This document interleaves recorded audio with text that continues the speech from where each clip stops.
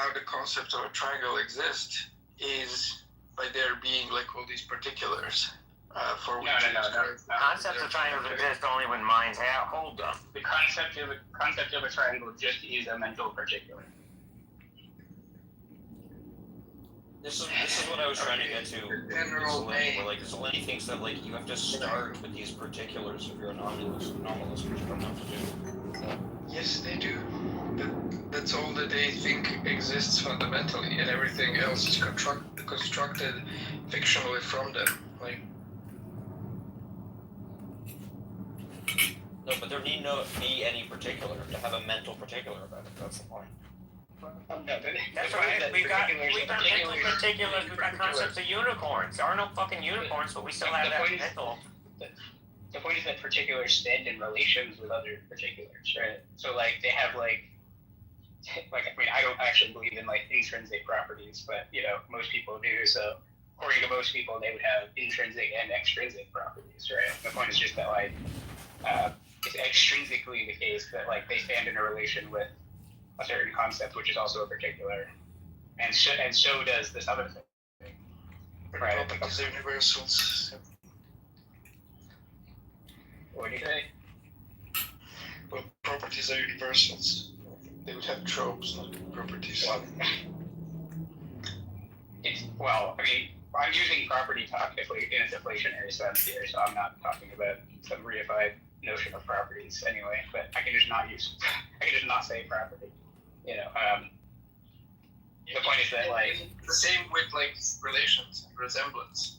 Like they would need to be clarified to be like a class of tropes.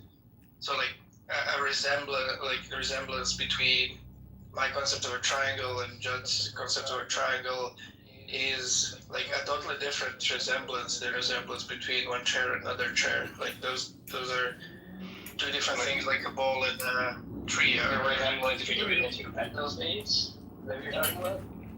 Yeah, the resemblance also needs to be a trope.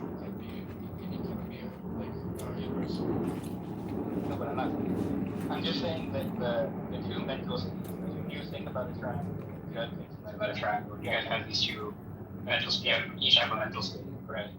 And we want to say like they have something in common, something like this. They're the same in a certain way, and like how do we understand that?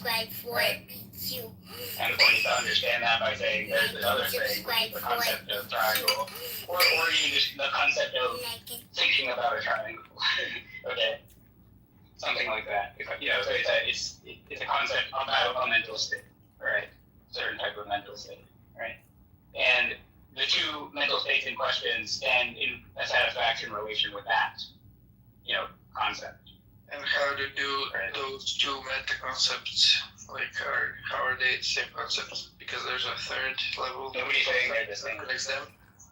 They're close. They don't have to be the same. It's close enough. Which two are the same? Like there aren't two. I only have three things here so far, right? So we have like your mental state and Judd's mental state, right? Yeah, and you're saying I have everything that connects them, but that thing exists also for other. There's a third particular, right? If you were going to ask me like about some other similarity, like yeah, I am just going to say the same thing each time. You can say it's an infinite regress if you want to. Yeah, we're just going to mention like it seems that it's just going to go into infinite regress. Yeah, I don't think it's a benign regress. What's wrong with that? In this case, it's a benign regress because the question is answered at each step. It's not like it's not like an IOU. It's just that at each step you're just repeating it's technically a new question. But it's given an answer every time. So like the fact that it's a regress is like, I don't see what the problem is, but there are vicious regresses where like the point is that the question can't be answered without moving to the next step, and then it's never answered. But didn't Zeleny say that like in order for Sully to have a particular of a triangle, mental state of a triangle, and not Jude to have a particular mental state of a triangle, there has to be triangles? Yeah, he did say that, which doesn't make any sense, because like we both have concepts of unicorns. There are no fucking magical horned horses. Like that doesn't mean we can't generate a concept of it, right? But like, it's also going to be true that your concept of a unicorn isn't going to be identical to mine, but they're both going to satisfy like magical horned horses. And they're both in, or be satisfied by. I'm sorry. And they're both under at least Sully's view, they're both mental particular. Right? Well, yeah, I agree. What I'm saying is that there are like there is the abstract object of a unicorn that's instantiated both. No, there your isn't. mental state and in my mental state. Otherwise, we wouldn't have a basis for correctly calling them both a unicorn, but not calling other things. No, I know you think that. But no, but see, like our basis. Wait. What? Our basis is always still going to come down to having a concept of that abstract object. It has nothing to do with there actually being an abstract object. Yeah, again, but the question is, how do you know that you're applying general terms correctly to that higher order concept? And you're going to say, well, because there's a yet a higher order concept. Or how do you know? No, the point is that there being abstract objects doesn't give you an answer to like how you know about them or how you know you're applying terms correctly. Well, the answer is there is a property of the object that accounts for why you call it red. Like there is actual property of redness in this ball and actual property of redness in this chair, and that's why we apply the term to both, because the redness as a universal exists in both. Anyway, Bill, you can go. Fuck you, Sully. Go ahead, Melissa.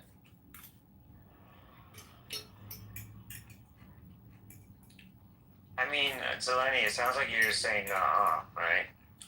Like, I don't see. Yeah, it doesn't. It sounds like you're just. Oh yeah, you didn't make an argument there, so.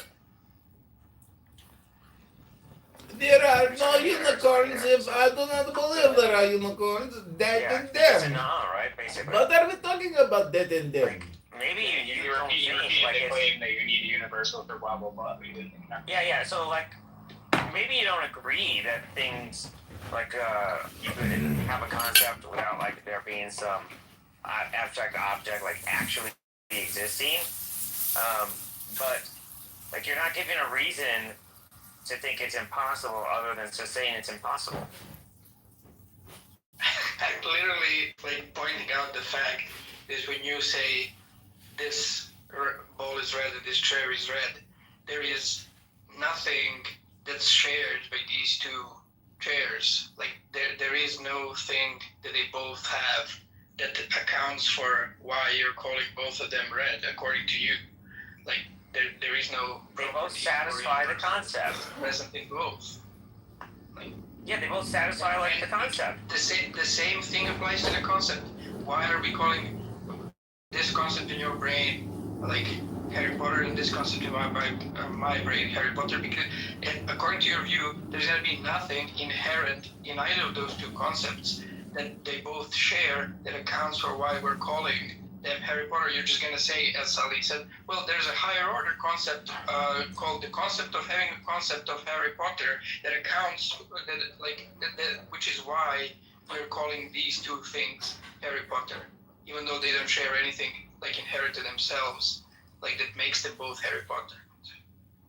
Well, I don't know what you mean by inherent to themselves, right? Because the thing that is going to be the reason that will say that your concept is the same as mine, right, is just going to be because like the relation between the concept and the referent, right, the thing that's being called, this has the name, right? Let me finish my sentence. That's not true. Yeah, but what's the problem? I don't even understand. Like, you didn't point out an issue. I explained why, like, even if it turns out to be a regress, it's a benign regress. You know. But like, are you just upset because like it's the relation is the thing that's making us say they're quote unquote the same and not like something in the concept itself? Is that your problem? Yeah, that's the straightforward, common sense way that realism solves it. Like, why are we calling this object red and that object red? Because they both have the property of redness. That's it. But your answer is like, no. They don't have anything that they share in common. There's no like this common thing between them, this universal thing that they both have. Yeah. There's this third thing called we made up that like we're gonna call both of them red. And this accounts for us calling them red, and that makes it true that they're both red. Okay? This requires bringing in a lot more like metaphysical commitment than what I'm saying, because like look, if you want to say like red is a genuine object item that can be multiply instantiated, and it's like instantiated in red objects. All the other properties of said object are also like instantiated in that object, and then they can be taken apart. As in like you can say, here's this red property, and that's not identical with the red ball or something like that, right?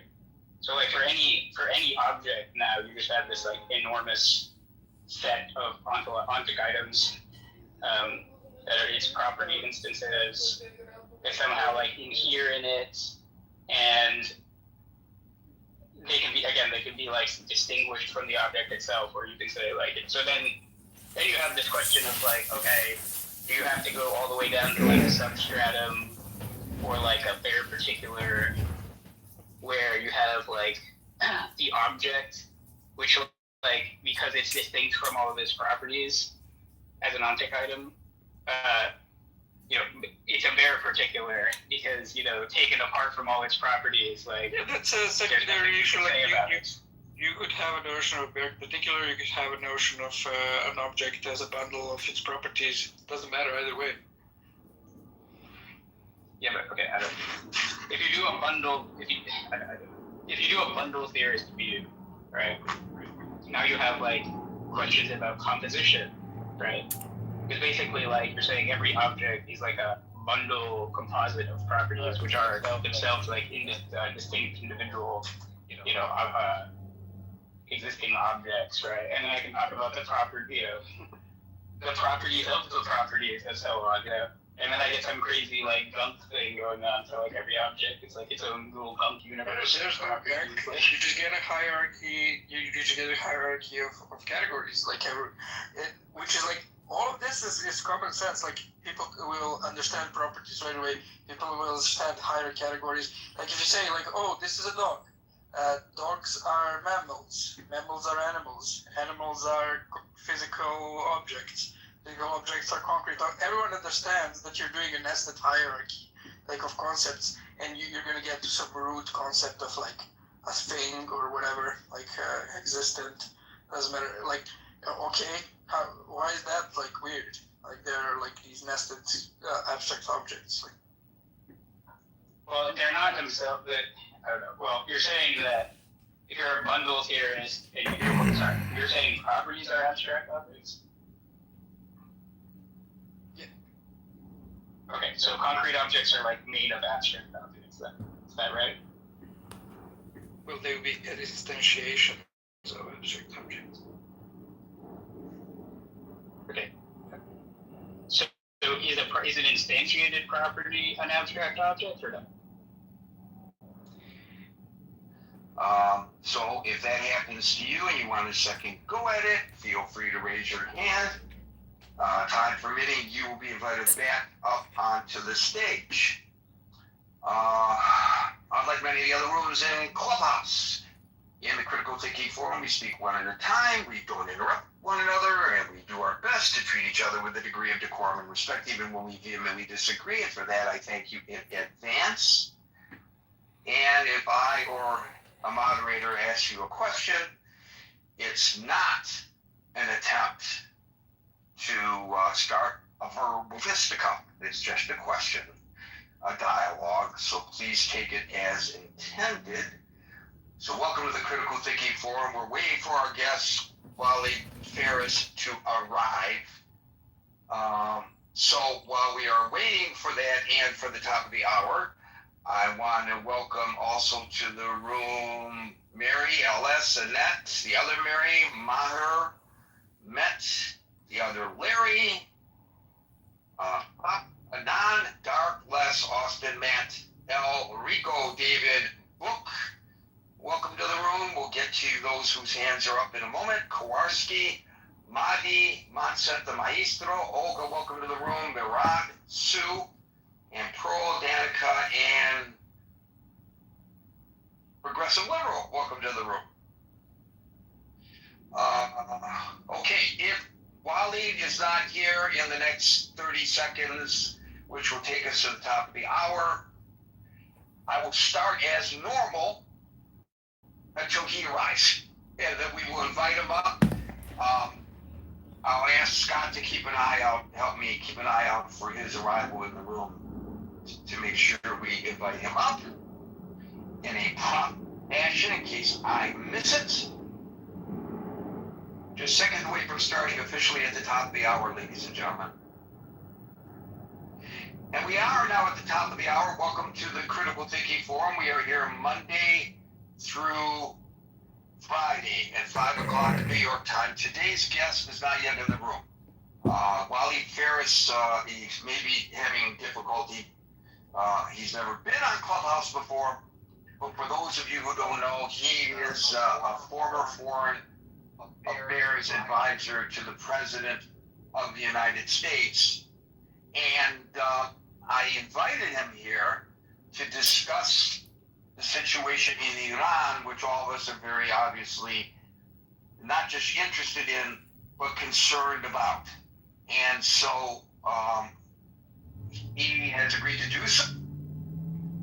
That we haven't seen him here yet means he's having difficulty getting into Clubhouse, which we all understand the problems of trying to figure out a new application as he is doing right now. So while we're waiting for his arrival, let's talk about a little bit what's going on in Iran. And I used a term today that is seemingly contradictory. I used increasingly diminished options that the president has. That's how I view it anyway, that his options are increasingly diminished because everything he's trying seems not to be working so much. They're pretty, the administration that is, pretty transparent these days, which is not something that we've perhaps enjoyed so much in the past, about this current strategy, not the original strategy, not the various iterations, but the current strategy. It's pretty obvious that the current strategy is the carrot and the stick. They are offering the carrot, and when the carrot isn't accepted, they hit him with the stick. And the theory here is, and the press secretary just said so yesterday, the theory here is if you hit him with the stick soon enough, you beat that horse into submission. To continue the analogy, here comes Waleed. You beat that horse into submission.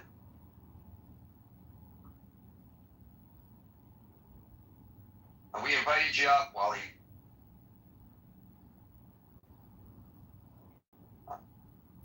But I don't see you appearing on the stage. There he is. I knew we could make this happen. How you doing, buddy? So I was just giving a little introduction to what's going on, and I told folks who you are, former foreign policy advisor to the president, an expert on the situation in the Middle East, with a particular interest in the threat that jihad has on our society, and not just our society, but globally, of course. And I was suggesting that I've been using recently a contradictory term. I say increasingly diminished, or some variation thereof, that the president's options are increasingly diminished. And my observation, for what it's worth, which may not coincide with yours, of course, is that the president is trying both the carrot and the stick, and when the carrot doesn't work, he hits them with the stick. I think the press secretary suggested that yesterday. That's actually the current policy, trying to get them to the negotiating table, trying to get Iran to agree to something. Most importantly, I guess, immediately for the president is the reopening of the Strait of Hormuz. First of all, am I correct in my analysis? And secondly, is it really what you would advise him to do? Were you still in that position at the White House? It's exactly what you're saying, but let me put it in perspective. Increasingly shrinking for the president is basically the time he has, if you consider the midterm elections, would be important for the future of the operation inside Iran. And most of us from all sides believe that certainly if one of the houses, one of the assemblies is gone, House or Senate, it's going to be extremely difficult for the president to carry on the war. It's not impossible, but it's going to be difficult. If he keeps even thin majorities, then the sky is the limit regarding what he wants to do with the scenery in Iran. Certainly, the regime knows that. The regime knows that very well. That's why the battle since January, since the first wave of strikes, then they offered negotiations. Not that we offered negotiations, the brokers offered negotiations, which means the regime, the goal has been basically to gain time. I've repeated on national TV maybe 60 times that the goal of the regime is to gain time, and that's what they're doing. I even put July as the benchmark. And July came, July gonna go, and that's why I feel, I presume, that the president now is going full speed. I am not sure what is the plan. I know that they have to degrade more and more, but the missing link, ladies and gentlemen, the missing link is the Iranian people. I am not sure we have a full plan. Our agencies may have contacts, stuff could be done, but a full plan starts always by recognizing the interim or the transitional government of the other Iran, the Iran to come. And that, apparently, because it has to be public, was not done, which tells me that we can still do it. We're going to have to arm segments of the population. And let me say more, that there are some weapons that are already inside. Many of the millions, actually, of the Iranian youth have gotten training in their high school, military service, and they could be, but I don't see yet the strategic connection as the Allies had with General de Gaulle when he was in exile, and he had the Forces Françaises Libre on the inside. We're not at this level, so that's why it's crunching. It is really crunching for the president. Well, I've often suggested, and I do not profess to be an expert, but I do profess to be someone with great interest and well-read on the situation. I do have contacts, although, of course, lately limited inside Iran. I have a lot of contacts in Israel. And so I may be a little bit biased based on the perspectives that I'm getting from those folks. But I've always felt, and not just with this administration, but with previous administrations, that there's been a misjudgment, a misunderstanding of the mindset. Did we lose him? Yes, we did. That's not good. Especially in the middle of my most excellent question. Let's give him an opportunity maybe to come back up. Let me tread water here just for a couple of seconds. Well, at least we got one good soundbite. Can you contact him back channel on his phone or something? Well, I'm sure he's trying to come back in. I can check the back channel here in a second, but I'm sure he's trying to come back in. Look, guys, I said in the beginning, this is an experiment. I know they used to do this on Clubhouse all the time. They bring brand new people in, famous people in, interesting people in. That was how Clubhouse got its initial reputation. And for some reason, that kind of went by the wayside with Clubhouse. I don't know. People find different platforms. I have no idea. I still think for this kind of interaction, this is still the best platform. And I gotta presume that those folks went through some of the same issues, growing pains, if you will, as we are having right now. So let's continue the conversation without Waleed, and then he can jump right in as soon as he comes back. So, Sky, I was going to ask Waleed, well, you know the question I was going to ask, and that had to do with the misinterpretation, not just by this government, the misunderstanding by this and previous governments of the mindset of the Islamic fundamentalists who are running Iran. And I was going to ask him, at least his opinion, about where he thought we can actually even go vis-a-vis negotiations, because I think, at least from my perspective, there's a trust issue. Yeah, you know what's interesting, Gary? I don't know if this is on topic. You can flag me if I'm committing the cardinal sin. But when I think about that, about misunderstanding the mindset, right? And I used to talk ad nauseum about the liberal society stuff. What's funny about that is, if you look at Trump's speech, which I'm sure he didn't write, no president writes their speeches, but I mean, he signs off on it and stuff. In Saudi Arabia, right?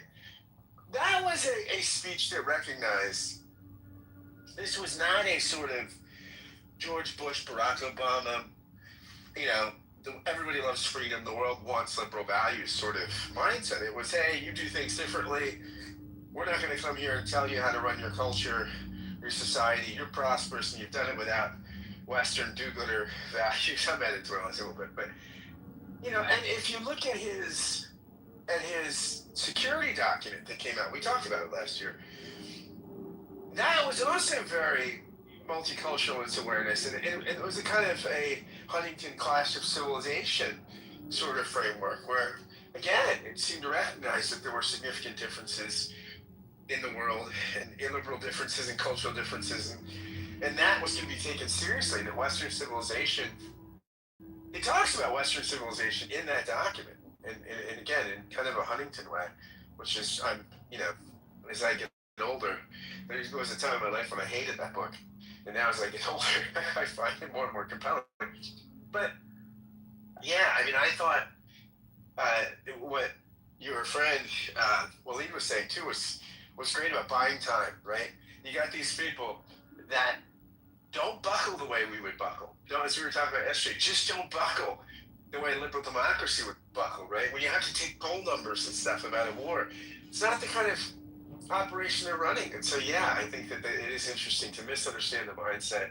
And again, we're giving them time, which I think is an interesting thing that Waleed said, that's, that time is on their side. It's not ours from Waleed's perspective. I find that really interesting. Okay, I don't know what else I have. Well, I want to jump on something that he said about his perspective, and I'm certain as a former Foreign Affairs advisor to the president, he has the contacts, some of the same contacts that he had while he was in office.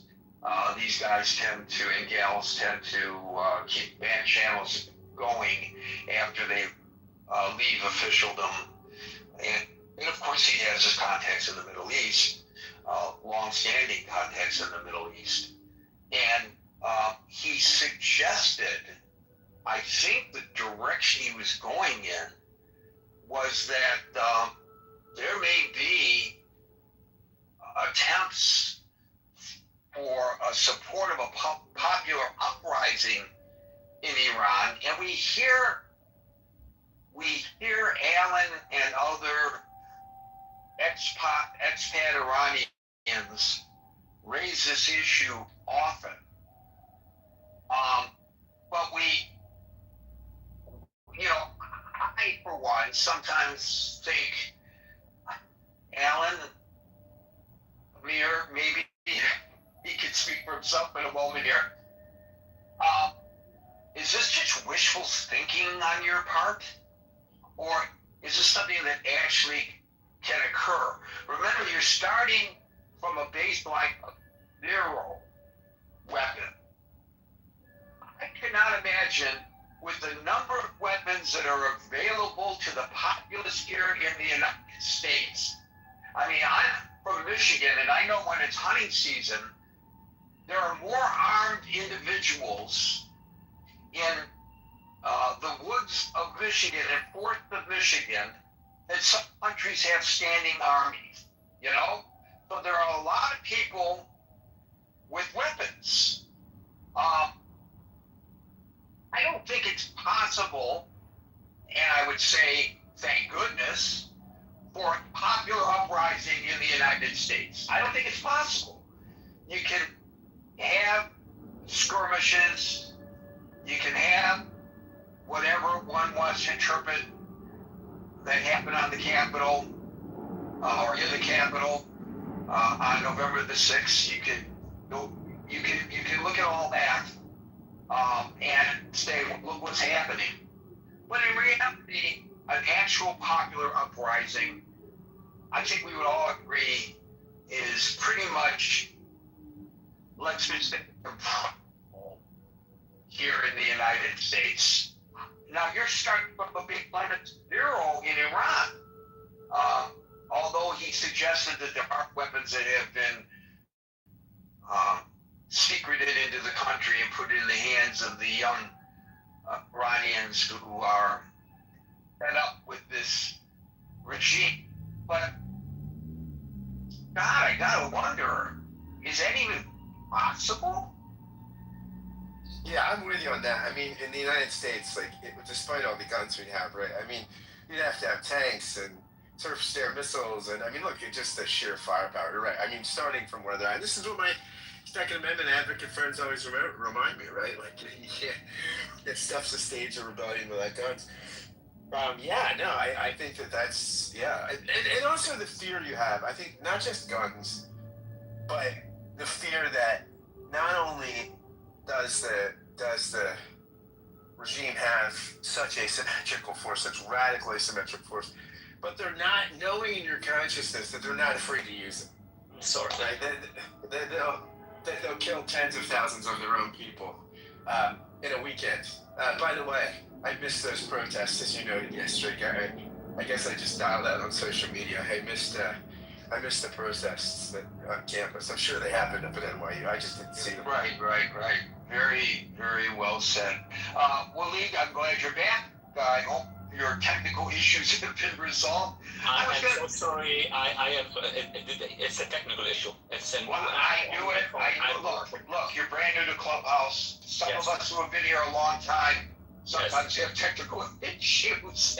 So no I'll do apologies. all the time that I promised. All the time that I promised, I'm with you, gentlemen, ladies and Yeah, I know you are. And also, believe me, all the people who are listening are absolutely understanding, because at one time or another, we've all suffered similar issues. So don't worry about it. I want to get back to the point that you were making, and that is that I was just asking Scott that, and I'm sure you know where I'm going with this.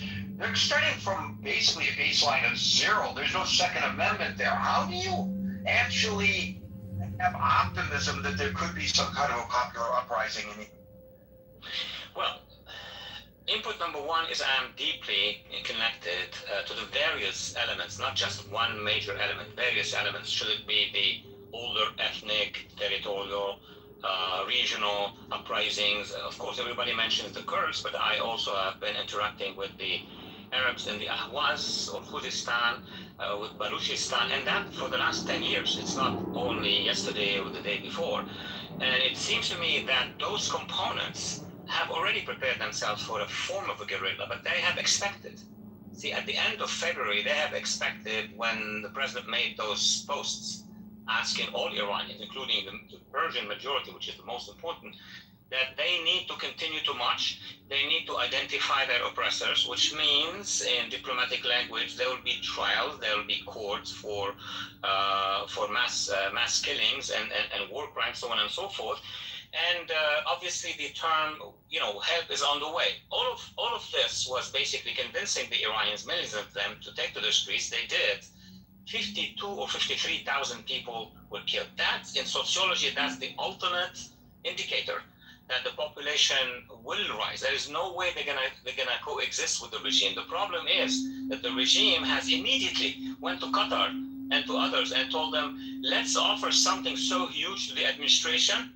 And the administration, obviously, when they decided to negotiate, the president said, okay, we're gonna give them a chance, thinking that it will be resolved in a few weeks. What did the regime do? They went back to the population and crushed the cadre. They have been executing almost 2 or 3 a day, or 4 a day since then. So they did a big maneuver, which is to calm down the clash with the United States, obtain that negotiation, which took too long, many months, made some mistakes, because I think their lobby in the United States is telling them, look, everybody wants the deal, Democrats and some Republicans wants the deal, so therefore don't just get the minimum, try to get the maximum. And that explains why the brokers, our brokers, will come back to the administration and say, well, they are determined, they want to do business with us for $300 billion. That's dizzying. And it took that long to realize that the regime is not in the business. The regime was in the business of pushing us to July, and now, of course, they're working on August to get us weak. Us, meaning the supporters of the president, weak before losing the election as they thought. That was their plan. Now, it's critical between now and, I would say, mid-September, what the decision in the Oval Office is going to be. And the president said that we're going to crush their ability, strategic ability to recover. That's what they're trying to do now. And we know a few months ago, the administration was saying we destroyed the Air Force, Navy. I made that statement earlier on in the winter that they lost the strategic weaponry. What they have are about 475,000 militiamen, the IRGC and the Basij, and some of the Mukhabarat, meaning the intelligence services. That is a continental problem, meaning, yes, we took out all these weaponry systems, and yes, they said, okay, now land here and fight us. So this is how they convince themselves and us that the American public is not ready for a fight on land. And on the other hand, they are disarming, or they are deterring the civilians. It's going to take the president to decide that he's going to send our forces to destroy the remnant of the strategic ability. And meanwhile, as I said, the missing link, which I think is going to happen, but I'm not sure when, what day, what week, we're going to engage with the Iranian opposition and people and have them take to the streets. Why? And the first question is, why did he? And the second question is, should he have? Why did he take the foot off the gas after giving so much hope to the Iranian? You know, gentlemen, ladies and gentlemen, I can't even answer the question because I'm not inside the wall, but I have my connections with the administration. I served as an advisor early on, so it doesn't count much now. But from analysis, from simple analysis, as I have analyzed the Obama-Iran deal, because we have now the information, we don't have the information about the negotiations now. I do trust the president that when he feels that he has been betrayed by the negotiators, with the Iranian or the regime negotiators, he's going to explode, and he is exploding. So whatever the regime now think they have to do to take back the confidence, the confiance of the president, I don't know if they're going to be able to do it. But at the time, I mean, follow me, and that's something very logical. Those who put pressure on the administration are of two kinds. Those companies and the insurance companies for the boats who were trapped in the Gulf during the last clash, they put humongous pressure on the administration, and the president is close to these milieu. He knows them well. They put pressure, saying that we're going to have a serious crash in the economy, and that would translate into a problem, economic problem here, not at 3-4 months from the election. That's number one. But number two, probably more important, is the fact that the same companies, the same financial interests who got engaged in the Obama deal have approached the regime. This is between information and assessment. I would say more assessment than information, but it has merit. Approached the regime and told them, look, we are ready. Because companies have no policies. They don't care if it's Democrat or Republican. And the numbers that we see, we can convince the administration and those close to the administration to present is close to $300 billion. That's twice the size of the $150 billion of the 2015 deal. Now, when you have that force, it's a lobby by itself. It's a lobby by itself, meaning it would present the case that the regime is going to moderate, that we killed, 2/3 of 2 generations of leaders. We have, or the analysts who made that conclusion said, we killed many of their leaders. They are afraid. They are on the run. And that's what mainstream academia and media have been trying to convince us. If you tell them this is a good deal, you'll survive, we'll make money together, then they may come. They came. And when they came, they barely signed the MOU. And the MOU did not do much details, but they revealed to us what was behind the MOU. It was $24 billion go straight to the regime. We assume with $24 billion, they're going to immediately calm down and not go to war because they'll lose that cash. But the most important one was the $300 billion. So with the imagination, what we can do with the $300 billion, well, we will have time to see how we can convince the regime to accommodate the population. I mean, that's where the theoreticians of that option have thought and were told by the academia. But the regime itself has a pressure group on the inside. The IRGC radicals, the Basij radicals, they fell, meaning those negotiators on the Iranian side or on the Republic side felt the radicalization that took place over the past 46 years. So there is a chunk inside Iran, and that chunk is in the IRGC mostly, that told their negotiators, yes, we will do a deal, but we don't want to appear as we have lost. So the narrative started in Iran by the regime.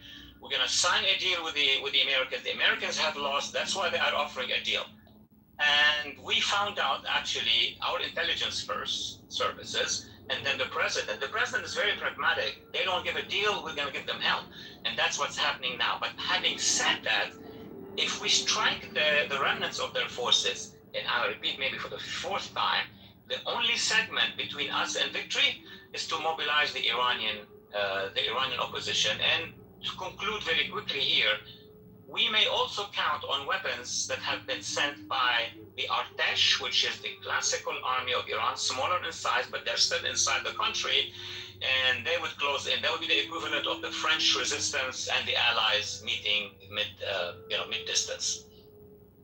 Well, it's interesting because that last comment, while you mentioned the French resistance and the Allies, the president actually did not put together what one of his predecessors called a coalition of the willing. Was this something unattainable, or was this something that he miscalculated, thinking that we could do it alone with the help of Israel? What's the story about that? Because I've always felt, and I may be wrong in my assessment, that if he had been able to put together a coalition of the willing, this might have had a different outcome by now.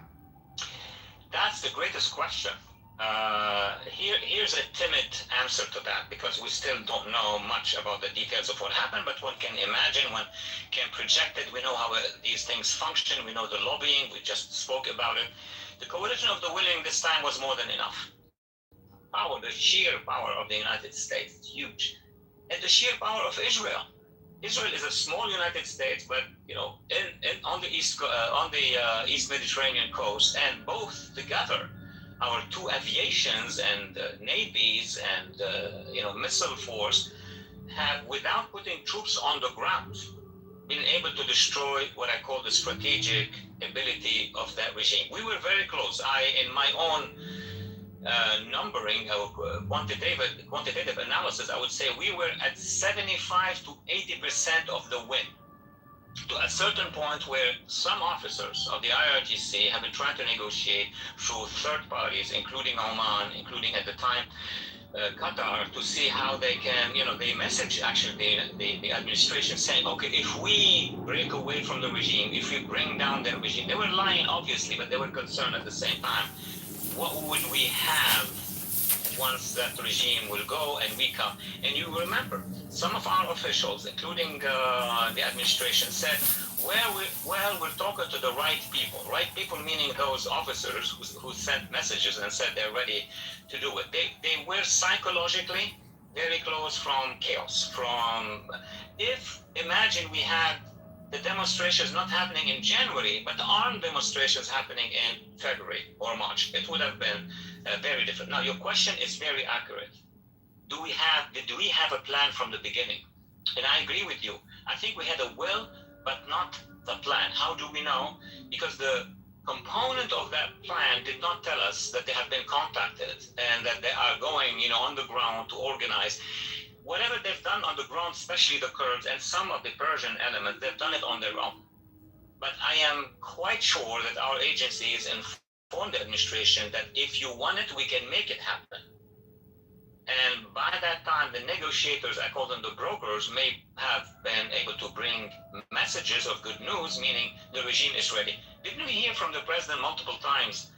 We have reached them, they are messaging us, they are ready to sign, they are ready to negotiate, translate this into reality. He doesn't do the phone calls, actually his envoys are doing the phone calls. So the remnant of pieces of the regime told the envoys, tell your president, we're ready. And they did it at the time where they felt that their powers are going to go down. They waited till they lost all what they've lost, and then they have been crushing the population. They were really afraid that even after 52,000 people killed, multiply this by 5, imagine how many vendettas, probably about, you would have 200,000 to 300,000 Iranians on the front with their weapons. It doesn't matter if they had missiles. Missiles can win a revolution. AK-47s, individual weapons, especially from when Israel, at the end of that confrontation, started to target the checkpoints, the security checkpoints of the besieged, the lower militia, the lower SS, I call them, and the IRGC are the higher SS. They started to have losses, and the Israelis sent those birds, the drones, the mini drones or the medium drones.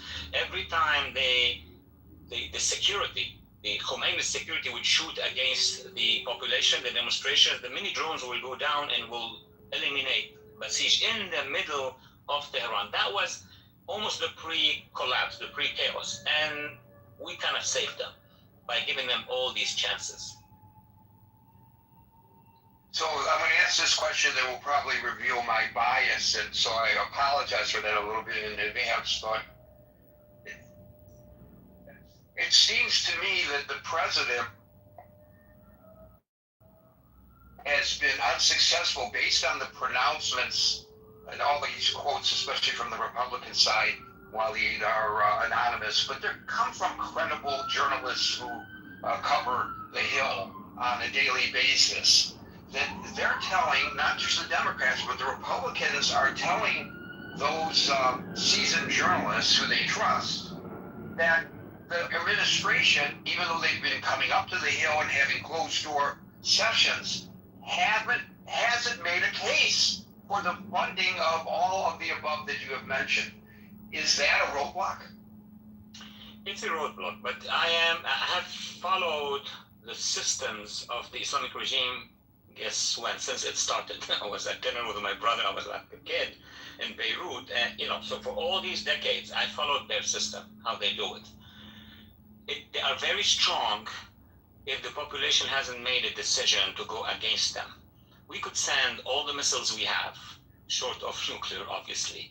We could send all the the bombers that we have. Yes, they would incur more and more and more losses. But like North Vietnam, as long as they will be receiving from China and Russia and others resupplying, they would continue. They have two enemies. If we put troops on the ground, they will collapse. But our public opinion has been so much radicalized against the idea. Okay. But if we arm the population basically, if they start a revolution, our public is not going to say, oh, stop the population because this will affect us. No, then that would be legitimate. So their fear, the extreme phobia that the regime has, is not a super arming of just clashes inside Tehran and 5 cities. Just clashes in Kurdistan, in Arabstan or Khuzestan or Ahvaz, or in the southeast in the Baluch. It's enormous. Baluchistan is as large as almost as France or maybe Spain. If other communities start to go in, if dissidents from the Artesh, imagine just two regiments. One regiment from the Artesh, which is the regular army, which doesn't like really the militias. If all of these at the same time, and we are bombarding, just imagine the scene, which didn't happen yet. We are in the air, hitting, and every time the RGC is coming close to a neighborhood that would have, let's say, been taken by the guerrilla, then Israelis and Americans from the air will hit them. They will. The revolution, it won't be alone this time. The revolution will be marching with smaller weapons, lighter weapons, but up in the air we'll have the heaviest weapons ever that could destroy. So we will be doing, I don't like the comparison, but what we've done in Libya, I don't like at all for other reasons. We've done it for the wrong reasons, but nobody could stop the population with AK-47 and then having, you know, B-2s in the air supporting them. That will take them. That's what happened in Afghanistan. Afghanistan, yeah, I was about to say in Afghanistan, we were on horses, right? Some of the special forces were on horses, and then of course behind them the Northern Alliance was walking, and the mass of the Taliban and the other forces were withdrawn because we were hitting them from the air. We had our commandos or special forces in the valleys and the cavern, you know, the movies and the books on this, and then the Northern Alliance moving with very old equipment. And then they crumbled, the Taliban. They fled to Tora Bora, so on and so forth. In Iran, something similar but much wider and bigger in size. And I said something in the beginning. I think I'm going to re-emphasize that because I learned about it only a few weeks ago. So it seems that the regular army, the Artesh, in the essence, do not like those two militias, but will not move unless they hear one thing. And that's one of the missing links. President Trump, from the Oval Office, addressing the Iranian people, you know, for whatever, you know, connections they could have, it will get there, and telling them to march. Because they have marched when the president posted 3 little posts in the beginning of the confrontation. They marched. 53,000 people were killed.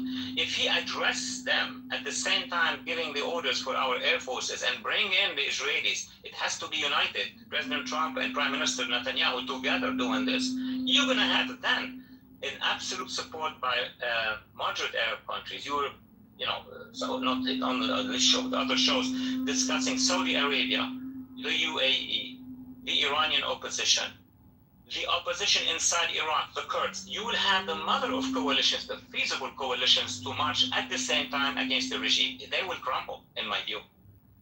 Are the Gulf states developing an appetite to do something since they've been under attack?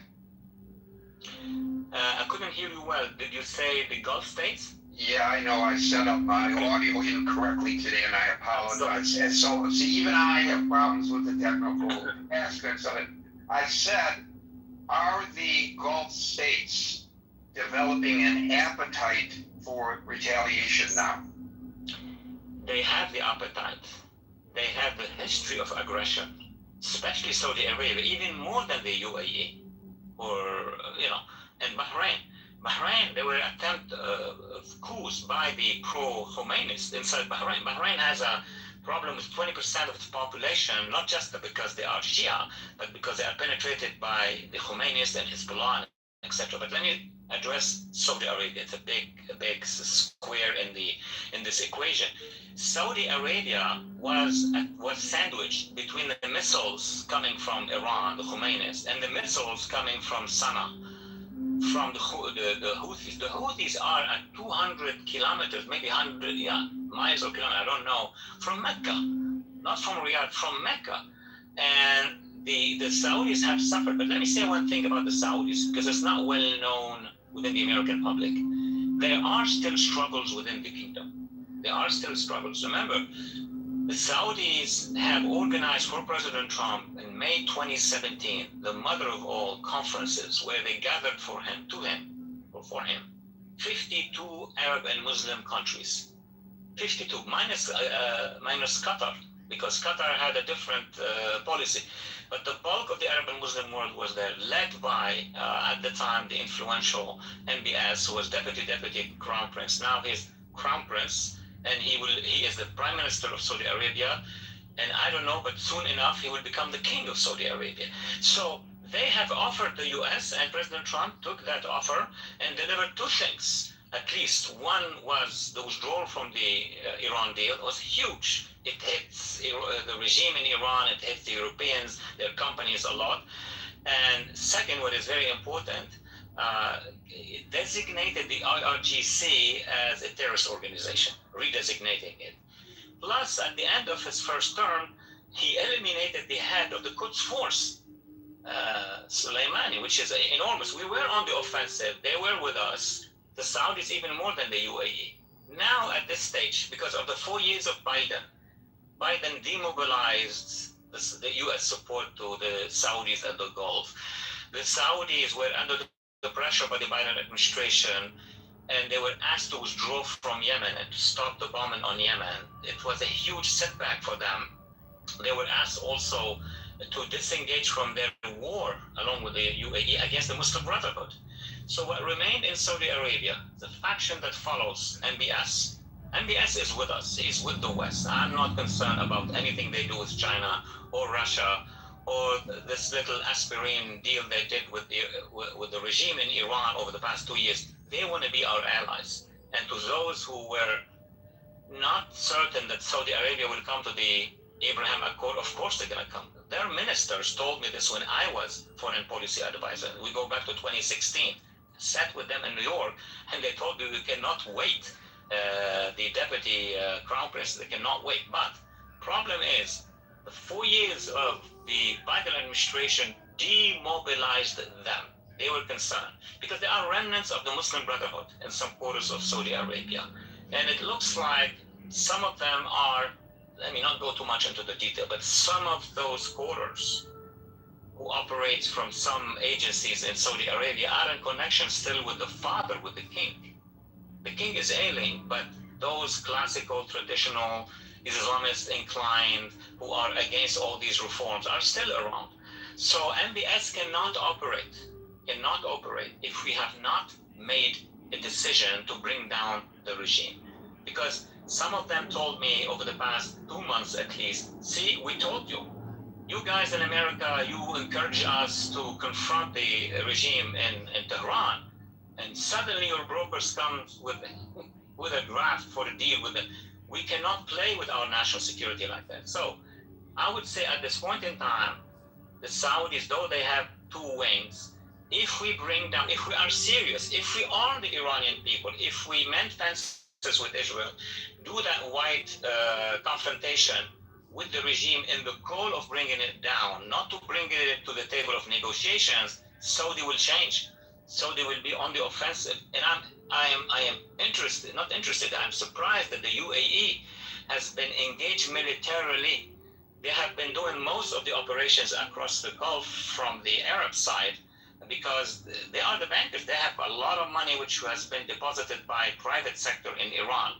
And they don't want to lose this ability. They don't want to see the regime coming and take it out that money. And then Dubai is all about stability. So they have more interest than the Saudis as well. So in a summarized way, yes, the Gulf will be marching not behind us, but to our sides if we decide that big overlord campaign, meaning the Normandy, meaning getting all the allies at the same time coordinating against the regime.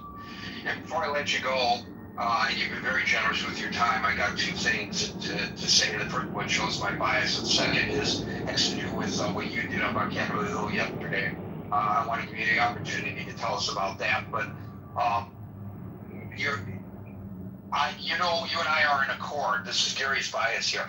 You and I are in accord when it comes to the removal of the regime, because that's the only way you can stop these jihadists from terrorizing the Middle East. And as you point out, they're not just terrorizing Israel, they provide a threat. Look at Jordan. There's a huge threat to the Jordan kingdom there by those who would like to overthrow them because they don't see them as being carriers of the Islamic torch in the manner in which they feel the Islamic torch ought to be carried. So I would just add, to me, I'm with the Iranian people. The solution to all this is the removal of the regime, and I think the president maybe, hopefully, starting to understand that after all these failures at the negotiation table.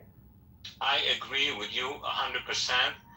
I knew him, of course, I was his advisor for a period of time, and he's let me put it that way, he's a real estate strategist, not just to sell and buy and, building, but he sees it as a map. He understands maps very well. When I showed him, I'm just gonna give a little bit of something that happened when I was advising him the first time in a briefing in New York, before he wins. I brought a lot of maps. I love maps, and I put them, and he said, give me the information on the maps. He can see the balances of power. He can see where the oil is. He can understand, so he will be sensitive if he has, and sorry to say it, the right advisors at the right time.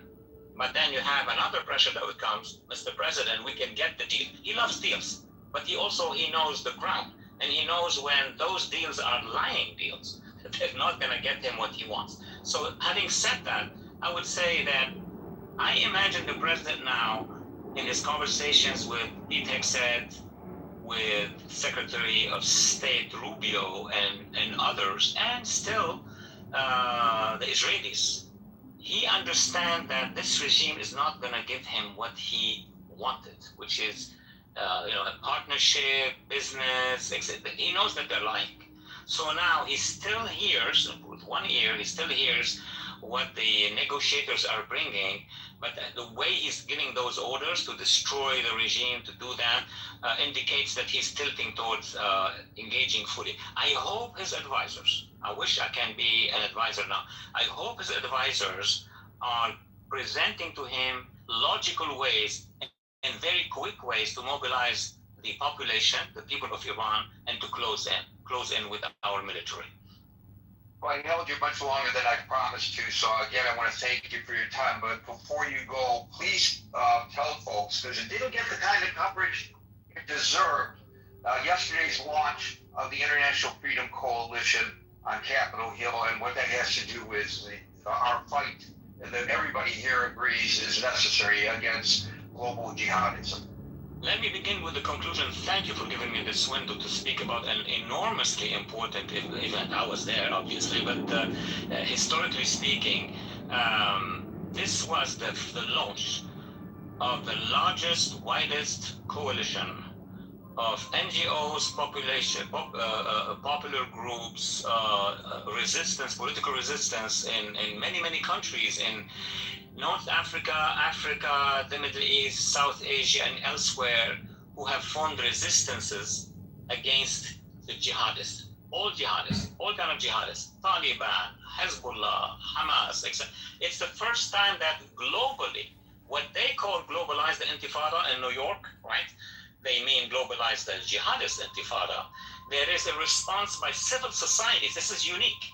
Obviously, they have Israelis, you have Lebanese, you have Druze, Alawites, Kurds, Yazidis, and then you move to Sudan, Christians and others in Nigeria, all the way. There are dozens and dozens of movements. This has been a very patient, strategic work we were part of for the last many, many years. It just accumulated recently, and a meeting was called upon by Charles Jacobs, also a veteran of human rights from Boston. He started 25 years ago by going to Sudan and buy the freedom of Black Sudanese, Southern Sudanese from their capture. It's a whole wonderful project that is now underway, and they have formed a confederation of all what they call the victims of jihadism. It has never happened before. It happened on a smaller scale. So like the Muslim Brotherhood or the jihadists have an international network, like the communists before, they had the Comintern, the organization of all the communist parties around the world. There is now a confederation of NGOs, of political fronts, of almost all those who are resisting any form of jihadi oppression around the world, from, guess where? From northern India to Afghanistan. Give you a quick example. Afghanistan, they are the remnant of the special forces of the Afghani army, which was trained by us. We're not going to let any piece of our resistance movements around the world, civil society first, but even guerrilla if needed, be forgotten, be marginalized. So they're all coming, and actually they came yesterday including obviously another dimension, which is those who have been victimized by the jihadists in Europe. So in Europe's civil society, how many community groups have been trying to stop, or not even trying to stop, expressing their views, and have been, under violence by jihadists already in Europe and of course in the United States. That big ensemble was declared yesterday. It received enormous support from the communities from the Atlantic Ocean to China. Coming together, and there will be a large number of plans and projects with the U.S. government, with the U.S. Congress, duplicating and connecting with couple caucuses, and as well as the European Parliament. So I hope we're going to have a lot of information to be shared with you, ladies and gentlemen, through this caucus as well, through your group. So I apologize for coughing. I didn't realize my microphone was open. It's a broadcasting 101 no, and so you could mark that down as the second technical faux pas on my part today. But the interview was fantastic. Folks, the main chat linked above on Facebook Messenger, I put a link there just now to the International Freedom Coalition website, which I encourage you all to go to right now and peruse. Wally Ferris, so thankful that you were able to overcome the technical hurdles that Clubhouse presented you and persevered. And this was a terrific presentation, and you're welcome here anytime that you have something to say. Just tap me on the social media shoulder and I'll set it up. Thank you, Ali. Thank you so much. Thank you for the clarity and your commitment to tell the story to all of us. Thank you so much for having me as a guest, and I'll be happy to come back. We will be happy to hear from you anytime. Thank you, Ali. So, folks, you heard it from the horse's mouth, somebody who actually knows what he's talking about, unlike me, who pretends to know what he's talking about. Not true, Gary. Come on. But I was happy to know that he affirmed a lot of my observations. It's always good to hear that from somebody who we can trust as a source. So with that, it's your turn to speak, ladies and gentlemen. So we will start with Scott, followed by Marshall. Yeah, can you come back to me? Absolutely. Marshall, followed by Ed. It was quite interesting. I think I found the machinations of the administration probably the most interesting part of that. He at least seemed to have an idea of what Trump was thinking. And that's more than I have, so that's nice. Yeah, I kind of like the anecdotal aspects of his presentation where he kind of pulled the curtain back a little bit so we can see what goes on in the Oval Office in the mind of the president. I had not heard, other than from our Iranian friends who join us on a regular basis, including Alan, that this popular uprising is something that is seriously being considered. He laid out a blueprint. I don't know how accurate it is, but he's obviously closer to this because he lives and breathes it. Wouldn't that be something if there were to be a popular uprising? I think he intimated that if there was a popular uprising, it would force the hands of Congress. He didn't say that, but I think it would force the hands of Congress to fund whatever the United States feels needs funding, Marshall, whatever the president does it. Yeah, I imagine so, yes. If it turns out that way. I worry that it's Ahmed Chalabi all over again. Ahmed Chalabi persuaded us that Northern Iraq was good, the Kurds would come out, and we ended up betraying the Kurds. And so I hope what we have heard, it really does demonstrate the thought in the Oval Office. That would be very nice to hear. You know, he says he wishes he was an advisor now and to the president.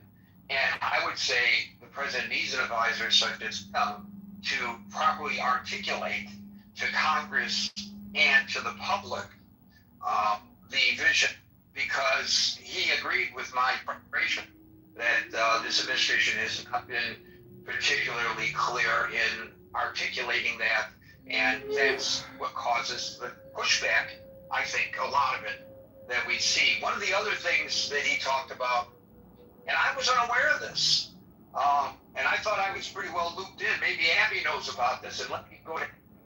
Gary, I'm ready, by the way, after Abby. I'm good. Okay, sure. Abby, you missed it, but he said that in the initial prosecution of this war, the Israelis were using medium-sized drones.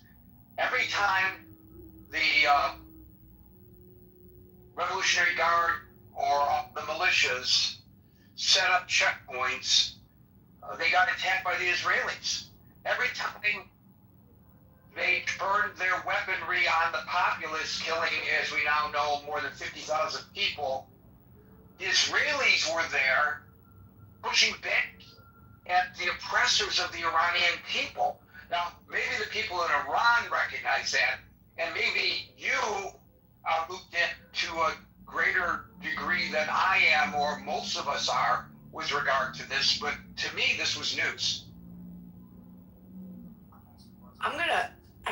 I didn't hear a lot of it, but I do know that the Israelis had a drone factory in Iran, that they were actually manufacturing drones there for their use. So it could have been part of that whole operation. I don't know. I definitely would like to find out. I'm gonna yield to the next person because I didn't hear a lot of what he was saying, but that one would be interesting to discover if that's where those drones came from. Thank you, Abby. We'll go to Scott, followed by El Normal. Yeah, Gary. Yeah, great. I hope he comes back. I mean, it's interesting to have an expert like that. I give him thumbs up. He was fantastic.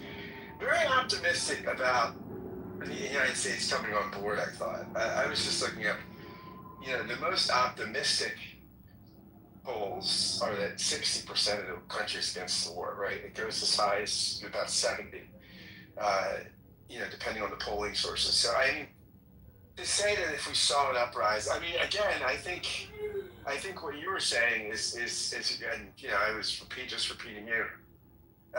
The unlikelihood of the uprising with no guns, I mean, that's just, it's just difficult, right? I mean, it's just, when you have not just a heavily armed regime, but one that people know are not shy about using them, not shy about killing tens of thousands of their own people in a weekend. I mean, that's just a weekend at the office for these people.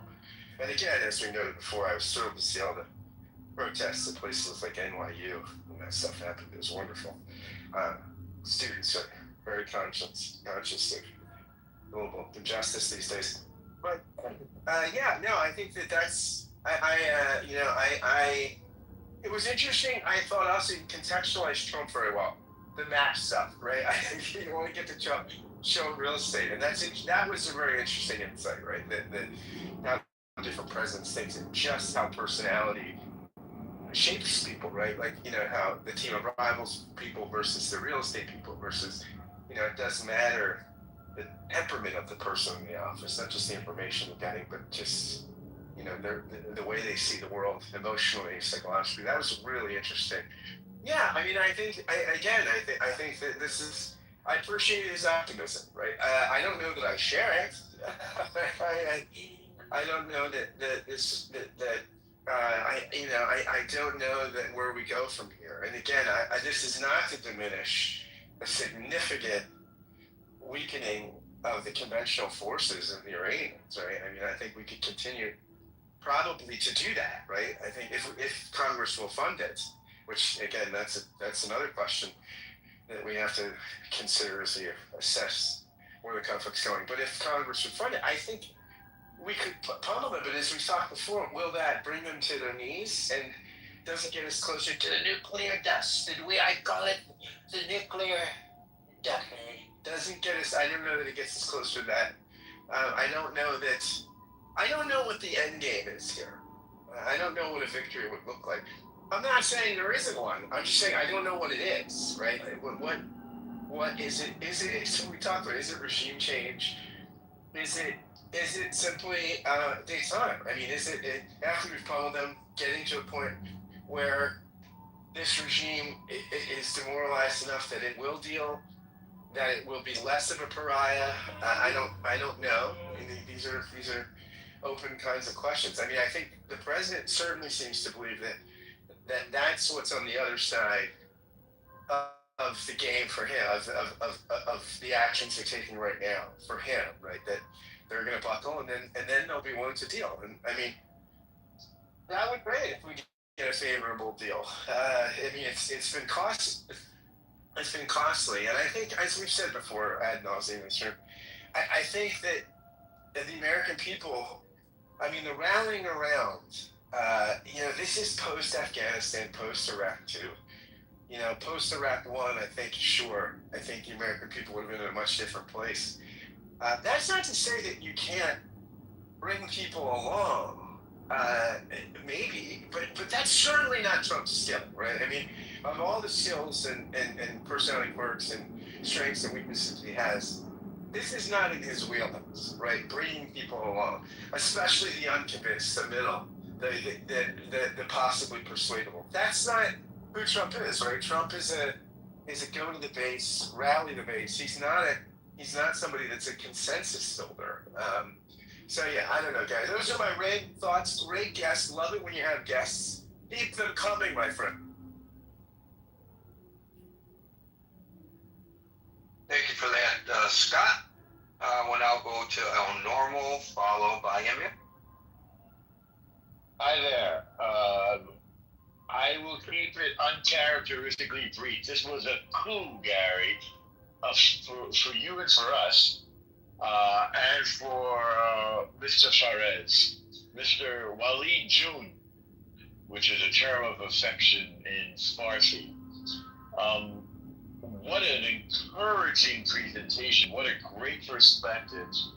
I'm delighted to hear his inside view of the solidity of our coalition, including the United States and the Gulf nations and Israel, against jihad and against the Islamic Revolutionary Genocide Corps. The Persian people are a noble and brilliant and millennia-old people with wonderful art, wonderful cinema, wonderful food, wonderful culture, wonderful music and theater that are under the heel of this oppressive, bizarre, suicidal, apocalyptic regime. They're not even indigenously from Persia, these crazy people.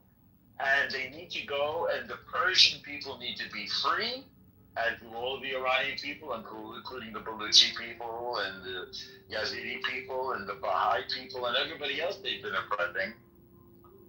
And the people of the region need to be free. Lebanon, of Hezbollah, armed and funded and trained by this horrible regime.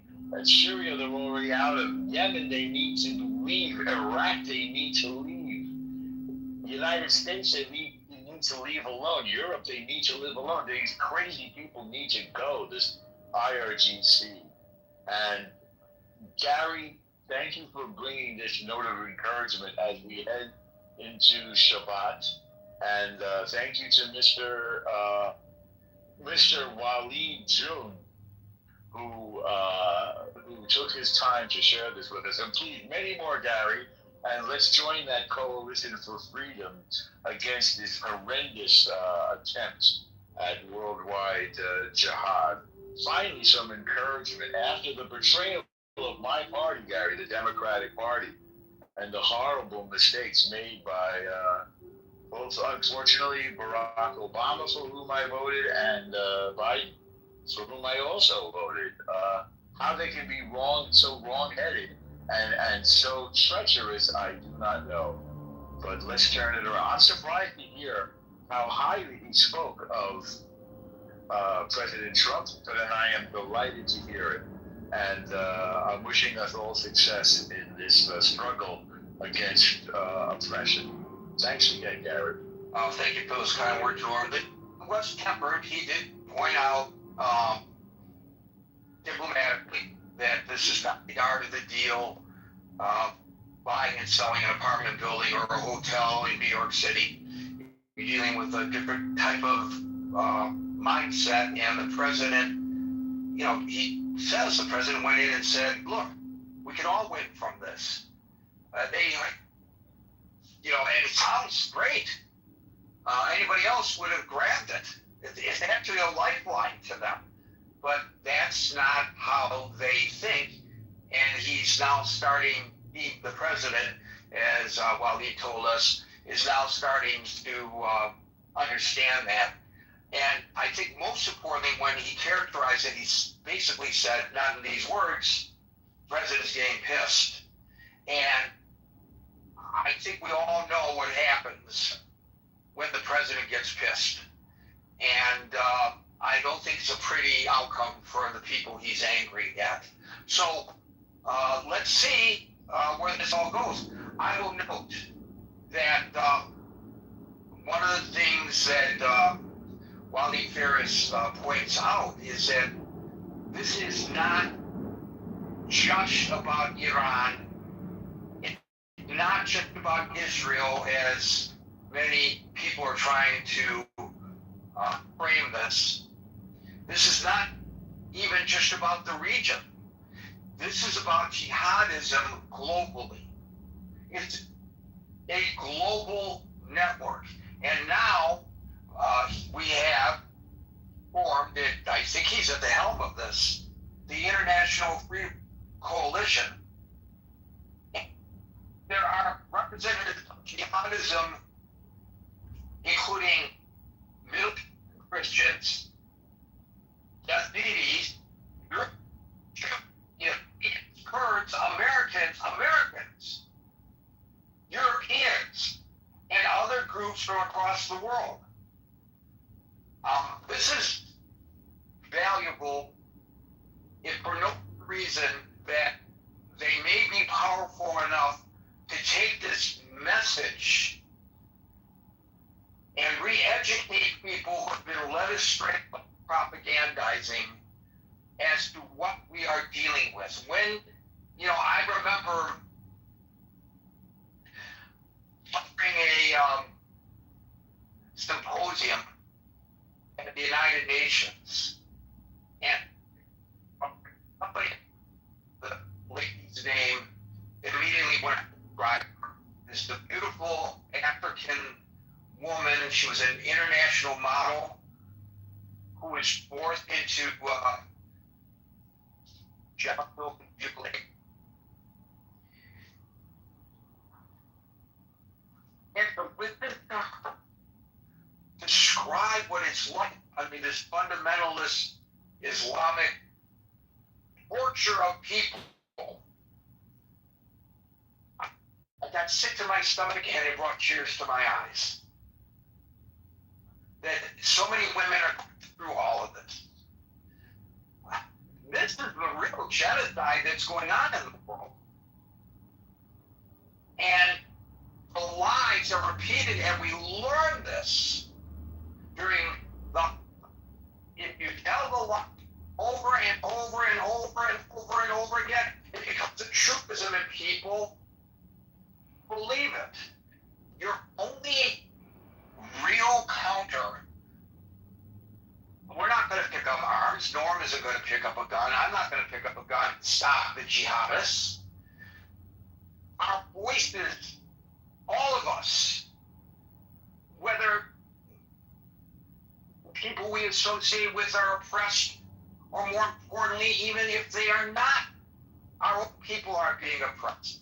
our voices are so important in this fight against global jihadism, because that's what it is. And I pray that this group is successful in getting that message out. And we're not talking about unintelligent people. They're not dummyheads. Some of the people who I've written about are lovely, lovely individuals. You would think that some of the words coming out of their mouths shows that they are full of hatred. No, it's actually, for many people, their misguided commentary is motivated by concern because they don't know any better. And in our liberal society, and I don't mean politically liberal, our liberal society, we hesitate to call things out for what they are. Maybe for fear of not being fair to groups of people. Well, here's the counter argument to that. The people who these human rights violations in the name of their jihadist agendas, who are they being fair to? They do not deserve our empathy. The people who suffer because of them deserve our empathy. If we as a society can redirect our attention a little bit to understanding what I just said, and I challenge anybody to show where I'm wrong about what I'm saying, I'll gladly accept the critique and acknowledge if I'm wrong, but I think everybody here knows I'm right. So, God bless him and his program. That's all I got to say. Thank you, Norm. Amir, followed by Dave. Hey, Gary. I think you've got an intermittent connection problem on your mic, by the way. I could sort of interpolate between what you're saying, but you're breaking up. I know. I screwed up. I apologize. I'm going to fix it while you're talking. Go talk for a couple seconds, and I will come back, and you will be able to hear me. And some people are going to say, darn, Amir, we were doing so well not having to listen again. Correct. Well, a great guest.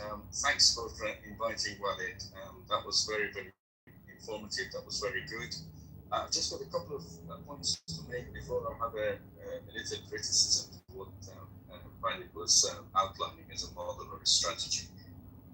First point about what you said, it was actually the Basijis that were hit by Israel during that the first week or so, that window that I think was the second week actually. The issue was that it was not coordinated basically.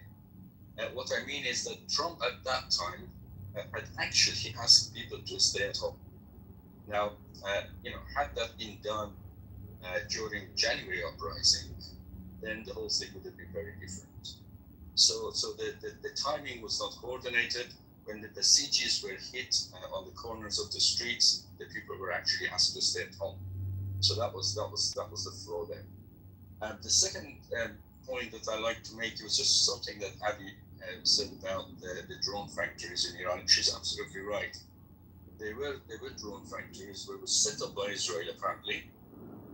And during that, I think it was a week or two that these were flown, and they were launched actually from the back of trucks within Iran, which had taken everybody with the officials by massive surprise, because they couldn't detect them coming inside from external borders. So this was kind of similar thing to the sort of what was it called, the pagers scenario exploding in amongst Hezbollah members. It was a similar sort of technique which had been worked on for years and years and years, and then it was actioned again. It was actioned at a time that it wasn't coordinated with other things. So, and I come to my main points regarding Walid June, as El called him. Now, what was missing, I think, in his model and in the strategy he outlined was the lack of solidarity, especially amongst Iranian diaspora. I mean, we have several sort of parties which are monarchists and constitutional monarchists and royalties and so on, as well as a couple of dozens of Republican sort of parties which do not believe in monarchy, and we have also the national parties and the lefties and the Mujahideen Khal and so on. And there is no effort at all to sort of coordinate or form some kind of solidarity amongst the diaspora outside Iran. And this is kind of reflected inside as well. So, if you manage to do a kind of create a solidarity outside Iran, then that will reflect inside as well. And that's very, very important. In fact, you cannot really recall a modern revolution that has been successful without having a solidarity, a solid solidarity amongst the diaspora. Think about the Islamic Revolution itself. When Khomeini came to Paris, just about every single party left, extreme left. These guys were, the Fadais, for example, Fadaiyan Khalq, they were the Mujahideen Khalq, what they call Benli Mazhabi. They were people who were Islamic, but they were nationalists. They were people who were 100% Islamic. All of these guys, they basically put their allegiance with Khomeini, completely aligned themselves with Khomeini, and the technocrats were the spokesperson, the spokespeople for him. That is why we actually had the Guadeloupe in January 1979 amongst the French, the Germans, the British and the Americans. That is the time that they decided to back Khomeini. And why? Because they could see the revolution is getting out of the hands of Shah, and this is the potential of the countries to go to the Russians, the Soviet Union at the time. So they thought, let's back him. Now, if the solidarity had not been there, they would not have done that. Now, that's very, very important, and this is an important lesson for Reza Pahlavi, who is claiming to be the leader for the opposition during the transition period. Now, if there is no solidarity, Trump is not going to back you, and that's very important message. And I think that is why Trump basically looked for someone within Iran to replace the current regime, rather than sort of put his chips on external, because there is no solidarity behind him. And if you look at other revolutions, more contemporary ones than this Islamic Revolution, you will see the same thing. I mean, we had the solidarity movement, the typical one in Poland, and in there, what you had the Communist Party, the Left Wałęsa, who was the leader of the workers, which produced, this was a communist people which didn't even believe in God. They were in solidarity with the church, and Church of Poland is more Catholic than the Rome. So you can see, and everybody in the middle basically gathered together and gathered behind Lech Wałęsa, and that's how they managed to win that revolution.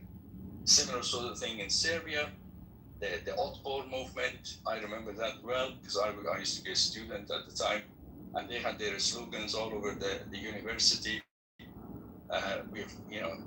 Enough, we want to live now. I think that was one of the main slogans that they had. And in Poland, they had the slogan that there is no freedom without solidarity. At the time of Islamic Revolution, we had the slogan, the Shah must go. Very simple slogan, and this is the sort of thing that you need to gather people around, and that's very, very important in a successful revolution. You need to have the right slogan, you need to have a solidarity and a leader and a movement, and that's how you can succeed. And I'll leave it there. Thank you, Amir. I was referring to Waris Deary. She was a Bond girl, actually, but more importantly, she was an ambassador at the United Nations against female genital mutilation for a number of years, and that's when I met her. And she really touched me with her story. I put 2 links. One is CNN report about her story. The other, the Wikipedia write-up on her in the chat, which is linked above. Thank you, Amir. We'll go to Dave, followed by Murad. Henry, he lists who are the jihadists. It's like Hamas, ISIS, Houthis, and Hezbollah. And then he also talked about the new formation of anti-jihadists. And they are from different parts of Middle East, Europe, North America, right? So if we look at the world map right now, if we exclude the war going on between Ukraine and Russia, much of the trouble in the world right now are caused by jihadists, right? And both in Nigeria, in North, in Middle East, but and the question is, this jihadist is anti-West, anti-America, anti-Jews, anti-Zionist, right? So once we get rid of them, we get rid the root of the problem, and we will have world peace. And the way how these jihadists work is, when they look at the map, they infiltrate the left, right? Many left are infiltrated by this. And we see this in what the Walid say, right? And also what El Norma said, right? He was, El Norma regretted that he voted for Obama, voted for Biden, and he said treacherous, right? So this is why we see when Trump come back second term, he fired a lot of people. And potentially these are infiltrated by the ideology of jihadists. And so basically, once we are clear that jihadist is the root of anti-world peace, and now we are anti-jihadist, we are talking about the beginning of the end of anti-world peace. So we have to help the left to wake up from all the indoctrination, infiltration by jihadists. And by doing so, we will end up an important step to, lasting world peace. And the Ukraine and Russian war will just a matter of time. But the root of all problem right now in the world, anti-Jews, anti-Zionists, all these are the root of jihadists. And they infiltrated the left. Hello. You have to wait your turn, Miriam. Thank you, Dave. We'll go to Murad, followed by Nasser. Thank you, Gary. Gary, unfortunately, I lost the precious speech of Mr. Forrest, but I try to speak to the point about the strategy. Gary, my heart is deeply saddened by 50,000 Iranians slaughtered by the Iranian regime in the past, and in the past few days, this pain has been renewed. The 4 young American soldiers killed in Jordan by the brutal Iranian regime brought tears to my eyes, especially the innocent eyes of Isabella Gonzalez. But yesterday we had two beautiful twin sisters in Iran, 20 years old, who were executed by this regime in Isfahan. But this is about the strategy. In my opinion, the further we go, the more deranged the Iranian regime's strategy will become. A regime with a sick ideology that instills in its people that I am the successor to the promised savior, and perhaps in the rightful place where I am sitting, the promised savior will appear this Friday to help you and me, so I see no obstacle to bomb Doha, Dubai, Kuwait, Manama, Riyadh, even if the US military soldiers enter Bandar Abbas. I will shell the citizens of Bandar Abbas and American soldiers with together with a clear conscience. In contrast, President Trump recently confirmed my claim in his words. We have not yet shown the Iranian regime anything. We have not shown the Iranian regime anything. Let us not forget that the United States even has technologies that it has stored for the next 50 years to unveil. This is a step-by-step work by the United States. The Abraham Lincoln is grinning on the deck and lower decks on the IRGC's speedboats. Just Musk team is capable of disabling the entire IRGC's communication equipment. What is Trump's strategies that tolerate this regime animalistic nature to such an extent? I think that this war will continue for various reasons in the next 18 months until America being a state of severe war, and ultimately with a glorious victory. On severe war status, the US Supreme Court is convinced to keep Donald Trump in power and postpone the presidential election due to war conditions. But now let us all get past the Democrats and maintain our unity for the victory of freedom over terrorism. That's what I wanted to tell you, Gary. Thank you very much. Well, first of all, you had me until you talked about the possibility of suspending the elections because we didn't suspend elections during previous wars. There's no way we're going to be, I hope, suspending elections this time. I We're not going to apologize. suspend elections. We held elections during the midst of the revolution, during the midst of the Civil War. We will hold elections come rain or high water. But I want to ask also, Murad, have you heard that the Rahimi girls actually have been executed? Because the latest I heard is that they were tried in a kangaroo court, I think as recently as yesterday. But they and the 14 other people who were also tried, there were fears that they would be executed, but I have not been able to find anything that shows that they have thus far. Do you have information that I have not been able to find?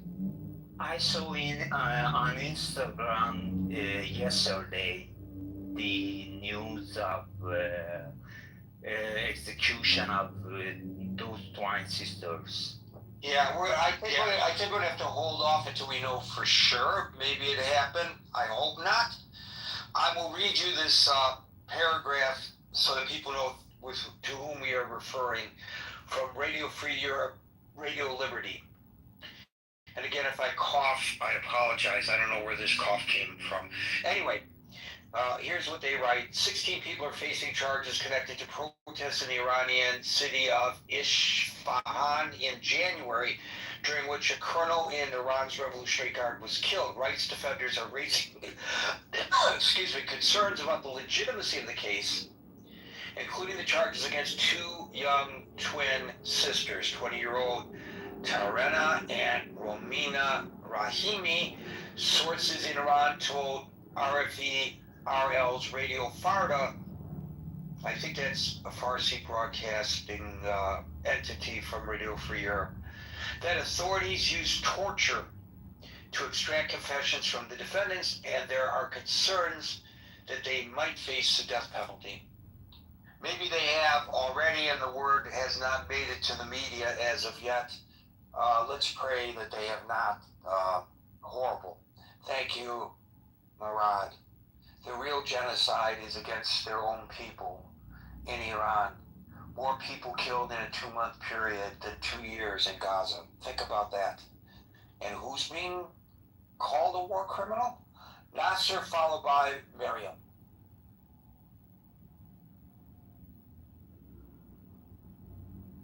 Nasser. Are you talking? Sorry, my microphone was not opening. That's okay. I think a lot of people are suffering little technical glitches today. It's okay. Yeah. Yes, thanks, Gary, for the time and letting me to speak on this stage. And hello, everyone in the room. For the first and foremost sentence that I'm gonna refer to as the President Trump's recent words about people who are asking the foreigners or the foreign countries to bomb their own country. He says, I hate people who want their own country bombed. They're such stupid and idiot people. So unfortunately, we are dealing with those type of Farsi-speaking so-called Iranians who unfortunately there are my country's people, and they come to your stage and they justify the war against their own country and their own people. Shame on them. What are you talking about? No, sir. What are you talking about? Oh, Miriam, you gotta wait your turn. I'm also from Iran. I know you are, and I want to hear what you have to say. But I will now, because this is our protocol, ask the same question. Nasser, what the hell are you talking about? Well, I'm talking about people who are justifying strikes and attacks to Mariam. Yeah. Let me handle it, okay? Please? I'm the moderator, not you. Gary, Nasser, go ahead. I don't even want to talk to these kind of people. Well, either you're gonna explain yourself, which I'm giving you the form. Which kind of Miriam, I don't want to talk to traders. Nasser, these people are traitors to their own homeland. Do the Iranian people who come here feel like they have to take over the moderation of the room, no matter their position? Do you want to take over? Do you want me to give you a hat? Nasser, do you want to run the room? No, I don't. Okay. Mariam, do you want to run the room? No. Not sir. Okay. Okay. Wait your turn. Please. I don't think it's asking a lot. Nasser, please try to explain what you're saying, because I am as confused by your position as is Miriam, although I may not yet be as disgusted as her, but I'll give you the opportunity to bring me to that point. Go. Yes, please don't let the people interrupt my words. I'm not letting them interrupt your words. I'm asking you for your words. Okay, please. Because when someone interrupts me, all those... I don't want you to talk about how the room is run. I want to hear your point. Get to the point, please. Okay, my point is, first of all, as an Iranian, and most of the Iranian people inside Iran, we haven't given any power of attorney to U.S. and the Israeli government, IDF and Have U.S. you given Army. power to the regime that's killing people by the tens of Now thousands? you are interrupting me. I am moderating, Nasser. I know, but... Okay, so as the moderator, as the person running the room, I'm having a dialogue with you. Okay. Okay? Did the people of Iran authorize the Islamic Republic of Iran's mullahs and the Revolutionary Guard and the Basij to kill over 50,000 people in 2 months?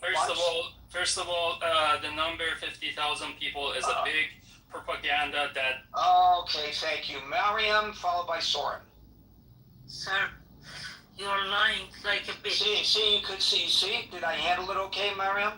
Yes, you did. Okay, go ahead with your point now. No, I don't want to because he's so fucking. Everybody who heard him knows that was bullshit propaganda coming out of his mouth. This Everybody is knows a that. bullshit No. idea. Right. But go ahead with your point that you initially wanted. He just doesn't recognize that people were died. People that I know were died. And he's just saying, no, these were like people that we don't know who they were. Right, but you didn't come up to the stage to talk about him. I'm talking about the realization that I have seen with my own eyes. Are you serious? What's your point? What's your point, please, Miriam? When you first came up to the stage, this was not in your mind. Please tell us what was in your mind. I'm anxious to hear what you have to. My point is that for the decades, this Islamic regime has ruined our life forever and ever. Like from the beginning, when I was like a little kid, they ruined our life. They just implanted something in our mind that it's not true. Like death to America, death to Israel, death to whatever. And this man is actually the same people that I am very scared of because they are saying the same thing right now in front of my eyes. Even after 47 years, they are saying the same things. And it's not okay. You should not allow them to talk at all because they are fanatics. Right, but Miriam, they are telling that people have to reveal themselves to me. And as you saw, the minute the nonsense came out of his mouth, he was shut down. So you trust me. I'm not going to allow for that kind of propagandizing here. Not on this, not here. Maybe on other rooms on Clubhouse, or if he wants to open his own room on Clubhouse, he could do that. I don't even know him. I'm telling you, I know his mindset. This is the people that say this to America. Okay, did you listen? I'm going to try one last time. Yeah, I understand. Okay, did you listen? No, wait, Mariam, I'm going to ask you a specific question, if you don't mind, please. Did you listen? Did you hear to listen to Waleed Ferris, and what did you think about what he... He's saying bullshit. Waleed Ferris said bullshit too? How so? All bullshit. What did he say that was bullshit? One thing. I actually don't want to comment on that. All right. If you're gonna accuse somebody of saying bullshit on the stage, and then I ask you what it is that you object to, I think you're obligated, since you made the accusation, to explain what upset you about what he said. Because if he misled us in any way, and you have knowledge that he did, then we would appreciate it if you had taken the opportunity when presented to set the record straight, but you just lost that opportunity. And hey, this is the group who listened to him, so this is the group who you should want to hear your voice, and I don't know why you did not take advantage of that. But I will move on to Soren, followed by Philip. Look, I'd like to start. Sorry to interrupt. Just 1 second. Gary, I think you misunderstood. She was actually talking about the... Oh, well, okay. Well, she was not listening carefully to me then, Amir. Soren, it's your turn. Look, I'd like to start with sending the condolences to the families of innocent schoolgirls just recently. I know, I feel the same way. Thank you for expressing your condolences. Philip, followed by him. Hi, thank you so much, Gary. You know, I really appreciate the way that you give all sides, an opportunity to speak and try and understand what the truth is. And the truth is not easy to find, of course. I am concerned though, because I've heard several speakers in the room, including yourself, say that 52 or 53,000 people were executed by the Iranian regime. And I'm just wondering if you actually have fact-checked that, because it's not a completely verified true statement. According to the Iranian regime, around 3,000 people have been executed. Okay, wait a minute. Hold on, Philip. Are you going to go by the numbers that the perpetrators give? No, of course not. I'm just saying they say. They So say around 3,000, and they say 53,000 people have been detained. But I mean, no. If you read Time Magazine, if you read Iran International, if you read the reporting of various different news organizations, if you read the independent verifications from a number of human rights activists, of course their numbers are going to be higher than the official regime figures. You are absolutely correct in saying the regime, the people who actually pulled the trigger, claim that they killed over 3,100 people because they were rioters and foreigners who interfered in the internal workings of Iran.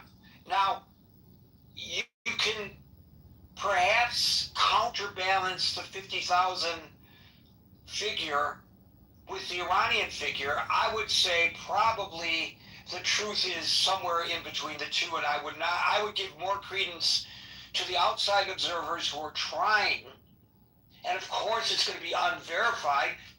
Who's your source? You want to verify how many people are dead? Normally you go to the government. When a plane crashes, you go to the cops and you say, how many people died in the plane crash? That's verifiable.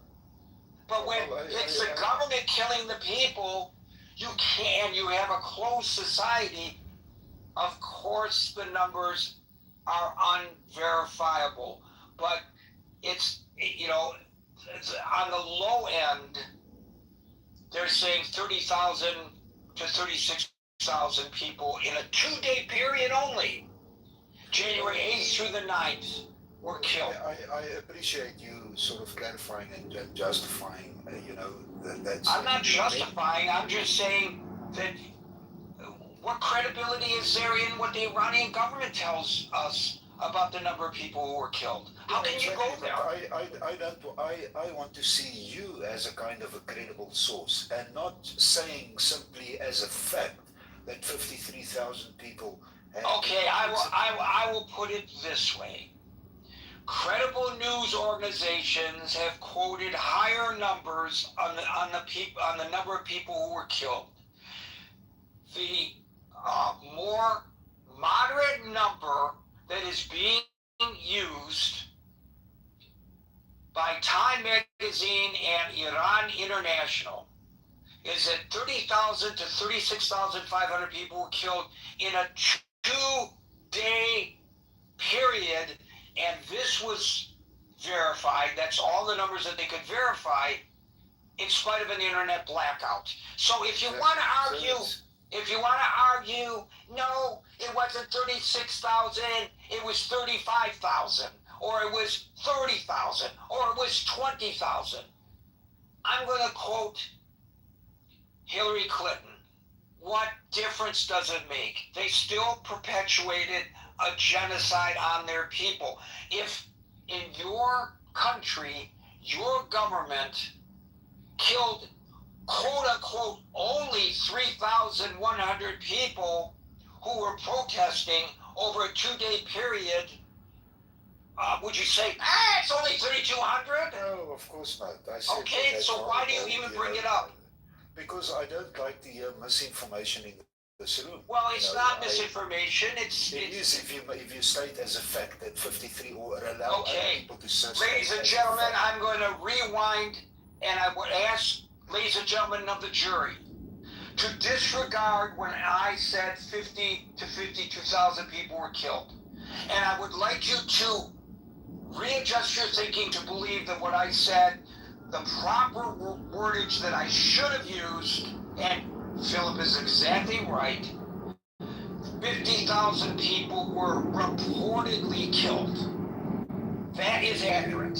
And then my last point is just you can't fight fire with fire, and violence begets violence. So give peace a chance. Okay, that's good. When the guy's pointing a gun at me, and he's gonna kill me, that's what I'm gonna do. I'm gonna sing, all we are saying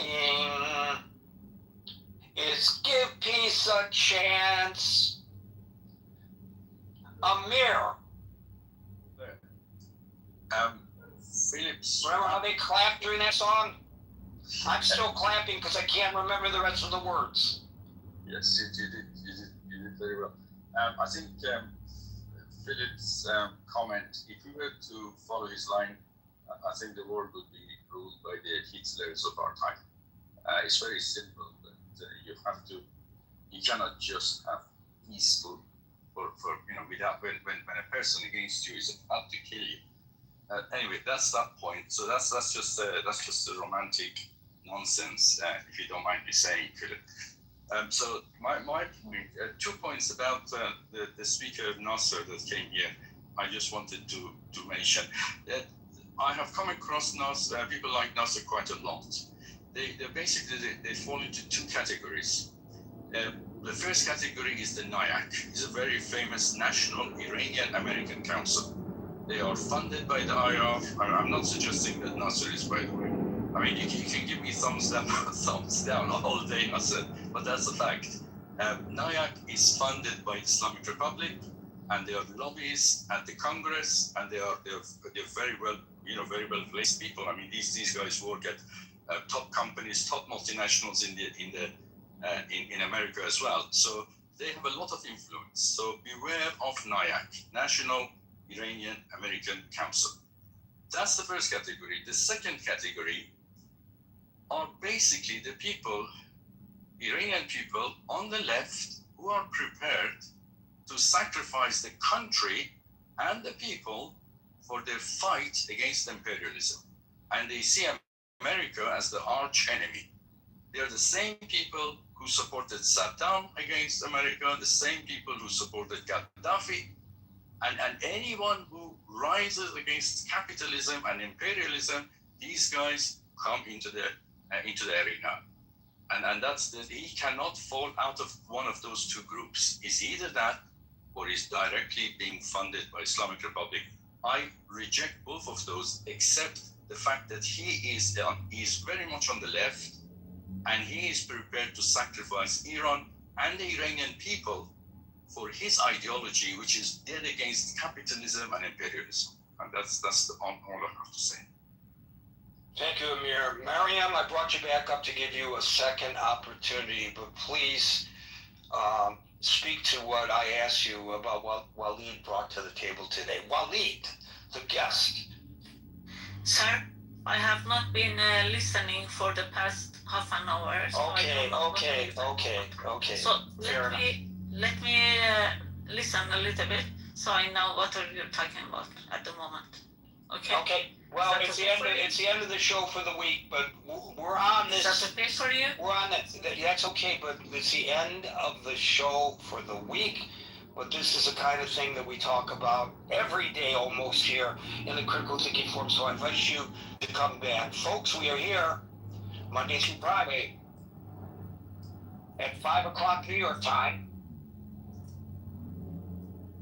So until 5 o'clock New York time on Monday, for the next edition of the Critical Thinking Forum, everyone be well, and as John Leno and Yoko Ono would tell us, peace out.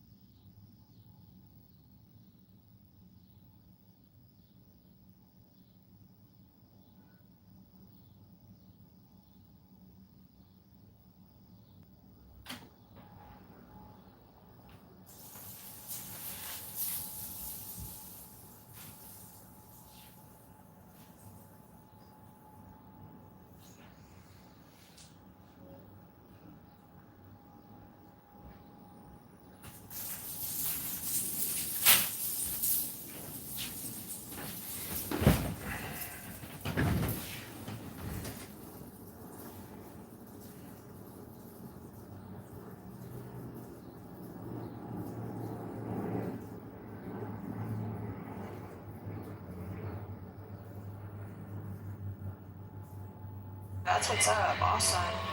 I don't know who Fahim is. Willow, you want to come up? Or you still? Okay, so first of all, know the definition of whataboutism. Whataboutism was if I'm bringing something to avoid your criticism, and I'm answering to your criticism. You showed me a video of random kids who had just, every single kid is homeless in Gaza. We're talking about the Palestinians, as far as I know, Gaza. You took some kids in Gaza which are irrelevant. It's maybe irrelevant to this specific case. Then don't bring it up. It's not irrelevant to education. No, it's not irrelevant to the education. We're not talking about education now. We're talking about forget the education part. You took kids that you're responsible for their safety. You took them into territory that they're not allowed in. Okay. And now, listen, it's not just that you endangered kids. It's not just that you're teaching kids to hate and kill. It's not just that. It's beyond that now. What they've done is they've taken kids to help them launch, to do a provocative event that is about to launch another front of the war. I don't The think it was a Palestinians are going to provocative take event. this sitting down. I don't think it was a provocative event. That's what you say. That's what your lefty mind tell you to say. Adi, you don't know what's happening tonight. There's 15 villages on fire right now. Okay. Wait. That's nothing to do with the kids coming. Now Yes, it's in It's Nakama. You didn't see the WhatsApp group. You're not on it. No, but it's You nothing get the to do invite with to go burn down villages It's tonight. nothing to do with the kids coming there. As in, Can you guys stop and wanna please, can you guys let us speak, please? Can we just move on? Is that possible? She's insisting talking about it. I didn't talk about it. Adi, I'm just You saying. are guest in her room. You can leave, my friend. No, If she's talking to me, I will answer. Thank you. Adi, I think we need to leave the room. Tan, I don't care. Tell me what I can or not. Tan, Who are you we're having a anyway? conversation here, okay? We're in the middle of a conversation. I think Adi really likes when we give agency to people who start attacks that end up spurring wars and lots of people die. So now they took a bunch of kids to do a provocative act in a territory where they did not belong, with no coordination from the army or permission, right? And they did that. They went rogue with children to provoke World War III, and now everyone there's in danger, including you. You are sacrificing your own. I don't know if These you're kidding or parents, not. Zero agency for what they've done. I don't even know how to You don't react even to know the that. severity of what they've done here. Are There's you no idea serious? what they've done. What the hell? What the Adi, fuck this are shit is gonna come to your door. What the fuck are you talking about? Adi, this shit you probably just got before. Adi, Having the trip hiking in Judea and Samaria, provoking World War III. What the fuck are you talking about? Adi, you said there's a sign you don't cross. They crossed the sign on purpose. I didn't say they should go there. Listen to what I say for I God's know, sake. Adi, If you have a brain, use it and listen and analyze what I'm saying. If you have one. They should not go there. I never say they should. However, they did not go there in order to provoke somebody in his private land. First of all, I don't even know if it's private land. It's something you said, and I didn't see any proof for that. Second, yeah, they were hiking, and maybe not in an area they should, but it's not act of provocation. It's act of hiking. They came there to trouble. Adi, you don't think adults that are responsible for them are responsible for them not going to Area A? So I think yes. So they don't get into conflicts with the residents there? I think yes. Okay, so Adi, here's the thing. Here's why it's not in your interest to frame this as a terrorist attack against Jews. Because what the result is going to be, Gaza used to be a problem for you, not anymore. West Bank, not so much, right? You have less problems with the West Bank. Now, Many terrorists in the West Bank. okay, now you've basically given them perfectly justification to defend themselves, to take up arms, because what you've unleashed now is a series of just like widespread pogroms across the place. And so Adi, because of these children, these innocent children taking a hike, it's going to come to your fucking door. You think they And need you give this? them no agency, you give them no responsibility, just Why inside. do the terrorists they try to murder us? And I'm talking only West in 2022. It's going to come to your door, and it's going to be legitimate, Adi, because of what they did. What the hell are you thinking? They were trying to murder us for years now from the Wait, West in the Bank. West Bank? No, they weren't. They've been sitting ducks while you guys forced them out of their house. Not true. You have no fucking idea what you're talking about. Read about the 23 wave of terror. don't have idea what you're talking about. You guys made the claim that tons of Jews have died this week, and you found 0 Jews that died. So. No, I didn't make this claim. It's norm. You're blaming There was terror attacks, and Jews were definitely injured, not killed. Yeah, and we're sorry the Jews were not killed. But how yeah, many? Do you know how many terror attacks there were the other way though? No, you don't, because you don't get that in your IV of propaganda. Okay, and I'm not claiming to know anything in the Palestinian side. I care about my people. I'm saying it hurts your people when this comes to your fucking door. It's gonna end up on your doorstep. You think you're far when you say to my doorstep, you mean they will do terror attack in Jerusalem and Tel Aviv? No, I'm saying that eventually they're gonna need to protect themselves. How? By attacking my doorstep? By grabbing guns away from your hands, yes. By attacking me in Rishon LeZion? By grabbing guns out of your hands. Eventually they're gonna have to grab the guns away, yes. That's what people do to protect their families. By coming to us, yes or no? By coming to us, to Israel? You came to them. You're in their space. I'm asking you. You came to them, and villages have been wiped off the map like the Holocaust. They are living there. Yeah. Adi, where my family's from in Lithuania, there's no Jewish villages left. They've been wiped off the map. That's what they've done in the West Bank. There's dozens and dozens of villages. Look at the map on my PTR. Wiped off the map, just like the Holocaust. Okay.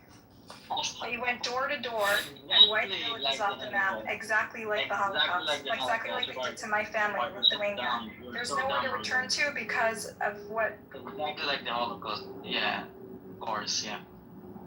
You're so dumb, honestly.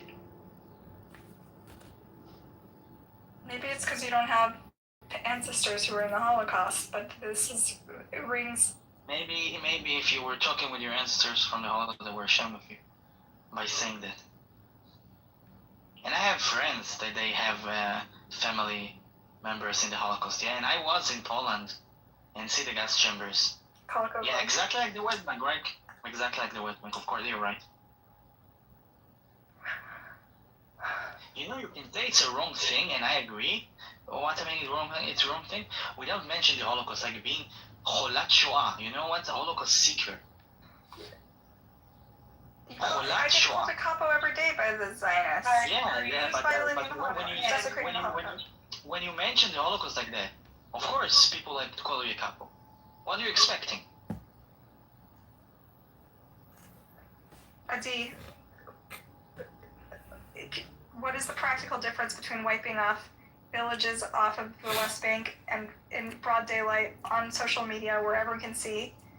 The only difference between that and what happened in Lithuania is that was done before social media and nobody could see and nobody heard about it until lately, until they got a telegram 3 months later. The only difference is it's being live streamed. And you think that, and you only see, and you're looking at it through like glasses that say, oh, Bachelor of Science school ever. And the sad part, I wondered, just to see the conversation is, my daughter, 28, soon to be 29, she has had Botox. Mm-hmm. She's dabbled around. She can't afford it, number one, so don't even go there. But what's so sad is that, I guess, is this the phrase looks maxing? She tells me, you have to start now. You have to start now. And so that's what. Yeah. That's what they tell you. Now I will disclose to the room in a non-replay room that I had a couple Botox. Oh my God! But hold on. But it was interesting because one of the things it really helped me with is it's not so much for the looks part, but it helped in keeping my eyes from like drooping on the. What is happening in the West Bank? They're wiped. They're disappeared. Not even close. Not even close. You know what? You are willfully distorting history. Even you know that's not what's happening in the West Bank. So to compare the two, it's like apples and bowling balls. It's not comparable. Okay? You lose credibility by making that comparison. So maybe it's apples to oranges. Let's together. No, it's not. It's apples to bowling ball. All right, Randy. So give me an example. Whose Give me an credibility example when you of say something things like different that? about it. I'm your word for it, Randy. Give me one Right. example, please. Okay. They're not killing children in the West. Israeli Yes, soldiers they are. are not killing Children children. who were killed. No, they are not. I'll show Number you some two, videos of children who number were killed. number two, Palestinians can go anywhere. They can leave. The Jews in the Holocaust would have loved, Anne Frank would have loved to have left. You know, the big crime that you say is that they're destroying towns and people have to leave. Anne Frank would have loved to have left Amsterdam and gone somewhere else. Okay? Some major differences, and you need West Bank. Because it sounds like you're really just shooting from the hip. You know? Or why you feel compelled to slander your own people like this. But you need some real research and thinking about what you're doing when you make these random actions. Why I'm are going to you read keeping that? ChatGPT now. What kind of validation are you seeking? Listen, you I want need to dissect the validation facts from with you, these Randy. Muslims? My friend, let's go through the facts, okay? Yeah, let's slice and dice it. I'm open to What's happened in the Holocaust is a million times worse than anything Fair, that I you're right. There's ever always did. a scale difference. I never said it's apples to apples. Okay, But there okay. are You know similarities what? in Why don't you focus on that scale difference? It's not Randy, let's have a conversation. Calm down. the scale difference. But you didn't say Randy, my friend, calm down, please. I'm going to read something from ChatGPT about the villages, okay? Buttercup, my friend. Buttercup, my enemy. Okay? You want to call me your friend? You're my enemy. Okay, I'm going to have to mute you. I'm being really destructive, honey. Alright, so 44 communities who have been completely uprooted or forced to leave their homes since October 23. 13 additional communities were partially displaced during the same period. 117 total communities facing full or partial displacement pressures and restricted land access in Area C, according to Amnesty International data. And most of it is because of settler violence, nighttime raids, physical intimidation, outpost expansion, rapid and military measures that restrict movement. So those are the facts. While there's always no two genocides are the same, and there are always differences. Of course, there's differences in scale, right? In the Holocaust, 2,000 European Jews were murdered. But it doesn't change the fact that there are many common characteristics, and it's alarming. Anyone whose family experienced displacement on a systematic scale like this can see it. Knows it when they see it.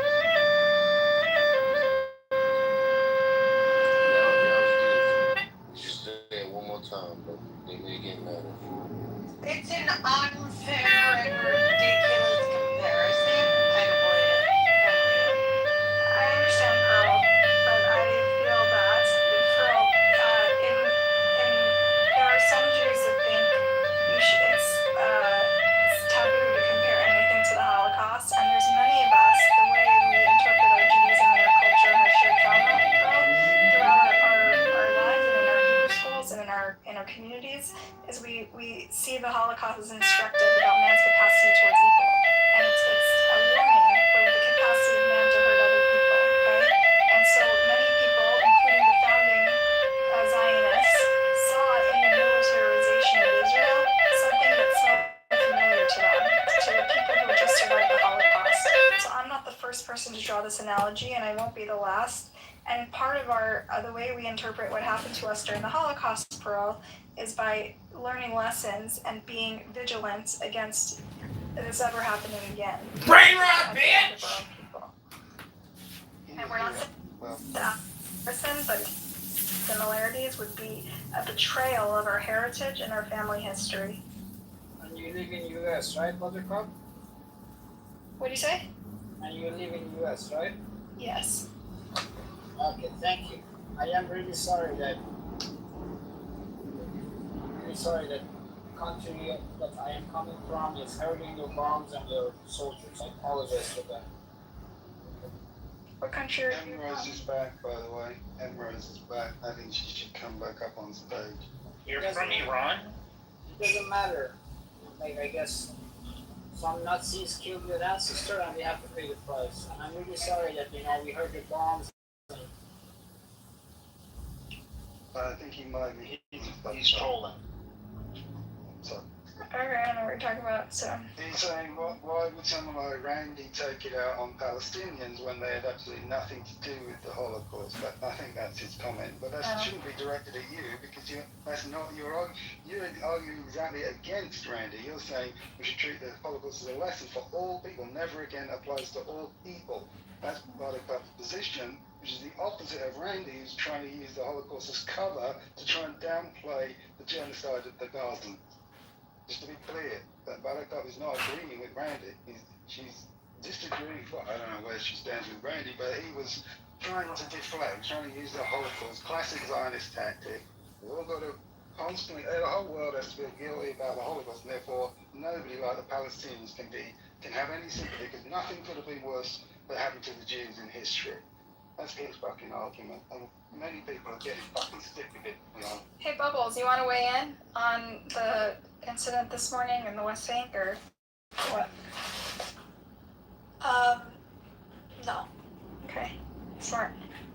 Rolf, I don't trust your intentions. I think you speak. Yeah, I don't give a fuck what you fucking think, you stupid cunt, so shut the fuck up. I'm so My sorry, Wolf, intentions you are my own gotta, fucking... you gotta go down. Alright.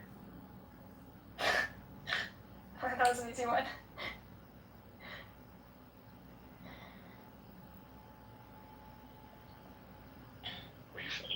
Well, how did Pearl get Maud?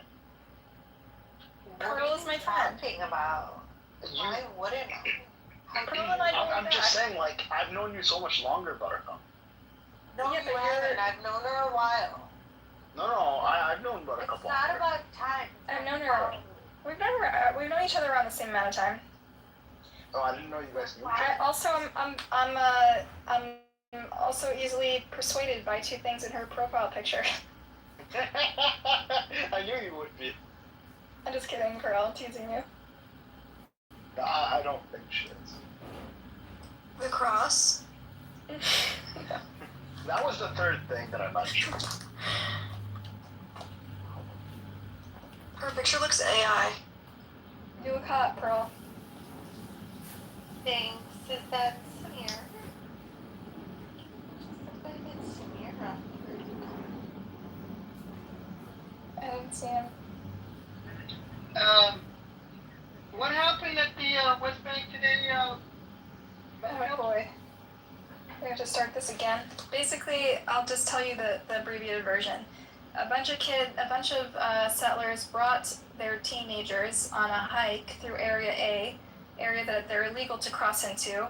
Although sometimes it does happen with Army coordination if they're going for a particular purpose, but that wasn't the case here. They just went there willy-nilly into restricted territory, crossed over into someone's property. The guy, an unarmed farmer, there was a confrontation with some unarmed farmers, a Palestinian farmer who was unarmed, and then some settlement security guard joined in with a gun, and they started hitting. There was a scuffle, and the Palestinian farmer tried to take the gun out of his hand to protect his property, and one guy who had pointed the gun at him turned out to be like a big, famous, notorious terrorist, got shot and died. And that's what went all over Israeli newspapers and TV. Everyone's like, oh, there's a terror attack in the West Bank and a Jew died. What actually happened is 4 Palestinians were shot in the fallout. Our soldiers showed up. There's videos all over the internet about it. And you can see the scuffle where the unarmed Palestinian tries to wrestle the gun away and then shoots the guy who had attacked him. And because of that, Adi and others here are saying it's a terror attack against Jews. A guy that wrestled a gun out of his assailant's hands and then shot him. They're saying is murder. They're calling that murder. And because of that, it's unleashed a wave of violence. Terrorism. She didn't provide any proof. It's actually private property. She's just saying that. But even if it was public property, to wrestle a gun out of your assailant's hand and then shoot them is completely okay. People fighting each other. It was not only the guy with the gun fighting. He was his assailant. Again, the Palestinian terrorist is the one shot first. Yeah, he shot the assailant who had a gun with his own gun. He shot the assailant with his own gun. I don't know. He was on the ground. In action films, when you see the person being chased by the perpetrator, and they need to like be a hero and save themselves, they turn the perpetrator's gun on themselves. That's exactly how you save yourself, right, Duddy? He was on the Watch ground. any action movies like where like you have to like escape like bad guys? That's what you do. You wrestle the gun away like a hero, and then you turn it on the perpetrator. That's how you save your life. If it was not hijacking, like taking the gun, no other gun was pointed at. The fact that an Arab. By the way, the number of dead is not 4, it's 6. We killed 6 people. Because afterwards there were rampages and 2 more people died or something, right? Anyway, so now Mohammed, all over the West Bank, like 15 villages are on fire. There's been like a mass organization among these settlers to like burn down Palestinian villages in retaliation for what they consider to be a terrorist attack, which in fact was a guy wrestling a gun from a perpetrator and then turning the gun on the perpetrator. But Adi, we've been fighting with Adi all morning because he still thinks that this is a cold-blooded murder, unjustified cold-blooded terrorist attack. It is. You don't watch enough action movies, Adi. Go watch some more action. Yeah, I will watch Avengers and then Quentin Tarantino lives in Israel. You should watch some movies, see what happens when a perpetrator turns a gun on victims. I'm waiting for Doomsday, and after that I will change my mind. That's how it happens in every movie. That's how what heroes do. They take away the perpetrator's gun and they shoot him in the head. That's what they. Yeah, honestly, you're just being un-American right now. Who, Adi? Yeah. He's saying, like, if you're an Israeli and someone points a rock at you, that's fair game. But if you're Why were they a Palestinian, bothering the hikers in the first place? No, the hikers they took children into areas that were illegal and contested territory. Why did they do that, Bubbles, for a school trip? And then, while the shooting was going on, there's videos, Bubbles, of the kids laughing and cheering at the violence. The kids were excited. You saw the kids cheering and whistling? Mm-hmm. Yeah, it's awful that they raise their kids that way, right?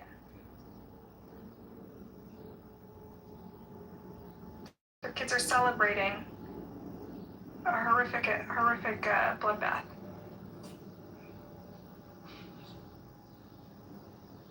But the most responsible are the parents that drag them into that situation and is now going to set off like a whole... These are weird settler kids in this video. These are not regular Israeli kids, I would say. No shit. These are settlers, but they're terrorist settlers. They took kids, not the teenagers, right? Like not the hilltop youth. These are children who are in school, who adults are responsible for, who took them into this contested territory on purpose for a leisurely hike. And then when they encountered an unarmed farmer and a scuffle ensued, they tried to shoot the farmer, and the farmer turned the gun on the perpetrator. Yeah, we need more information about that. He was not unarmed. The moment he took the rifle, he's armed. That's how you fend off a perpetrator, you fucking dumbass. You shoot them in the head. That's what you do when someone's trying to kill you. You don't know that, Izzy? What do you learn in the army? You did basic training. What do they tell you to do if a terrorist attacks you? Do you take their gun away and shoot them in the head, or you let them live? The moment he took the rifle, he's not an unarmed. It's not like he's in handcuffs. You guys shoot handcuffed people. This guy is attacking him, and he tried to assault him with a gun. Yes, you're allowed to shoot someone who's actively assaulting with a gun. After he took the gun from the other guy. And he was on the ground, by the way. He was not need to shoot him.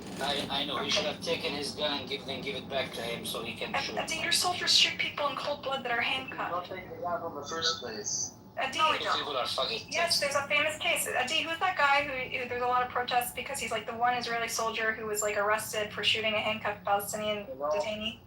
You mean Azai was not handcuffed? Yeah. But the people are very upset that he's been arrested. Again, you're not telling the story too They're much. trying to liberate. It's become a political touch point. He was not handcuffed. He was neutralized on the ground, and he shot him. He shot a neutralized guy. So it's the same thing, same situation, right? No. No, it's better or worse what he did? Who did a worse crime? The guy who was an unarmed farmer, or the guy who's a soldier shooting a neutralized terrorist on the ground? Well, Elor Azaria act against the orders, and he was sent for jail, like properly so. He was not just sent to jail. However, I would suggest he did the justice with the terrorists. However, he should not take the law into his. What happened today is a Palestinian terrorist taking a gun. You're not a terrorist if you come unarmed, Adi. The moment he You see, decided to shoot. the problem with people like this, they would never ever admit that they did anything wrong. It's always the other people's fault. Listen, Pearl, anyone who's outside the situation. Never ever. They would never look in the mirror and say maybe something is not okay. Isn't that right? Never. Okay, so Bubbles is like half American. You're bullshitting because just in this conversation today, Israelis, they can't compute, right? Their brains can't compute. It's obvious to everyone except them. Out of your ass, of course. You're an Arab from Iraq. Sorry.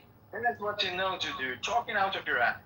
Just in this room. I don't think that you can grab a gun out of a security personnel's hand and shoot. He was being hit on the head with the gun, Bubbles. That's not what I remember. You say security personnel. The guy was a terrorist. He's a well-known terrorist. He grabbed the gun away that he's being hit with. He was not just a tackler, Yeah, because he was being rowdy and trying to yell at the guy. He was responsible for the security of the. Oh, he's a fucking settler, bro. What would you do if you're in a crazy crowded situation, people yelling, and someone's pointing a gun at you, telling you to get the fuck away? I would turn around and walk away. That's not what these people did. That's not what's happening. Bubbles, it's not. They trespass on his property. No, this not the guy who shot people's property. Of course, she's. Yes, the farmer. That's not the one who took the gun. The one who took the gun is a farmer that whose property it is. She didn't Who was being hit by some random security guard and a bunch of kids. No, that's not the. I just watched a video of it. Babel, she didn't provide any fact it's a private property, and she telling you that like it's a fact. I'm not reading that it has anything to do with the property. It was near a mosque. Can someone post the link in the chat of the video, please?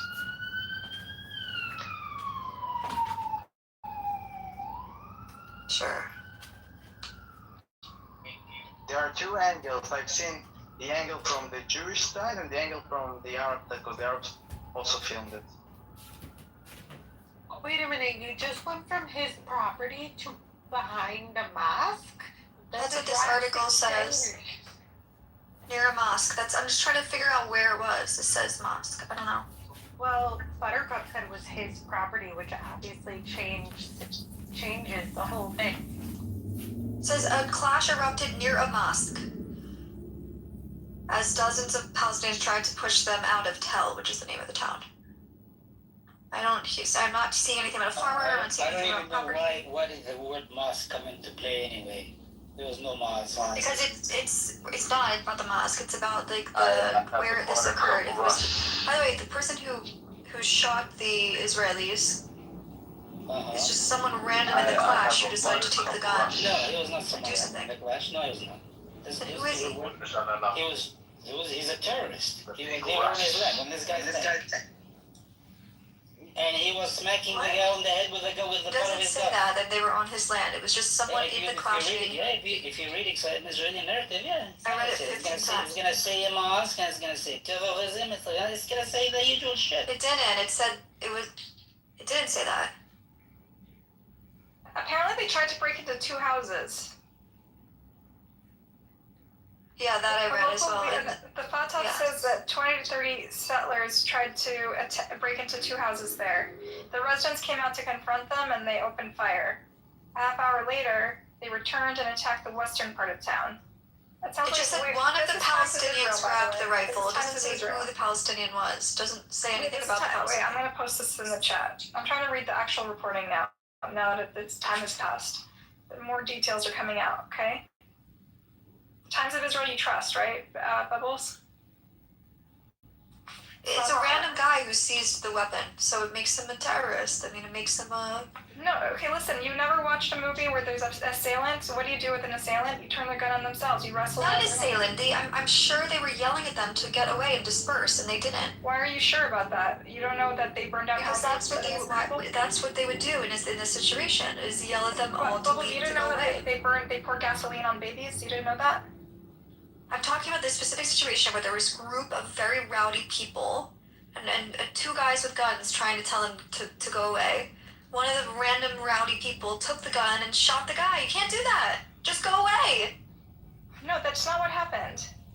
They came into their property. The settlers came into the Palestinian property, into town. There's like 30 guys there yelling at the two guys with guns. No, there's 30 Israelis kids. with guns.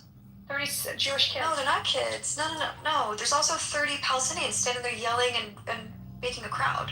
That's where this all... This is the Watch town the video. I just stay out of our town because they broke in. And you have to take a gun and shoot the guy because of that? Just walk away. It's like called trespassing, Bubbles. Why are you trespassing on their property? To a town? Yes, an illegal town that they're not allowed to go to. Okay, that's a problem. But I don't think it means you take the gun and shoot the guy telling you all to disperse because it's very rowdy right now. Hey, that's crazy. Guy hit him on the head with a gun, apparently. I didn't see that. I just watched the video. Watch the video. Well, if he did hit him on the head, then it's self-defense, right? Yeah, because they're approaching them. If they're approaching, why are they crossing into territory without any authorization? Here, read the Times of Israel. First of all, it's not clear if it's area A or B. It says okay, I'm going to read the Times of Israel because it's taking, just to settle this, okay? This is now all the facts are out, okay? 2 Israelis and 4 Palestinians were killed Friday after Palestinians snatched a weapon from a group of settlers who had raided a North West Bank village and opened fire, leading to fears of reprisal attacks throughout the territory. The incident began when several dozen settlers entered the outskirts of the village of Tel on what they claimed was a hike. The town is located in areas A and B, which are off limits to Israelis, unless they coordinate in advance with the army, something the IDF said the settlers did not do. After illegal entry by the Israeli group, including armed men and minors, a clash erupted near a mosque as dozens of local Palestinians tried to push them out of Tel. So they're in this town illegally, right? Assam Saifi, a local leader in the Palestinian Fatah party, tells Tel that he got it in a call that 25 to 30 settlers initially attacked the eastern area of Tel and tried to break into 2 houses there. The residents came out to confront them, and the settlers opened fire. Half hour later, Safi continued, the Israelis returned and attacked the western part of town, striking a minor with a weapon. They struck a kid with a weapon, okay? Around this point, a civil defense squad from dispatching Chabad Gilad settlement was dispatched to the scene, along with our artillery soldiers stationed nearby, the IDF said. Upon their arrival, footage taken from one of the raiding settlers showed an armed Israeli firing his weapon into the air amid shouts of revenge by young Israelis looking on. A pair of Palestinians was then seen confronting one of the armed Israelis, Chabad Gilad Civil Defense Squad member Benayahu Melet, 32. Unfazed by Melet pointing his weapon at them, one of the Palestinians grabbed his rifle and quickly opened fire as a gunfight ensued. Yeah, you can't do that. He had a gun pointed at him. That's exactly what's No, if you watch the video, you can see that the 2 Israelis walk away, and those 2 guys that took the gun keep going towards them. You can't do that. Why are they pursuing these 2 guys? In an adrenaline situation, who knows why they shot the gun? But the confrontation. No, not saying why. I'm saying why were they? Who started the confrontation? Oh, just watch the video. They were pushing into them. Their guys with guns, and then they stole their guns and shot them. What the fuck? You can't do that. Bubbles, do you think it's normal for a group of 35 men and children and armed people to barge into a town and try to break into? No, but I also don't think it's normal to steal a security personnel's gun and shoot them. I think that's also not normal. If the gun is being pointed at you when they're invading it's the not town? I don't think it was being pointed. I think it was They're invading their town. They're illegal. They're holding the gun as they're approaching a gang of 30 people who are very rowdy. That's normal. They're not supposed to use their guns at all? Where's the gun supposed to be? They're pointing guns at unarmed people. Pointed to the ground? They're pointing guns at unarmed people. Because they wouldn't go. But watch the video. I mean, it's all in the video. I mean, everything I believe is in the video. Okay, so why are the kids screaming Nekama? I don't know. They're stupid religious kids who probably are. Okay, so you don't think it was an act of revenge what they were doing in that town? No, I think they're stupid religious kids. They're stupid religious kids. So when they go into houses barging in with guns, it's not an act. It's not a crime. This is like an organized trip of 30 people. It's not just kids, it's kids and adults and armed people. No, I don't agree with that, but I also don't think that you can steal someone's gun and shoot them. This is like an organized educational program. Yeah, I don't like it, and I also don't like the Palestinian guy. It's an organized educational program. Let's go and see how we can kill some people and steal the shit that burn their homes. I don't agree with any of it. I think it's all bad. I don't even know the terms you're using is like an outing. This is not an outing. Most people don't go out on outings. Right, they claim They I'm go out using to it tongue in terrorize cheek, people. quote unquote outing. And they're idiots. They're like claiming it was stupidly an going into innocent this hike and they're town. barging into houses. I don't agree with any of it. Go for a I hike, think it's you all barge bad. into houses when you're on the hike. It's both bad. It's all bad. But who's the perpetrator? Who started it? I guess the Israelis who were in the town. But I still don't think you can grab someone's gun and shoot them with it. I think that when they're just trying to disperse a rowdy crowd. How do you know that's what they were doing? Do you know Because I watched the video 25 times and I read the article. Have you ever been in a settlement? Do you know how they operate? It doesn't matter. You can't, like, first of all, the guy was walking away and then the other two Palestinians keep going up to them and then take the gun. Of course, if you're approaching people with gun, why are you approaching him if he has a gun pointed at you? It's weird. Go away. Like, that I don't understand. That I think is an act that didn't need to happen. Also, If somebody walks in, if somebody walks into your house with a gun, you're just gonna walk away, somebody right? walks in the house. There's Israelis who are there Somebody walks causing in a house trouble, and and then points they're a gun trying at to your head. disperse them. If And someone walks into your house and points a gun at your head and he hits you in the head with the butt of the gun, what do you do? that's not what happened in this. That's exactly what happened. That's No, it's exactly what not. happened. That's No, it's exactly not. what happened. You're The not there. shooting happened You here. don't know The what you're shooting talking didn't about. happen in this house. That happened 30 minutes earlier. It says in the article. No, read the article. Agenda, just It doesn't matter. You can't take someone's gun and shoot them with it if they're trying to disperse a crowd. Just watch the video. It didn't happen in the house. See how they're starting the story in the middle? It's always the middle. She's never mentioned how this is a fucking illegal entry, and you should start there. No, we did mention that. Were you not listening? Same way we Okay, I'm looking at the video and here's what I see. I see the security guards charging at the Palestinians, and then I see the Palestinians grab the gun away, and then I see a fight, like chaos ensue. So I don't see a cold-blooded murder that Adi is describing, okay? I see chaos ensuing and people getting shot, and in fact, many more Palestinians died than Israelis, right? The only guy that died was a guy holding the gun. Where's my link? Why did we get typical? Do you guys want to get an idea of what an outing is like for a terrorist settler, a bunch of terrorist settlers in those? You want to know how it looks like? A bunch of settlers will walk into your house uninvited and sit around and do some damages. That's their idea of an outing. And if you say, what are you doing in my house? They say, fuck off. You get the fuck out of here. Oh, otherwise, this is their outing. This is their idea of outing. It's not like they come to your house. Hold on. It's not they come to your house, bring you an apple pie. They want to have coffee with you. They come and they roam around. They burn things. They steal things. They'll shoot your dog. Maybe they'll kill your goat. Or they'll mix the contents of your kitchen, and they just, that's the kind of stuff they do. They're very, very peaceful. They're on a fucking outing. Listen, Jinder, as comical as you put it, I would really like to hear from Bubbles. Is this an Israeli guy's idea of an outing? By the way, the gun wasn't pointed. If you call, who are you gonna call? Ghostbusters, or are you gonna call the Israeli army? And the Israeli army shows up, and they surround the house, and they keep an eye on the settlers. They don't do anything. They're just waiting for them to commit more aggression, more acts of terror, more acts of shit. And if a Palestinian says, "Get the fuck out of my house," he gets killed, or he gets picked up and put in jail. Bubbles, That's the outing. That's the idea of an outing for a settler in the West Bank. But Bubbles, you like living in Tel Aviv. You like your peaceful life far from the West Bank. Why would you not be upset by the unrest that's being caused by these people? I am. I just said it's all bad. All the people who are responsible. But I also think there was aggression from these men who were going against the guys with guns. Like I don't really. They were not aggressive. They were defending their property. I saw the video. They were charging. But you don't need to take a gun and shoot.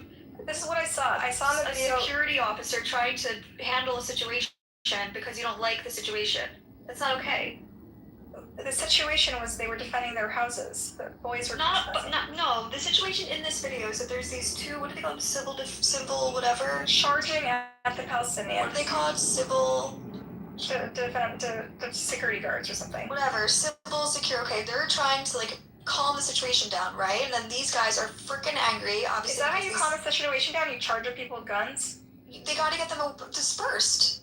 With guns is not calming. How are they supposed to calm them down, Buttercup? Do you think pointing a gun at someone's head calms them down? I think you gotta disperse the crowd and get everyone away, right? And they're holding guns because they're security. Why aren't they dispersing the invaders, which are the kids who are trying to break into their house? That's a dumb question. I think that in this video, there is clearly a group of like 30 men there and kids on the side, and they're trying to get rid of the crowd. And they're telling them to get away, and then two of those guys come up and steal the gun and shoot them. It's weird. I don't agree with it. I thought it was just a DNR, but Bubbles also has an IV of propaganda in her veins, and she's only been there 10 Not years. propaganda. I'm literally saying that I agree with both sides. Reality. Like anyone in America can see that like, when someone points a gun at you, you have a right to shoot them in the head. Yes. Yeah, I don't know what's wrong with Bubbles. Not if it's a security personnel. What do you mean security? He's just like he's a security guard in the fucking. No, he's not. He's a security guard. Yeah, he's telling people to get away, and they're not gonna go away. I don't see what. No, he's nothing. He's a terrorist. Call him what he is. He's a terrorist. No, he's not. I think they're trying to disperse the crowd. Read his bio, by the way, Bubbles. He's a terrorist. He's done a lot of terrorist shit. I think he's trying to disperse the crowd. Terrorists are praising the guy who died. Bubbles is going through something. I have a question for Bubbles. Oh, do you think Israeli society is radicalized more today than it ever was? Yeah.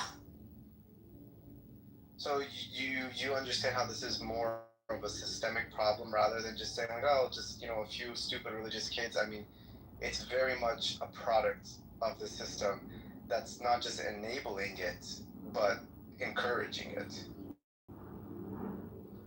I don't think it's fair to say that, oh, it's just, a couple of, a few bad apples of these, very aggressive settlers doing these horrible things. I think you have to look at the bigger picture, and the system quite literally, either directly or indirectly, encourages this. Is it the system, or is it situations that have occurred over the past 5 years? Well, the situation that occurred over the past 5 years is also a product of the system. I don't agree with that, but I do think that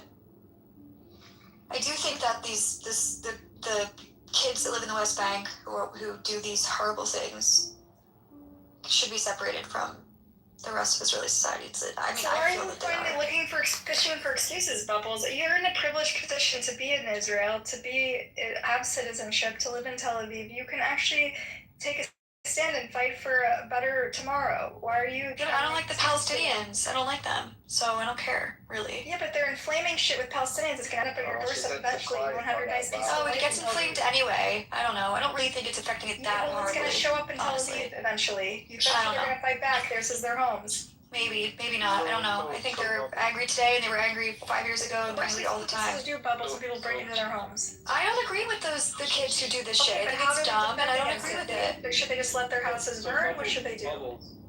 What do you think of the Palestinians who live in Israel that, we all call the Israelis? They're not Palestinians. Why aren't they Palestinians? Oh my god. They're Israeli Arabs. What's the difference? Bubbles, don't get hung up on that fucking No, I'm curious.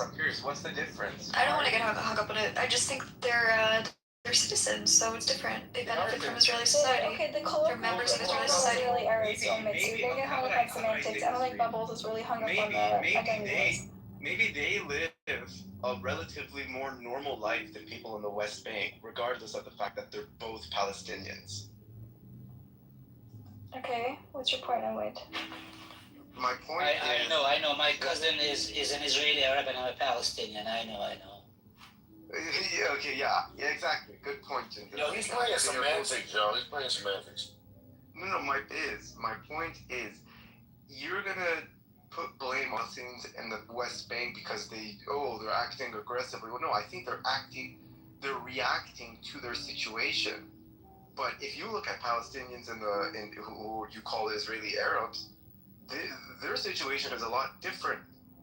And if you can't recognize that there's a astronomical difference in there, not to say that life for the 1948 Palestinians is perfect, but if you're going to compare, I think you cannot just ignore the difference in their situation.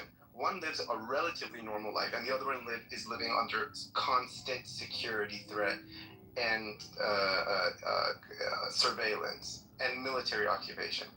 I don't think you can. There's no military occupation in Area A. There you go.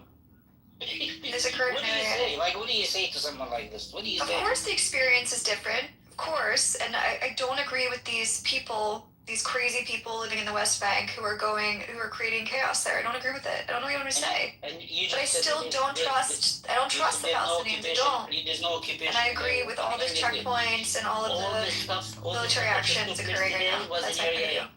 Okay, all the stuff that took place today is in Area A. You say there's no occupation in Area A. What would like? There's no military, whatever he said there. There's no military. Are Jews allowed to go there? Are you okay? Are you sure? Do you know what you're talking about, or you're just? So were they trespassing? Was it an aggressive act to walk in there? Yes, yeah. I mean, like, I don't know why we're so hung up on this. I already told you I don't agree with it. I don't know what you want me to say more. I think it was idiotic and stupid and deadly, provocative, and I don't agree with it. I mean, and deadly, but I also think you can't steal the gun of someone who's trying to disperse a crowd. I agree with both sides. Why? What happened to you, Bubbles? Like, you like your life, stand up. Both sides. Why can't we play both sides? Kids in Israel, you want it to be safe for you, then don't attack a population that's trapped. They're sitting ducks. I just watched the video, guys. So those security guys, is it like Palestinians know those are security, or is there a way to know that those are security, those are not settlers? They're settlers and security. They're both. No, I understand. So I think Baba's point is that those security guys, they just wanted to be terrorists because it's their It's job. like a weird distinction she's making. But like Palestinians, can they distinguish that those are security? No, and that's part of the problem in this situation too. So how do Palestinians know that those people who pointing gun at them, they are not settlers, they are security? And there were also people in the group who had guns too, right? So I mean, the question is that if Palestinians don't know that person who's pointing the gun at their head is a settler or security, so why should they? Well, there were people in uniform there. No, I know, but in the video that I watched, that person who pulled the gun was not with. The people who shoot, they were in regular clothes, Bubbles.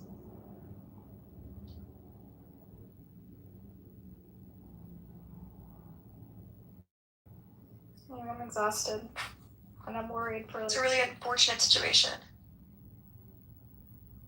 I do believe that every single one of those Palestinian men, though, probably would want to destroy my life if given the chance. So, fuck them. But it sucks. Oh my god. I don't think they notice you. Sorry, it's what I believe. I wouldn't go as far as destroying their homes or going in places where they live. Wait, how is this surprising to you? That's the radicalization of Israeli society that the one guy was talking about. I don't know who it was. So, like, Bubbles, she's a she moved there 10 years ago. She's American. She understands the stand your ground culture that we have in America. She understands that people don't have a right to just trespass. Yeah, Bubbles live in a bubble. Okay, listen, hold on. Her dad I live in a bubble. I love my bubble. Buttercup. Despite the fact that Jews in America tend to vote Democrat traditionally, especially now there's shit. I hate when you explain Jews to me. Yeah. In Israel, they tend to be a lot more right wing. Just because you accept this. I'm talking about Bubbles specifically. Yeah, no, but this is common like this is the mindset of the kind of Jew that would move to Israel. I heard because she's a friend of mine and I know where she comes from and her political. I'm just not surprised. Well, because you don't know her really. You're stereotyping her with all the Jews like you always do. No, I think that this is quite common actually. Like what Jews want for America and what Jews want for Israel are very different. They want a melting pot culture for America and a very, ethno-national state for Israel. This is quite common. Bubbles is well educated. Her family has most of them are liberals, right? She has her sister who's lefty and opposes the occupation. She's able to think broadly. She can stretch her mind to understand multiple perspectives. And yet, she buys the bullshit, She drinks the Kool-Aid, and it's very interesting to me. Well, living in it is different than biting the Kool-Aid. I mean, you live in it. My points of view are shaped through my experiences in life, which are way more traumatic than the average Tell me something American traumatic Jew. happened to you recently, Bubbles. I've lived in Israel for 10 years, so everything that's happened in Israel the past 10 years has been my life. I mean, that's a totally different experience than an American Jew just, trying to figure out what they want for Israel. But I live here. Your life Yeah, seems but you live pretty in Tel Aviv, idyllic. which is the equivalent of living in Los Angeles. You live in La La Land. No, it's not. We experience terrorism, we experience wars, we experience everything. Only recently, after the Iran war. No, which you no. support somehow. What do you mean only recently? There's ongoing missiles from Hamas every single year. Every single year there's ongoing missiles from Hamas to Tel Aviv every year. They've in the spring. Hamas has reached Tel Aviv before? Yes, every single year I've lived in Israel for 10 years. Yeah, it's true. Oh, didn't you know Hamas reached Tel Aviv before October 7th? Absolutely. Have they ever actually reached there, or they were intercepted before they got there? Yes. What do you mean? Did Did they reach or were they intercepted? It doesn't fucking matter. You're in a bomb shelter because there's missiles being detected in your area. How often? Who cares? You don't think that's more Ashkelon traumatic than a New York Jew getting on the subway? In 2012, rockets hit my city, Rishon LeZion, and hit a building from Gaza. Okay, listen, I agree with you. It is a tough place to live. But it shapes your point of view, and that's why, I mean, the one guy here says it's radicalized for systematic reason. I think it's radicalized because of lived through experiences, or both. Bubbles, I also see, like, listen, you're a person who wants to raise a family in Israel, right? You're a person who wants a better future for your kids. You probably don't want your kids to serve in the army, and yet you're not interested in anything. You're kind of blasé about things that make things worse, and don't do anything to make it better. I just don't get that. Why would you want to? If you're invested in this country and you have the privilege to actually make things better, why are you just shrugging your shoulders at the people who are making things significantly worse and more violent? I'm not shrugging my shoulders. I don't agree with it. Yeah, but you also don't give a shit because you've already stereotyped the people they attacked as hating you. No, I do care. I do think it's bad. I do think it's provocative. But it affects I don't you think it and helps your kids. anything. Your kids will continue to be fighting for their lives because of you being blasé about it. I'm not blasé. Well, then protest the settler movement. Go and help farmers, defend them. I don't know, fucking do something. I'm not helping Palestinian farmers. Fuck that. But I don't agree with the people doing what they're doing. For the hostages, to free the hostages? Of course. Did you protest against Those are my people. Supreme Court reform? Yes. You did? Okay, good girl. Did you, did you protest against the children who were murdered in Gaza? No, I don't care about them. You don't care about children, the babies, like the protest. I'm not having this conversation with you, but it's not my people, so I don't really care. Wait, why do you have to care about the babies and children that in Gaza, but she's Israeli, so like... Because it's bad to kill children. You don't think it's bad to kill children? I only protest for my people. I only give money to Jewish homeless people. You only give money to Jewish homeless people? Yes. Damn, you're really brainwashed. What do your parents think about this? Your dad must be so disappointed in you. Your children in Gaza, like, for sure not Israelis. He's just disappointed I'm giving my money away. Hold on, I'm actually kind of interested now. Bubbles,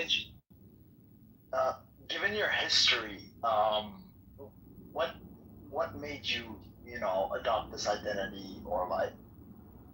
Because we're sick of it. We're sick of the terror. We're sick of trying to make deals. We're sick of trying to do this. You were in America. You were in America. If you have lefty parents, or your dad at least. I don't have lefty parents. I think they're moderate parents. They don't believe in like settler crazy shit. Buttercup fucking exaggerates everything. I love Buttercup. No, they're lefty compared to her. What, like they're not communists? No, only half of my family is. But Buttercup, I don't really want to share the politics of my family with this you're right. group of people I don't know. It's like...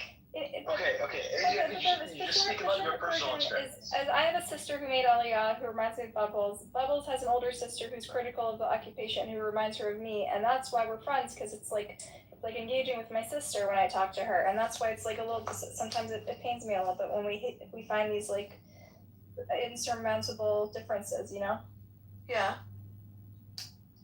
Well, what can you do? What's the topic of discussion? A cottage. I want to know why Bubbles have pictures of so many cottages. Because it was the best day of my week, finding it. I heard there is a lack of cottage recently. There's a shortage in Israel, right? I know there was a shortage, yeah. Yeah, and then I heard that the ones they're putting out now are actually bad and sour, so I'm nervous. Anyway. Cottage cheese looks too much like discharge, which is why I find it so disgusting.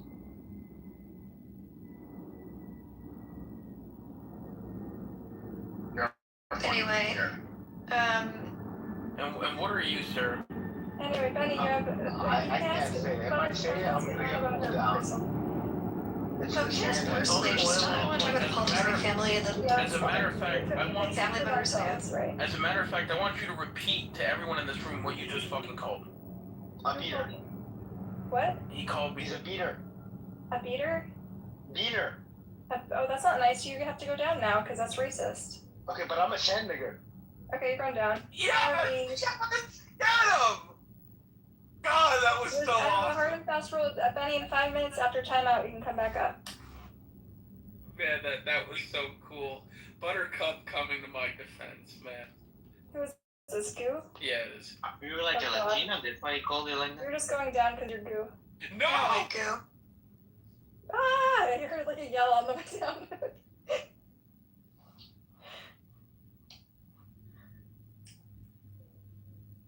Hell, I only had one conversation with Goo, and he was very misogynistic in the conversation. He's disgusting. He's been like disgusting to me from the beginning, and then then I got doxxed, and all of a sudden he's like, if I knew you were hot, I would have been such a dick. Ew. That's so gooey. Yeah, gross. I felt dirty. Alright, you're gonna. I'm sorry, Goo, you gotta go from this room. You see, Buttercup, I'm screaming at you even after you've been doxxed. You're what? Yeah, I know. That's how sincere you are Yeah, in your beliefs. of course. Etsy, I just want you to know I talk to you harshly because like I talk to my family. It's because I think you're a good person underneath it, and I think there's hope for you. Still, after all this, with all the brainwashing and all Don't say hope. Don't say hope. Oh yeah, hope is bad. I don't know what Israelis hope for. They might hope for my destruction, you know? I'm scared. Honestly, that was kind of worth it. A good throwback. What, throwing Goo out? No, saying what I said to get moved down. That was kind of worth it.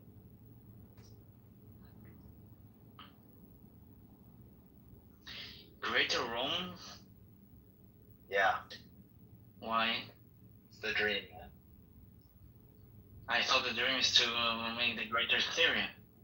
Well, I'm willing to accept being subjugated to Greater Rome. Fuck Rome. Let's burn down the temple again, baby. Come on. I were in there. Did you fast for the what's it called? No. The Tisha B'Av? Yeah. No, I didn't fast. Why not, man? Because I'm not religious. But still, fuck Rome. I don't need to fast in order to hate the Rome. Fuck Rome. You think you're gonna win this time?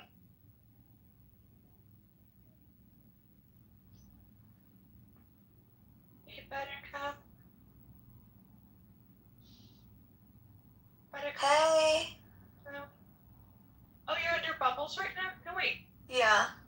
Okay.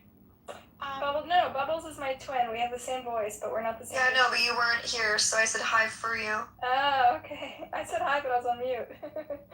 Just want to say, heads up, Buttercup, your room is being by John Kitover. Yeah. Are you aware of that? Yeah, I hope everything I said was recorded. And they gave me a medal. Hope I get a medal from BB for my work tonight. Are you worried ever that they're gonna record you and send you the... What? Why would they not? They would agree with everything I say, no? Maybe. Well, you don't like the settlers. I don't know. You're right.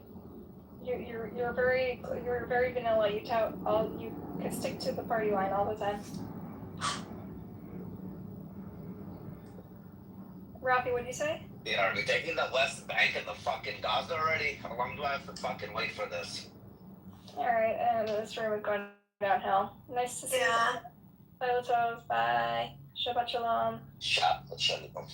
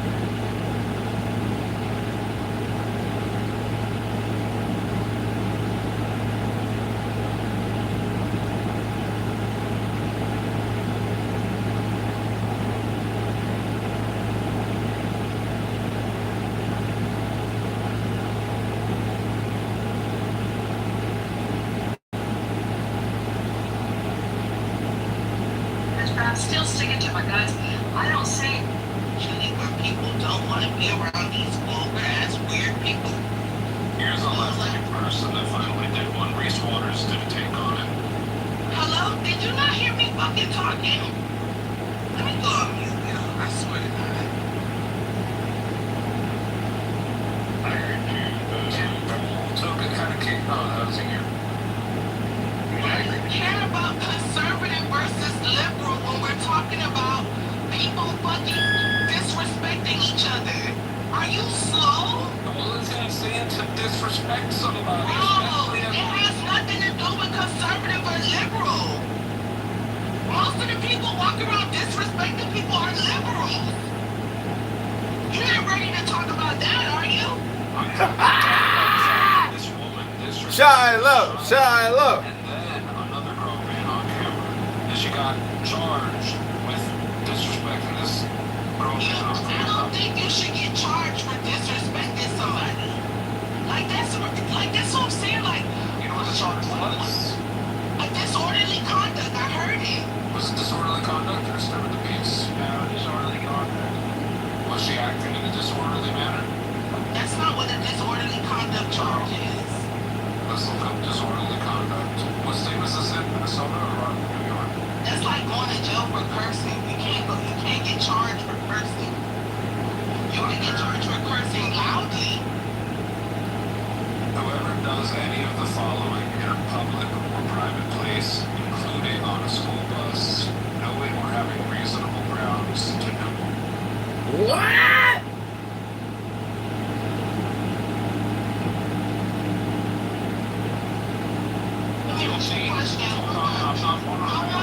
No, I don't give a fuck if you're done. So going up to someone with a camera and asking them to call you a nigger because you just saw them call someone else a nigger. He didn't ask me to call him a nigger. Yes, that's what they just said. He did not ask me to call her a nigger. Yo, didn't you guys say he went up and was like, well, call me that? Why you calling that little kid a nigger? Yeah. That's not what he said. Bro, yo, Florida, can you go back to chillism? That's not what this guy did. Can you go back to the pits of hell in which you came from? I could. Please? I could. Go back. I don't want to right now. That's not what this guy did. You're not that smart. That's not what this guy did. You're not that smart. That's not what this guy did. So what did he do? I'll play the video. How about that? You I don't know. No. I want you to tell me what he did. Let's just play the video so we're all on the I don't want to hear the video. If you play it, I'm gonna leave. Fine. I want you to tell me what he did. Let's just play the fucking video of what he did. Alright. Well, that was easy. Explain. That was fucking easy. What were you saying, Adam? Yeah, I mean, can someone explain what's going on? By the way, I want you to know, Matt, Florida actually uses the N-word. So this is what I'm trying to say about the dumbass liberals, bro. The dumbass fucking liberals. Did you call the child N-word? The dumbass liberals. He acts like he gives a fuck when Florida uses the N-word. Did you just hear him say, why don't you say it to me?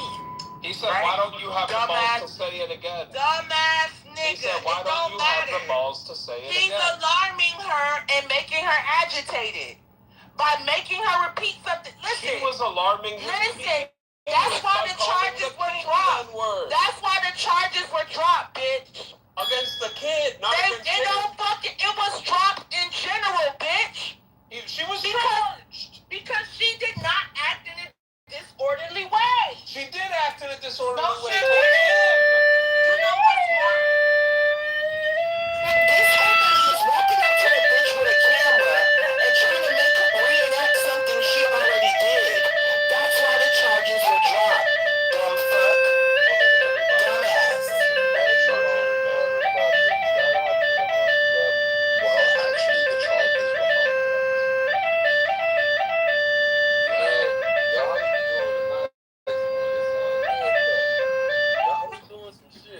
I just don't want to hear from no man that call people nigger on an app and maybe in real life try to like, what the fuck do you care, bitch? This bitch just like you, Florida. You angry.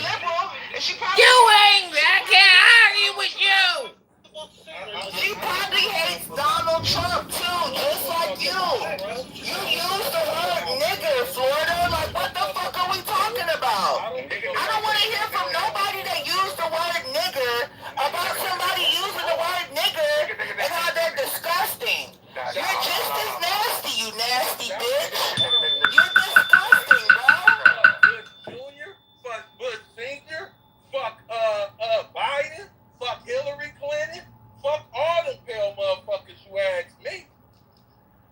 can't argue with you. I don't want to hear nothing from no stupid Uncle Ruckus nigga. You angry. Fuck all the poor motherfucker. No, fuck a bitch that talk Hello? like you.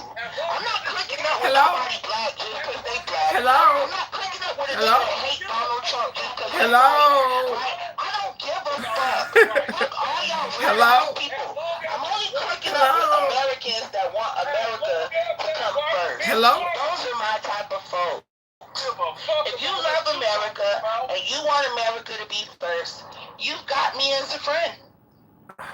You like monkey, left side, right side, fuck you. Shit. Give a fuck. Democrat, Republican, liberal, conservative. Hello?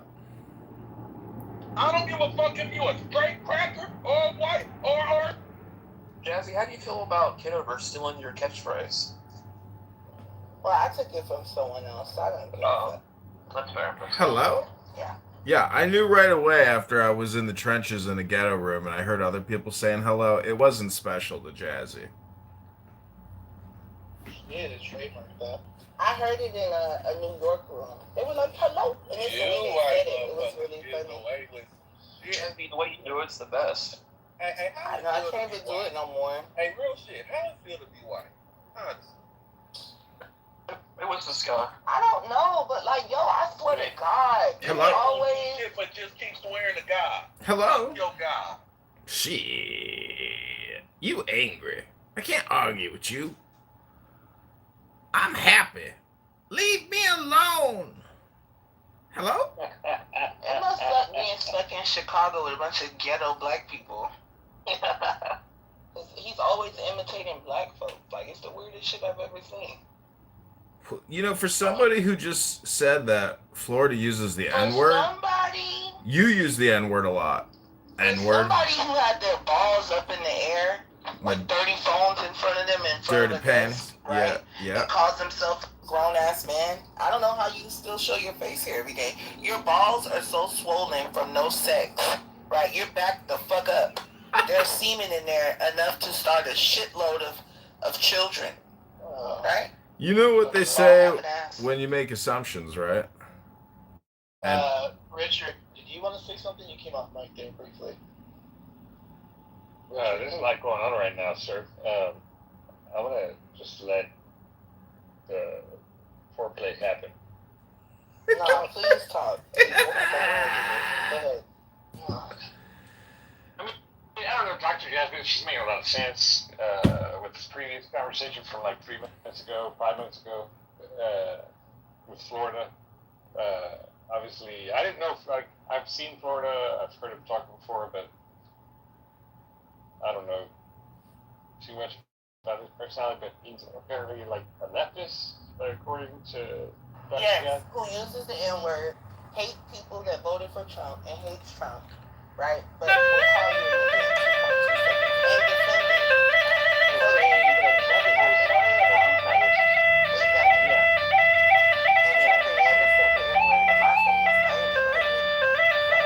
Yeah, weird. Did you watch the Trump Correspondents' Dinner?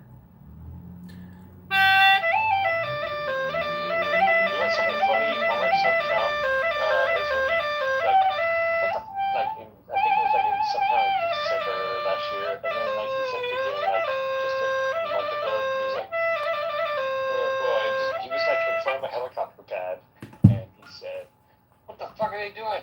I just fucking announced fucking withdraw, like no ceasefire, like there's no firing." And then fucking immediately after beating Netanyahu in Israel, they fired missiles upon Iran or whatever, or like Libya or something. And he's like, "What the fuck? What the fuck is that? Live TV, dude!" And it's fucking like recorded. That was so fun. Like, they've been fighting for so long, they don't even know what the fuck they're doing. That's exactly what he said. That's exactly what, And then, like, he just recently, like, talked shit about Bibi Netanyahu. Like, he was, like, talking shit about Israel. And so it's like, a lot of people are accusing, a lot of left people are accusing him for being, like, a dick sucker of Bibi Netanyahu and Israel. But he just recently, like, said like some shit like negative towards like his actions. I apologize, guys. I'm getting ready to eat dinner. I can't talk much. Oh, good. Yeah, this lawyer though is funny. He's sounding off, going on and on and on, and then when he leaves, the people are like, "Did you smell that on his breath? Was he sober? I think he's drunk." He did kind of lose. He did kind of seem a little off his kilter, but I mean, he's probably just so fucking pissed at the judge, the prosecution. He kept saying, "Get rid of this woke bullshit. You people are the problem. The media right here. You won't print it." He went off. Yeah, what everybody's saying is like he was like fighting the defense and the judge. Like that's how it was like a battle between his group and their group. You know what I mean? Like that doesn't like it was abnormally weird the whole trial, I guess. Judge won't even let him file or record his, what do you call it, objections. You have to record it during the breaks. She wouldn't let him do that, like basic stuff.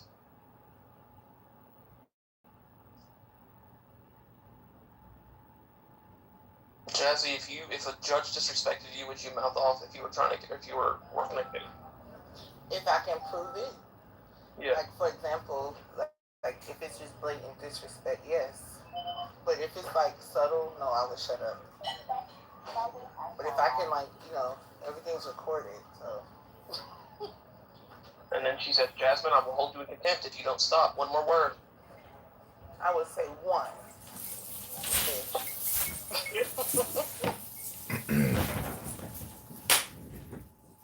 I just want to say that this woman, Shiloh, they wasted her time. They wasted the court's resources. Those woke faggots in Minnesota wasted everybody's time. This piece of shit should be deported. He raped, a 13-year-old girl, 16-year-old girl. This guy's a danger to society. He should be deported. Fuck it. He should be executed. Get rid of pieces of shit like this from our midst. Send them well, I think back. Shiloh should Goodbye. be getting rid of too. She's just on another level of Really? Really? Projection mirror says what? Projection mirror says what? You fat fucking piece of shit, loudmouth fucking piece of trash. Loudmouth piece of trash, fat fucking pig bitch. I think people like that should be set down. Along with people that rape 13-year-old girls. They gotta go too. But Shiloh's no innocent person. She didn't do what he did, right? And I don't think she should have went to court at all. But I'm glad it was exposed that she calls little black boys the N-word. Thank you, Shiloh. She's not. But I can't help. I mean, she's one of those women that like you find attractive, but you're mad at yourself for finding her attractive because she's like white trash, you know? And it's like you can tell she's white trash, but there's still like an angle that I don't know. It's hard to explain. Yeah, she's hot. I get it. Listen, unfortunately, you can be a piece of shit and be attractive like this. It looks good. It's actually very comforting. You see, Shiloh accurately diagnosed the piece of shit filming her. He is an N-word, and Shiloh was in the right. And the fact that the court is now censoring people for calling pieces of shit what they are. Hello? Go look at my underwear photo, fat ass. Go look at my underwear yoga photo, fat pig. Go look at my underwear photo, fat pig trash. Fat pig trash giggle, what? Projection mirror says what, fat fuck? Fat fuck, what? Hello, fat ass? I mean, you can't call a child something like that. Even if he's trying to steal from you. I mean, maybe I'm wrong, but I yeah, you're wrong, dude. When somebody kills somebody, when somebody commits an act of violence, that's breaking the law. Calling somebody a derogatory term is not breaking the law. It is the law that you can say provocative things to obnoxious, horrible people. It doesn't matter if it's unethical or moral. It's not illegal. So fat pieces of shit who are sensitive about an N-word but don't give a shit about the crime problem in this country, don't give a shit about the rapes, the murder, the harassment, the abuse, the never-ending homeless cocksuckers on the trains lighting people on fire, slicing their fucking throats, They don't give a fuck about the crime. They're more concerned about sensitivities and getting called an N-word. Hello? Hello? Called your child a vulgar name, I'm pretty sure you would beat their ass.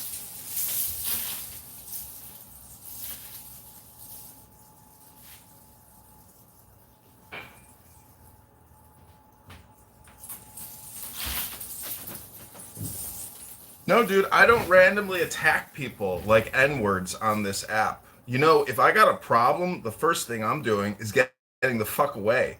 Or I'm pulling out my phone to film the fucker to put him on social media blast to get my social equity justice on the internet. I try to avoid violence. Unlike fat fucking piece of trash loudmouth cunts out of Florida and their drug dealers in Baltimore, fuck that fat piece of shit loudmouth cunt. Fucking pig bitch.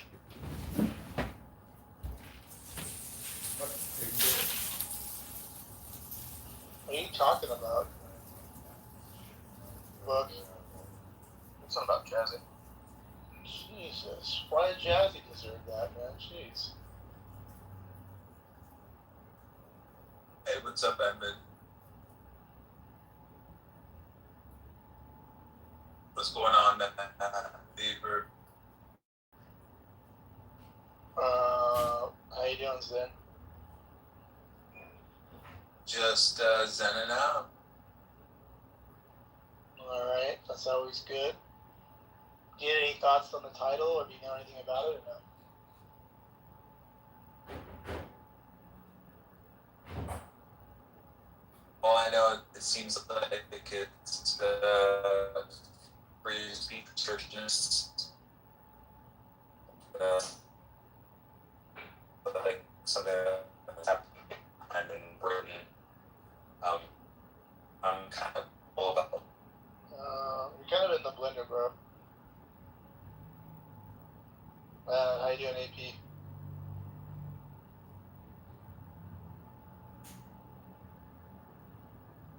What's going on, man? What's up? Just chilling. It's a Friday night.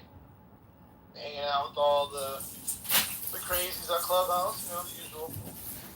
Yeah, you're right about that. Crazy on Clubhouse for a long, long time now.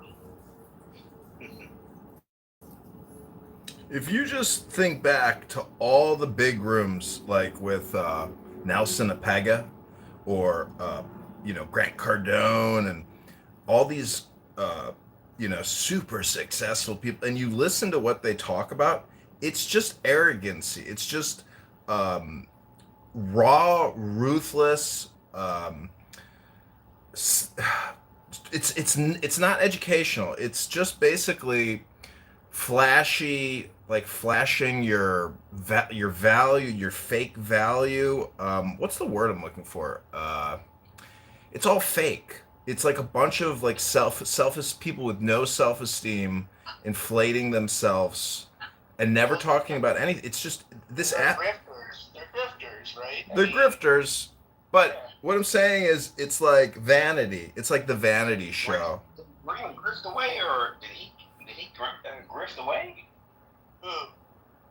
Grant. He said Grant. Book said Grant's on a different app. He's on the other social audio app a lot right now. Oh, really? Wow. Well, somebody told me that Nelson Apega and Jonathan Bing had a fallout, so he's no longer on Chatter. But I heard nobody is even on Chatter, and X is just taking everything over. I think this app will shut down eventually. The gold transfer system, the gold coins, is completely not adopted. Nobody gives a fuck about it. And I had an account where I did the whole verification with your fucking social security number, and they deleted my account. So it's like, if they're deleting a power user's account over and over, and obviously these faggot retards that run this app don't give a fuck about like the long-term value of it.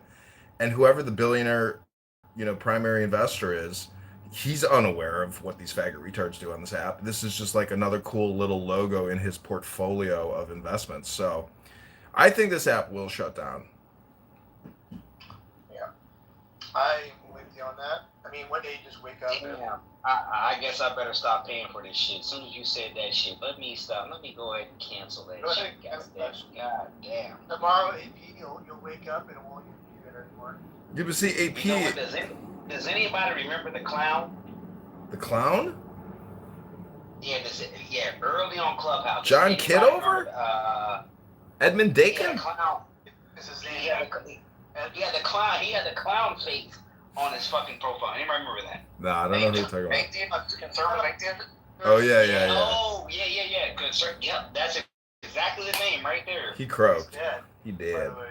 Oh, he's dead. Whoa, shit, I had no idea. But see, AP, why do you pay for Plus? Do you want to see who looked at your profile? Like, what do you use your Plus for? Well, they just, I don't know, they started a couple years ago. I don't know how long ago they started. But yeah, pretty much. Because when you spoke, yeah, I'm getting rid of it. Well, see, I use Anonymous to go into rooms that I'm blocked from to live stream that room onto other platforms. So it has value to me. But if I'm the only one using it to basically re-platform content, well, how can I, if I'm the only one doing it, their product is worthless. Like, there's just, it can't support the amount of data transfer and cloud they have to buy to fucking facilitate non-stop conference calls around the fucking planet. Lots of people sucking up all this fucking bandwidth, no advertisements, not enough profit. Like, this thing is shrinking. It's shrinking and shrinking. Eventually it will they'll pull the plug on it and be like, it was a great experiment, guys, but we're sorry, we've got to shut it down. Yeah. Any moment.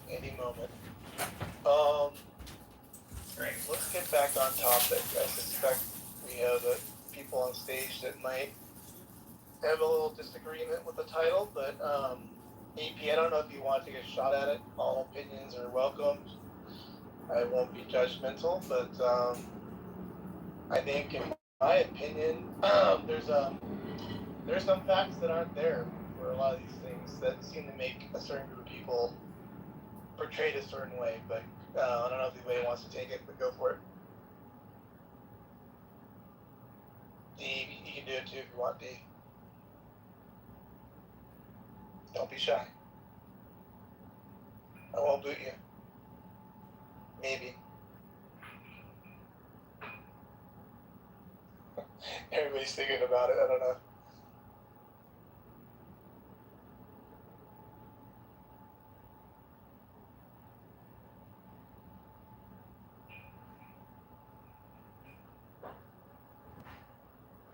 Oh, I guess the app is dead.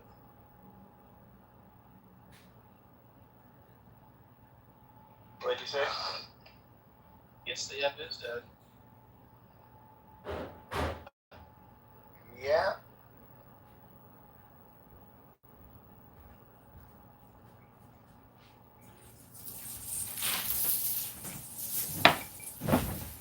Did anybody see this Young Washington movie that came out at the beginning of July? No, hadn't even heard of it, no. It's a great movie. And historically, Washington was trying to become a British officer, according to the movie, and he slaughtered and killed all these French in order to fulfill his ambition. And then it's such a crazy twist of fate that we're battling the French, slaughtering them in these French-Indian wars or whatever, and then we turn on the British, and then the French forgive us and arm us to the teeth to fucking kill the British. So it's like, it's just a good movie.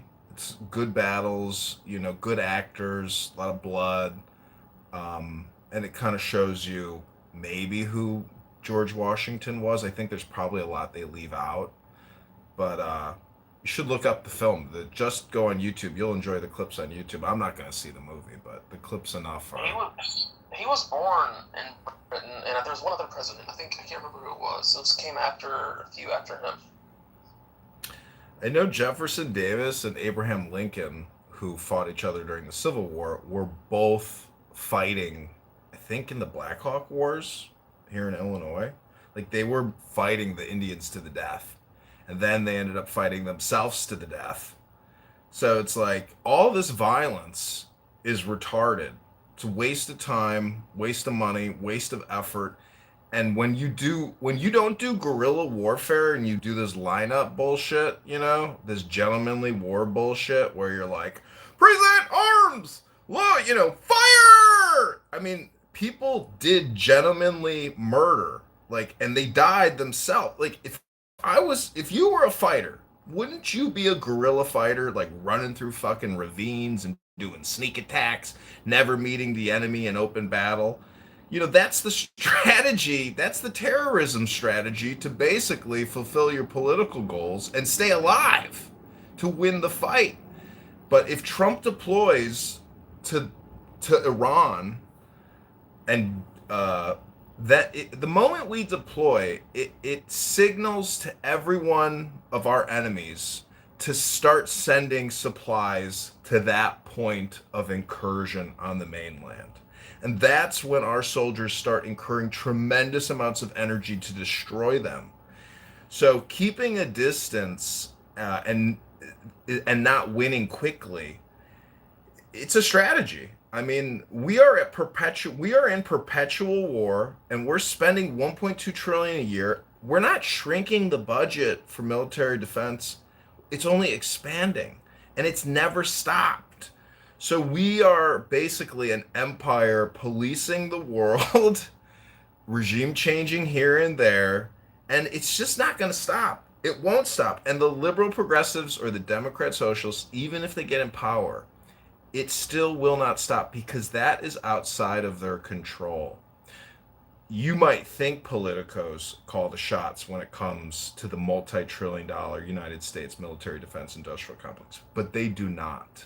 They are outside of that boundary. They can't penetrate that.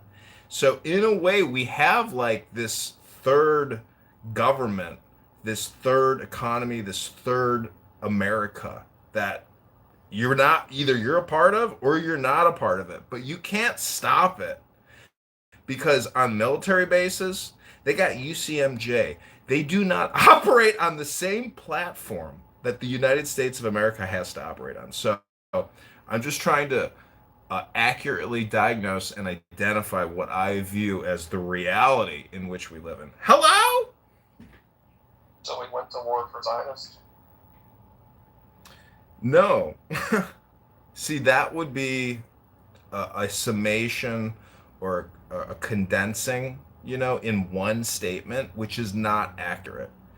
The more accurate diagnosis is that America is the Zionist entity, and little Israel is just our little mouse fart in the field. We are the elephant. Israel is the mouse at our foot. But if you don't see that the enemy is within, here in America, that we are the global hegemony, the sole survivor of the Cold War, look at Russia. It's burning. Moscow is on fire. Their petroleum industry is in ruins. Iran is in ruins. Saudi Arabia is standing strong. Syria, regime changed. Like, we have terraformed the planet. You think that Lebanese pager attack was just the Israelis? No way. That was CIA operation, maybe in conjunction, but the CIA carries out international targeted assassinations of what we believe to be domestic or international foreign terrorists. It's the reality. We are a militarized society pretending that we're liberal progressives. But that's what the faggot retard liberals want you to think, because they're just cosplayers putting out spam videos all day, every day, nonstop on all platforms. Every senator, every congresswoman, everybody in this woke leftist bullshit, they're just doing communication consulting, but they don't stop nothing. In fact, they just want to spend more because they know they're going to get more in donations. It's grifter upon grifter. We have like a fucking honeypot mountain of grifters. You could say the president is the chief grifter, ruling from the White House. Like, we have an interesting government. It's unlike any other historical government on the fucking planet. It's a system. It's a platform. And it's all run out of Washington, D.C. and Wall Street. I mean, those are the two pillars of our society, is Washington and Wall Street. I am complete. I am a book. I am what you should be doing and reading instead of listening to a book. And you should be reading a book instead of, wasting all your time here repeating yourself like you have brain rot from being a boxer and a 4'11" Corsican anti-Semite. It's very easy to say, we did it for the Zionists, but you fail to see that America is the big Zionist, and you a part of it. Hello? You dipshit. You can't be an anti-Semite. You're European.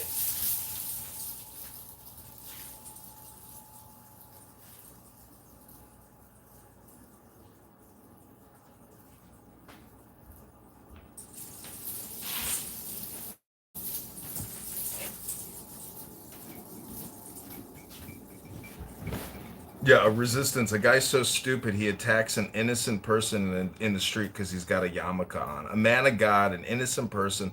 This anti-Semitic, low IQ piece of street trash attacks innocent people in the street. How you don't know that he was a pedophile? You're a fucking moron. You attacked an innocent person.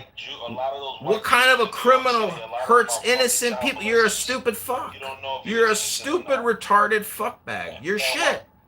Norm said he showed up. You were supposed to meet up and fight him, but you never showed up. He called you a coward. Norm's a bitch just like you. Norm would never meet up with me because he know I'll knock his teeth out his mouth like I did Yusuf Haddad, the other fake Jewish faggot nigga from Israel. They have videos of me knocking his teeth out his mouth. Just like I would do to Norm. That guy was on the app? No, he's in Israel. He's famous Israeli propaganda. Your room is shadow banned. Israel that comes to New York. Your room's being shadow banned.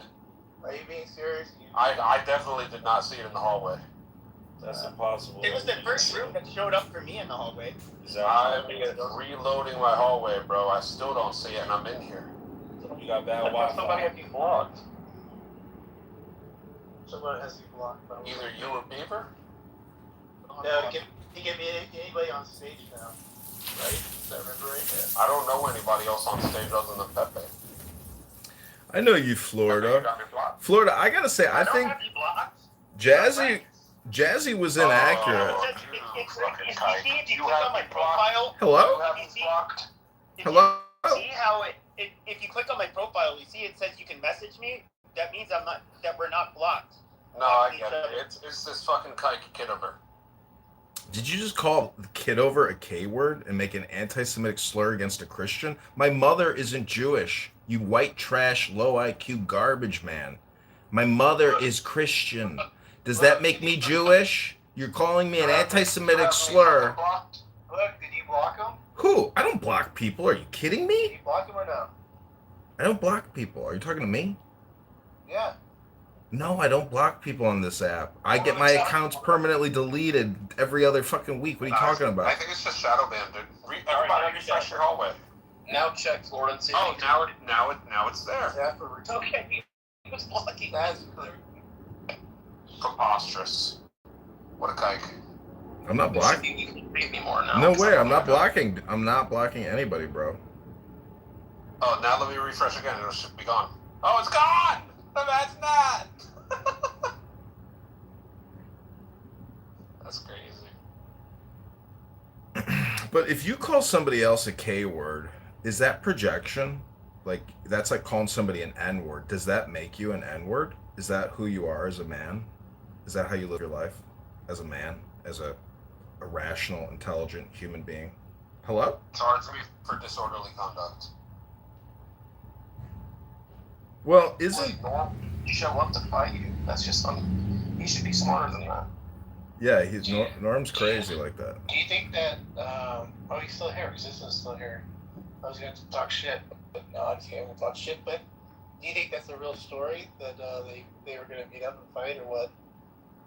Resistance, are you there? It's not a story. Anybody who was there knows I was on the park, on the app as I'm talking now, while in the park showing the pictures.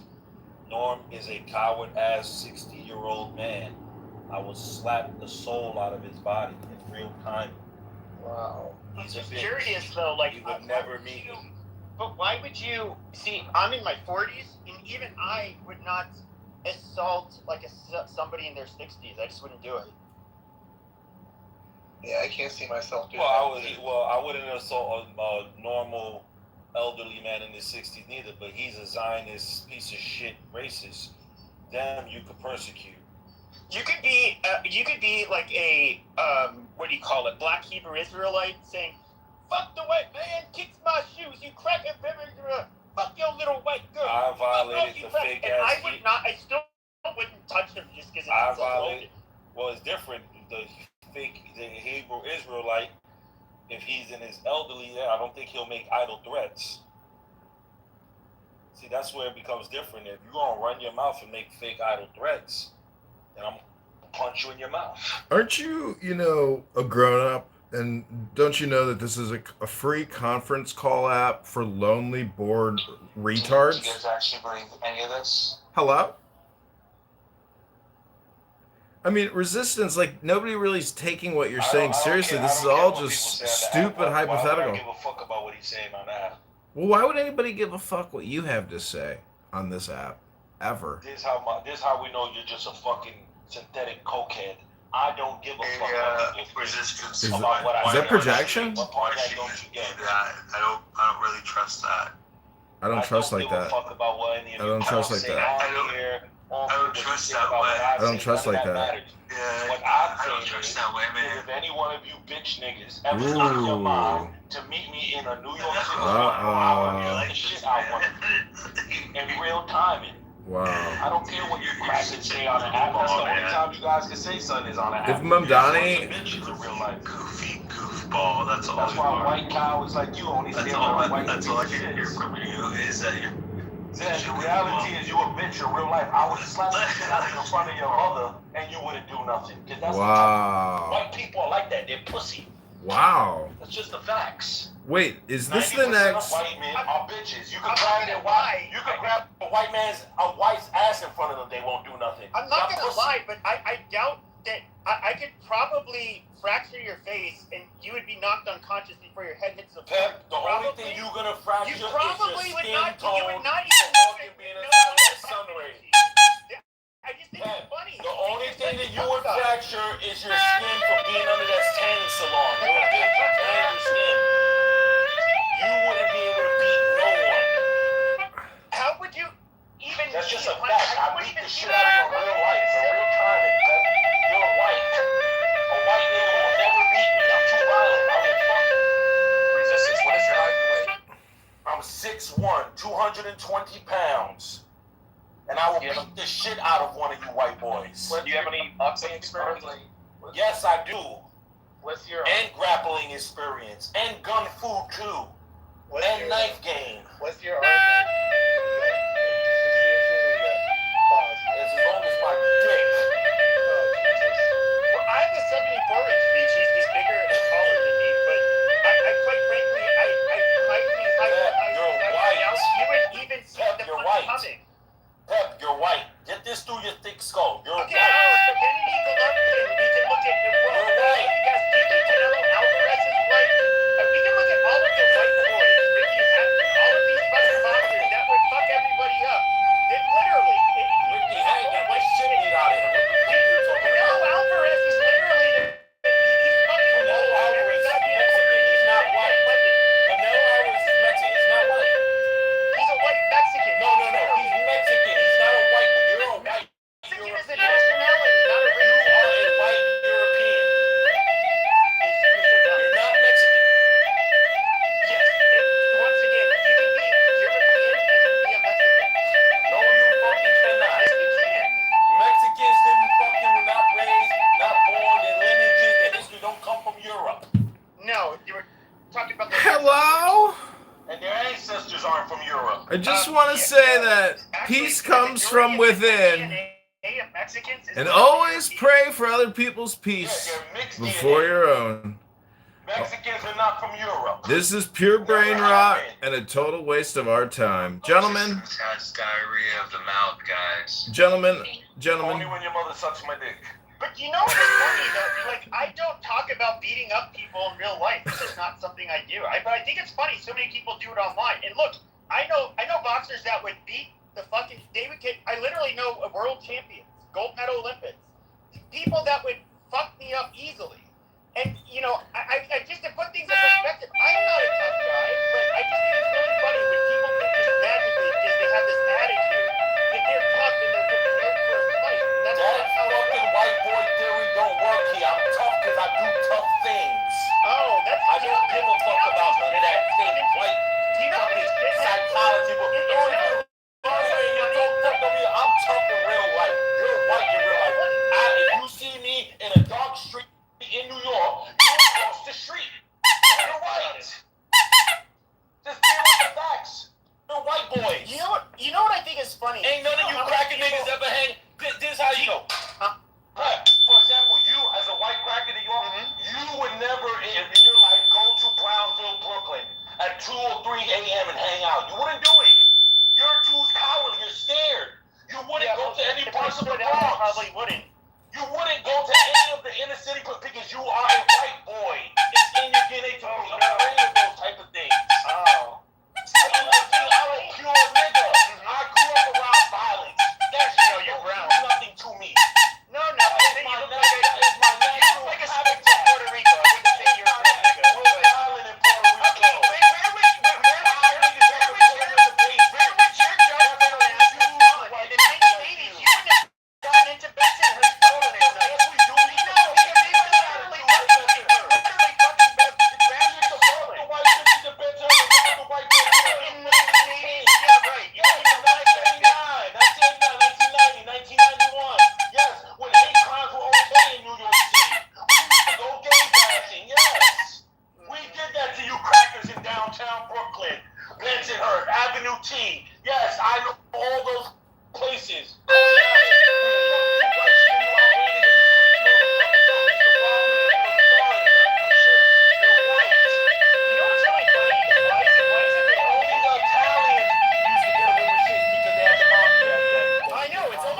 The whites can form gangs that actually have power and pull, unlike you fucking retards. The Russians used to do their little thing too, and guess what? They Hello? get their money, but they don't act like Democrats. Yes, they do. Hello? Yes, they do. They act like cocaine, degenerate, scumbag, alcoholic piece of shits. They rape women. Yes, they do. You're just a cheap Puerto Rican spick. Shut up. Yeah, I know. Y'all used to sniff all of our coke, you fucking junkies. No, you guys didn't. No, it wasn't. It wasn't you guys. Junkies. The Colombians and the Mexicans bringing it. Your girls hooked on that cocaine. They sniffed it on our dicks.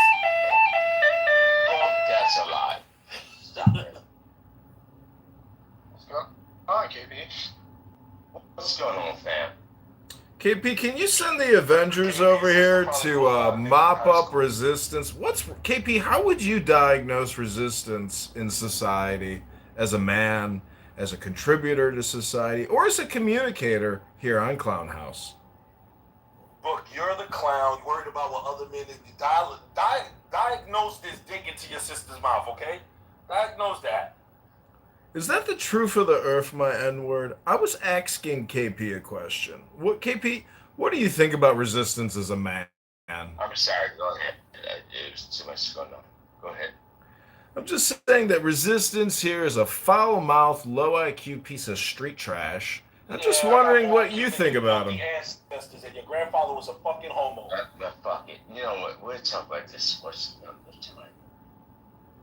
Well, I can see the Hennessy's having a good night. You're just mad because white people are inferior to Latinos. That's all it is. Oh, you think I go through... Now all of a sudden I'm not Mexican. I love it. It's so weaponized against me. You're a white Mexican. I thought you said there's no such thing as white Mexicans. Those are the Mexicans that think they're white. Continental Alvarez don't think he's white. He don't act white. You act white. You bleach your skin. You do fucking...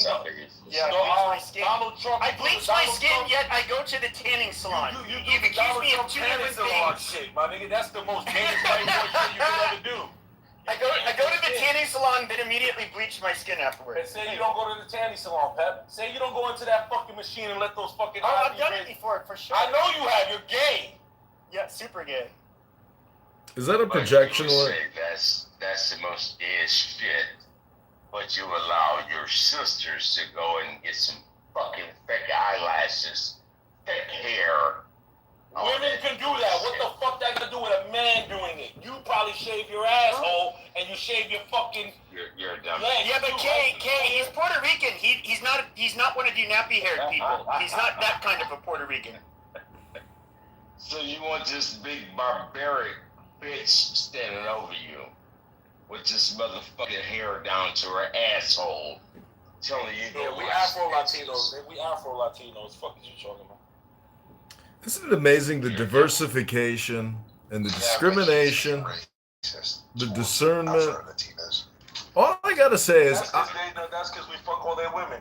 just when you think you've heard all the trash You talk, like to fuck men. You want to fuck them. You're gay. We can hear it in your slur. You drunk a 6-pack of Budweiser and you're looking for men at the bar. Shut up. What? it's projection, KP. The projection alert detection system. It's just a fact, man. You white niggas squeeze each other's asses like that shit is funny. Projection mirror says what? Projection mirror says what? Ladies and gentlemen, I just want to let you know that projection. Ladies and gentlemen, I just want you to know that Book used to squeeze his little brother's balls and then make fun like that shit was a joke because he's a weird white boy. Projection mirror says what? White boy. Projection is what's called making ad hominem projection onto somebody else It's not ad hominem. It's because a of your own self-esteem white issues. boys do that. You go to any junior high schools in America, white boys play Projection those fucking silly games activation. where they punch each other in the nuts, slap each Projection other in the ass. detection. That's gay white behavior. Projection That's what y'all do. activation. Projection detection. The projection activation detection system has been activated. You didn't go to a good fucking high school.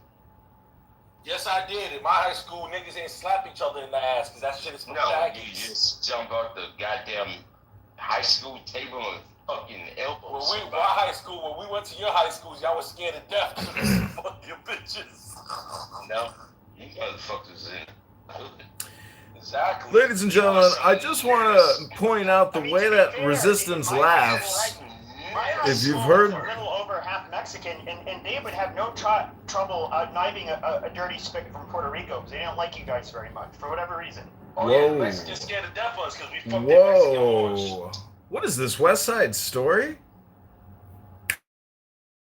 And the reality is Mexicans are pussies. Ladies and gentlemen, I'm gonna step away from the mic. Matt Beaver, it's a pleasure as always, but I'm gonna go into the real world because this is a faggot faggot conversation, and the projection activation system has been activated. The projection detection system has been activated. Shut up. Go to that real world, you bum. The projection detection and activation system will record all projections. We don't need to hear no announcements about where you're gonna go. Get the fuck out of here, you bum. Projection activation detection system. He in this butthole. The loser can't leave. He's a loser. He loves Clubhouse. The projection activation detection ad hominem system has been activated and is recording. He's a loser. He can't leave. He'll be lonely. Loser. You know, let me ask you a question. You know, black man, I didn't get so offended when a white person is abused. Tell me. Because white people ain't got shit to say. They're a bunch of fucking clowns. Why would you say that? He's just saying this shit. He's just fucking. Projection activation projection detection system is recording. Oh, you still here, loser? Now, let me go with this. Why would you say that when white folks gave you your fucking freedom? White people would give me shit, nigga. My fucking people died with the sword in their hand. We took Us our beaners made you guys. The only thing we ever did for the white people is give them our cocaine and let them OD on it.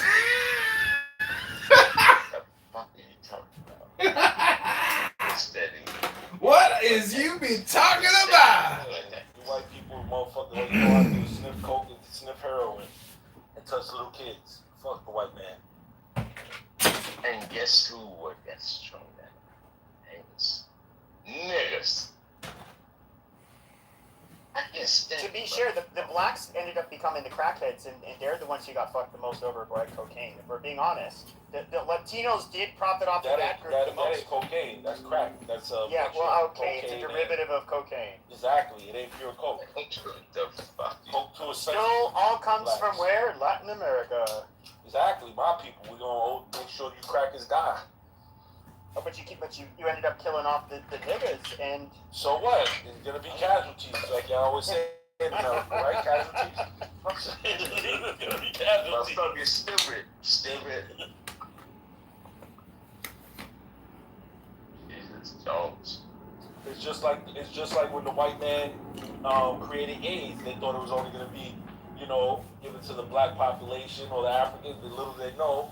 White niggas are a bunch of faggots and like going up to people's rectums, and then that's pretty sure AIDS started with faggots. It didn't white faggots, white ones. Oh, from Africa? So the first person to have AIDS was white? Was a white person who spread it to the Africans, yes. The Europeans wasn't fucking the black man, that was the first white person that acquired AIDS. I'm pretty sure AIDS existed in Africa. If I recall correctly, no, it did exist in Africa before white people. No, the white man gave the AIDS to the Africans. No. So why are you getting your ass up?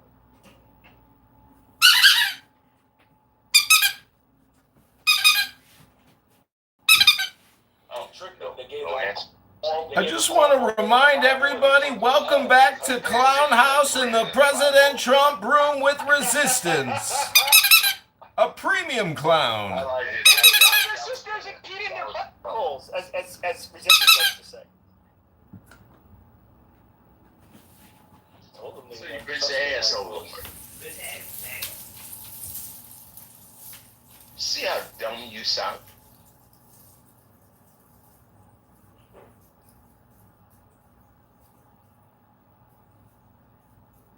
Conversation over? Thanks, Beaver. Love you, brother.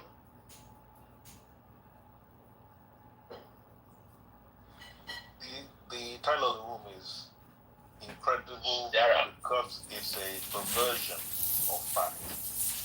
Okay. Well, the woman who was accused in this case of disorderly conduct, etc., was not only shouting, she was shouting loudly at a kid using racial epithets. She was found not guilty of that part, though. And then she was also doing it to an adult as well. There's no evidence. Just let you know, there's no evidence. Fuck off, man. Yeah, but here's the problem. Talk to yourself. You take care of No, yourself. There's no evidence of the child being told anything like that you're mentioning right now. Of course he ran. What a pussy. Yeah. Goddamn. Sorry, yes. If you don't mind me asking, why are y'all talking about that weak case, which is a misdemeanor, instead of talking about the case that happened in Georgia of the stupid white bitch and her white boyfriend that just got convicted and got 20 years and 15 years from flying the Confederate flag at an 8-year-old's birthday? That happened years ago, though. Yeah, they got convicted today. So 20 years, dumb bitch got another, and the other one got 15 years. Good for them crap. They got convicted. And they were crying like bitches on the court. No, they got convicted several years ago. Today, motherfucker, not several years. Today. No, because I remember they were. I watched this shit. What do you mean? Was it an appeal and they got sentenced? I don't know if it was appeal or not. It was convicted today. I seen that. Convicted of, sir. They were convicted of hate crime. Obviously, you jackass. That's the only way you can get 15 or 20. No, years. I'm asking you. I don't know. I'm asking you. Don't be fucking asking me questions. Use your fucking computer like everyone else or ChatGPT. Typical white people always want the answers to everything so you can steal the ideas and then profit off. He's actually dark-skinned black, by the way. He's a white monkey. No, I'm pretty sure he's like black, like Caribbean black or something. Okay, where in the Caribbean you from? No, I'm white. Well, we know you're white, but where part of the Caribbean you from? No, I'm from America. You ain't from no fucking America. You're from the fucking British Islands or something. Dumb fuck. Must be motherfucker. Stack ass black bitch. You're from St. Thomas or some The shit. Caribbean Latinos and the Caribbean apes are fighting.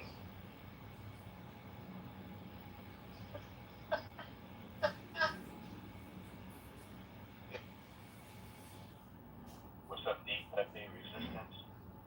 What's going on? What's going on? Evening, Edward. You're just rock and rolling, trying to feel much better. So, Yeah. Are you sick or something? Yeah, I've been sick, but I'm out of the hospital now. They admitted me over the last weekend. What do you have, if you don't mind me asking? They don't know yet. They still don't know. So. You've been shitting out your ass. Yeah, that's what's happening. Yep, because I've been puking the last 4 days and shitting all over the place. Did y'all see the other news in New York City? How a kite got stabbed by a Puerto Rican? I saw that. Was he a convert to Islam? You know, these piece of shit Jews lied that the fucking speak said Allahu Akbar. That nigga is a retarded Spanish nigga. And this is what makes it worse. This is why I hate those fucking Jews here. He also stabbed the Chinese or Asian guy, Japanese guy. I heard that. Prior to the Jew. He got the Asian guy first. And check this crazy shit out, because this is how scum they are here in New York City. They give him a regular stabbing crime to the Asian guy, but they uplift the charges of the Jew and call it a hate crime. Well, how can they get it? I don't know. Pepe should have on stage. Pepe is weird. Oh, Pepe's a Jew. Pepe killed his ass so far up the Jew's ass, it's not even funny. Yeah, I talked to Matt and Bjorn, and I kept it real with them. Pepe is not somebody you want on stage. Pepe is weird. So say it Sav. Sav, sorry about that, Sav. But before you guys were having a conversation, we were talking about my health, right? And you guys just decided that wasn't important at all. No, I know. I wanted to hear it. It's just that other. Pepe is weird. Go ahead. No, I got it. It's just kind of interesting that we talk about situations that you have no contact with, but you have a person here talk about what they've been going through. But so for the last 13 weeks, I've been having some different disease spells going in and out. So my doctor ordered a battery of tests, and it's not neural. So the next person I got to see is the infectious disease doctor, where they're going to run a battery of tests and see what's causing it. I did my MRI yesterday. They've done a whole bunch of different tests. I was losing blood, so they admitted me to the hospital for 3 days. But they found out what it was, and they actually patched that part up, so the bleeding would stop. So I was at 14.3, and I dropped to 10.6, and lost a lot of blood, but made it to the hospital in time. So that was. So right now I'm on the mend, so I'm trying to get my blood count back up, and thank God I didn't have to do a blood transfusion. So I'm very happy about that. Amen. Amen. Are you okay? Are you doing better now? He said he's waiting to hear. Shut up, Pepe. I'm talking to him. Why are you coming in here to fight? We're not fighting. I'm asking him a question. You the one that started speaking. What was your question? I asked him, are you doing better now? Yes, much better. I'm doing much better. Amen, amen. Can I pray for you, sir?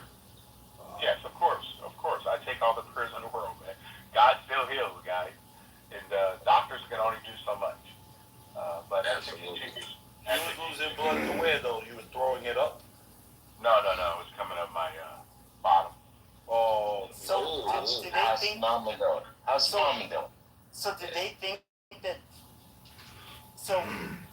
Did they think that it's because of maybe like an infectious disease, like for example eating bad food or something? No, it was nothing to do with food. What happened is they believed that there was a vessel that burst inside my colon, but by the time they went in there the second time, whatever was happening was already closed. No, Joe, they checked that. wasn't the kidneys neither, nor my prostate. So they checked out, they did the PSA, they did a bunch of tests. But what triggered it was my dizzy spells, you know, because I went to the doctor because I was having those spells, and they were happening more frequently. But now they're like one a day, which is great because there's like 3 a day, and they were like lasting 15, 20 seconds. Even when I was driving, I had to pull over. So was it like triggered by like you standing up or getting up suddenly? Yeah, that's a few times. But even when I was sitting down, it happened several times. But right now, we just rule everything out. So Thank you, Lord. Thank you, Lord, for making sure that Mr. Edward is good. You know, he's gonna be better. Amen. I appreciate it. You will remain in my prayers. Thank you, Lord, for that. You're going to be good. You're going to be good, and you're still going to be on Clubhouse talking shit. Feel me? So I'm gonna make sure to pray for Mr. Edwards in my prayers. Thank you. Appreciate it. Now, Mr. Edward, do you mind if I share your help that, you know, coming through this with our other brothers and sisters? Oh, no, you can share. Come on, man. You know me, bro. You can share it, bro. You know, you like my big brother. Yeah, I know. Come on, man. You and I go far back, man. You refer your family to me. That's a serious thing, like man. what, 8 years now? Yeah. I don't take it lightly when you ask me to assist you with someone in your family that has that. Still have to do it. So I don't take this stuff lightly. So, you know, just confidence, knowing that my company will serve families very well, and I thank you for trusting us. Now you might want to close your ears for 25 seconds. You jackasses that's on here that don't know Mr. Edward. A good friend, brother of mine, assholes. I'm sorry. Go ahead, Beaver. Matt, Pippin. I'm sorry. Something you notice. Man, I've been missing the heck out of you. Yeah, you can share. What's share up? with them. I haven't been on the app, so off and on. At late night, I try to get on and just listen to you guys. But Matt, you guys, some of the conversations are pretty. I don't know where you guys going. But I haven't been here in a while. You know, it's done like 6 years ago. KP, you haven't been around. What's up? Yeah, you haven't been much around at all, bro. Yeah, like I think the last time I saw you was like 2 months ago, I think. Yeah, I just been chilling. Just because of this kind of BS. S. You hear the S. Been hanging out. Now I just went through some things in my life and I haven't touched anybody.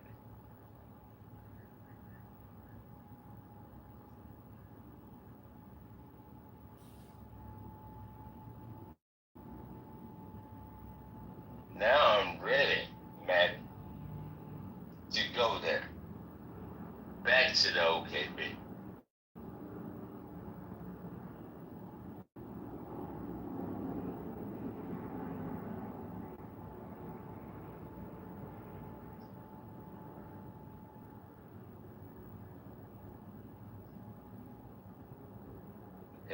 It was nice to talk to you and say, well,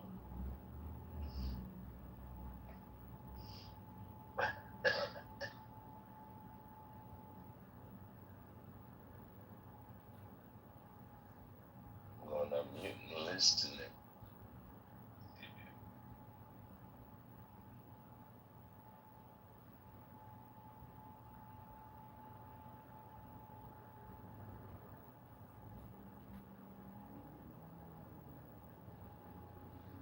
All right. What's everybody want to talk about? to change the title, feel free to jump in and throw something out. I don't know.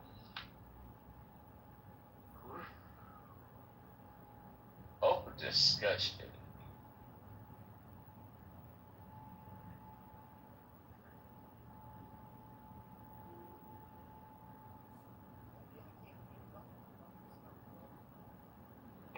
Your Minnie Mouse, Pepe.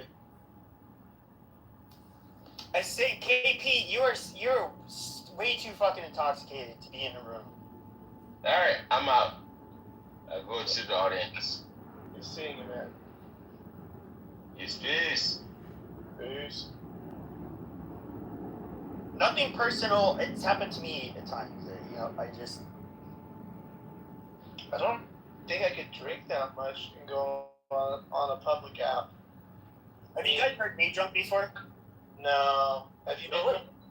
Oh wait, you did maybe one time. But you actually got drunk? I thought you don't. Oh yeah, I've been drunk like several times. Oh shit. If anything, getting drunk, I like with me, I'll open my mouth a lot more. Like I just a lot more. A lot more? How's that possible? No, like how do I? He's coming back. He's coming back. Hold on. He probably wants. Like I end up So in other words, I usually try. Part of the reason why like you hear me stall when I'm talking, it is because I'm trying to think of like a way to put my thoughts into words. But like when I'm drunk, it kind of takes away that filter. And so like if anything, I'll actually talk a lot faster, and the words will come out. Just it's because they're coming out like very unfiltered. So you may not catch it because of that, but yeah, generally it's I'll be more.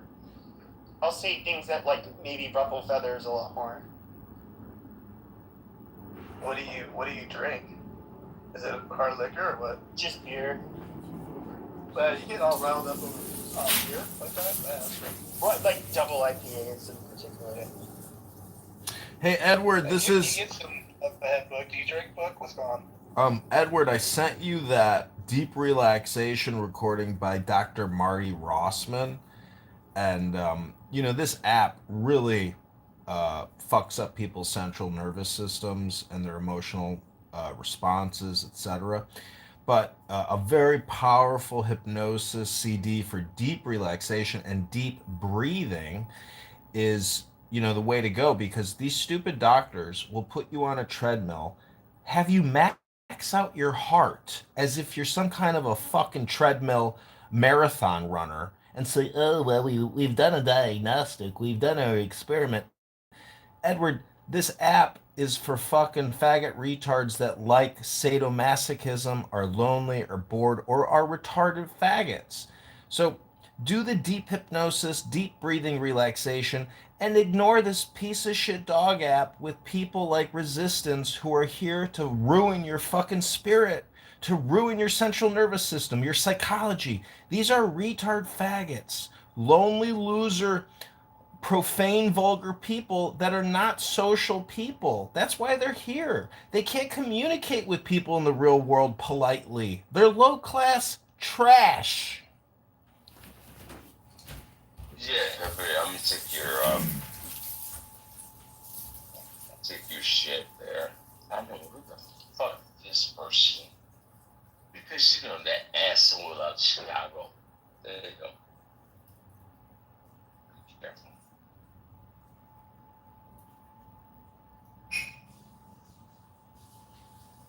So you made another fucking account.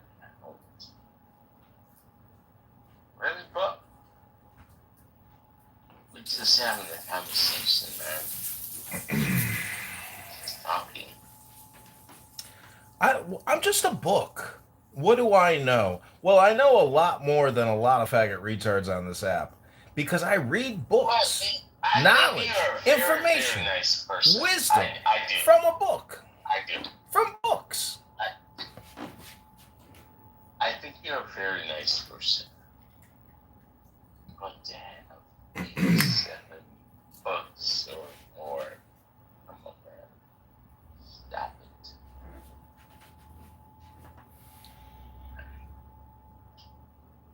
Well, I apologize if I upset you because I'm a book. But you see, it's a big world out there. No. In the world of books. You did not upset me. I think it's weird. Like, you always been a cool friend of mine. Always. It's just weird. But, okay. What's up, Joe? Alright, peace. See, people say weird when they have no more evidence to discuss, their theory or their postulate or, what their point is. They say, that's weird. No, because shut the fuck up. The owner of the room said, hey, I got drunk. Okay, I'm out. So I got to dip.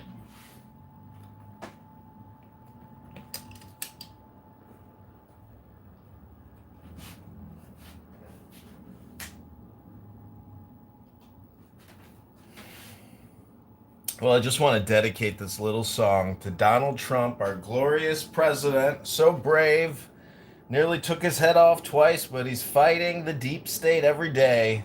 A lot of faggot retards in that deep state.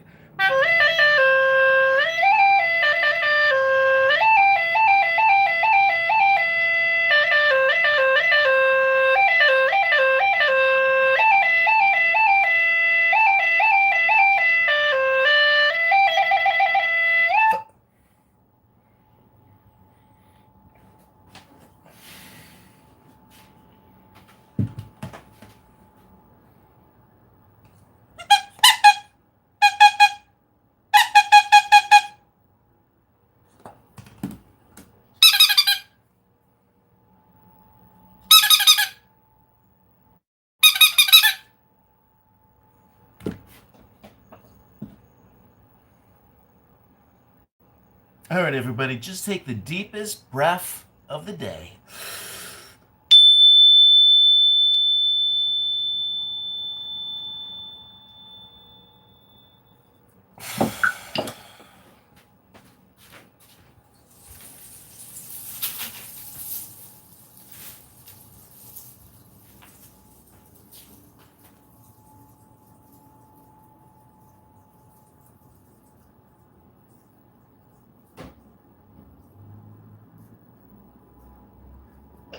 Anybody watching the White House Correspondence?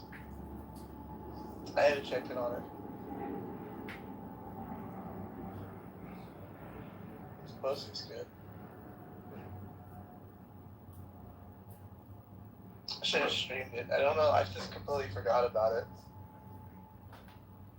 Oh, Joe watched it. Okay.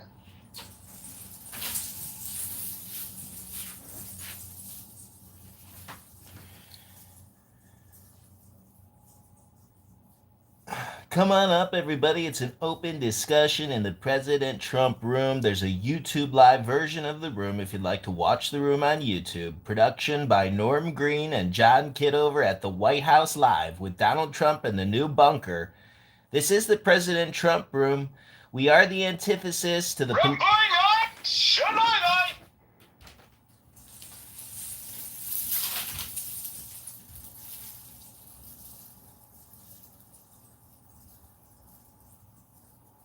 The hell was that? I think John said something Ravoid or something.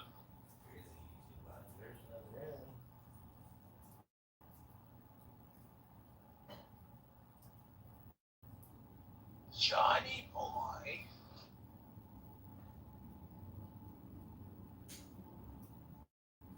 Norman! Norman! Coming, mother.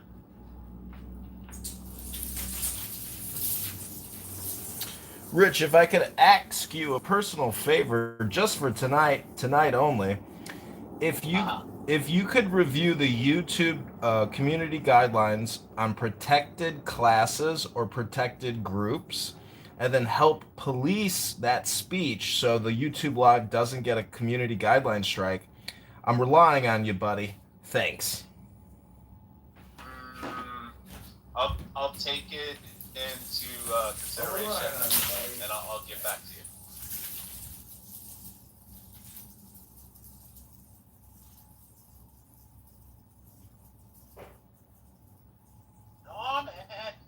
Norman!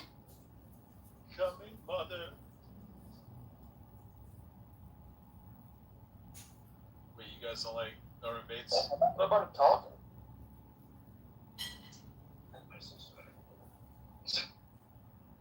What'd you say, Beaver? How come nobody's talking? Oh, John's being coy. He's being shy. Well, if you'd like, I could read a little poem before I head out for the night. No, we'll talk. Okay, great. We'll get back to work, everybody. Don't let me interrupt you. Don't let me interrupt you. Keep working, everybody. Johnny boy. Did you go out drinking last?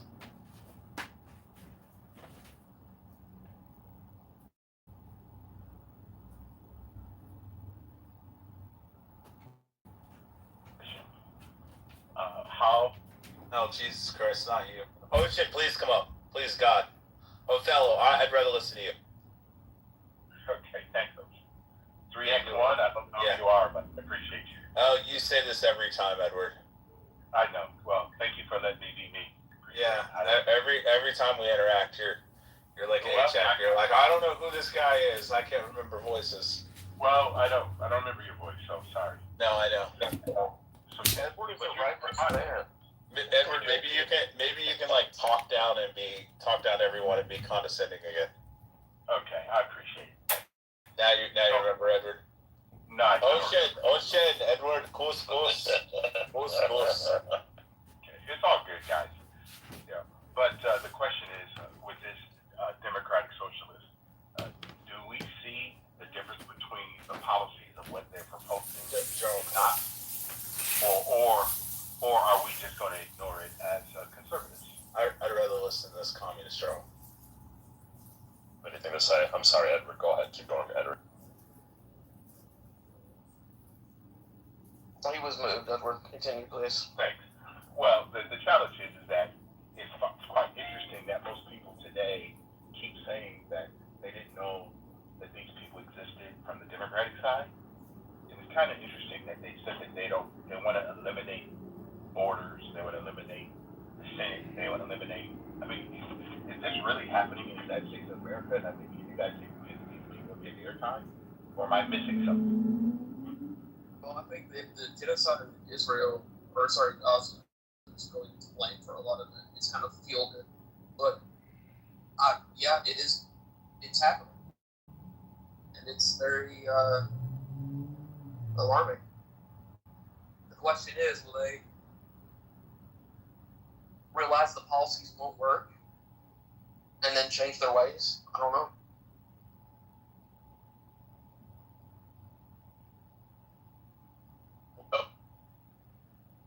Left California, and the number of productive people that have left New York. When the producers leave, what do? Do you just keep trying to take the money from the producer? I mean, does this make any sense? I'm just lost.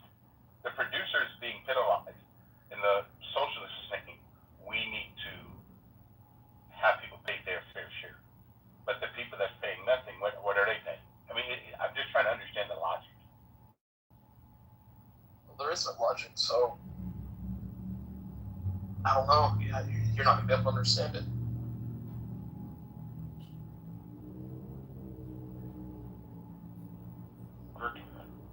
How could you be persuaded to even listen to someone like this? Hey, you know what we're gonna do? We're gonna take all the landlords in New York, and we're gonna put a freeze on their properties and tell them that they can't pay anymore. Okay, they can't get any more. I mean, it's like we're going to put a moratorium, and the public sector is going to take over these properties.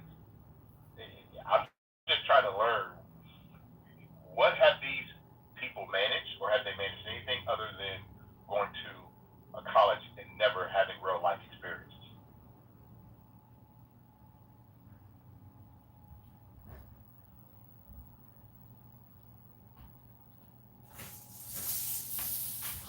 don't know. Maybe we should see what Rich has to say about it.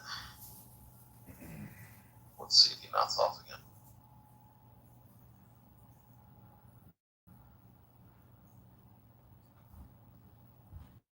So you heard what Edward had to say? It didn't stimulate you, Beaver? Hey, No, what he Edward. said is correct. Edward, I just wanted to remind you that if you having dizzy spells, hypnosis works. Just by listening to instructive words like the blood is circulating through my arms, through my legs, I take the deepest breath of the day, I hold it for 10 seconds. I know it sounds stupid, but words are very powerful. And as a godly man, you believe in the word. The word is a program for the brain. Hello? Okay, ding the gong now. Ding the gong it in. I'm just saying that meditation is prayer. You see how he slowed down his speech and he was like trying to concentrate on picking it up.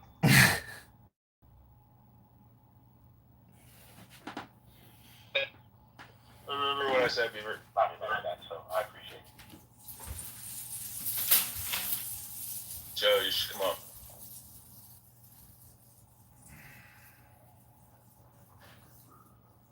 So, to Edward's question, on, Joe Hero. Momdami's freeze is temporary, lasting until September 2027. I feel like you missed how you didn't mention that, and it's an important part of that. But it's wrong. Yeah, it's wrong. Sounds like it's not going to do anything. It's temporary. Wait, is that MGK from Chillism? Yeah, but Gerald, my question is, when did the government get the right, the public get the right to freeze anybody in a capitalist society? I'm just curious. When did that become a proposal? The government does that all the time. The government sets minimum, maximum prices all the time. They set taxes on stuff. They bail out companies all the time. America is no different than communist China when it comes to that.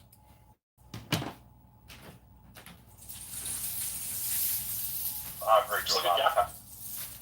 But no different than communist China? Come on.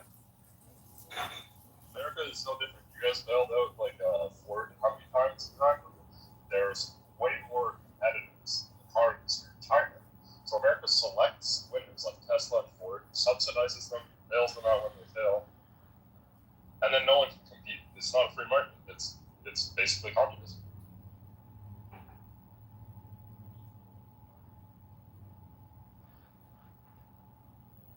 And of what communist or socialist is to you? It's a comparison, but if you're taxing people and then you're giving that to corporations or the rich, I mean, I guess that's not really what communism is, but that's how I'm looking at it. It's not a free market. It's not true free market capitalism. When I thought we lots of rules and regulations, and the government just bails out who they want to win. And, the United States, the government said no, can't release that. They're policing. That if there was a free market, they wouldn't have been able to. Excuse me, faggot Canadian retard. I'm about to head out for the night to go look at perfect tens and have a neutral. Many people don't know what a neutral is, but it's the new cranberry vodka of 2026. And I just want to shout out to Matt Cool and Beaver here, especially Matt, who apparently is the only Trump MAGA organizer on this godforsaken app. Cheers and kudos to you. MAGA, MAGA, MAGA. MAGA, MAGA, MAGA, MAGA.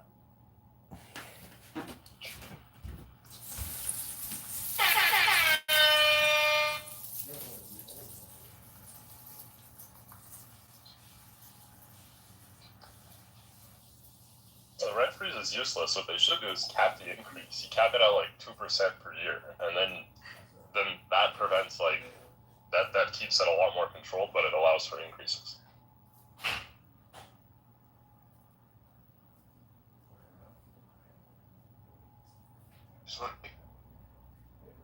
Over a business and hire people and hope customers come.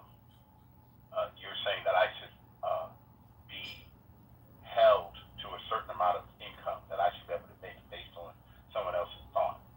I understand that correctly? That the state gets to determine what I choose and do not choose to do based on my income. governments to set prices on plenty of things. And that's all they're doing. Yeah, precisely.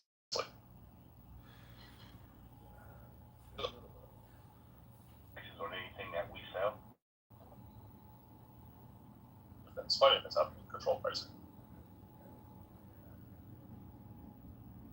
In my funeral cemetery business, where the government has priced me and told me what I should sell something for, please name 3 things.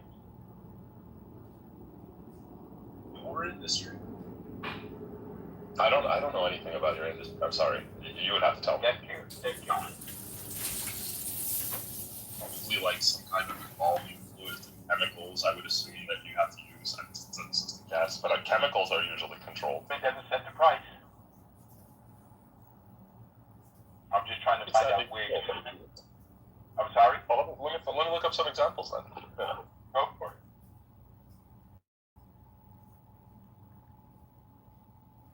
I just want to say that America shouldn't have stopped at the border with Canada. We should have taken out these British faggot retards when we had the opportunity to take the entire northern continent known as America. There is no Canada. Let's be honest. They're 1/1000th of the economy of our massive empire here on the mainland. And we have to deal with these obnoxious faggot retards like Jarl. I am complete. I know I haven't said much. I just wanted to get up here and point out how this is where we're at with political discourse. Jarl just gaslights the stage and the audience and says, well, there's many. It happens all the time. And then he's like, when he's called on actually having to make some points, he's like, I'm headed over. Don't actually know one off the top of my head, so I'm going to have to let me look some up to reaffirm my gaslighting. I could think of many examples, like general examples, and I mentioned them. Usually they're going to be like minimum prices, but I don't see a problem with setting a maximum price either. I just don't know anything about his industry. It seems weird, like I wouldn't know anything about his industry. I just want to point out in discourse what you just did. You completely contradict yourself from what you said prior. I contradict myself.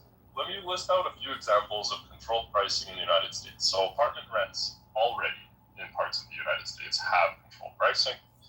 Electricity and natural gas, prescription drugs, obviously, that one's obvious, everyone knows that.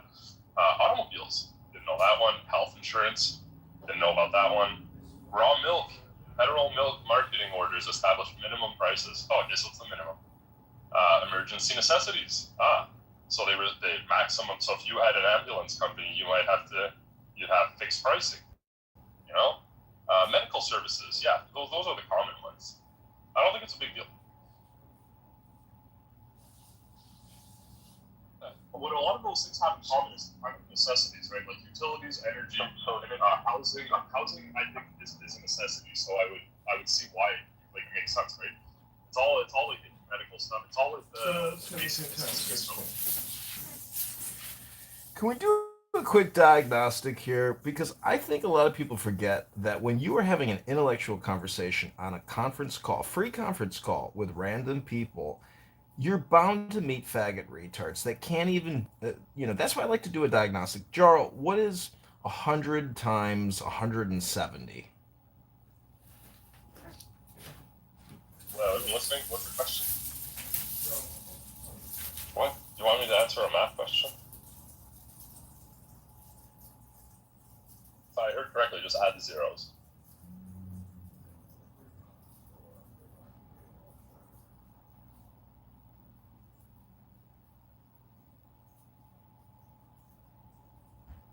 So if you want to say, America is capitalistic, and I'm wrong by saying it's not, sure, America is capitalistic, but it's not a true free market capitalism, and that's literally all my argument is.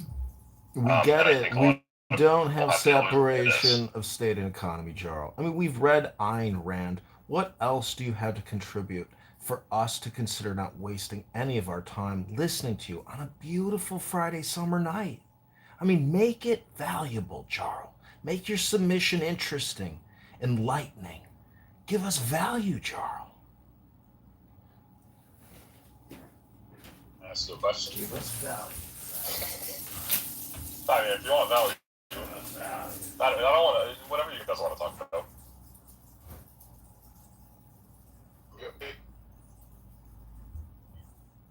I got one. What truths do you hold to be? What truths do you hold to be self-evident? I don't know. I don't think I hold any truths to be self-evident. I don't believe in truths being self-evident.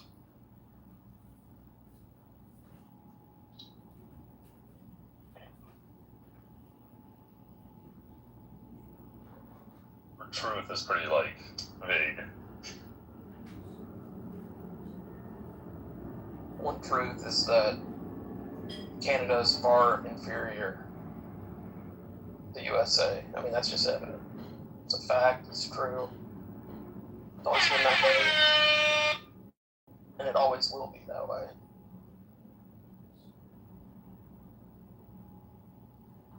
So that should get you started, Charles. Keep insulting me, I'm gonna go start more forest fires and pollute your air, okay? Okay. I didn't insult you, I insulted Canada. Trump made me patriotic, so. It made you patriotic? Trump made half of Canada patriotic. Your former prime minister affirms transgender. He divorces his wife. He giggles. His brother dies in a ski accident. Is he still married to Katy Perry? He arrests truckers. And the current, Trump is hip to the fact that your liberal, progressive, Democrat, pluralist, faggot retard society is full of faggot retards. You're just the byproduct of that faggot retard industrial complex known as Canada. Hello? I think all Canadians, or most Canadians, would admit Justin Trudeau is a bit of an idiot. But Americans have such a hard time admitting Trump is an idiot. They're both idiots.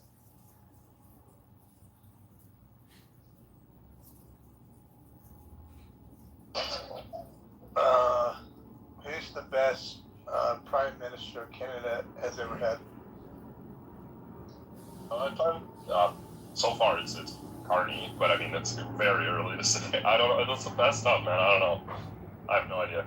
You see, you don't have it all figured out either, girl. I don't know.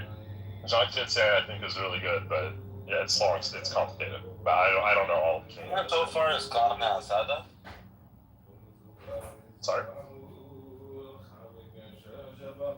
You sound like you said carne asada. What's that? Carne asada. You just said that. Oh, yeah. How about English? I don't know how to say it in English. John Chrétien.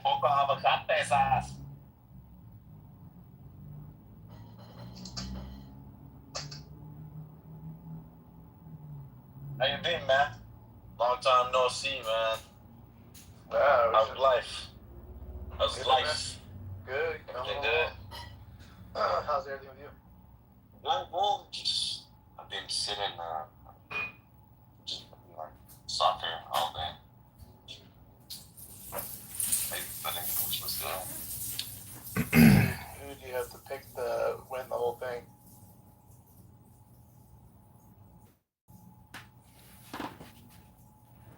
I've been just live betting on some bullshit fucking leagues, like Argentina's, first league, Peru, shit like that.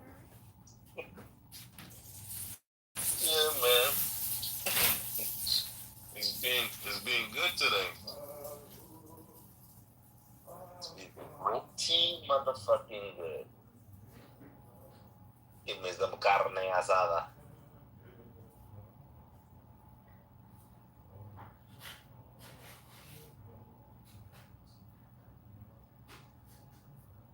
It's a slow night tonight. I figured it'd be a little bit spicier out there, but... Isn't it Friday night? People are fucking. Friday ain't fucking. I was too, I just left.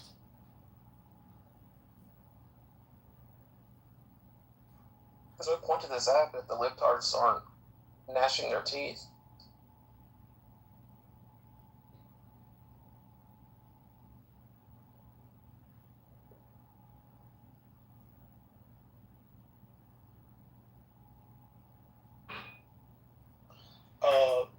Did you hear any of that debate or not? I didn't know what that was.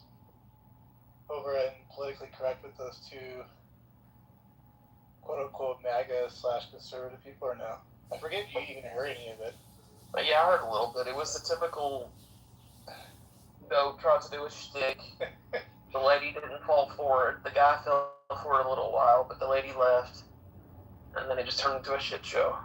They just firebranded the whole place. I mean, nobody's putting up with the shit anymore. You know what I mean? So I'm not surprised as to how they did that, how they went about their business. I was surprised that they were actually somewhat reasonable at the beginning, that being the PC people. But I knew that there's no way these guys didn't know what these folks are a little bit about, because I'm sure Trent told them.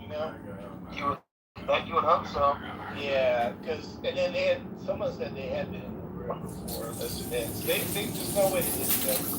They came in like just throwing chairs and just like, who gives a fuck about you people, Yeah, you fight guests and then you treat them like shit, and then you get surprised that they left. I mean, it's a typical clubhouse. Actually, they probably think we're better than those folks, because at least we all know how we all operate, But I mean, it's no different than the usual stuff that goes on here. Serendipity, yes, I do think that he spoke. I haven't heard it yet. I heard like a brief part of it. He made a joke about Nicki Minaj. What did he say about Nicki Minaj? Something about twerking. Yeah, I heard about that. Yeah, she started twerking when everybody else was done. Crazy country. Crazy country. They're just jealous.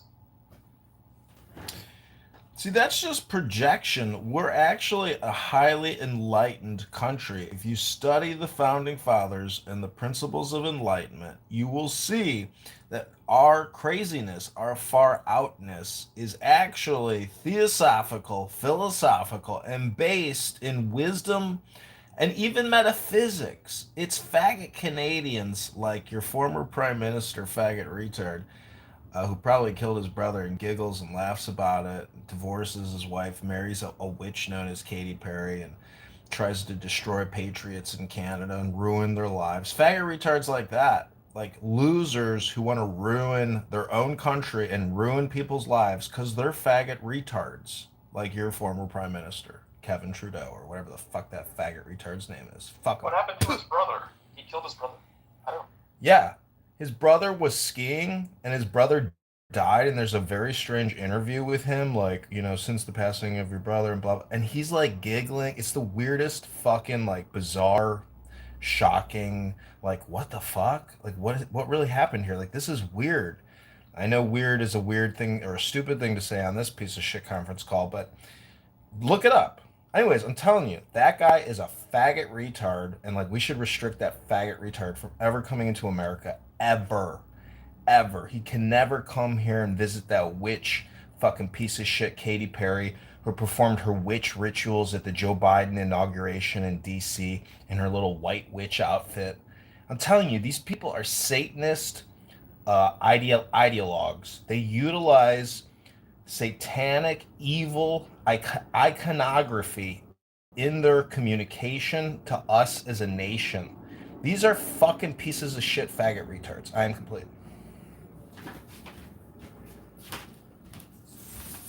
Yeah, I don't think Justin Trudeau, I don't even need to worry about him, but I don't think he's like, he has no power anymore. He's like an irrelevant, like, I don't know why you're worried.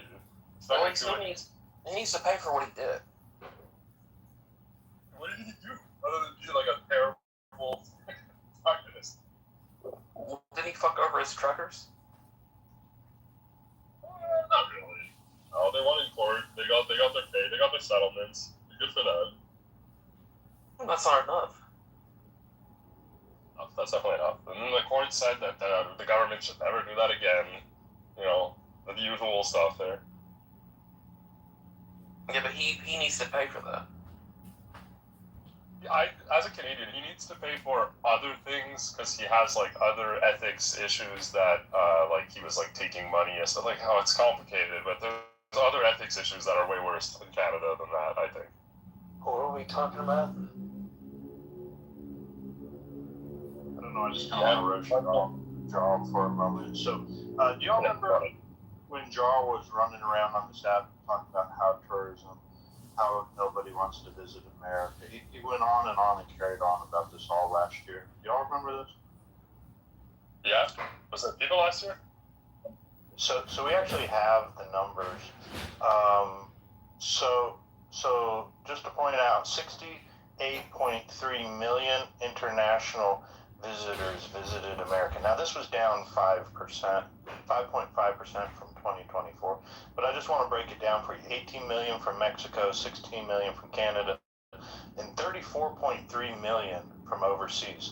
So this is what leftists like Jarl do, is they carry on and on about how, no one wants to visit America. He ran around on this app with this lie, and he gaslit, and it carried on, and in total, it was down 5%. But put that in comparison to how many international visitors visit Canada. 29.6 million non-resident visitors, according to Canada's statistics. Guess where the bulk of it comes from? 22.8 million from the United States alone.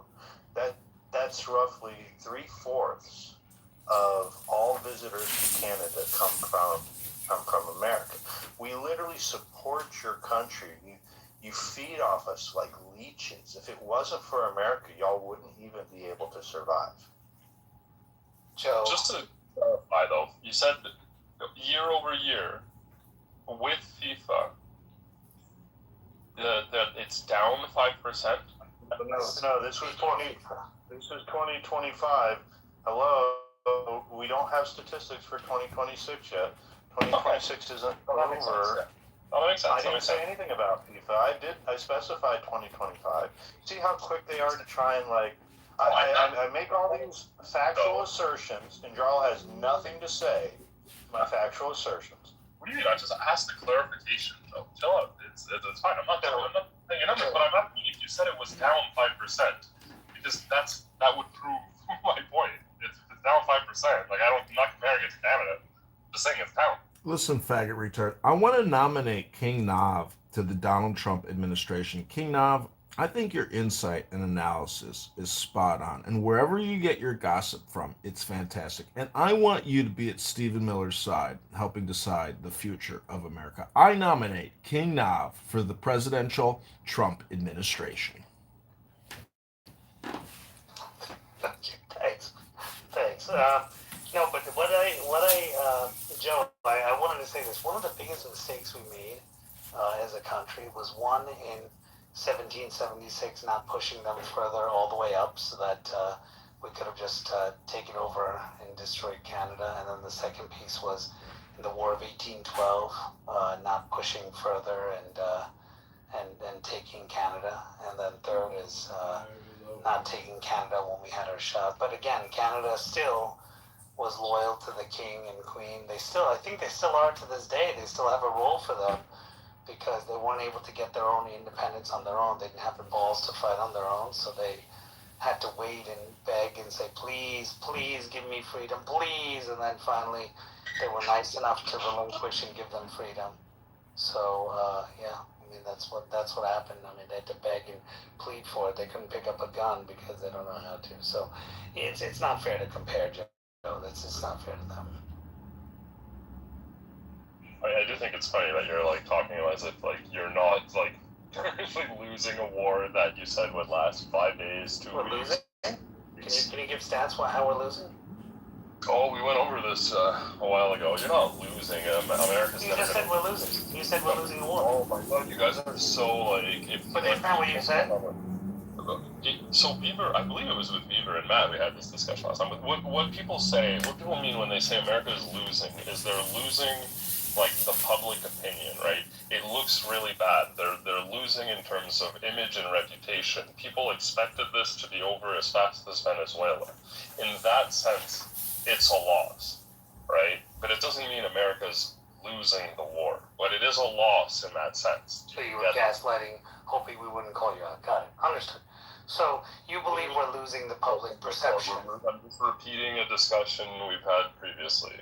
right? So you do realize when you say to people America's losing, they don't immediately think losing the narrative. So you know what you're saying when you say this is what Joe was saying earlier with the games you play. You should say America is losing the public perception. That's what you should say. And if that's what you believe, that's what you believe. But when you say you're losing the war, that means you're losing. And then when I ask you for stats, you then change. Oh, no, I didn't mean that. I meant it's a public perception. That's what it's meant. Well, you got to say that. Well, do you think that America has won the war? In Iran, of course. Okay, well, see now, okay, I'll be fair. Like, see, you just did this. You're saying America has won the war. It is won. It is won. It's over. Right? I never said it's over. I said they won. So you're telling me I shouldn't say America lost the war because that's not fair. It's not entirely true. But now you're saying, oh, America won the war. So what is the definition of when a country militarily wins a war? When a country militarily wins a war, they've decimated the other side. Tell me how. I can give you stats on how we've won. You can't give me stats on how we've lost. For example, we've decimated their ability to fight back. Oh man, Joe, you just lost again, man. So I can give you stats on how they won. Can you give me stats on how they're losing?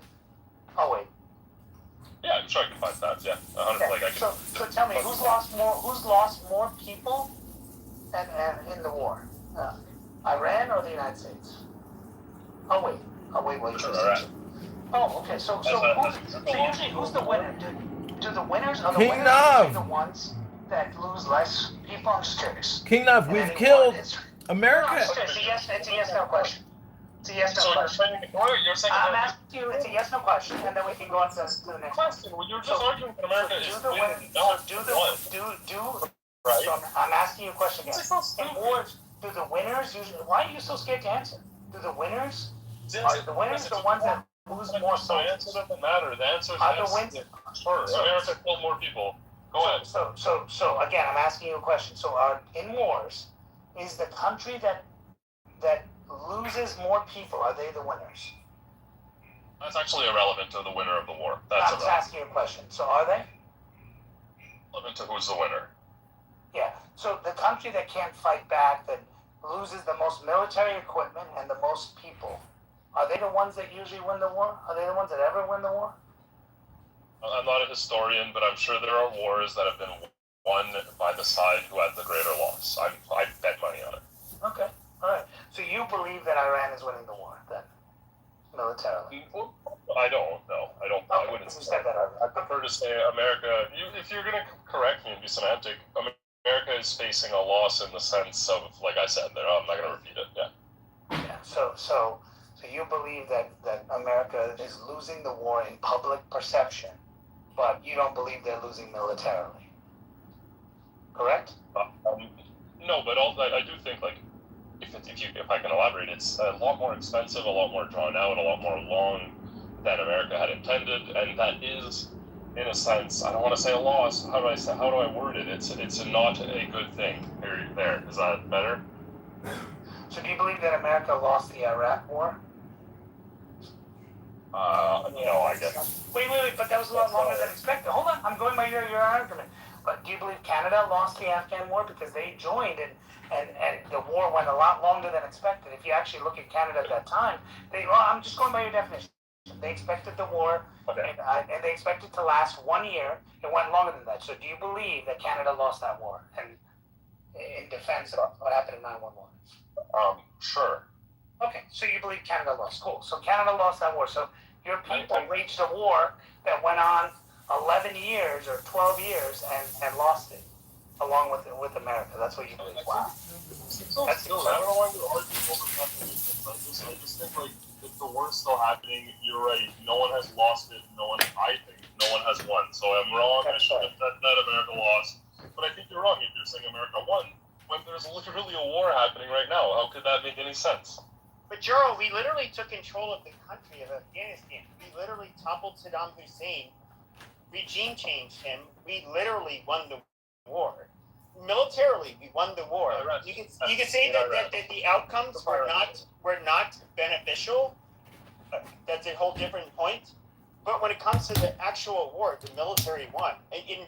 Even when it comes to Iran, I think it's annoying that people like say like, oh, Iran is winning. No, they're winning. How? We've killed off their leadership. Our leadership's still intact. We've decimated their fucking navy. We've been able to touch them however we want, and they cannot do anything about it. Like militarily, we are absolutely dominating them, and so we call the shots. Yeah, and so I don't quite get why you're saying how they could have saying public perception. Pepe, his point of view is, well, I'm not saying that. I mean, even though earlier in the war he was saying that America was losing, but he's trying to say it's like you're factoring the entire oil for the whole world. Like there's a lot of factors at play here. So yeah, what you mean we're opening up the strait and preventing them from being able to control the world's oil, and we're doing the world a favor? That's great, including Canada. Amazing.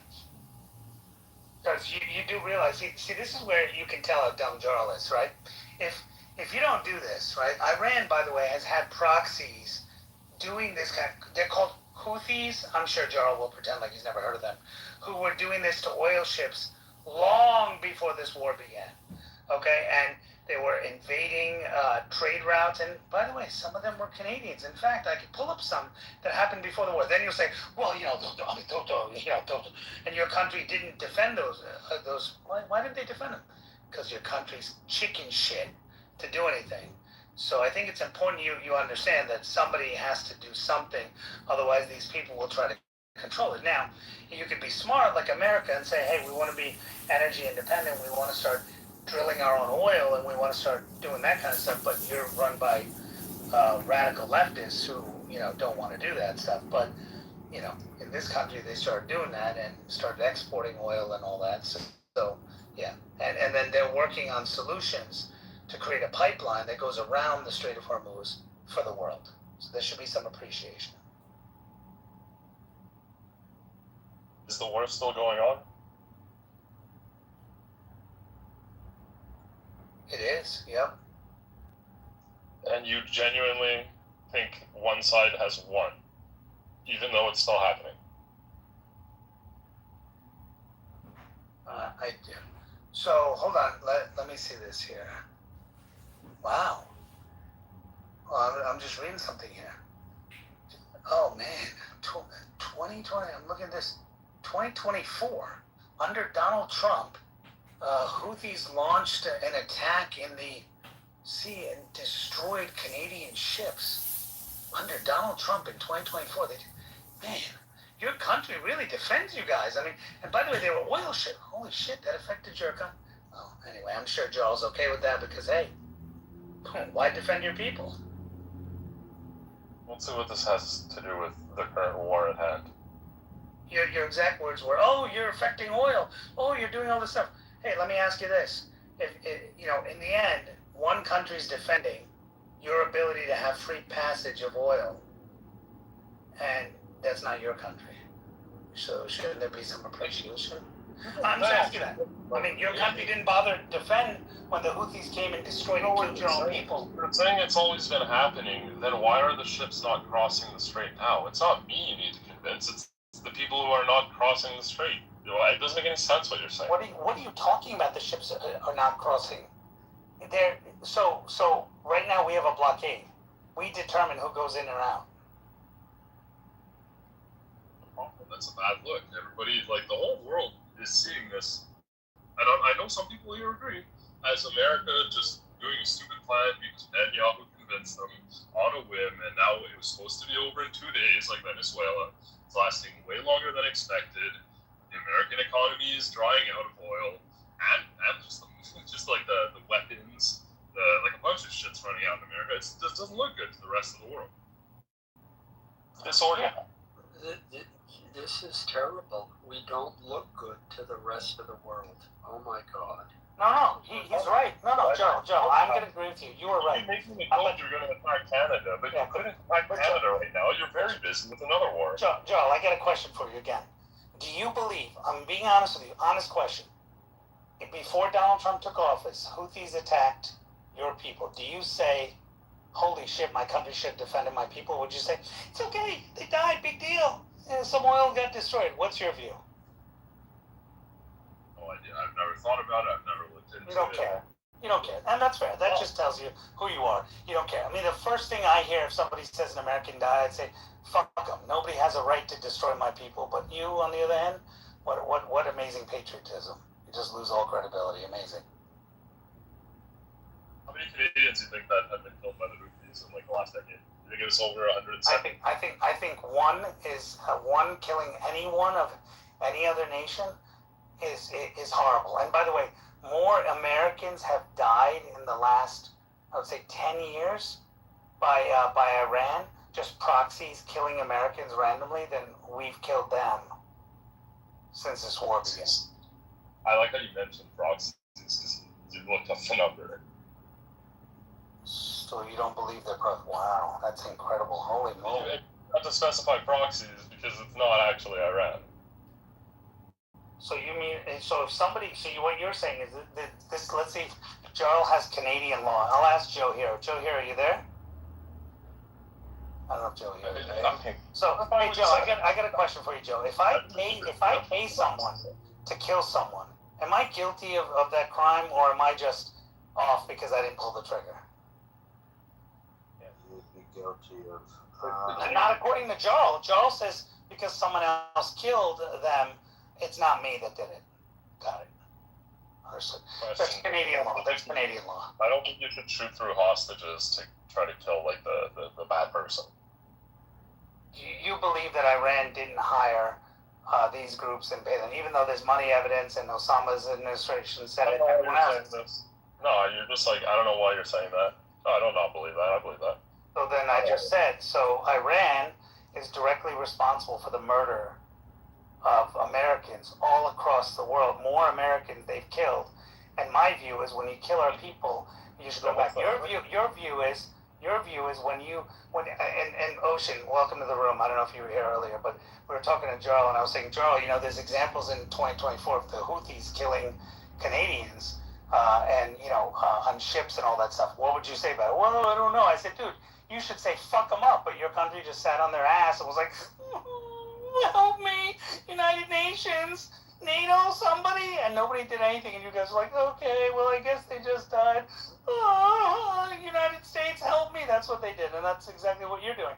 You didn't even have the balls to say, hey, kill one Canadian man, I'll fuck you up. Like, you should have that kind of sense of pride for your country, but I guess, I don't know. I don't know what's wrong with people up there. Maybe it's the water.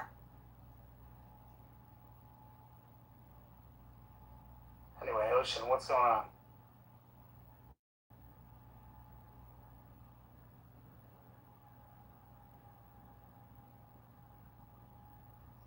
I put a link in the chat. It's a World War II song titled "We've Done It Before and We Can Do It Again." We fought the tanker wars in the 1980s. Iraq and Iran were fighting each other, and then they started bombing ships in the Strait of Hormuz. And finally, the U.S. said enough of this, and they intervened, and it ended the Iraq-Iran war. That lasted for 7 years. So one can acknowledge and understand that people are upset, that it seemed like this would end quickly, and it didn't. But the fact that someone made a prediction and that prediction didn't come true in the realm of warfare is not shocking to realists. And the fact remains that the reasons why we went to war remain valid. And so we're fighting this war. The only thing Iran has to hang on is maybe the midterms might change, if Congress flips or something, then maybe funding will dry up, but they just passed a bill that is giving, what is it, 70 billion or something more to the war. Alan. So they're going to have some money for a while. Alan, I just got to read something to Jarl. I don't want to see his reaction. Jarl, what do you think about this? Flight PS-752. In January 2020, Iran's Islamic Revolutionary Guard Corps, IRGC, directly shot down Ukrainian International Airlines Flight 752.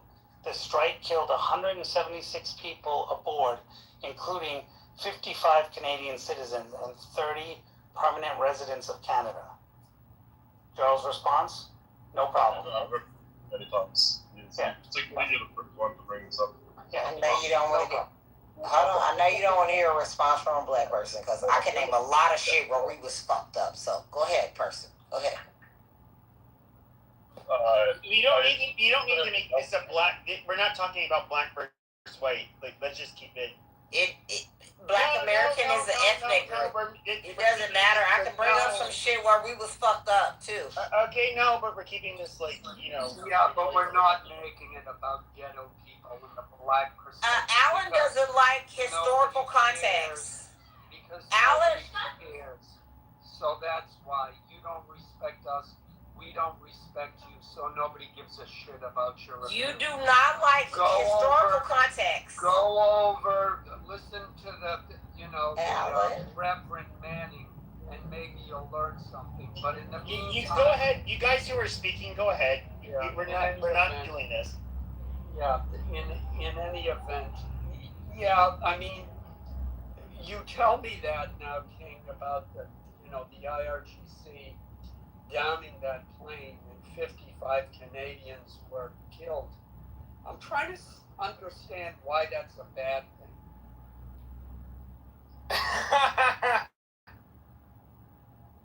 So, King, how many children were killed in that school that America bombed? So, are you happy? No, hold on. So, Joe. So I asked you a question, and you respond with a question. When you answer mine, does it bother you that 55? You answer my question, I'll answer yours gladly. Does it bother you that 55 Canadians were killed through no fault of their own? There was no apology, and your country did not think about it. Does that bother you? Yeah, of course that bothers me, and I think my country did think about it. You're wrong with that. What did they do about it? We did travel, and we put out advisories, and there was other stuff, but that's a good start. So I'm actually looking right now. There was no response from Canada. So there was no response from Canada. No sanctions put against the IRGC, and the IRGC claimed credit for it. No response from Canada. Your country did shit, and you brag about your country all the time. It's time to shit on your country and say 55 people died. Well, they didn't do shit. What did your country do after bombing a little girls' school? Yeah. So American school? Because you kill our people, we'll decimate. King, now, you know what? You fucking Indian piece of shit. I'm really sick and tired of you. If you're gonna acknowledge Canada, at least do like the land rights, the land acknowledgement. Okay, so you're so insensitive. That's right. See, the thing is that I think Jarl is happy that those school girls got killed, and that America killed them. He gets more pleasure from the idea of America fucking up.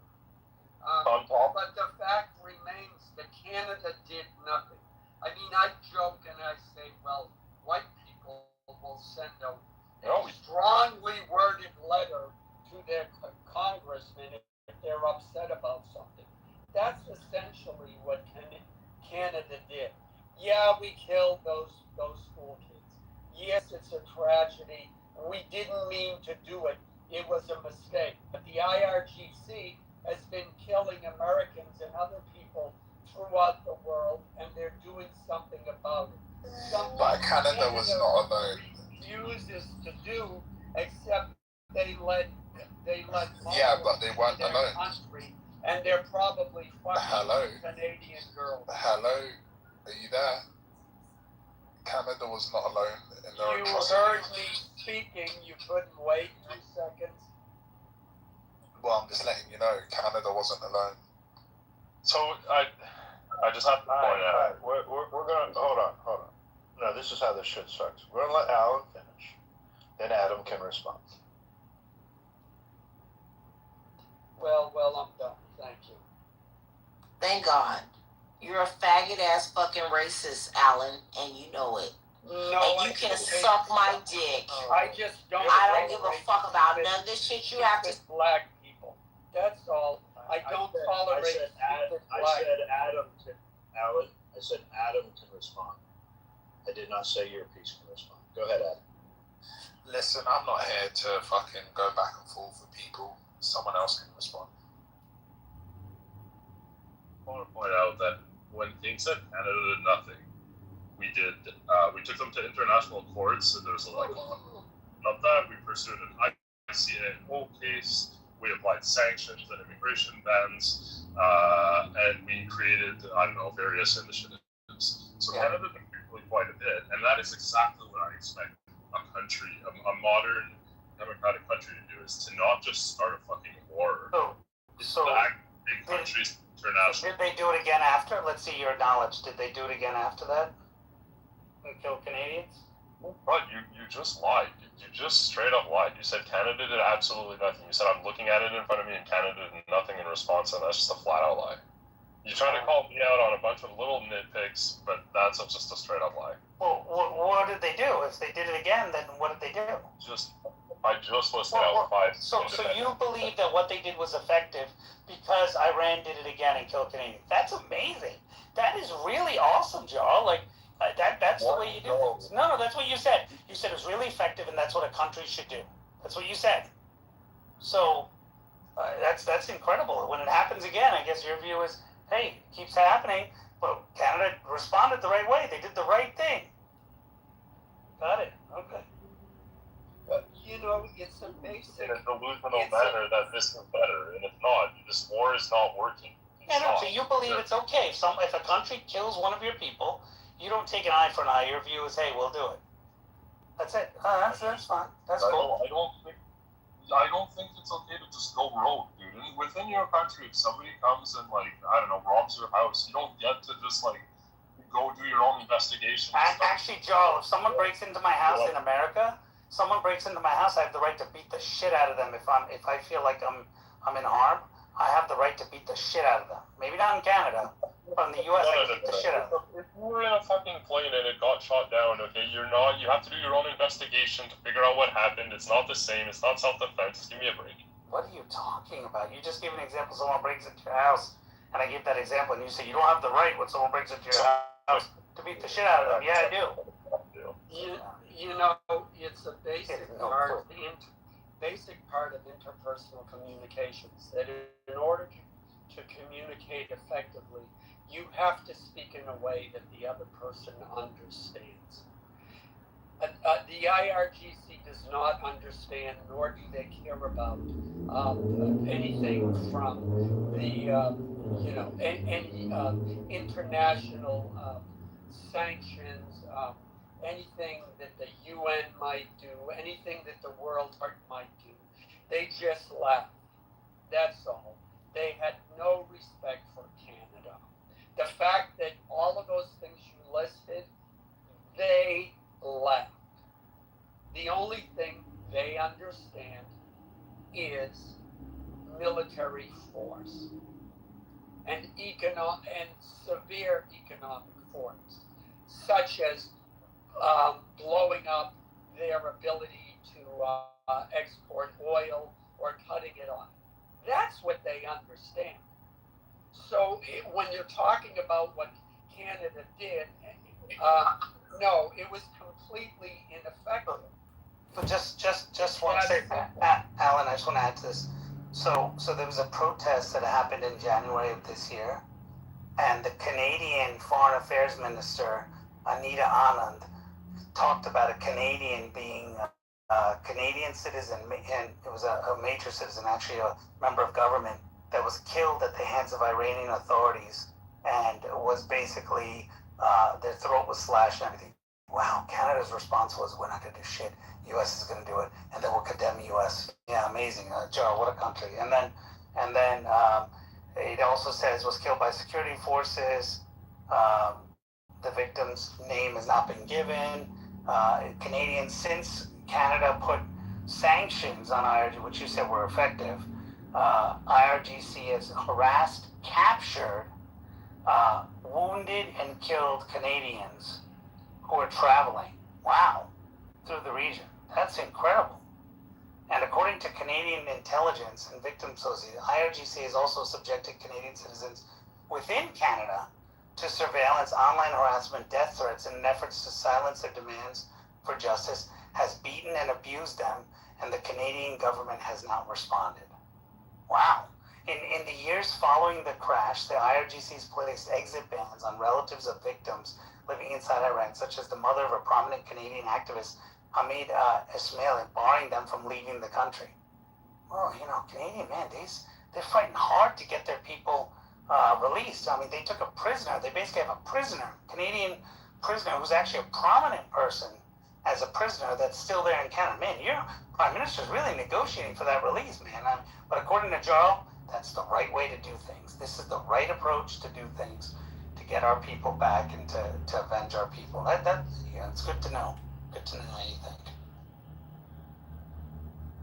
I remember in the war in Iraq and also in Kuwait, one of the things they talked about was the culture, and how if two men started arguing, then literally the only way the argument would ever stop is they had to be torn apart, because neither one would ever admit that they were wrong. That's the culture. The only way that you will convince them to give up fighting is and to give up any kind of control of the country, is they need to be overwhelmed with force. That's that part of the world.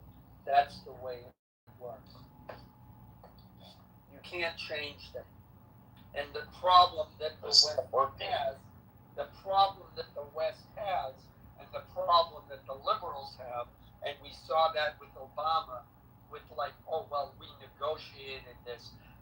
It wasn't even a real agreement.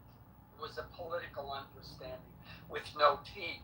But the problem that a lot of Americans have, and especially the West has, is they believe that people in the Middle East are operating under a Western set of values, and they don't, and they probably won't ever. They negotiate with the West, they walk away, and then they laugh, and they do whatever the hell they're going to do, which is what we saw with all of these negotiations with Trump and Iran and their understanding and the ceasefire agreements. We always knew they were going to break it. But Trump has to let it play out so that the United States and the world can see, they keep breaking their agreement. So now I guess it's time to take more drastic measures, which is where we're slowly getting to. Well, Alan, I think that now that Trump played it, he made massive concessions. He made a deal with them. Trump made a deal with them that was ridiculously good for the Iranians. Ridiculously good.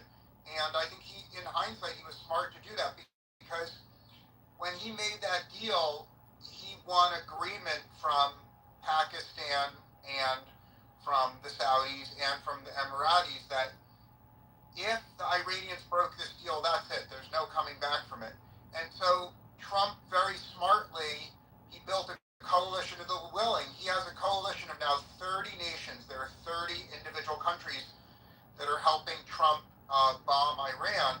And so in hindsight, I think the smartest thing Trump did in his whole career was offer that very, very good concession, because by offering that generous deal, he unified everyone in his side. Now, if you disagree, Alan, please. No, that's exactly, you're saying essentially what I said. It's like, look, I'm giving you guys a break. All you have to do is follow it. and they didn't. So now, like you said, he can go to the rest.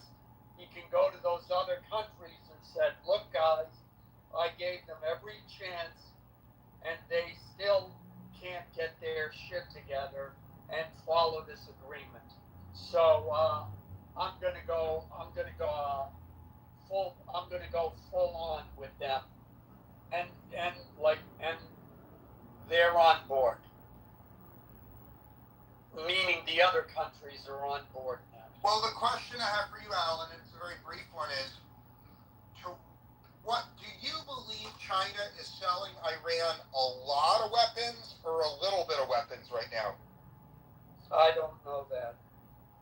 Does anyone have an informed opinion? And what? How does that affect anything? Alan, before you go down to your head, look, Alan, hold on. The deal is supposed to be that China and Russia have agreed not to sell Iran any more weapons. That's what the deal is supposed to be.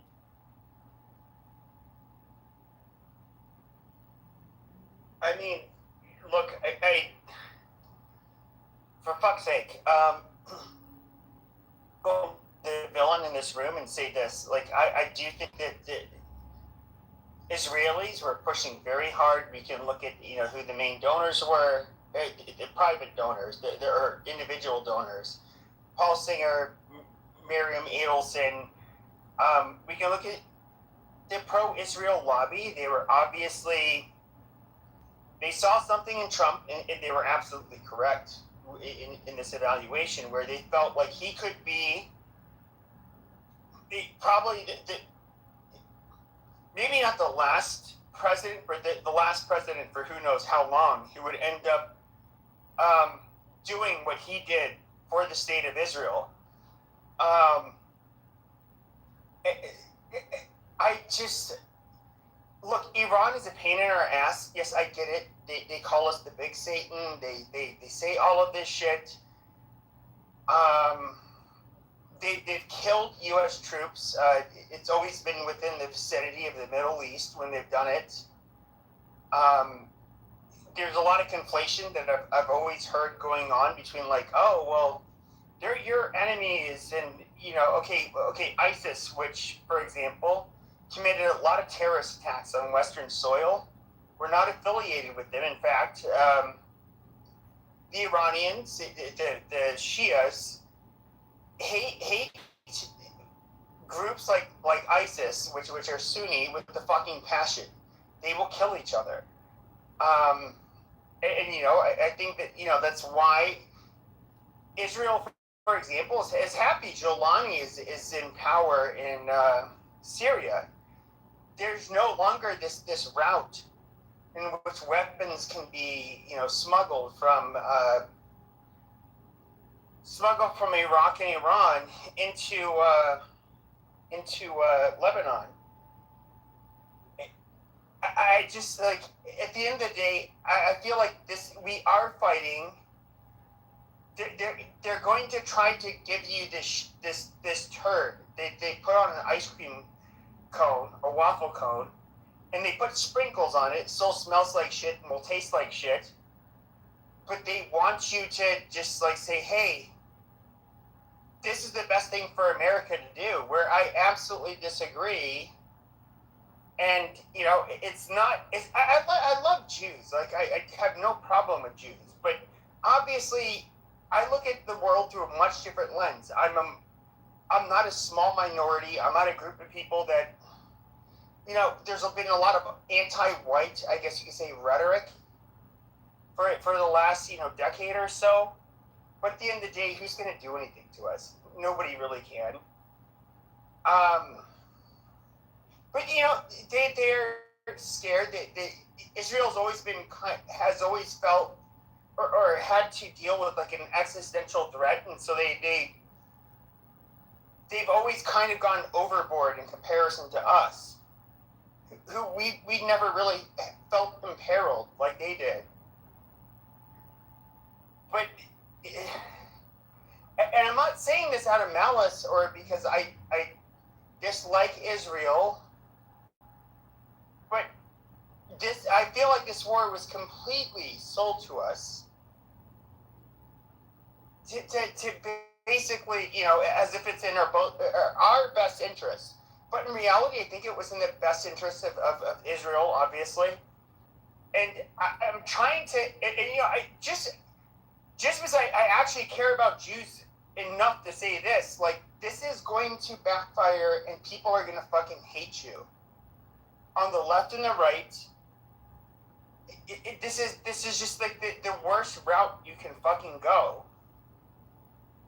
Like, this is where you want to push everyday Americans into a war.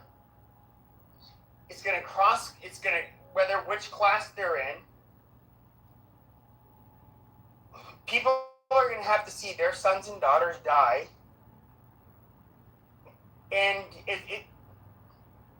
I don't know. I don't know what else to say. In a weird way, they should be mad at Jews, or I should say Zionists, if this war ends up happening. This is like, I don't know. This is fucking. It's crazy. I don't even know how else to put this.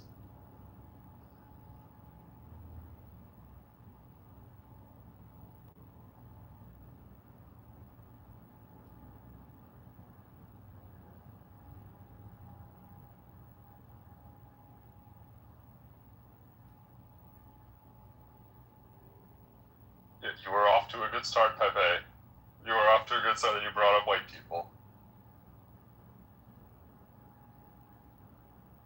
I wasn't even trying to bring up white people. I mean, I don't even know what percentage of the military is white at this point in time. Like, I saw, I think like 3 or 4 individuals that were actually killed when, with the strikes from Iran. There was this young Mexican woman. I'm old enough to be her dad. That's sad. That really fucking sucks. And then there's, I think at least one of them was black. There was a white guy, who I think was slightly older. When I say slightly older, I'm not old enough to be his dad, but he's still a lot younger than me. I don't know. It's what are we going to gain out of doing this with Iran? I mean, everything was kind of going smoothly until we attacked Iran. Now all of a sudden they closed the Strait of Hormuz. They're bombing all of their fucking neighbors. And one of the weirdest things I hear from Zionists is just like, look, they're bombing their neighbors. Yet they just got attacked. They're not stupid enough to not understand that, the Saudi prince, who was actually egging Trump on. There's another person, if you want to blame somebody on all of this. The Saudi Arabs, they wanted this to happen. They fucking hate Iran. But is it our fucking responsibility to have to basically sacrifice our young in order to appease these fucking people? And a lot of people will say, like, oh, well, look at the benefit to America. First of all, everything was running smoothly before this. The only thing that was not running smoothly before we attacked Iran was, what was happening in Israel. Iran was funding the Houthis, the Hezbollah, Hamas. They were the number one, basically, supporters of the terrorists that were attacking Israel. That's an absolute fact. Yes, they are bad people. We're not denying that. They hate Israel. They hate Jews. They hate, and I believe they also hate us. I would. A lot of Zionists will say that. I absolutely agree with them. But at the end of the day, this is primarily a war to benefit Israel. And like people like me, I'm not willing to stay silent. over something like this. Like if Israel was just like, hey, look, we're just like this little fucking podunk state. Yes, we punch way above our weight. We're very industrious and innovative. We help out in a lot of ways. But look, you guys are the 800-pound gorilla. We're the little, 4-pound baby brother. Can you please protect us? See, I would actually listen to them a lot more so. But it's like the level of manipulation that we have to listen to. Where it's just like, no, you know what, fuck you guys. And then they take it a step further. It's just like, you guys are cowards. You are not fighting the fight that your children will have to fight. Or you're an anti-Semite. They do all of this bullshit. And no, it's... I'm sorry. Like, I feel like, and I'm gonna land here, I just feel like, just be fucking level with us. Like, the amount of bullshit we have to listen to. Look, I am somebody who's largely been on your guys' side, and you would call myself a Zionist. I think that your enemies are fucking animals too. I'm not on their side. Hey, fuck Qatar, fuck Saudi, I won't say Saudi Arabia, but fuck Qatar, fuck, Hamas, fuck the Palestinians too. And I want to make that very clear. You Palestinians who are listening to me, and you guys will be like, oh my God, I want to join in so we can do some Jew bashing. No, you guys are fucking termites. You guys are disgusting. You guys are terroristic pieces of fucking shit. I don't care about you people either. And so, like, no, I'm not taking the Muslim sides. None of it. But the amount of, like, manipulation I hear from the Zionist side, I'm sorry, I'm going to react. Not because I hate Jews, but literally, it's just like, to me, it's just way too much. We know that your enemies are pieces of shit. You know what? I'm just going to land there.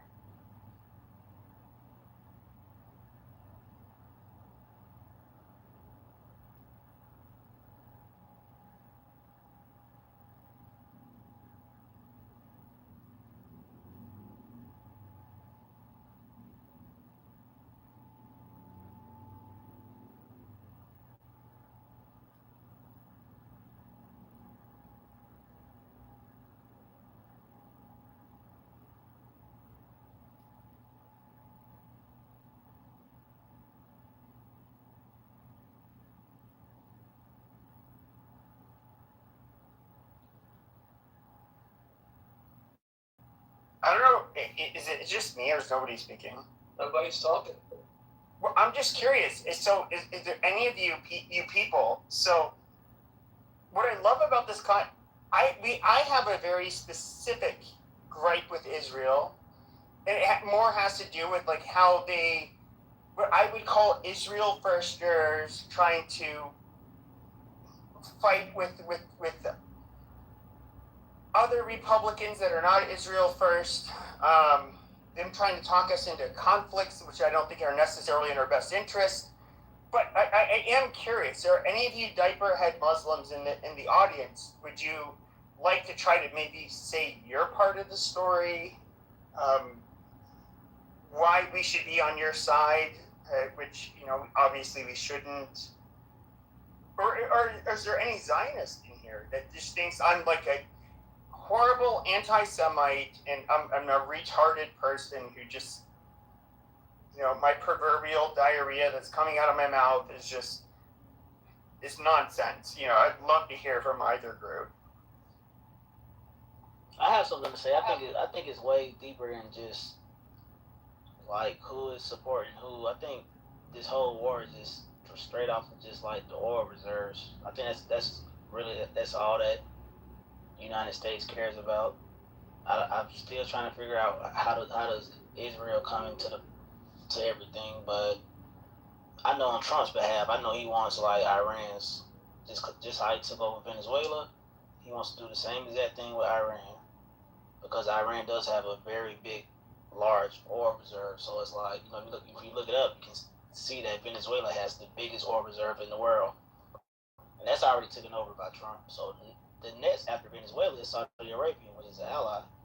So it's not going to too much press them. So after that, it goes Iran, and Iran so-called has nukes. I just feel like that's just like like a dummy to kind of just go at Iran for their oil reserves. So I think this whole thing is just straight off of oil reserves. And that's like it's kind of like me personally. I don't want to go back and forth with everything else because I truly know what it is. It's literally the oil reserve. That's why Trump is invading Iran. I disagree completely, but you're entitled to your opinion. It's cool, bro. 100%. So I'll take it one step further. Can I share something? Go ahead, Joe. I just wanted to say it's not just the reserve, it's the control of the flow of oil to China. Go ahead, Edward. Yep. Yes, that's right. That's part of it, right? Pepe, you forgot to say something. Okay, but what we all need to look at is since 1979, the actual supreme leader of Iran has decided to go against the West. It's a theocracy, guys. They're not ran like other countries, okay? Most of the Middle East have been held hostage for many years. Actually, we can talk about 47 years. This is very, very interesting. I think it's why, guys, you have to mute your mic because I get some feedback from you on mic. Thanks. And guys, we are a republic, okay? That means we the people get to control our individual lives. Well, when you have a theocracy and a few leaders rule your country, and they are not just the number one funder of terrorism. If you guys can put in the chat, all of the different groups that Iran has funded, Hezbollah, Hamas, all these different terrorist groups. So you have a religious theocracy with an army that's fighting at the same time against Western civilization. Okay? So we got different values, different things. Now you guys can call it oil, whatever. That's just part of it. But no country, we have 195 of them. No country should be sponsoring terrorism. No country should be forcing their people.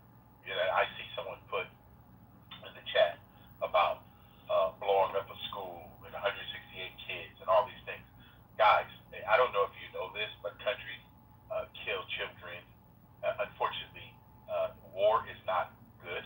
It's ugly. It's bad. It's horrible. But that's what war is. Okay? So for us to think that that was something that somebody did this on purpose is just, I don't even know what to say to us. But man, no matter what group of people they are, have a desire to control other people. And I believe that the supreme leader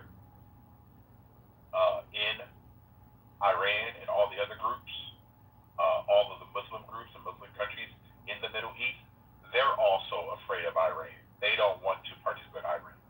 Okay? So we got a lot of... Can I ask a question? Yeah, can I finish my statement? Then you can ask a question, okay?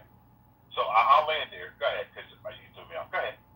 I would like to ask you, what about ISIS?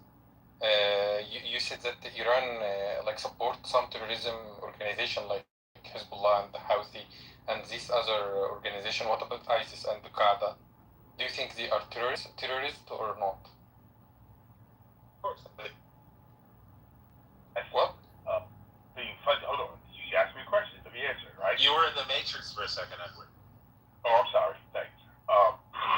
Can you hear me now? Am I clear? Yeah. That's fine. Go ahead. Okay. Yeah, I do think that any group, ISIS, Hamas, Hezbollah, all of the groups. So anyone support ISIS should be supporting terrorism? Yeah, the U.S.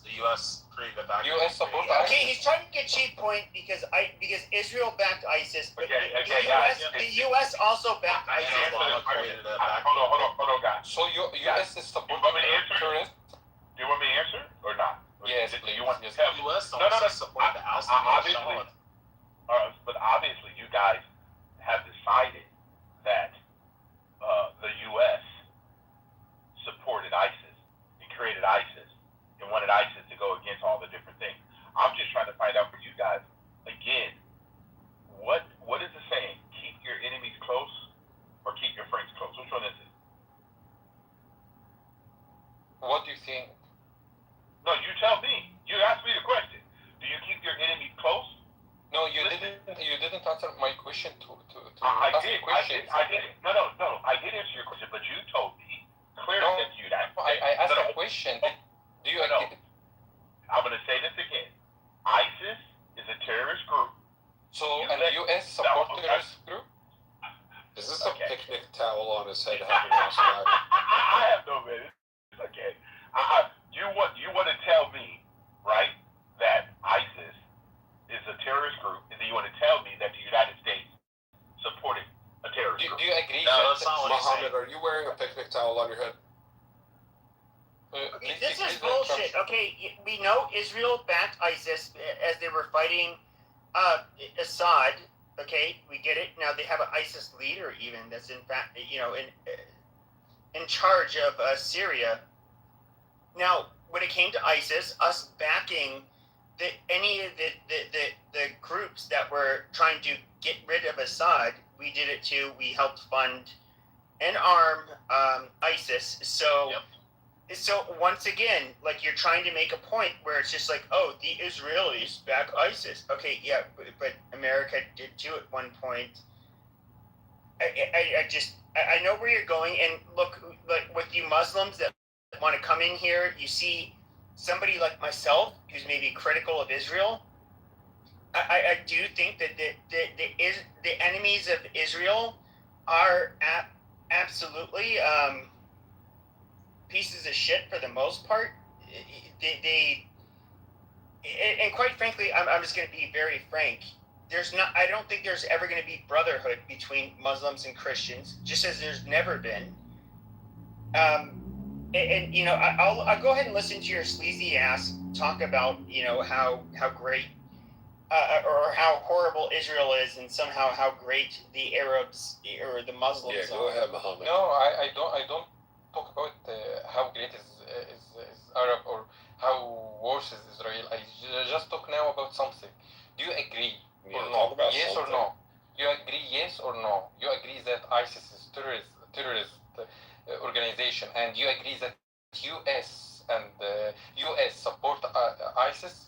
Do you agree with these two facts that everybody know about now or not? Then we can build on that. Yeah, fighting against Assad. Yes, that's true. Yeah. Okay, so by why you mean like why do you think? One second, Florida, please.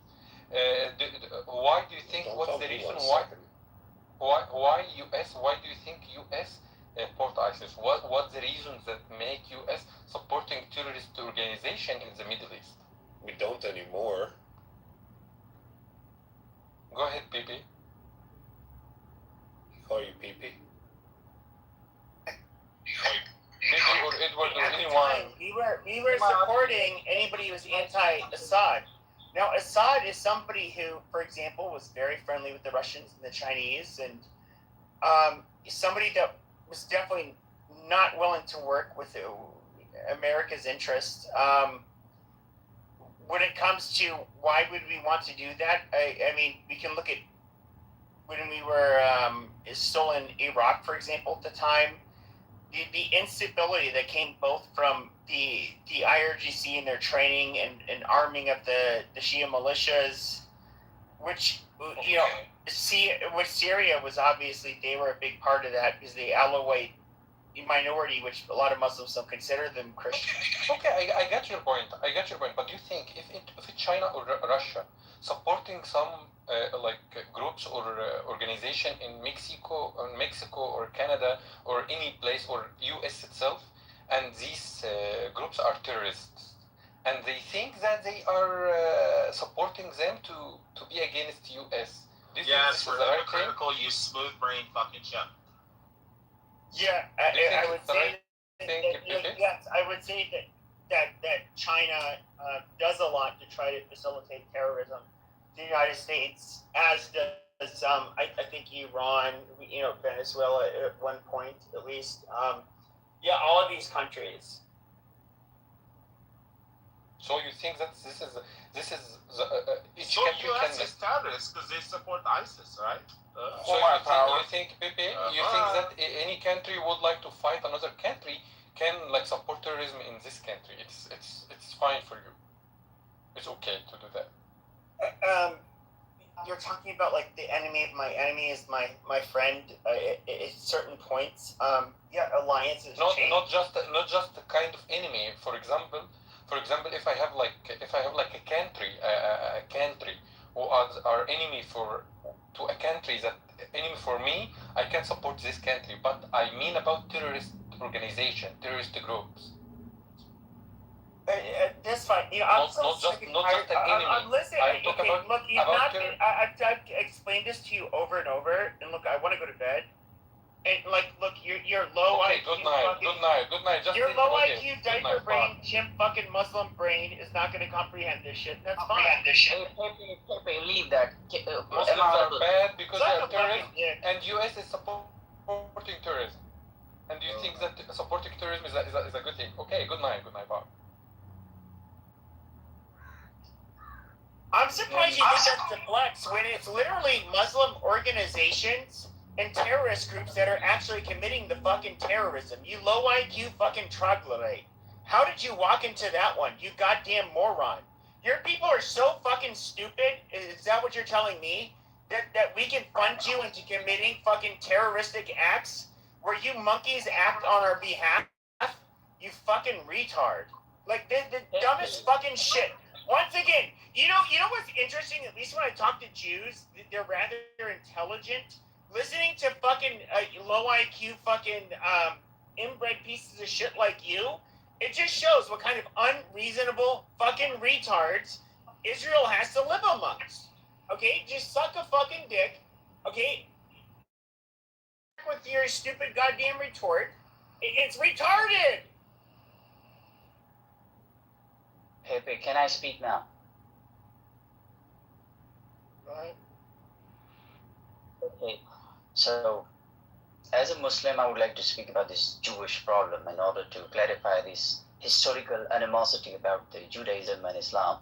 See, there is a crystal clear verse in the Holy Scripture of the Muslims in Quran in chapter 2, I believe it's 122, where God says how the children of Israel are the chosen people and how they were preferred over all other worlds. So there is no doubt about the fact that they are the chosen people. If a Muslim denies that fact, he's actually going against the Holy Scripture.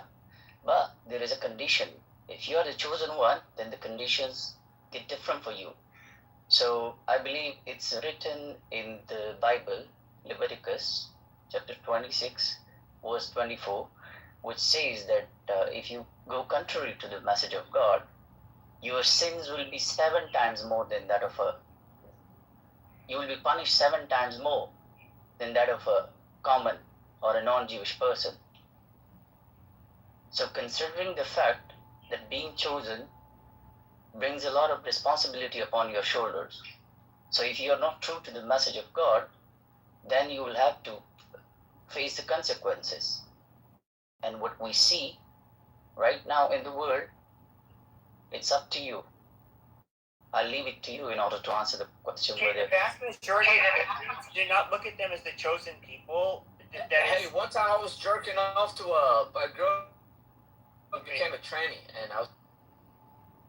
See, the vast majority of Christians do not look at Jews as being chosen. In fact, hold on. If you look throughout Christian history, okay, we literally we have a new covenant with after Jesus in the New Testament.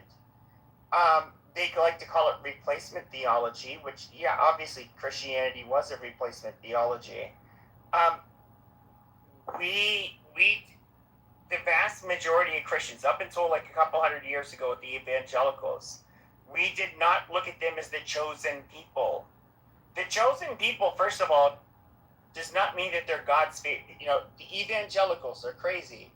They'll believe one thing, but the chosenness means there's a new covenant, and that it can be fulfilled through the church if you become a practicing Christian. It's not this whole thing where we have to look at Jews as a chosen or special people. That is not something most Christians believe.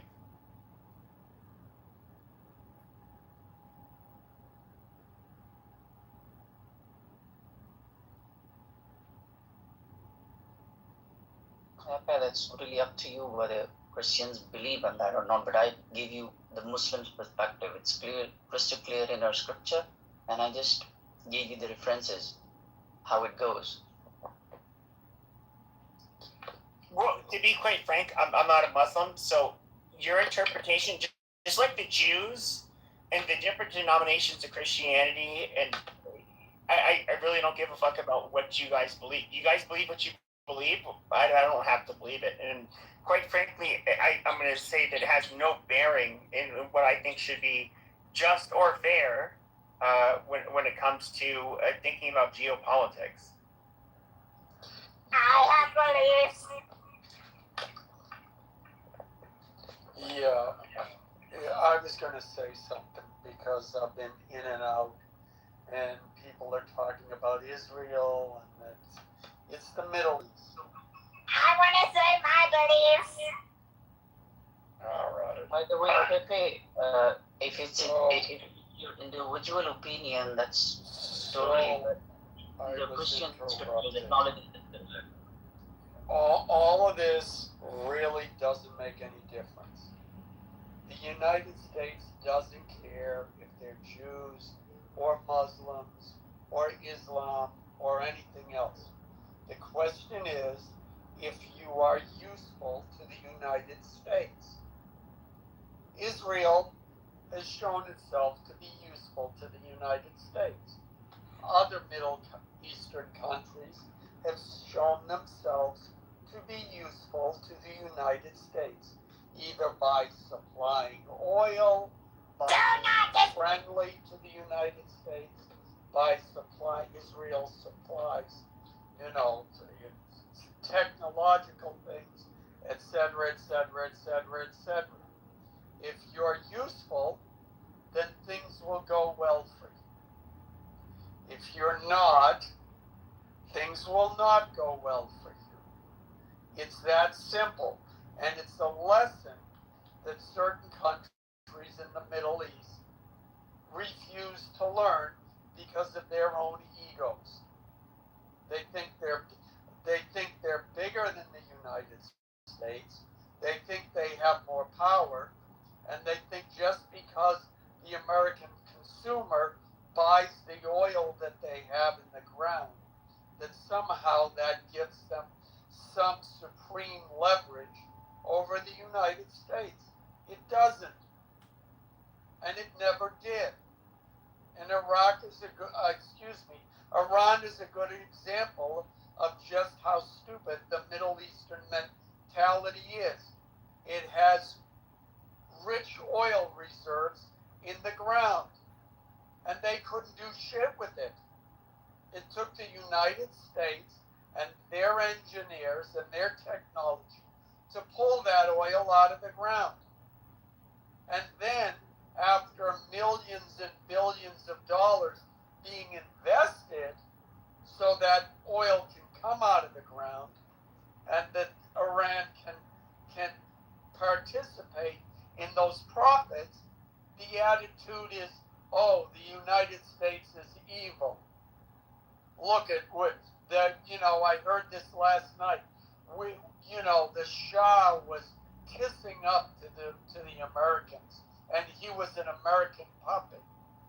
No, he was a smart person who understood that the United States did Iran a huge favor by developing its economy and by developing an asset that it owned.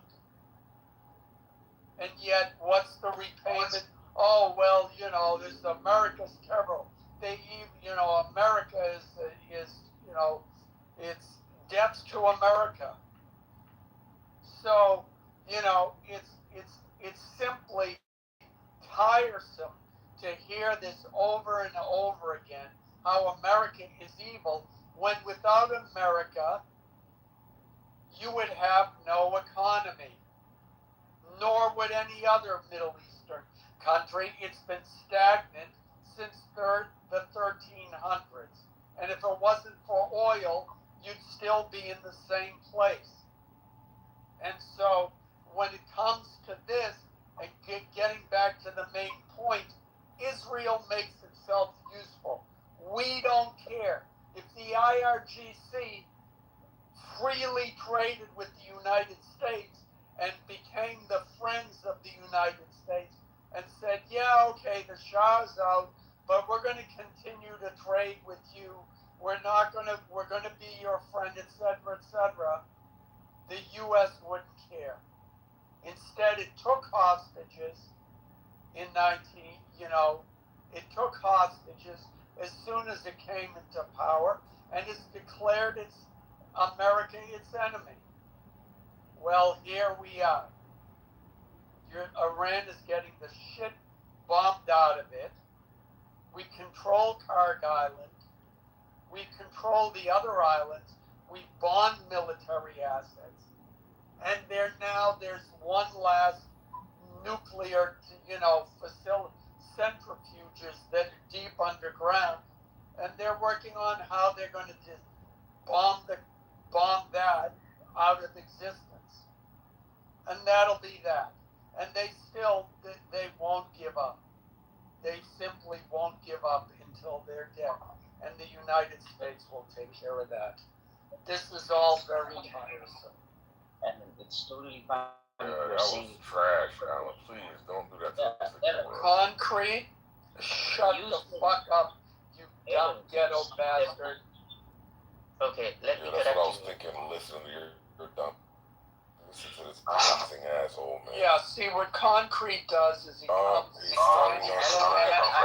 whoever the last speaker was. Because that's all he embarrassing yourself. Because he inhaled so many concrete fumes in his life. Blazing the shit out of the American eagle just now.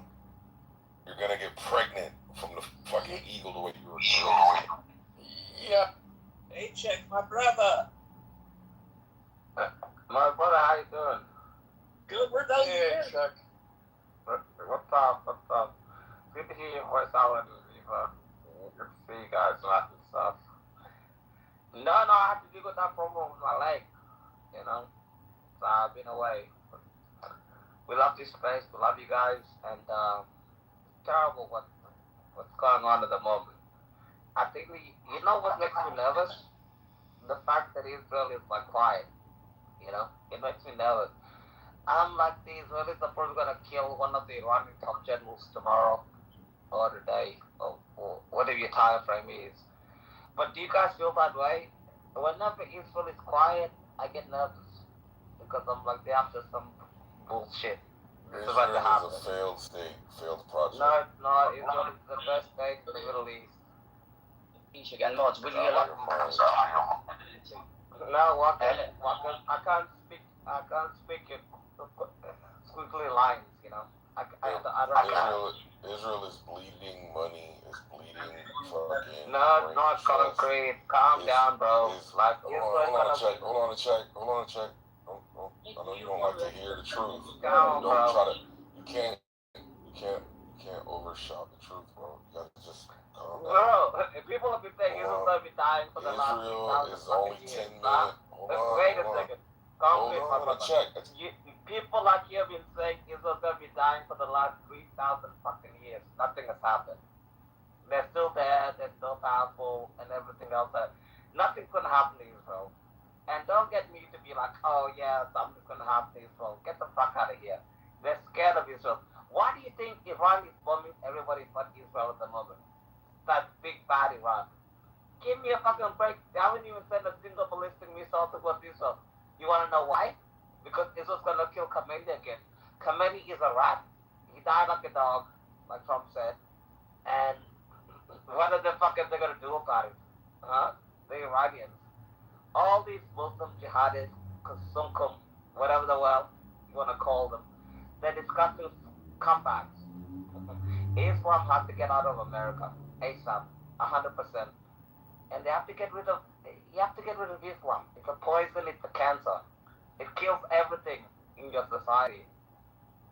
White, black, Jewish, Italian, whatever the fuck you are, it doesn't matter. But when you bring in Islam, that's when you get the death sentence. Look what happened in New York City. They elected a fucking Muslim. And you know why they did it? Because after 25 years, the good people in New York left and they went to Florida. That's why Florida became a red state. Beaver Matt Bennett, tell me if I'm wrong.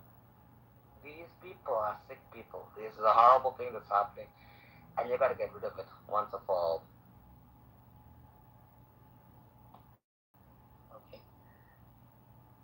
I hope you're done with your monologue, Chick. How about you shut the fuck up? Yo, why you over talking me, yo? Can I Just like you respond? fucking blaze Israel. Israel. Walkers, get the fuck out with your bullshit, you know? Check, I you're don't just a care. useful tool, bro. You and Alan are Concrete, too calm fucking down, my brother. Please stop what My we're brother, talking calm down, Concrete. Me and about. You're you're not not gonna let me fighting. go?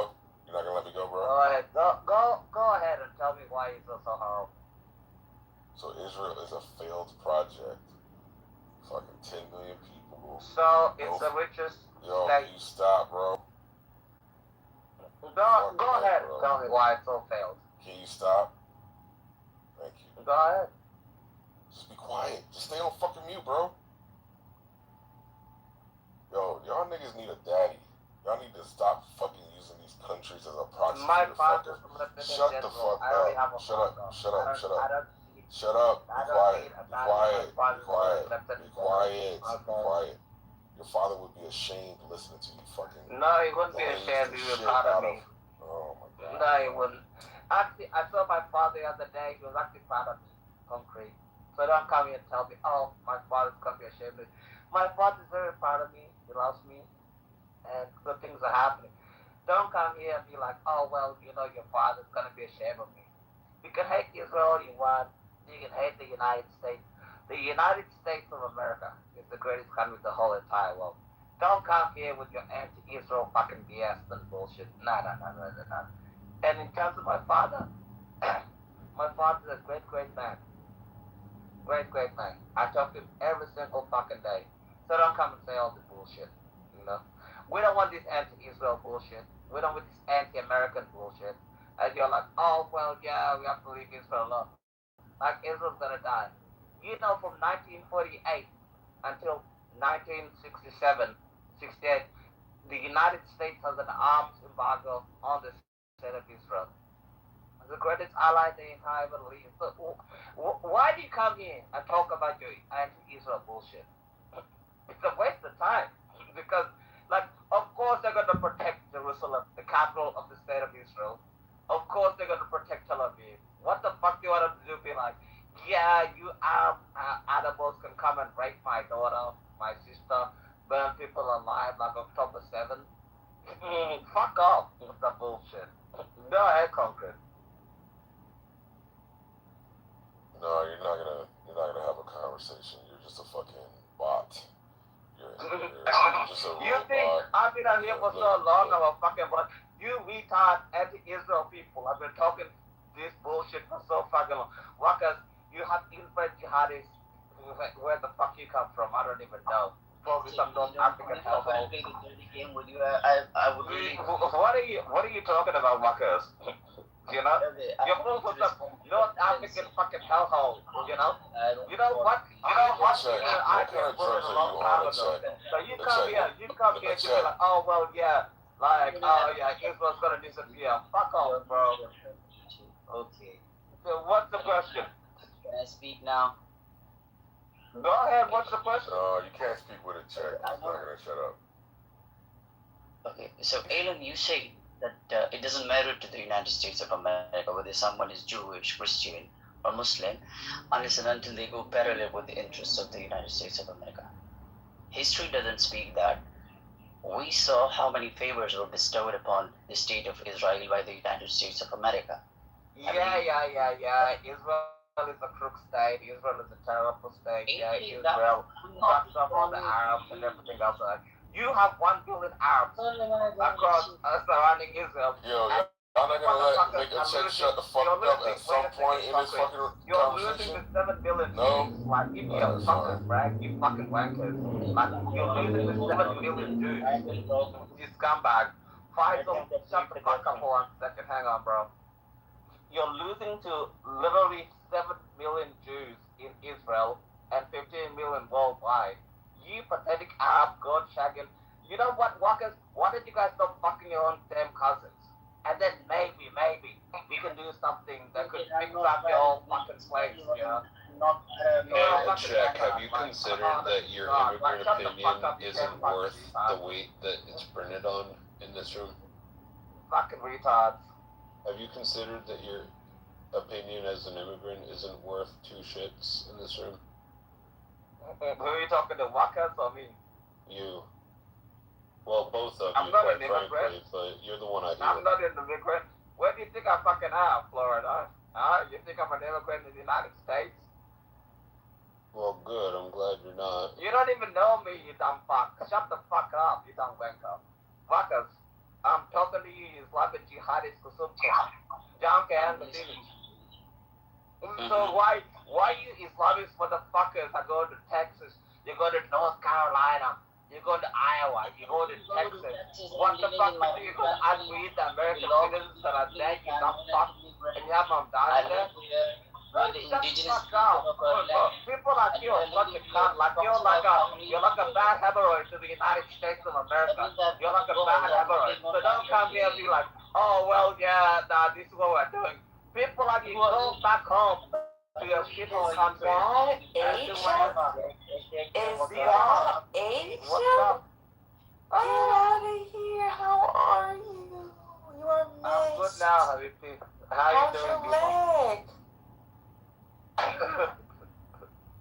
I'm good at this guy, Walkers. He just comes and he talks a bunch of bullshit. There's 56 Muslim countries you can move to, Walkers. You don't come to the United States and be like, oh yeah, that's what I'm gonna do. A-Check, I can't believe you're here. A-Check, Hey, I miss bro, you. how you doing? What's up, bro? How you doing? Chilling, brother. Chill. It's good to hear your voice. I still A-Check, think we you're like miss the you. power. We miss you. We miss you. It's so good to hear you.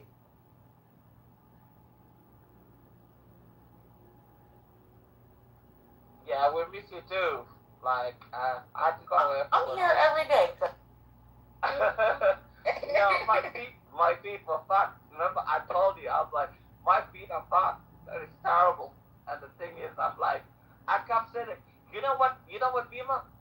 When you said that thing, when the Avatar movie was saying, that chick sounds exactly like you. And I'm like, oh my God. Katara. You know what she said? She's like, I know what kind of airbender Aang is. What kind of airbender are you? Blah, blah, blah. And I'm like, oh my God, this is, I gotta get out of here and stuff. Nah, but it's good to hear your voice, bro. You're cool as fuck.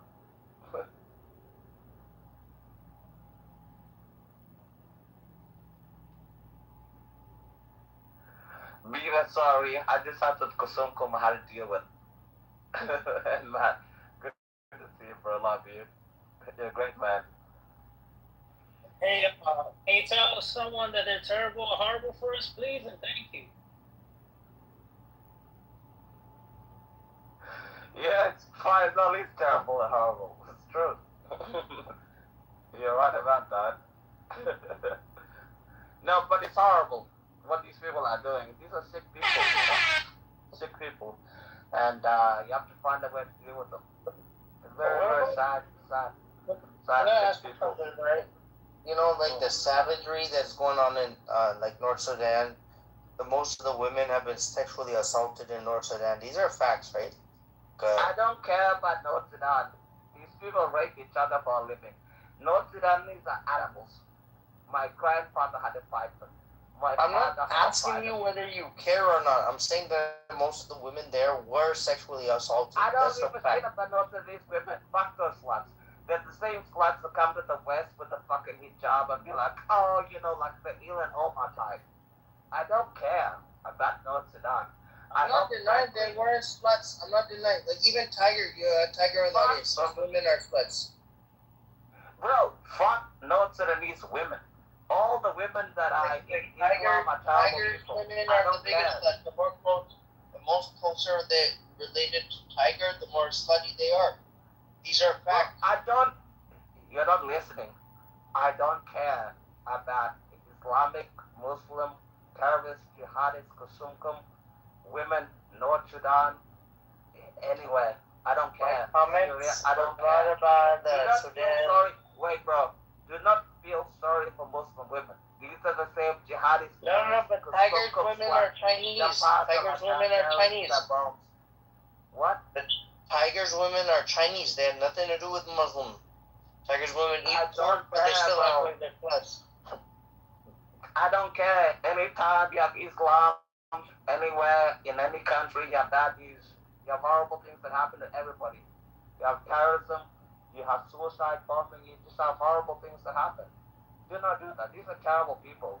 These women are the most worst of the worst. A Muslim woman is a terrible person. Because why? Because they have a society that is built on terrible things that happen to them. So don't come here and tell me, be like, oh, what do you think about the Muslim women in the north? Fuck off. Fuck, I don't give a shit.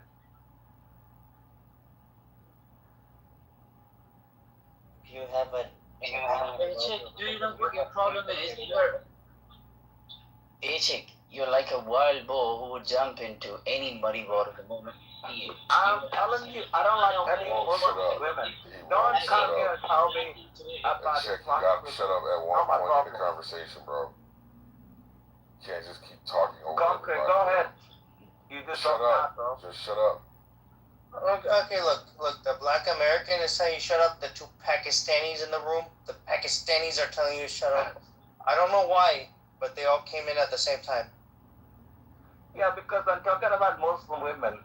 Concrete, I think, wants to fuck like a Somali woman, whatever his thing is. He's a good guy, great guy, amazing. Wakas, I have no idea. He's from Pakistani too. He rapes everything that moves. Terrible people. Should never live in your country. And the other person is just Faizan. I don't even know. Pakistan is a horrible country. I don't even know why anybody deals with Pakistan. Have you ever been to Pakistan? Horrible. I kind of wish I went there once, but yeah, it's not a good place for women. Is it for women? You will get raped over there. I would want to visit there because I'm a big guy, right? Like, I'm pretty big. No one's going to mess with me. But if I was a woman, yeah, I would get raped over there if I was a lady. But, yeah, it is what it is, right? Pakistan is Pakistan. Oh, bro, these are controversial things. You haven't studied, I know by science, isn't it that? Science. So science, studied. What did you study? You guys have the problem that you don't let other person. Why are you showing your stupid feet in your picture? Yeah, you want us to throw up.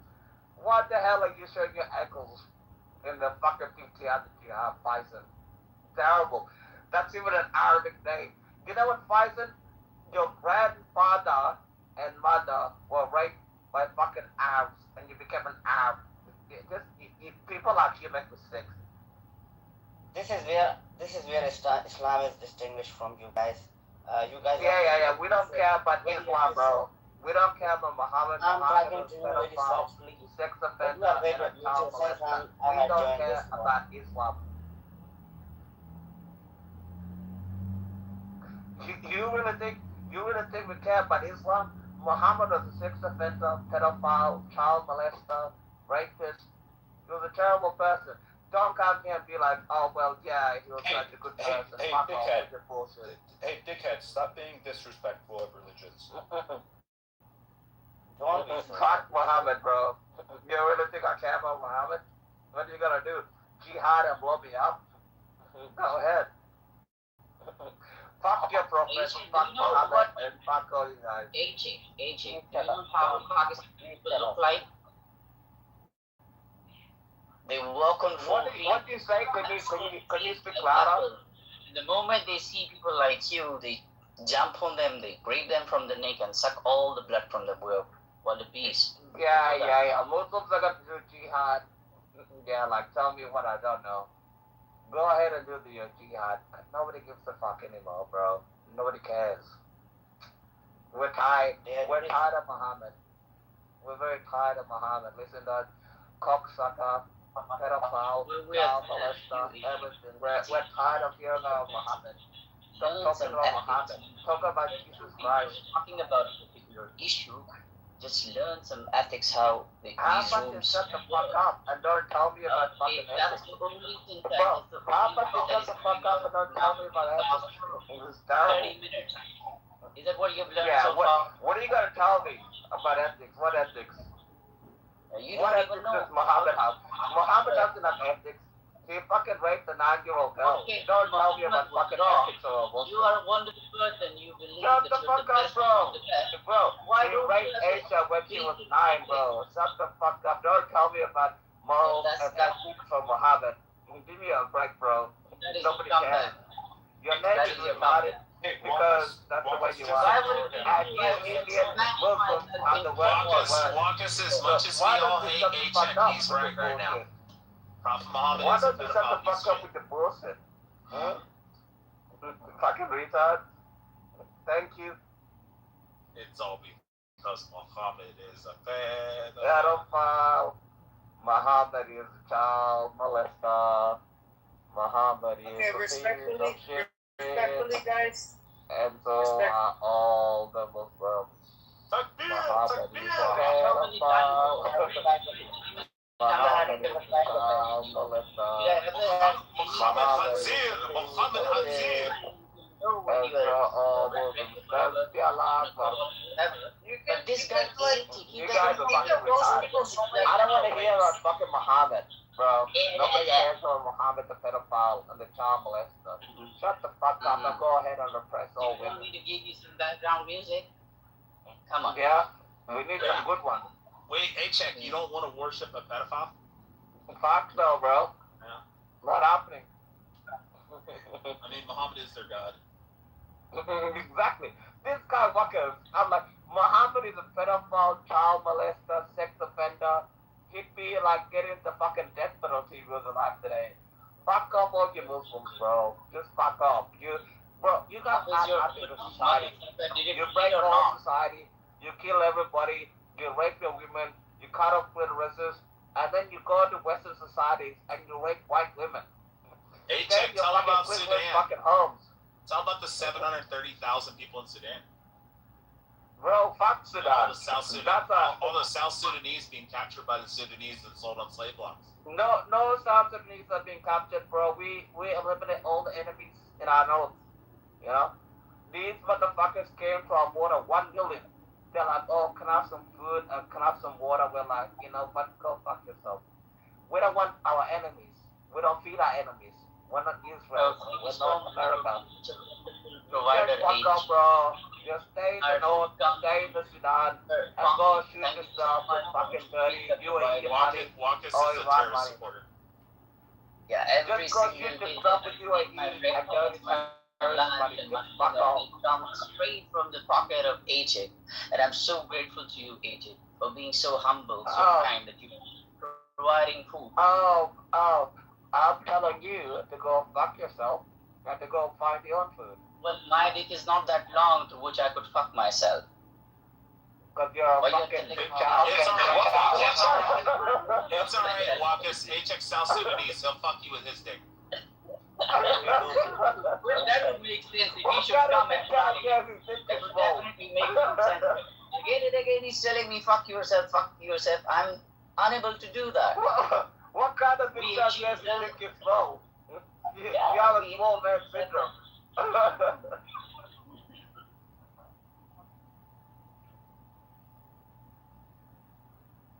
Why the fuck would you say that, you dumb fuck? Walkus, you're Indian. We all know that you can't piss without pissing on your fucking zipper. The guy literally said he's Pakistani. Yo, 3X. The guy literally said he's Pakistani. 3X. Yeah, Pakistani and Indians are the same fucking shit. Okay. Rich, we take it off. We do not. Yeah. Walkus, remember? So, H-Check, what you think about the World Cup? About what, the World Cup? Yeah.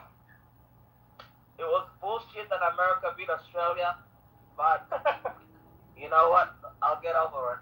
It's painful. You know, it's terrible. You know. What about Yamal's little brother? Did you see Yamal's little brother? The thing is, like, America had to beat Australia because, you have to remember, the U.S. troop presence in Australia can be called back immediately. Okay? It's all politics. Don't take it personal. You really think I'm worried about dying? No, it's because Australians are all ex-cons. Exactly. No, but Australians are better in sports than Americans are. This is the fact. I'll tell you a bit of history, Huddle. You want to know why Australians have the accents they do? It's because Australians, everybody in this country is a fucking alcoholic. And they're just functioning as an alcoholic. And we don't give a fuck. You know what I mean? Our top footballer yesterday was caught with cocaine in his system, and he was driving 45 miles over the range they were supposed to. So don't come and be like, oh yeah, Australia's supposed to do this and all the bullshit. You really think we can, bro? Fuck no.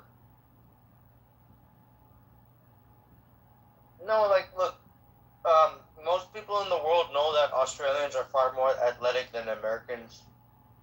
That's not true. No, it is true. Motherfucker, it is true. Motherfucker. That's definitely not true. It is true, bro. Oh, so you're telling me a nation with 21 million people is supposed to win more medals than a nation with 340 million? Bro, we don't breed like Indians that have like fucking 1.6 billion fucking people that fucking like fuck up the whole world. Yeah, look, you want to bring in anomaly. Wait, let me finish. You want to bring in anomaly. Without using the word South Sudanese can be like 7 feet tall, but are they good at any sport? What sport is South Sudan good at? It's not good at any sport. Pakistan does better at sports than South Sudan. Does that mean South Sudanese are worse at Pakistan? Earth to sun, Earth to sun, Earth to sun. Sun, are you in? Come in, sun. Earth to sun. Hey guys, first I want to apologize because my English is not so good, but I just have to apologize about the PTR, if you don't mind. If you could change that would be great. But I would love to hear from you. Tell us, son. I just came here from a group that it was just opposite here, and majority of them were so radical Islamist people that were insulting. Actually, my nation, because I'm originally Iranian, and they were insulting us, and they were telling some, something so disgusting, fake stories about our history and about our ancient kings and our history and everything. And I was so angry. And even one of them were here that he just went. The Ralph was here. I saw him. Maybe he saw that I'm here and he went. And he was a very, very rude man. And then I came here, and I'm atheist actually. I'm not believing in any religion.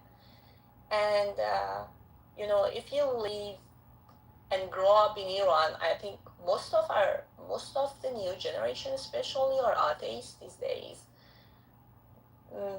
Because of these happening in the world, I just see that you're speaking about, I mean, that exactly like here in another group, they're attacking another group. And I just wanted to say that why?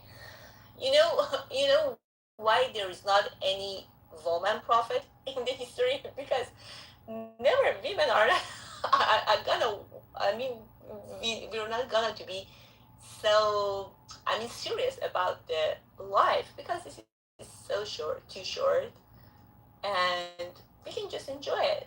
I mean that religious is, in my opinion, I respect to all the religions and all the beliefs. I don't want to, I mean, disrespect anybody or But any are you belief. from Iran? Are you from Iran? Yeah, I am. So you don't represent any Muslim view at all, because you are atheist. Number one, you are atheist.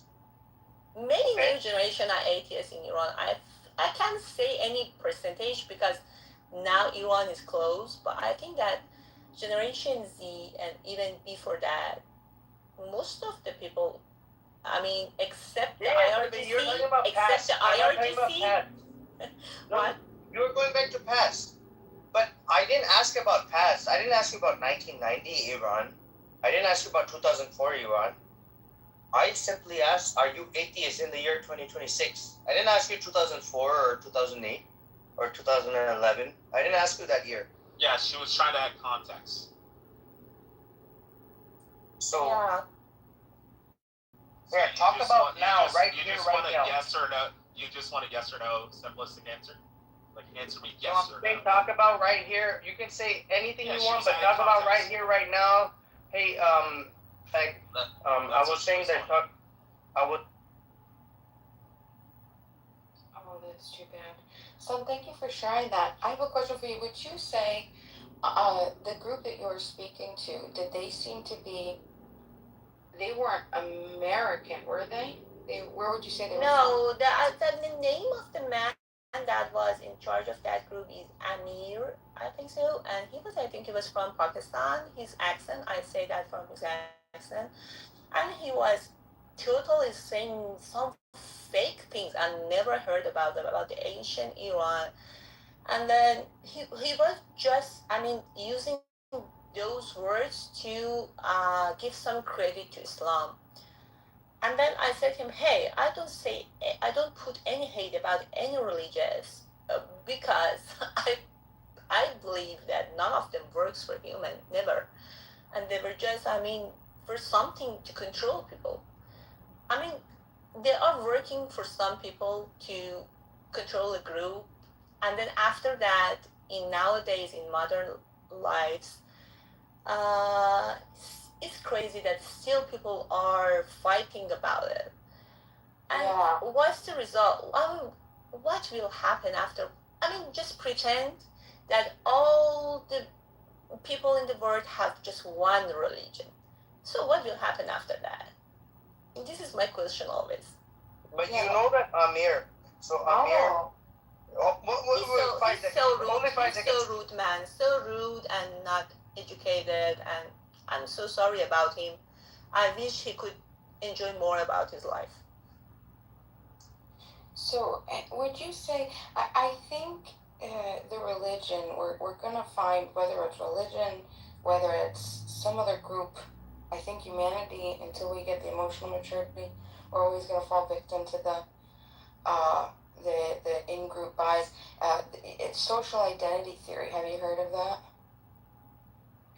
It's like this, it's by John Turner, psychologist. Basically, they say that people, psychologically,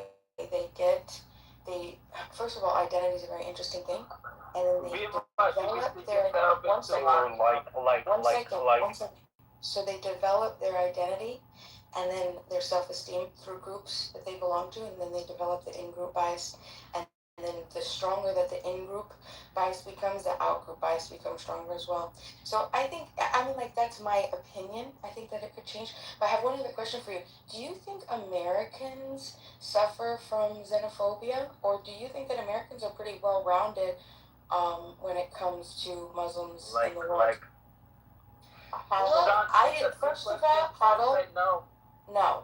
but good, but do huddle. But yeah, I'm living in the USA now, but I lived in Europe, and before that Iran, and you know, I saw different. I mean, uh, different points of view about the people, and I think that something that people follow nowadays is just if I wanted to say that who is the prophet of nowadays, is just social media. The prophet of now is just social media, and people, all of the knowledge is something that they receive from social media. So I think that something happens that somebody in charge want to happen. I mean, it's not something that we decide about it. And if we are fighting so bad these days, because maybe we're supposed to fight it. I mean that because there is no, it doesn't make sense that you fight in 21st century about religions, about some men that the I mean the last of them, for example, were died more than 1,000 years ago. It's something that I fight for you with my king 3,000 years ago that was in Iran. I fight for him now with you. So it makes sense just the same. For me, I mean, if you believe that there is a God or anything else, it's just for you. When it's something to threaten all others or fight with others, it's something that a group wants that you do that. I don't believe that it's our willing to do that. so do you think it's more, let me ask you, so getting back to the Americans and xenophobia, do you think that possibly the a religious frustration, well, hold on, that people look at different religions and they look at them as harmful? Do you think Islam could be considered harmful, or Christianity, or any of the religions? Do you think that they could threaten a peaceful person's way of life? Well, to tell the truth, I don't have enough information about Christian and Jewish that I tell my opinion. About the Islam, it hurts our people in Iran because of our history, because it was something that forced to us. But for example, that at the same time that the Iranian, many of us don't like Islam now, at the same time in Saudi Arabia, they love it. And it makes sense because this is their roots and I respect them because this is something that belongs to them. This is their history. This is their beliefs and I respect to them. But when they wanted to force it to us that we weren't like that, and we had a lot of, I mean, they did it with attack and killing or everything, I don't blame the religious. I blame, the people that did it in history. But in those times, all the nations did that. All the empires wanted to spread and wanted to catch new lands and kill others for that, or slaves or everything. So that time is past. That time passed. So you see there's a little bit of maybe they're using religion as a cover for conquest to get more land. So, but let me ask you, today, right, I think pretty much the world is carved up pretty, like mostly stable, right? There's 100 and something, 90 something countries, maybe 80, I don't know, a few of them. Obviously, the jurisdiction, what is it called? The perimeters are going to change. But my point is, do you think that there are any religions today that threaten a peaceful person's lifestyle? Like they would, if they were today to move into your community, do you see any religion saying, oh, well, we have to govern this way, or we have to put these laws in place for you too, and not just me? Do you know of any religions that say you have to live under the laws that I say because this is what God says? Isn't that what she's been answering this whole time, though? Like, she's already been answering your question. And also, there was an article that a woman gave to Elizabeth more than 50 years ago, and then before that, there were somebody from the Europe that decided to make a religious belt in Asia. I mean, to have the control of them. You know, when you make a new version of religion, because this version of religion of Islam that they make, of course, that I don't believe to Islam from the first to now, because it's not ours. It's not, never, it wasn't adapted to our roots in Iran, you know. So always people at the same time that many of them maybe were Muslim, many of them didn't like it because they forgot that what happened. But when you go to books and read it, that how they forced Iranian to be Muslim, they killed them, they slaughtered them, and then after that, still always there are some people that are against that. It's not because of Islam, Christian or Jewish, it's because that it's not belong to Iran. It's not Iranian. So when something comes from out, all these people are defending themselves. And then I wanted to say that these days, this Islam that we see with a lot of violence, it comes from, I mean, community. A part of that comes from Qatar, a part of that comes from England, and this is just a politic plan. It is not really religious. And they have, I mean, there is an aim to spreading that hey, we can catch these in the world if we spread our beliefs. So the more that they spread something, the more soldier they have. And then they can do something in the world without paying, you know. If you wanted to pay soldiers, it's so expensive for you. So I have one more question, and then I'm gonna stop interrogating you. I thank you for answering my questions. I heard that, first of all, have you lived in Iran? How long have you lived in Iran for? More than 30 years. Okay, so I heard that they have a thing called morality police. That if I, as a nice, peaceful person, I've never harmed another peaceful person or their property in my entire life. I never intend to. I never tell people what to do, what to say, as long as it doesn't come to my private property or my family or my friends or my community. So who? Listen, I'm moving you down. That's it. It's fine. You're never supposed to buzz on the best fucking soapbox era. Okay, so this is son.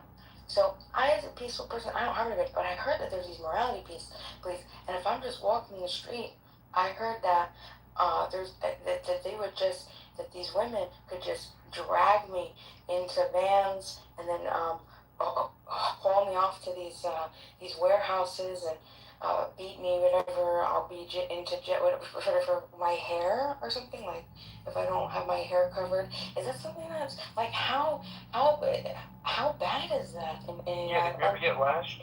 And like, can you tell us a little bit about that? Yeah, of course. You know, I have some experience like that, and you know what? This regime, IRGC, were staying with playing with some beliefs of people. When they came in Iran, they were different groups. They were leftists, and they weren't religious actually. They were Islamist, and they were a group. I don't know how to call it in English. IMK or something like that. MIK. We say Mujahedin Khalq. Okay, and then these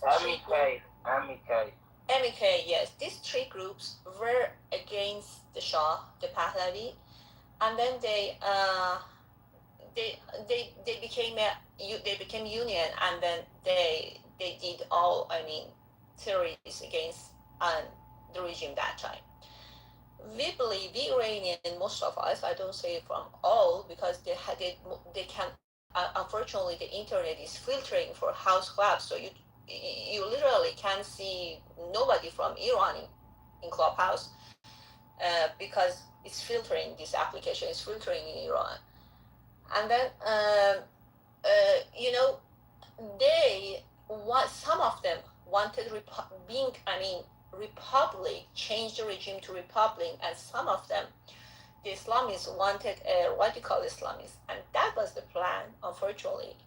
And in that time, it wasn't happening inside.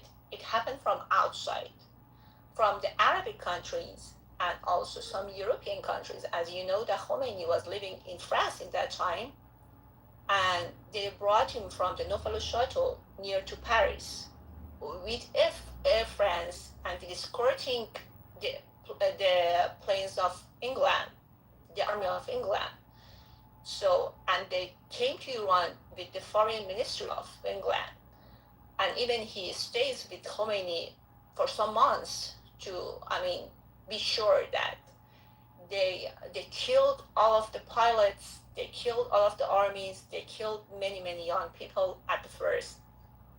And then for staying, because very soon people understood that they were betrayed. Yeah, but did you ever get snatched? And after that, they stayed with forcing and pressure on women about the hijab, about the rights, about the mothers. Mothers cannot have their own children then if they wanted to divorce, or they don't have the right to divorce. If they want to divorce, what? We know what terrible things happen with the Islamic regime. Do you support the United States and the state of Israel removing the government from your homeland?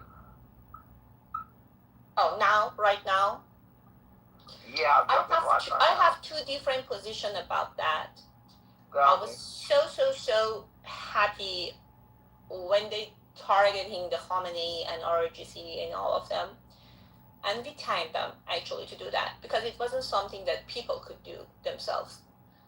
Because as we see, they respond them, with shooting and slaughtering and killing, like the 8th and 9th of January, and that people went to street. And then after that, I think the war came to complicated position. That many of Iranians, are not happy about what is happening, because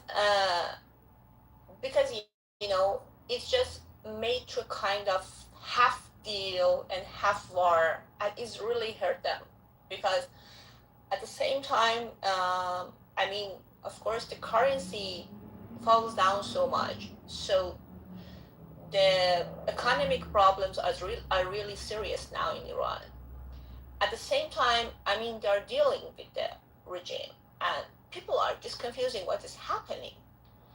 So, I myself, I was half and half, 50% and 50%.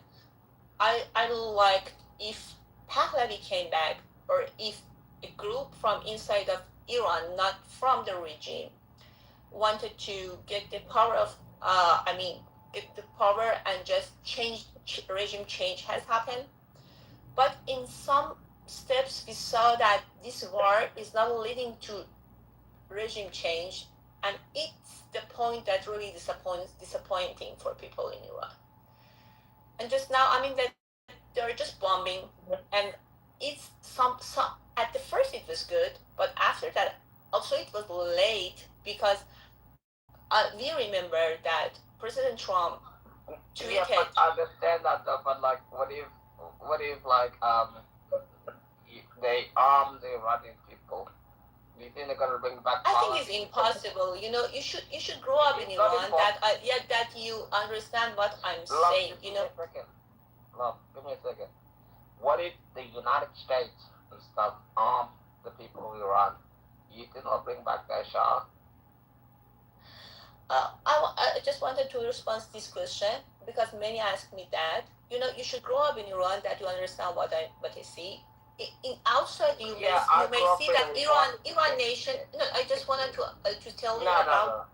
No. I grew up in Islamic dictatorship too, and I was the commander of the armed forces. So don't sit here and be like, oh well, yeah, it's gonna happen. Do you think it's a good reason for the United States to arm the people of Iran?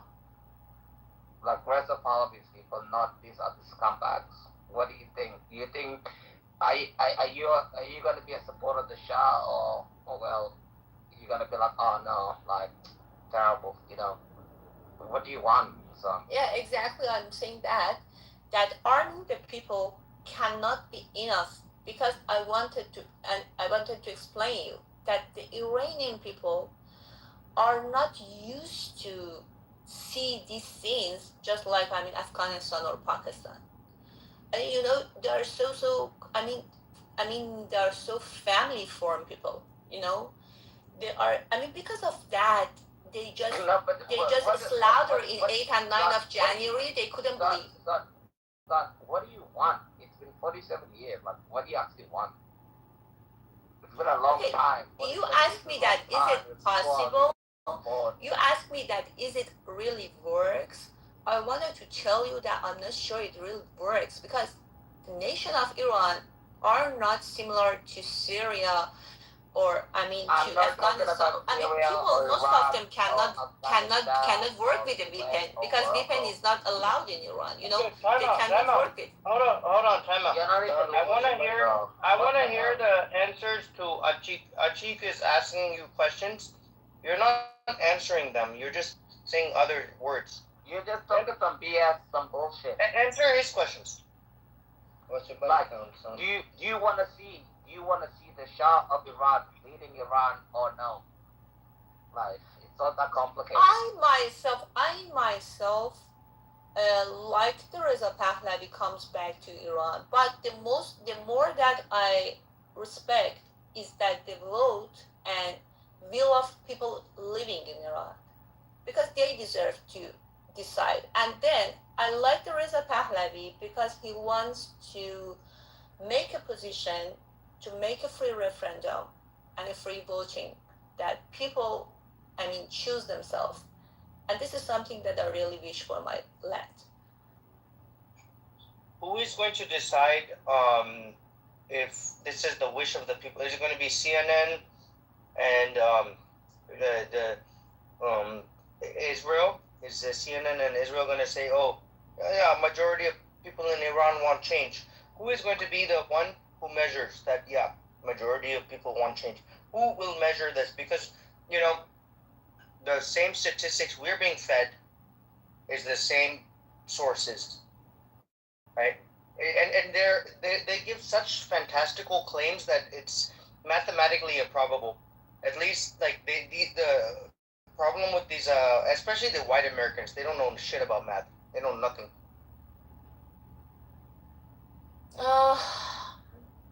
I really don't know. We receive, because our connection is so poor these days, so we receive just a community around us in Iran, and the community that I'm connected with them, I insist that I cannot, estimate anything in Iran, but the community that I'm connected with them, maybe 70% they like that. There is a Pahlavi comeback. 30% maybe they like that something happens from inside, and 0% supports the regime. So, I can speak about the maybe 2,000 people that I know from different groups or friendly groups or classmates or anything that I'm connected to them, but not more. So I think the only way that we can see that what happens in Iran is just first free the Iran. But for free the Iran is not, in some parts it was absolutely wrong that happened. Negotiation and then not negotiation and then do this and then do that and then let them the time. This regime cannot be changed. Just the only that they can prove they changed. They should change all the constitution from base, and they should remove the leader that they have proved that they didn't do that. Because as long as one person decides for all, because the Khamenei and now the junior Khamenei, we're not sure he's alive, I don't think so, but anybody that comes instead of him, one person decides. One person. Report the U.S. if there's no regime change.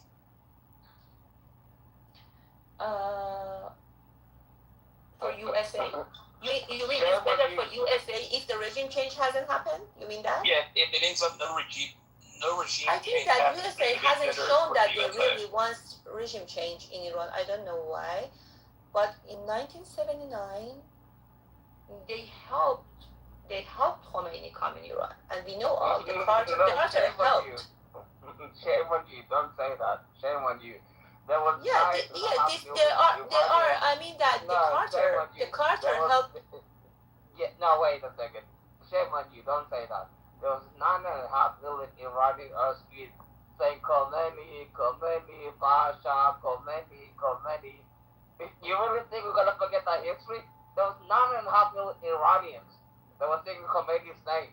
You really think like those people were like Japanese or Mexicans or Moroccans? Son? Huh?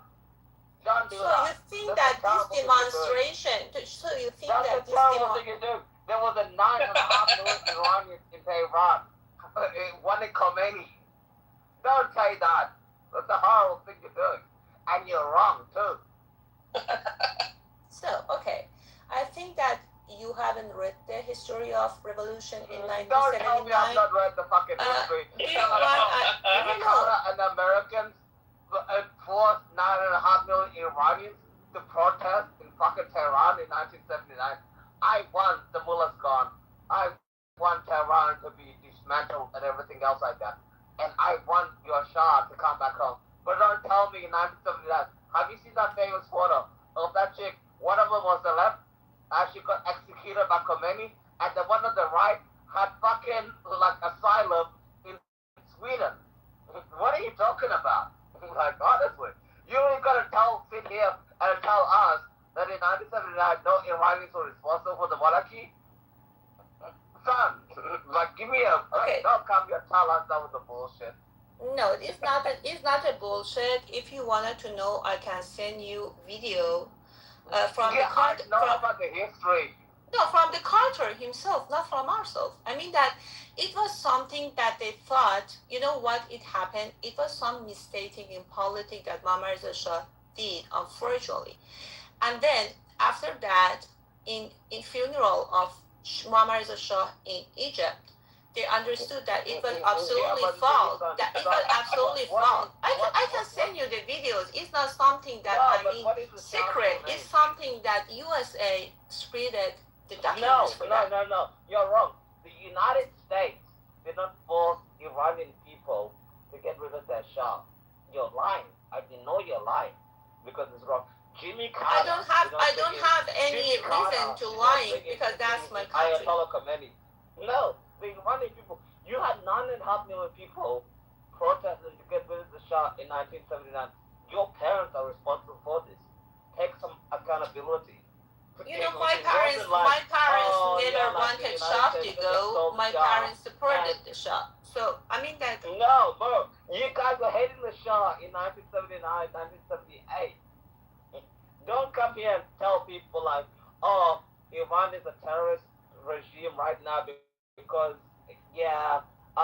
the Shah was there in the 70s or whatever. No, actually, just wait a minute. If I can find the video, I'll send it here. Okay? Just wait a minute. What kind of Bima, didn't you miss this? Fucked up. Fucking hell. Bima. Yeah. Haven't you missed Asia? I have missed Asia. I miss you guys too.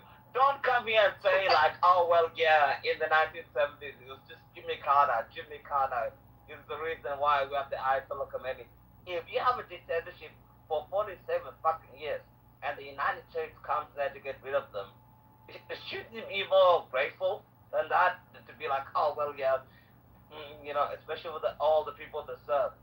Iran have been blowing off the legs of American soldiers from like 1979. They blew them off the Beirut bombing, 1982, 1996, 1995, 1996, 1997, 2002. It's your fucking government. Like, this has nothing to do with the Americans. The Americans are not trying to get their troops killed. So I think I found it. Sorry, Chick. I think I found it. Just a minute. I think I found it. So, can you check it, please? Yeah, definitely. So please just listen to that. Then I mean, you can understand what I'm saying. what I'm coming from. You really want me to look at the influencers argument? Is that what you're posting? Just please listen to that. No, just please listen to that. I don't want to blame anybody because this is just politics. I just wanted to clarify what happened in Iran. I just wanted to say why a majority group of Iranian couldn't be here, because even the voting that happened at the first of 1979, that was a fake voting. After that revolution, and what is happening in Iran is just after Muhammad Reza Shah unfortunately passed away, so all of them just became like a secret. So nobody knows what was really happening in Iran. So you're here talking about Muhammad Reza Pahlavi Shah, and he's a Sunni Muslim, right? Son, I'm talking to you. Yeah, Muhammad Reza Shah and Reza Shah, both of them. Both of them. Yeah, why is it that you want his son to become ruler of your country after his father's name is Muhammad Reza Pahlavi Shah? He's a Sunni Muslim. He's not even a Shia Muslim. Why do you want that? First, the Reza Pahlavi himself is an atheist, and he's not believing in any religion. And then, as I told you, when you don't know about the inside of nation, you just say it's something that you experienced already. Because, you should believe that everything that has happened in a nation, it has a story from 1,000 years ago. So because of that, first I told you that what happened in Iran, that Islam came and then remained, and then a part of Iranians were Muslim, and then it became more or less. I explained first because of that, because for many people it's complicated. What is really happening when, for example, they in their identification they are Muslim, but at the same time they are claiming that they are not. So this is something that, for example, in this regime, when you are born as a Muslim, then you cannot change officially your religious, never. So this is something that many people maybe they don't know, and I can say that, hey, you're right, because you don't have any experience in Iran. But on the other hand, many things that happens in Iran, about the violence or anything, is so exaggerated, because again, there is not any real information from Iran, because they compare it with the neighbors. But of course it's not the same, because the way that we live is different than the way they live, and I respect them, of course, but we are different, just different. So I have a question. Sorry, I have another question too. Just real quick. Remember the morality police thing that we were talking about? Yeah, exactly. Then So I have a question. Do you know? I just want you to get. I'm curious to know how well you would know an American population. Do you know what would happen to a person who tried to kidnap me on the streets and throw me in a van, being a woman, and let's say they clearly were, it was a religious, do you have any idea what would happen in that exact moment? I'm not talking about legally, I'm talking about, how do you think something like, when you imagine it, how would you imagine? It happened for many women in Iran. It happened for many women. No. My question is, what do you think would happen if that same situation happened to an American woman in America? Same of situation. Course, all of the American, I always say that for the American, that they tell us, and they say that, hey, we have some code dressing too. I tell them, what the F you're saying, because they are not the same, not at all. And But you know my question? Do you know my question? I'm curious. The question is I'm walking down the street, I'm American, I'm walking down the street, and somebody, a woman wearing hijabs, they kidnap me and they put me in a van. And my question is, but this is what I want to know what your answer is. What do you think I would do in that immediate instance? Do you think I would go with them to the warehouse and, you know, like what do you think you would don't happen? know what will happen to you after that, and like Mahsa Amini was killed. But what do you think would happen to me? Well, let's use me. What do you think would happen if that happened to me today? What do you think I would do? In Iran or here? Here in America. Oh, I think that it is, the worst criminal that may happen in America. I'd shoot him in the face. I would shoot them. I have a gun, and I would shoot them because if I didn't have a gun, I would gouge out their eyes and slice their throats. I mean, it would be really bad. It would be really bad. There wouldn't be like a destination to go to. It would just be I think I hope a lot of women in America, I mean, I say that, I mean, some women are weak, but they would probably go along with it. But I mean, I don't think, because you of do that, I realize think that, that right? it's good that you can carry a gun here, but it's something that happened in the right time, so people know how and when use it and how they defend themselves. But I mean, it could be a knife. I think the wish difference it was is like, in Iran the same. If it was, even the revolution didn't, settle in 1974, and after maybe 2 or 3 years, they were just fell. But I mean that after these many years, that nobody know, even they don't know how to use a weapon. You know? Yeah, I wouldn't even need a gun. I would risk my life, and this is what I'm trying to get to the point, like the mentality, right? For women in America, I think, I can't speak for all women, I think the majority of women would be, we're going to do whatever we need to do. Like, this isn't right, and this isn't something that we're going to, typically just allow to then happen over and over and over. Like, these women would become targets, and, I mean, like, they would risk their lives. Like, I would do egregious things without, like, even if I didn't have a gun, you know what I mean? Like, I would choke them out, I'd take off a piece of my clothing, rip it, choke them, kill them. I mean, like, they would die. They would definitely die. Mm-hmm. But I wonder why people in Iran don't do that. Why don't women in Iran do that? Because they're brainwashed to think that the RGC is untouchable. That's not. Because the morality police aren't the IRGC. They're just regular citizens, right? That's what I hear. No, they are not regular citizens. No, I hear that those women are not regular civilians. Those they're women. Sharia police. They're Sharia police. Yeah, they are. They don't have guns like the United States. They don't have 300 million guns in the country. There's no Second Amendment. Yeah, but that's not Bima's point. Well, thank God, right, Bryce?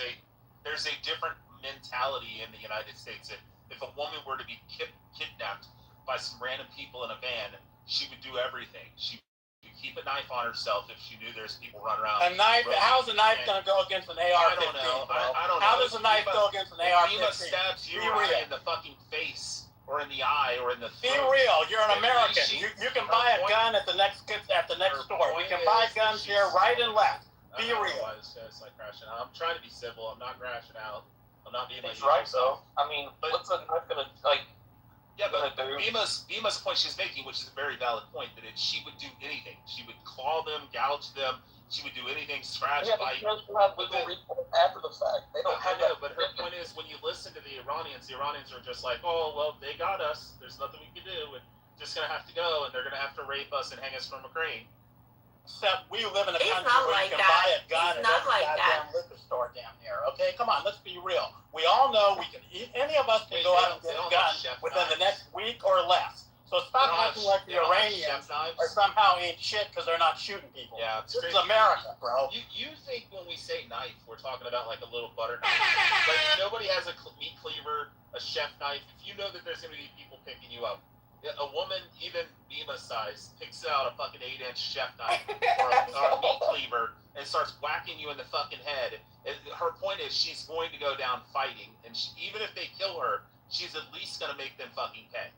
Typical American arrogance. I know, You got a Glock. You got a Glock. We can get a Glock and AR-15. Listen, my mom is 63. My mom is 63 years old and blind. You come in that fucking house, she's picking up a meat cleaver and she's whacking you in the fucking head.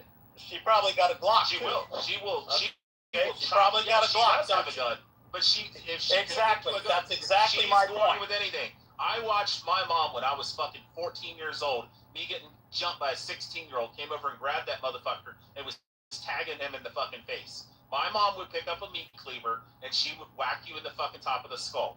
And there may be 2 or 3 other guys that are then are gonna go grab her and fucking beat her up and kill her, but she's at least gonna make you fucking pay and suffer. But when we listen to the Iranians are like, oh no, they got us, nothing we can do. I guess we'll just have to go willingly. Except for 3,000 of that them. You're absolutely wrong.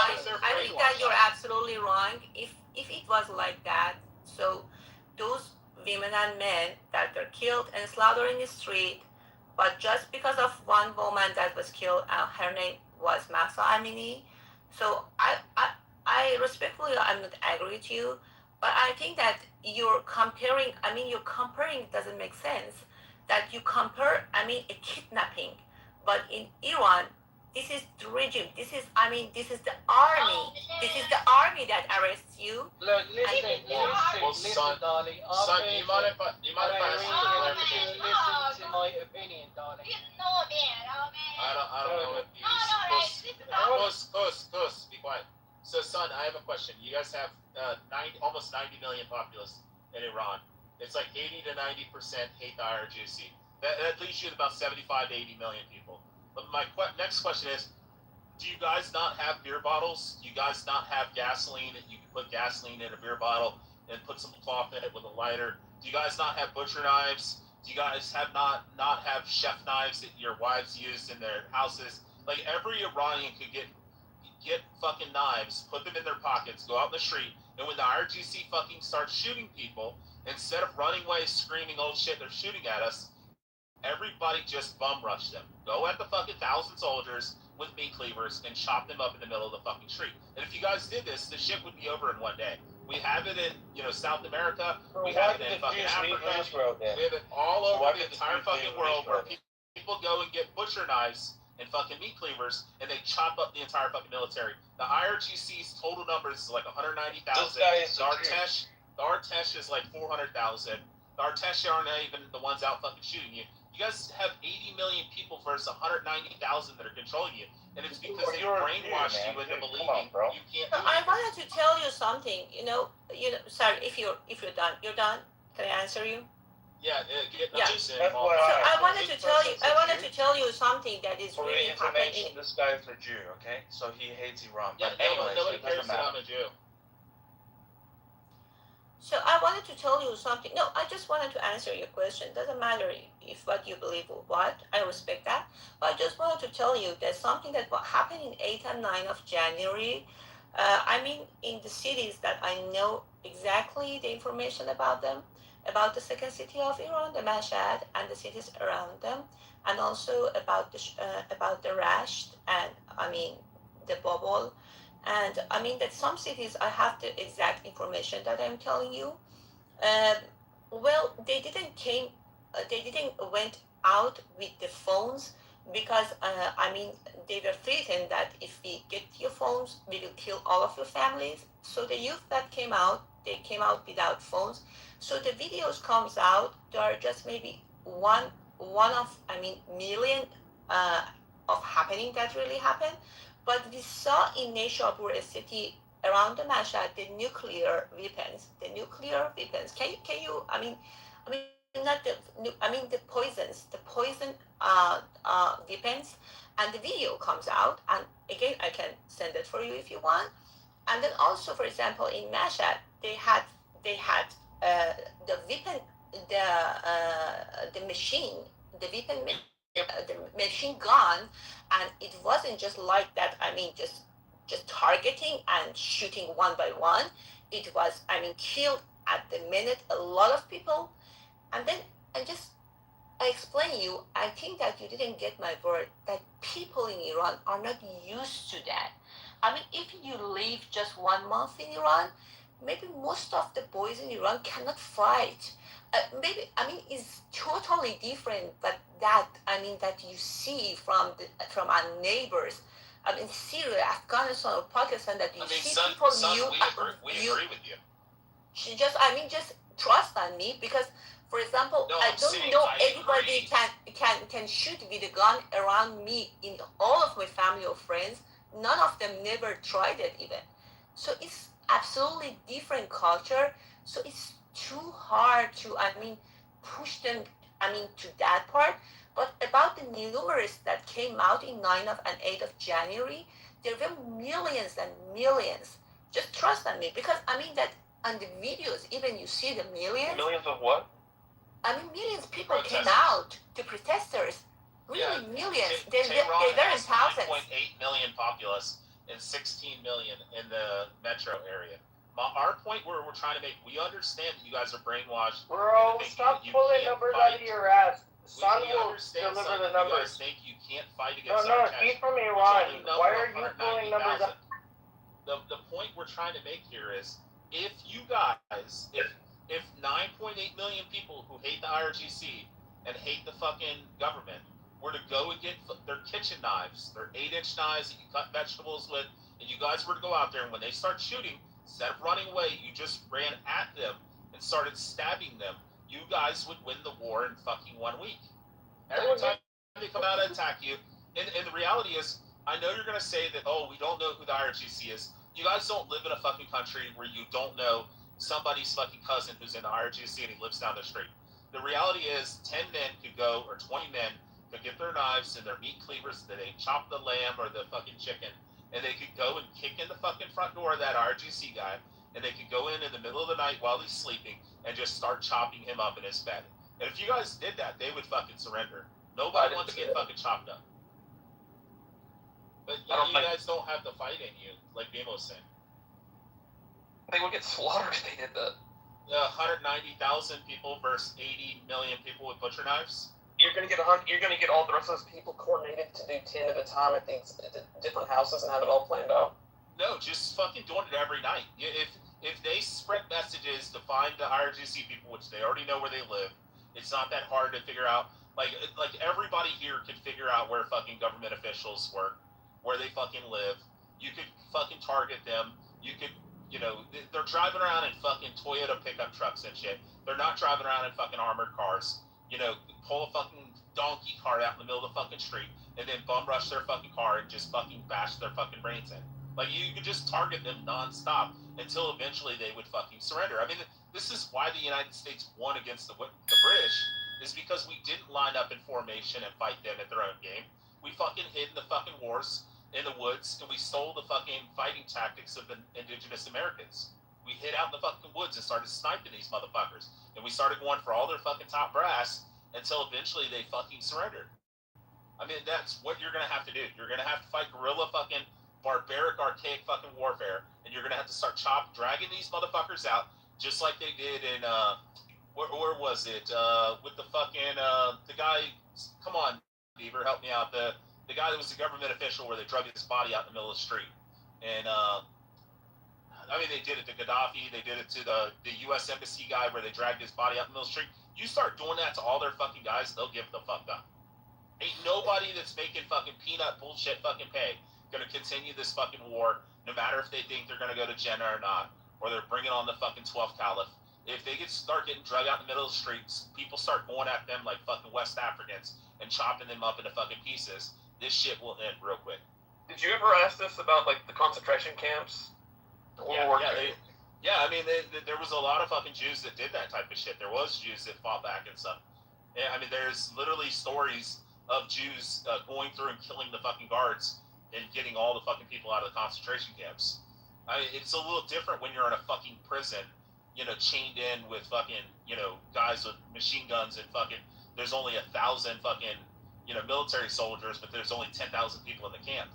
But it's a little different when you have 80 million people who are pretty much, for the most part, free to roam around their fucking city and shit, who can get fucking, butcher knives, and they have all this shit in their kitchen.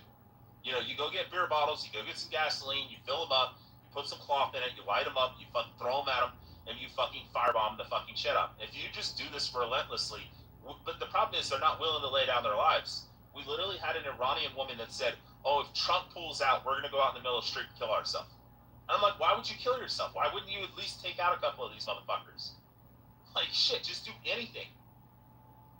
Tricks, I don't disagree with you. I agree with what you said. Hold on. Rich, it sounds like you might have to go over there, get on live stream, and show them how to do it for real.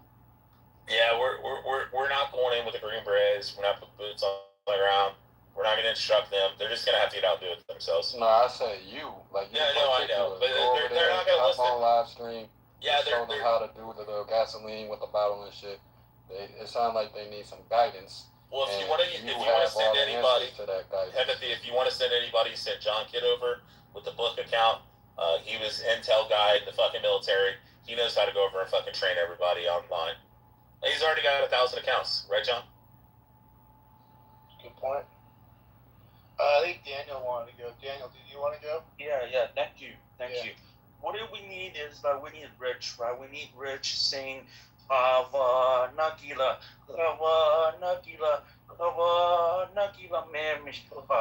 right? We need to sing that song, march to the IRGC, building, shoot him up, right? That's how he do it.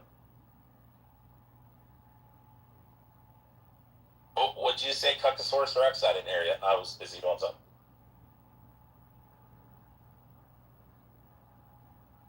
Would you fight like that? Would you take your meat cleaver and charge? Fuck yeah, she would.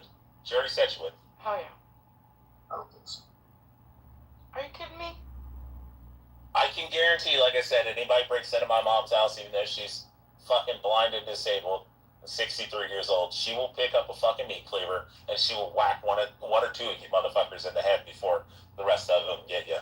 And she's fine. She's willing to fucking die for that. But that's the American mentality. I mean, but unfortunately, these Iranians have just been brainwashed like a bunch of North Koreans, and they think the big bad boogeyman's undefeatable unless America or Israel comes in and does it for them.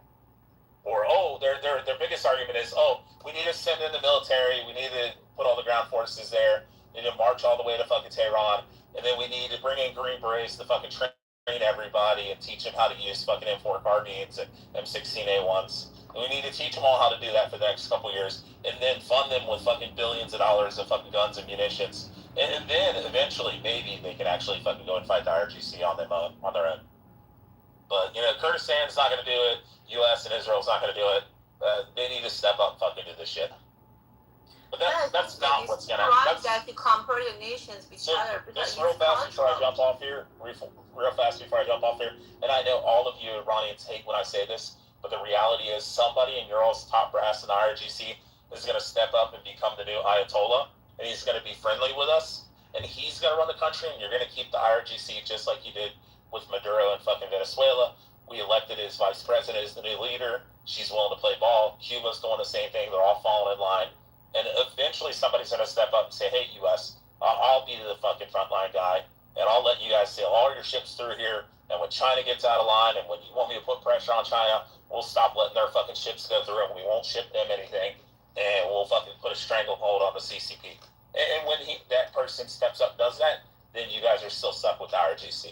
And then we'll be friends with the IRGC, just like we were when we fucking overthrew your fucking Shah, and we put the fucking IRGC in charge in the first place.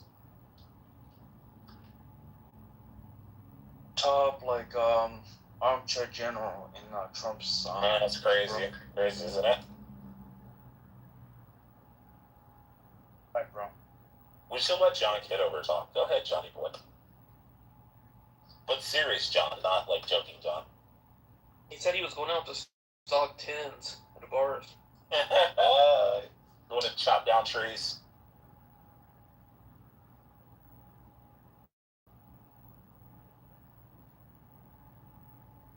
In Daniel's case, it would be going out to find dudes to get fucked by.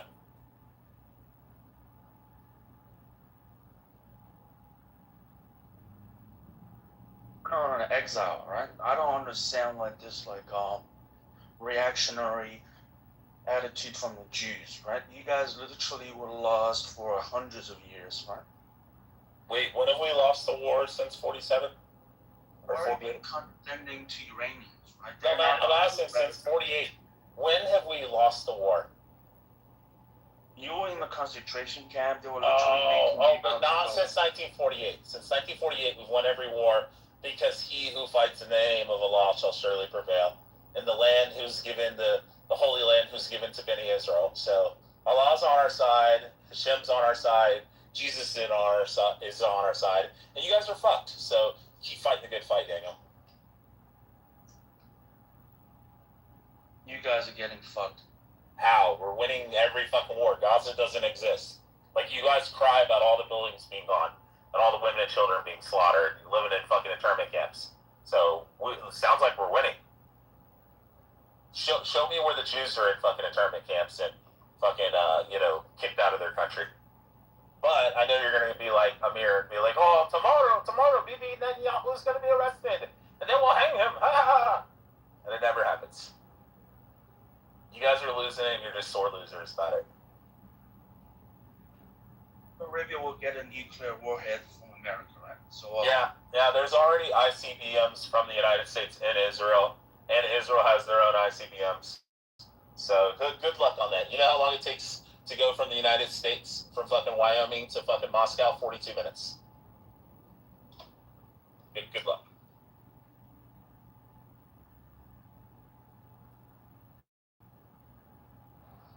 Alright, new title. Have at it. Pussy Muslims. Anybody want to take on the title or no?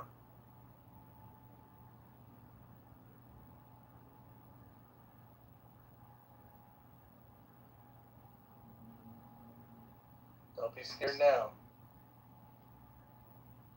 Been shitting on Israel for forever, so why not get in here and get it done? Jews. It's not about Israel. I don't give a shit about Israel. I just don't want Jews. Why? Why not? Jews. That's retarded. See, other people, they have a problem with Israel, but not Jews. They don't care. Like, why would you have a problem with a group of people? Like why? I don't understand. People get evicted from 170 countries. You ask yourself, is it those countries' fault or that group's fault? I don't know, man. Where's AJ? EJ. I have a question, but it's slightly off topic. I'm here. You want to respond, DJ? Who said that? I didn't even see. Daniel. Let me see here. Okay, yeah, so I'm a Jew. I'm one of the few Jews who's been chosen to live forever. What else do you want to know? Well, at least they make him tall and handsome and smart, right? You're so cute. Let's make out tonight. Oh my god. So I have a question. It's off topic. Can I? Why not? It's been like that all night. Go ahead. Oh, I know. I'm staying with this topic. That was just... I can't. I have to stay with this topic. Yes, I think that Bibi should be arrested. Why? I'll tell you why. I don't think that you can do what you do to another population. I think there is enough evidence in these multiple reports, like 100 pages of reports about what they do. I don't have any problem with Israel defending itself from people that are harming them. What I have a problem with is the creation of new victims at such a careless rate. I can't. Whose reports, Bima? Whose reports? And multiple Amnesty, these places? No, UN. UN. And what did we learn about the UN on these reports? Did we learn that the UN had their own employees part of the Not that one. terrorist organizations? The ones that I'm referring to are actually pre-October 7th. So these are reports that I read. And who was on these committees? Was it Iran and Syria? And let's look at who are on the why does Israel come up at the UN more than any other country? Do you think that there's problems around the world and there's countries that are acting in bad faith around the world, but they don't seem to come up at the UN? Only Israel? What does that seem like? That's actually an interesting point. Why is Israel mentioned more than I'll tell you why why they're mentioned more. I think they're mentioned because the majority of vetoes, the large majority of vetoes that the that the U.S. have done have been in defense of Israel. And I feel like even if it's just why does it come up more than like why do they not talk about the Uyghurs or what's happening with in Sudan or like in other countries where there's killings and like why does Israel come up? I don't have the statistics, but it's like an inordinate amount of time for only little place the size of That's Jersey. the argument I always hear is like, why isn't other genocides like brought up or whatever? Bima, what do you think about that? I would say it's because of what I was just saying. It's the U.S. backing. The U.S. has not backed. Let me just say what it had said again. I'll just repeat it. The U.S. has used almost half of every veto that it's ever in the U.S. to defend Israel.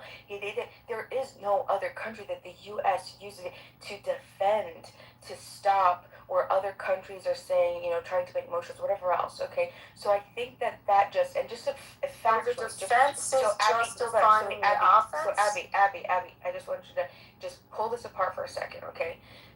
Because I know it's Israel, and so there's a sentimentality here, but just looking at it factually, like if we were to say country A, country B, we know that country A, okay, is part of, we're going to say country out here. How can we do this? We're going to say country 1. Okay, country 1 through country 5, those are going to be the big 5. Okay, now the rest of the countries are going to be letters. So if country 1 of 1 through 5, the big 5, is using half of its veto to constantly protect just country I, it brings attention to it. And it's just like, why? So I mean, like it's causation versus correlation. I mean, I don't know the answer to that. No, it doesn't work. It doesn't work that way. It doesn't work that way. It has to do with who's bringing the charges, and look at who the countries are, and look at the Arab nations and the countries that have done this over and over. And of course, the U.S. is defending an ally, and the U.S., by the way, defends its allies. However, I do want to comment on the topic. And I'll put the stuff in the chat, but have we talked about the U.S. Code at all? Both the two sections that make it absolutely impossible for the U.S. to have anything to do with the ICC or what the actions are of the mayor of New York and how they are actually, he's already broken federal law. Has anyone talked about that? The mayor of New York? Oh, yeah. Has anyone talked about the two U.S. Code sections? Beaver brought that up? Matt? No. Pepe? No?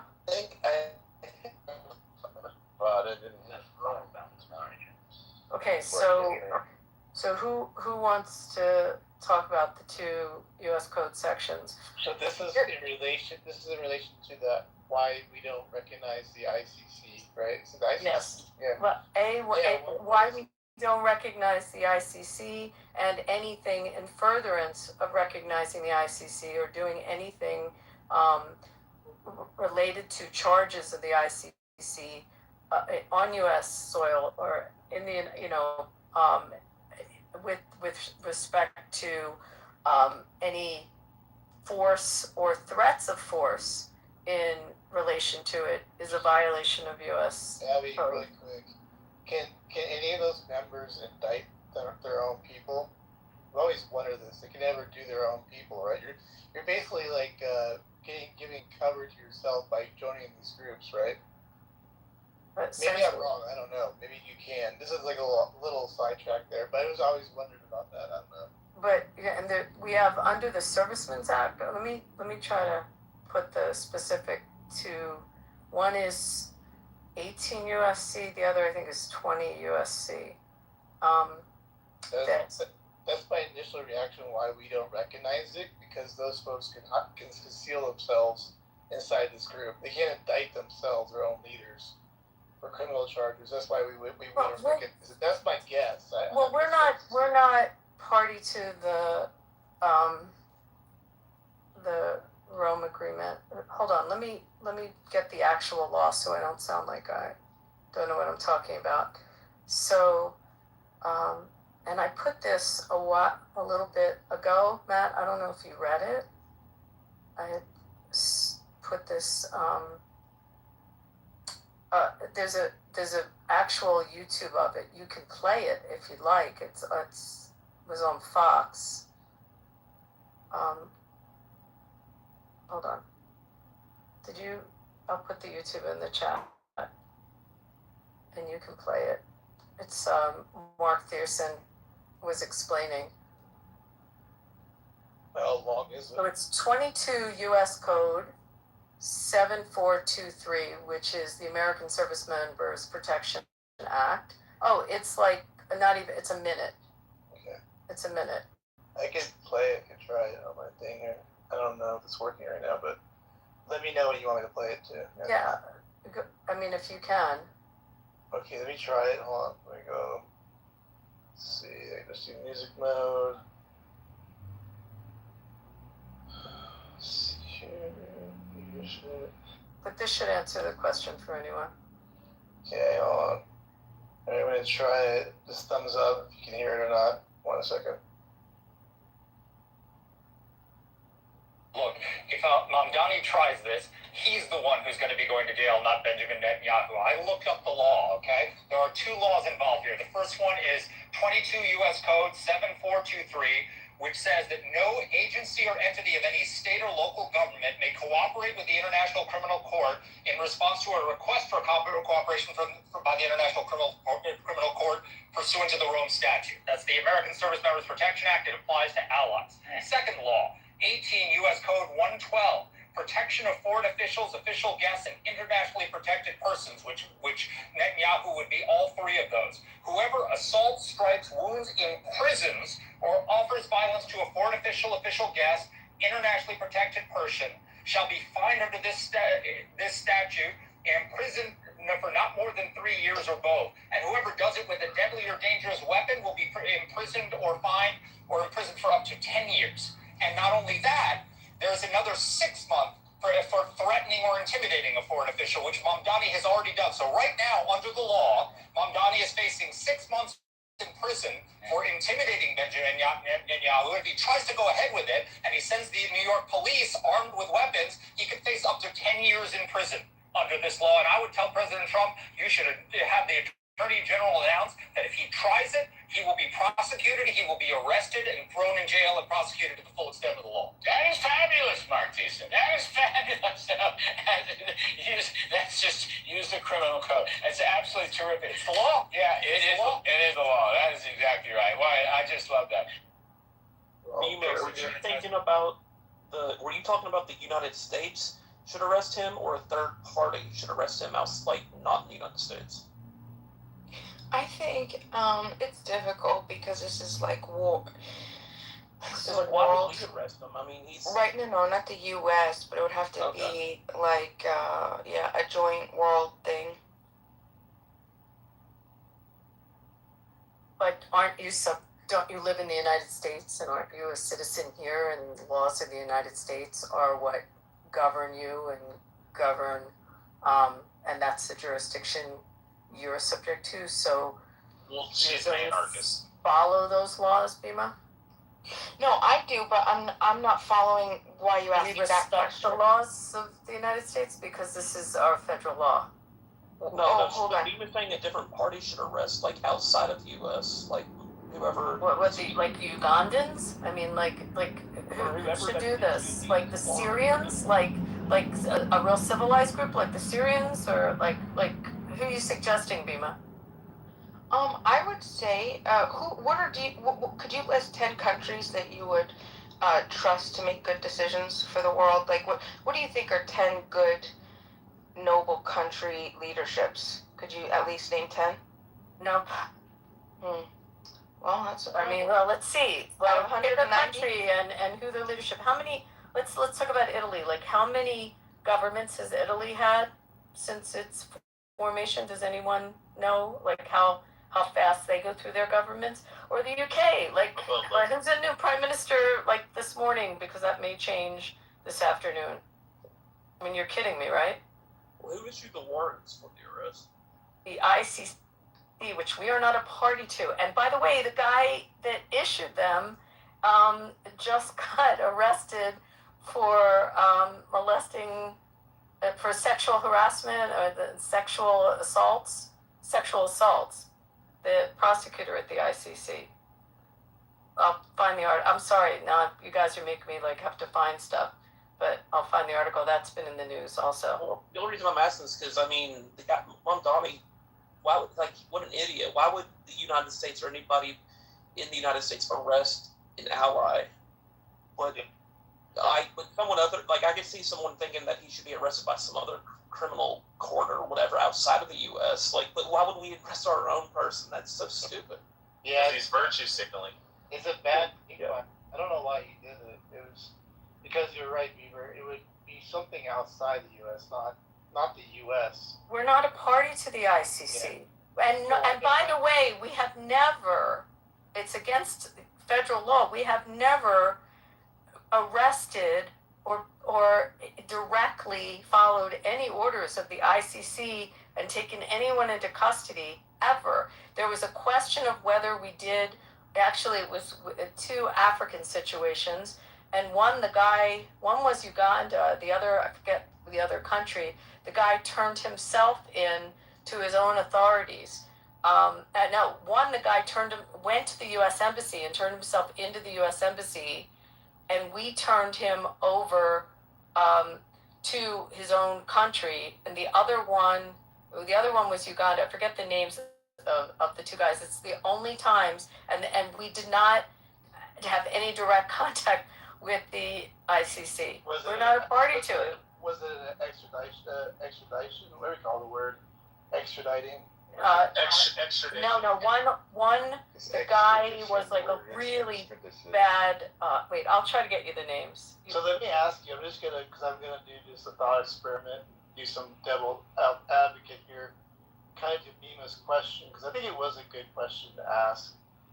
If our allies were all to say okay, we kind of agree with this kind of situation, what would you say to those folks? So if it's another ally that we have, another two allies that we have, another three allies, how do you approach that situation? If it ever got really that bad, do you think, Abby?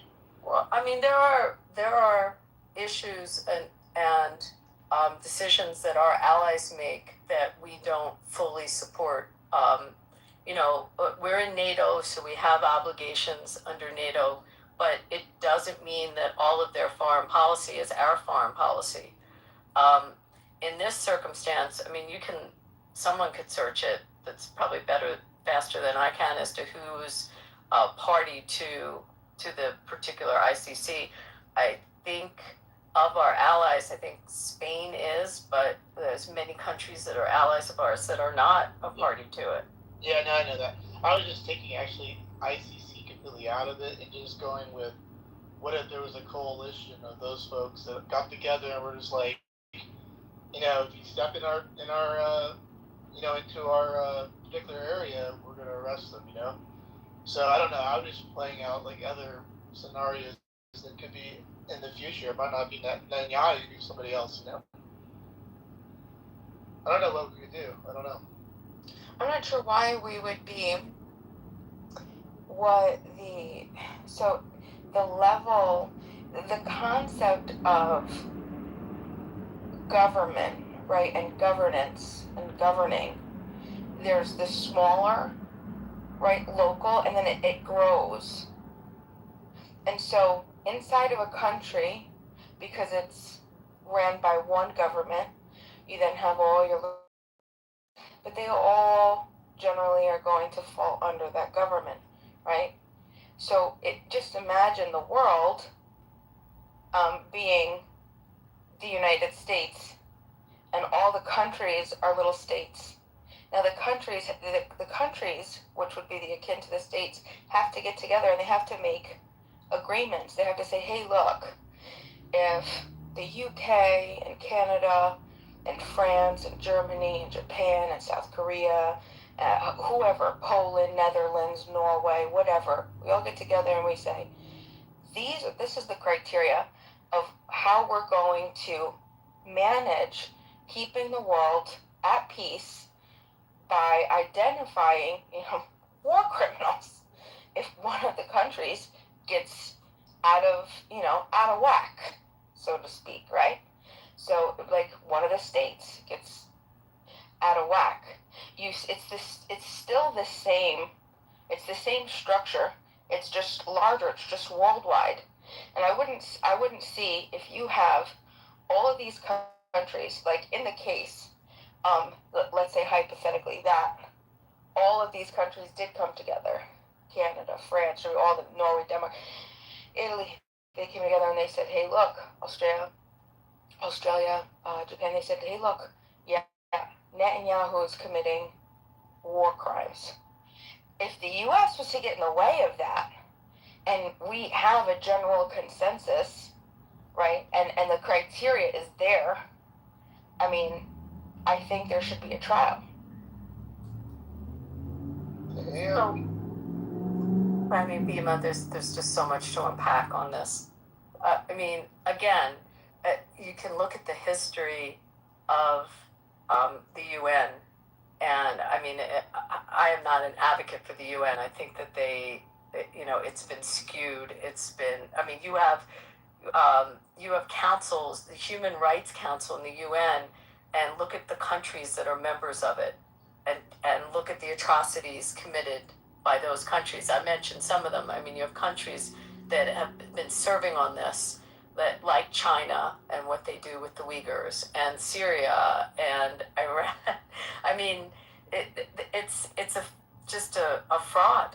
And with respect to the U.S., we have our own foreign policy. I put in the other chat, because I don't know how to, someone can Google this and find it, the statement issued by the U.S. Attorney General with respect to the ICC and how we have not consented to it, and it's a legal opinion by by Todd Blanche of how we have it has no jurisdiction whatsoever in the United States. And not only does it have no jurisdiction, it's so important that it has no jurisdiction that we have federal law that you just heard in that interview that protects and penalizes if anyone tries to do anything in furtherance of it. That's how much we don't agree with it in our foreign policy. Yeah. So, and that passed through Congress. That's federal law, okay? It enacted through Congress. So that's how much we don't accept that the ICC. Abby, what's your metric of being war criminal? Either for a country or a person. Excuse me? What is your metric of being war criminal, either for a person, the governor, or the country? Yeah, how many people should be died? Well, I don't know. I mean, first of all, if we want to have a fake accusation of the word genocide, maybe you need to take a look at what happened in Germany, and you might understand what a genocide is, or what's happened with the Khmer Rouge, or you want to look at real genocide. Whatever the number is, and you could take the Hamas Health Ministry's number, and this room is not about getting into this argument, but if you want to, you could take a look at their number of 70,000. And I would argue that if it's 70,000, take the higher number, 50,000 were combatants. And you need to understand what a combatant is and what you might consider to be someone in civilian clothes is also taking part in the actions that happened within Gaza. So, I mean, there's also people that died of natural causes in the course of 2 years in war. Not in war, in any civilization, about 1.5% to 2% of a population will die of natural causes. So we're assuming no one had cancer there and no one ever had a heart issue. So you can add that. But all that being said, it's a false statement. So with respect to this particular, I mean, I can get into the argument and so can other people. That's not what this room is about. But I think if you look at Nuremberg, you look at those that were individual criminals that masterminded what occurred in Germany, and Nuremberg would be a good example of it. Obviously, the same would be with that you don't take Imperial Japan. Yeah, so far, I understand that your take is, Bibi is not war criminal. No, I don't. He's because there's no crime. Yeah, right. Well, to you, maybe to those that want to find fault with Israel, they're going to blame him. But there's no crime. They were at war. They were attacked. Innocent people in a music festival, people in their homes, people that we loved very much on Clubhouse were murdered, were taken as hostage. They reacted and they went to war. And those are casualties of war, and actually not many casualties compared to other war scenarios. But all that being said, it would, going back to the U.S. and whether the U.S., and we are, those of us that live in the U.S., I don't know where you live, and are subject to the jurisdiction thereof, it's federal crime. Sure. You didn't even talk about how they put babies in the oven, though. Like how they put babies in the oven, how mothers were raped in front of their families. You didn't even talk about that stuff, and which many of that happened on that day. We can go on and on. I wish we could get. I don't know if I can send a text to Shlomi if we can get him to come in the room and talk to us. Ali, maybe you'd like to hear from someone who was held hostage. Would you like to hear that? Who was held by a journalist and a doctor. Yeah, yes. So they're considered civilians who were killed, and when they rescued him. Yeah, they were killed when they rescued him. By the way, and then another one actually was killed. I told you the story, Rich, when I was over there. He got the news that they tracked down one that was also holding him hostage. But they would be considered civilians to you and part of the civilian deaths.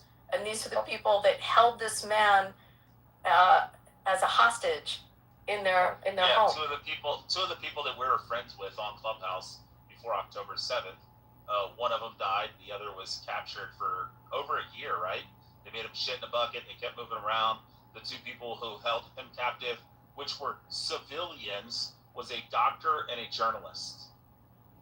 Okay, my only question is, why do some of these Muslims, some of these Middle Easterners, Muslim, Pakistanis, etc., why do they have so much inbuilt hatred towards the Jews?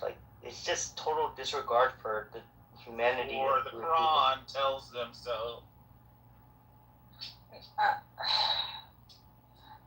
I'm sorry. Hello. Hi, my name is Alicia. Yeah, and then, now it's caught on, some of these Baptists. Hi, Alicia. Nice. Hi, Alicia. Sorry about that. Hey, Alicia. How you doing? I'm doing well, but I think we can talk about two simultaneous things that are happening right now, or has happened. And there's atrocities in incumbents. So it's just yes, a horrific thing happened, and yes, that was horrifying, and yes, there was retaliation. But we have to understand that there are two sides that also people disagree with on both ends. However, genocide is not the answer to equating to what the atrocities are, and the answer to that, if I'm making any sense. Well, could you define, like, if you have a population that is 700,000 and it grows to 7 million, do you think that you've ethnically cleansed and you've committed genocide against that population if it grew in the course of 70 years from 700,000 to 7 million? I have this question, Abby, first, Alicia. I'm sorry. Like, when in daily basis videos coming out that babies and children are being dead there, how do you stay silent against it? Like, you only go for quantity. What, on October 7th? No, and also Yeah, we're talking about October 7th. We're talking about we talk about October 7th all the time. Did you want to see the videos? You should. Yeah, I want to see. Yeah, I mean, well, you probably. We've all seen videos. I think we've all seen Have you seen the official videos, Alicia? Yeah, I've seen everything. You saw the 45 minutes? Listen. Alicia, did you see the 45 minutes? I'm just listen, asking. No, I'm not being antagonistic. I'm just curious. Did you see the the official one? Dying on daily basis. She's asking if you've seen it. She'll send it to you. If not, no, I can't. It's not something I have the custody of, or it's never something it's very specific. anyone wants to send to anyone. You can't send it. You can't send it. It was available. Everyone saw it.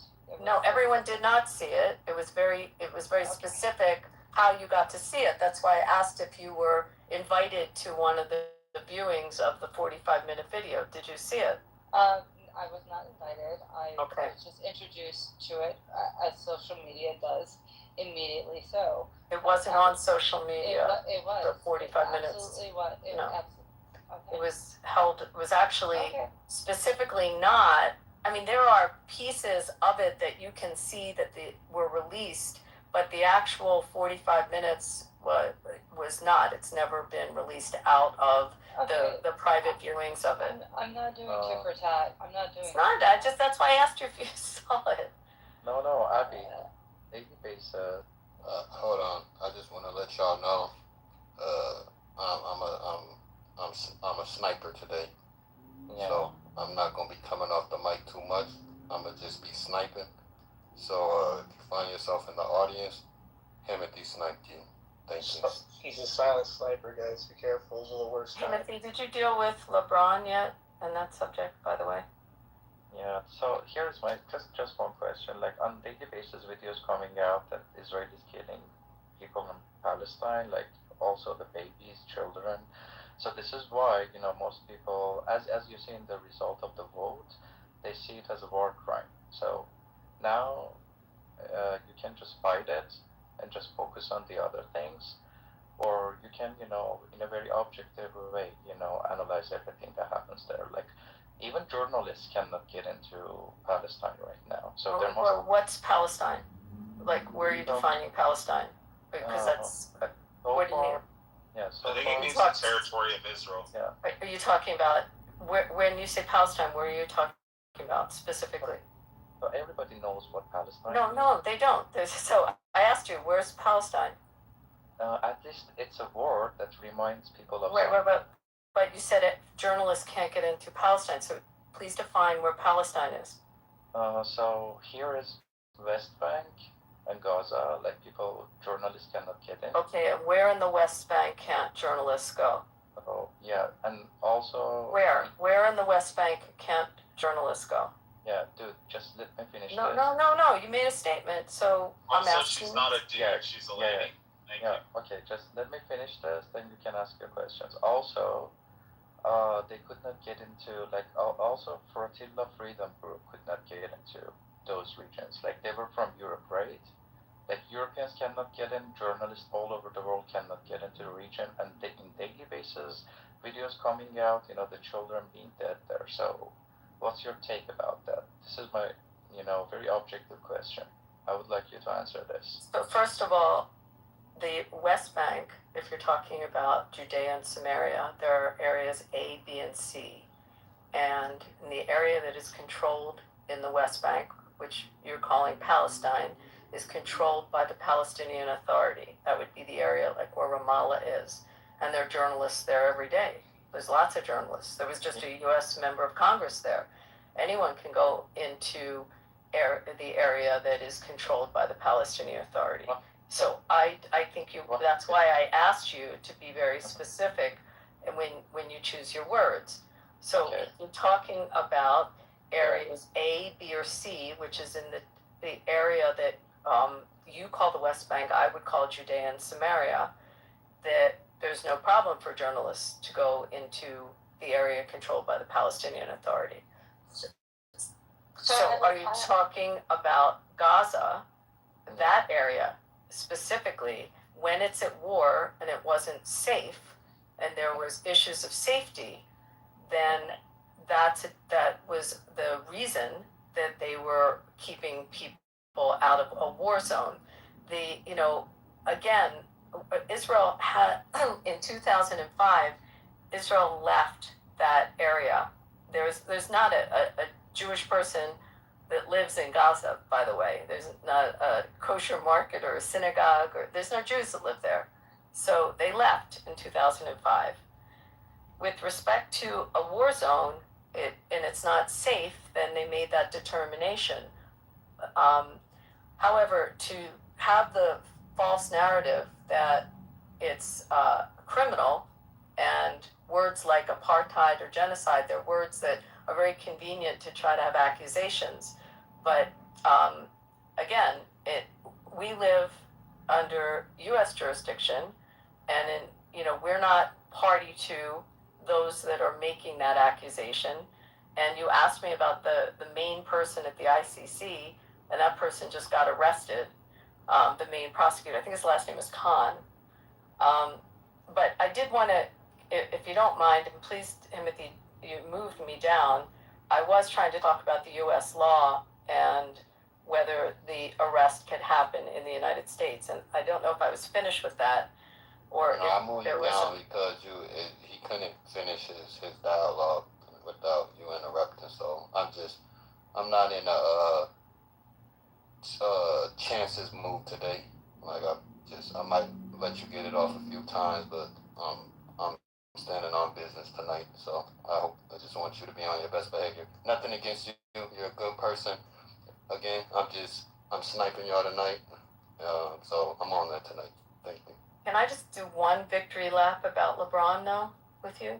Abby, you're talking too much. Let the others also. You're occupying the room. Like when you don't believe in the word Palestine, you also need to consider that Israel is there only for 80 years. Okay, 80 years is not that much. So we can easily go back in history and just investigate by ourselves. I'm talking about the perspective of the people in the world, everywhere, in Europe, Asia, Middle East, America themselves. Like there are many people believe that whatever happens there is genocide based on some facts, based on videos that coming out in daily basis. They are like killing children also, like every day. Like I also know Israelis, coming out and say that there's a genocide going there. Like right now they're killing. So denying it is simple and requires you to be a missioner of one specific side to come and deny it and just occupy the room but not letting people talk about it. This is whatever you do right now is not good. Not good for you. Now, may I respond since he said my name? So every children is equal, so you have to consider all. Where are they right now in their killing children, as you say? And you also made a statement that Israel's only been there 80 years. The Jews have been living in that land for a lot longer than 80 years, and it is the homeland, it is our ancestral homeland. It has been our ancestral homeland for a shit ton of time, a lot longer than your family can claim their homeland. I'll guarantee you that, but I would suggest just one thing to read that might give you perspective. It's called the Bible. It might help you. And take a look at that, and maybe you'll understand that it's longer than 80 years for living in that area, and that they've been in that area. again, I'm responding to him, and right now they're defending the northern border, and probably about to take missile attacks from Iran. So, but you'll probably think that that's a good thing. Otherwise, can I finish up on? Are we done on the U.S. law, Matt? What I put in, and were there any other questions on it? Here is the thing, Abby. No, Ali, I don't really need to engage anymore. Timothy, do you mind if we finish on the other subject? No, do it. No. She does not want to engage with you, Ali. And I just want to know, just you personally, Ali, when your mic get muted, that doesn't mean you unmuted. I just want to let you know, like when you get muted, you go right off of unmute. So I've been sparing you, but I just want to let you know, when you get muted, that means stay on mute, brother, until they're done talking, and then you can gladly unmute your mic. It's not that hard, brother. Thank you.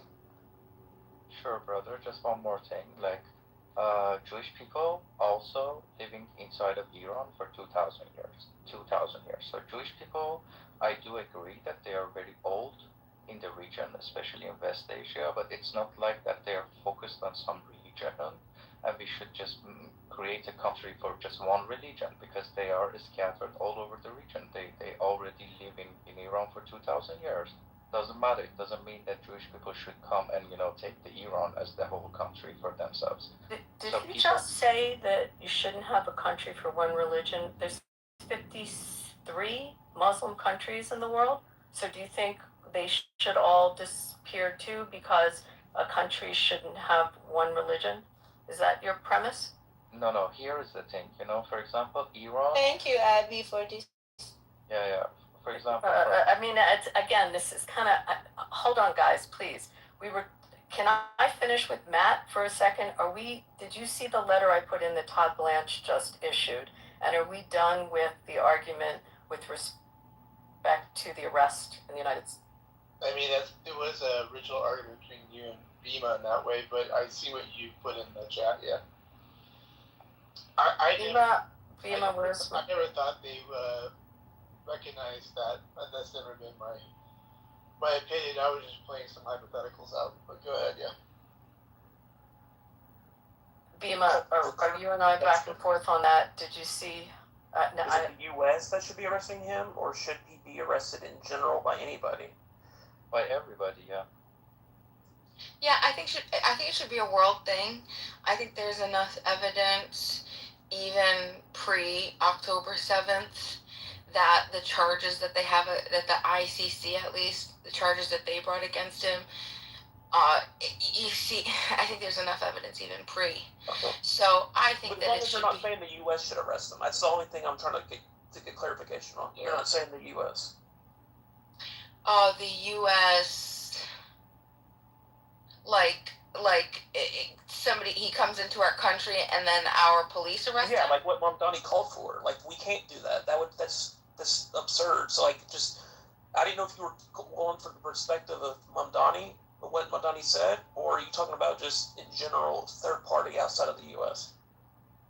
Yeah, but I don't think that would matter too much. I think if the world, if a group of countries agreed, then it would be the responsibilities.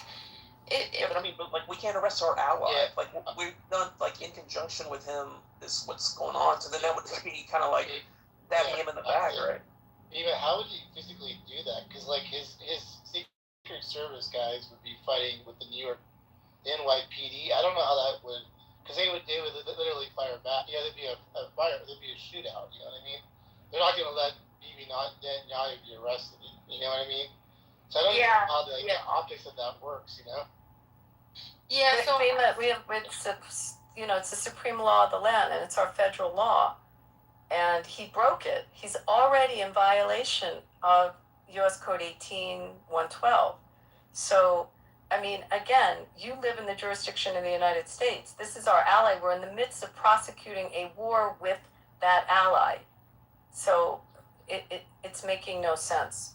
And when you say that you think that this is pre-October 7th, I mean, on what basis? do you know, I mean, do you have any idea what attacks have been like when you're in Israel and you are subject to missiles coming in from the Houthis or the constant Kedusha rockets that would come in from Hezbollah in the north, or the rockets that have been shot at them from Hamas in the south? But the proxies of Iran, if we've not learned anything from this war, whether you like Trump or you don't like Trump, I mean, under all of our presidents, we have seen that Iran is the biggest state sponsor of terror in the world and uses these proxies, specifically those three, and there are others as well. Proxy, man. What do you say? They don't use the proxy. What did you just say? Israel itself is a proxy. Are you denying that Hezbollah, Hamas, and Houthis are not acting as proxies and shooting at U.S. vessels and U.S. servicemen, as well as Israel, and have been shooting at Israel and attacking the United States for 47 years? Have you ever searched this keyword that when and why Hezbollah created? Yeah, I really didn't. I was talking to Bima. Yeah, no. Have you ever searched that when and why Hezbollah created? On what? You know what? They exist, and they exist to kill, and they've killed American servicemen, American civilians, Jewish civilians, as well as civilians in Saudi. I mean, we can go around the world, in South America. They exist. They are. I want you to search something, and then I really want to go back to dialoguing with Bima. Search the U.S. State Department list of designated terrorist organizations and take a look at how long Hezbollah has been on that list and how long Hamas has been on the list. Sure. And they are designated. We're in the United States. We're subject to our jurisdiction and our laws. And under our laws, they're designated terror organizations. Enough said. It's not only your laws. It's not only but you're on a U.S. app right now. Alicia, did you ever get to finish? Sorry, I just wanted to make sure that, because I saw you left, I didn't know if you ever got to finish. Alright, never mind, continue. Anyway, I'm done. Bima, are you and I done on this one? I just want to say that it's not only your laws, it's international law. So the keyword is this, that when and why Hezbollah created. International law. What's international law? So Can you define it? Yeah, international. Yeah, what is it? What is it? International law is something that not only based on your laws, it's a law for whole humanity living on planet Earth. So it's a law for humanity living on planet. Guys. So you have to. Someone is Joe awake? Well, I mean, we don't have to follow some arbitrary law that some other group made up. I mean, what does that matter to us? No. But you have to be fair. Thank you, Wallace. Yeah. There's no such thing as international law. We'll start with that. Yeah, and when you investigate over incidents, you have to have a bird's eye view, just looking to planet Earth from a bird's eye view, and go to the truths of the incidents. How do you feel about the Uyghurs? You think we should go after China? What do you think? Should we go after China? Like, should everybody, like... No, are you Muslim? Your name is Ali. So they're killing Muslims in China. How do you feel about that? Doesn't matter. So here is the... It doesn't matter? No, just wait. Just look at what I say. Don't. No, I don't look at what someone says, by the way. That's not how you do it. No. This is how you do it. If you hear what someone says. So here's the keyword. Everybody should understand. Everybody should understand why Hezbollah created.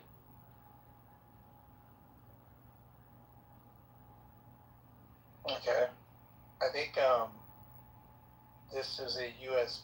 based stage, and we don't recognize any international laws, just to let you know. So that's the end of that discussion. I don't know why we're talking about that. I know that we all have to feel good and have humanity for everybody, but we don't have to actually. So then forget about allies. Then, if you don't have an international overview, forget about having allies in this world. No, forget about. Wait, hold on. I gotta answer him. Hold on. So we have our allies, and that's all we care about. We don't. you don't determine like what our allies are. I don't know what you're going on about. If you're not avoiding, international law, forget about allies then. No, Just allies go by themselves. they have no obligation to international laws either. They're for us. That's the whole point. We're all on one accord. Like we don't have to oblige to any international laws. So you want to stay biased, yeah. Then don't come to us with any commercials, okay? America is like. No, I think he's hijacking them. Can we go back to? We're done with that particular piece because. Just search about the Hezbollah. Well, we'll never recognize international law. I don't know what part of that you don't get. I don't know. No, I have no clue what you're talking about. But are we still on this topic though, Matt? Just in general. Yeah, I would be curious to know more. I mean, well, see, I think it about boils like, did Israel go overboard in their response, and is there such a thing as going overboard in war? Like that's what people. I think whether it's genocide or not, technically, if it's that or that, like I think people get hung up on that. Like that's not really the. I think most people just mean, did they go overboard? Like, do people get hung up Beaver, on do you think Harry Truman went overboard and dropping possibly. I mean, I wasn't around Nagasaki and Hiroshima? Possibly. I don't know. My father. I mean, you have family that served in that war. You talked to my father, who was in that theater, fighting. I mean, and against the Japanese, they were very happy that we made that choice. Right. I don't know. I mean, the same extent in Dresden. Did the U.S. go overboard in Dresden? Because we killed babies in Dresden. Is the threat, was the threat neutralized or not? Like, and if it's not neutralized, then it's not overboard. My only response might be to that is what responsibility in this case, I know it's Hamas, but at the end of the day, they're all kind of bundled up in a little ways. Do the Palestinians have for October 7th? Like, what's the responsibility they have for that? That would be my only response to that, And then I mean, I think it's an unanswerable question. Can't be overblown, but go ahead, respond to that. Yeah, like I mean, at what point, like, then can Israel just go and decimate every single living being in that area after, like, I guess there is no like, what's the saying about love and war? Like all is fair. So like, what do you say was an appropriate response? I don't know. I just think people that are observing it from, they don't really have any skin in the game, are like, damn, they've gone overboard. So Beaver, I think the question I think the proper question to ask Abby in this context is, Abby, what would you consider, or what do you think they would consider is an actual war crime if Israel were to do? I mean, to me, that's good. Look, if they wanted to decimate, they could have gone in with very stronger weapons. Let's say they possibly possess, and have taken out, the entire society if they wanted to. Of how many million people? 2 million people. So no, 2 million of how many? First of all, again, when you talk about Palestine, if you're talking about area A, B, or C, you're talking about Gaza. There's A, B, or C. It's Palestine. So no, it's not Gaza. Alicia, I think you're a little inebriated, but I think for this context, we're talking about Gaza. Let's not go down that rabbit hole. Let's stick to this one focal point. I'll answer Beaver. Abby, I mean, the Beaver's question is, what constitutes a, I guess, quote unquote, war crime or genocide, I guess, for you? Or more so the war crime. Is that what you're asking, Beaver?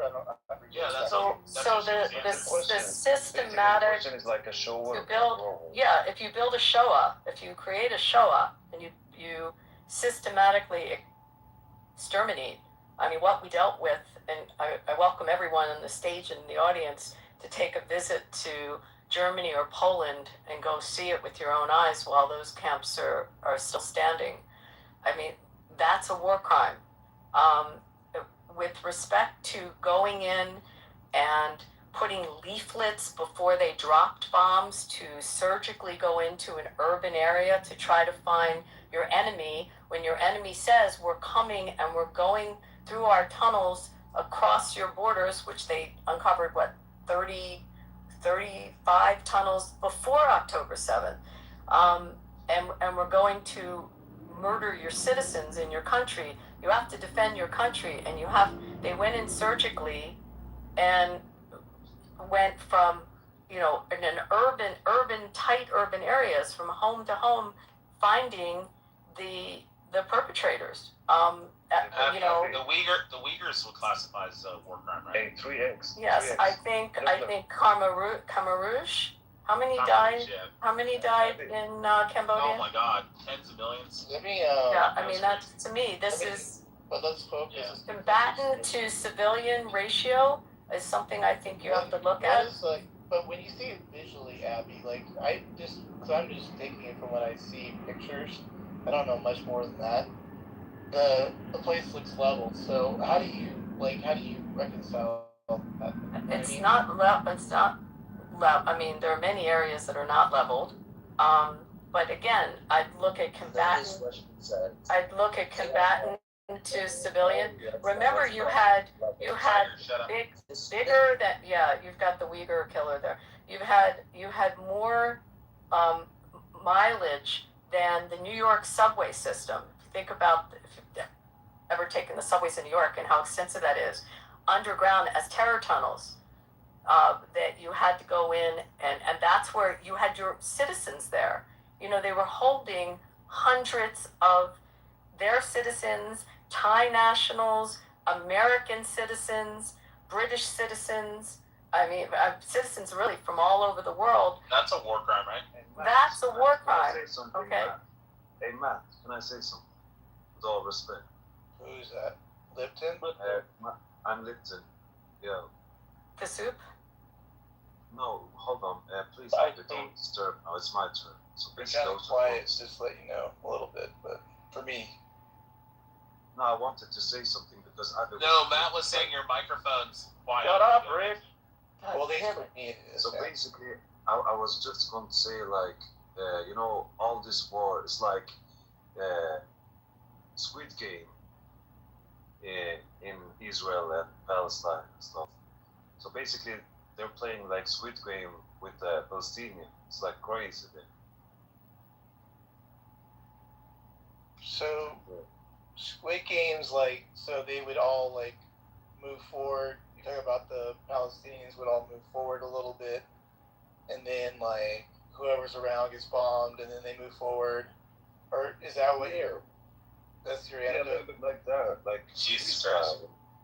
Okay, I don't know about that, but okay. Anyway, the combatant to civilian ratio, I think if we look at the numbers out of World War II, and you look at other wars that our country has been involved in, and then you look at the amount, I was trying to highlight the amount of deaths, even if you took their number as a real number, which we don't know, it's the Hamas's, it's a terror organization's number, but even assuming that, and the amount that were actual combatants, the amount that I said add in natural cause deaths, you have a very low civilian to combatant ratio there in the course of the 2 years.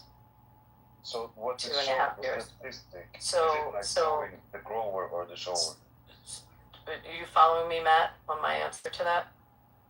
Yeah, I hear you on that. Yeah. I mean, what was it in World War II? The combatant to civilian. You want me to look it up? Yeah, Rich usually knows this. I will. Tiger, go ahead. You've been trying to get in for a minute. All right. First off, these Jews have been spewing lies about China.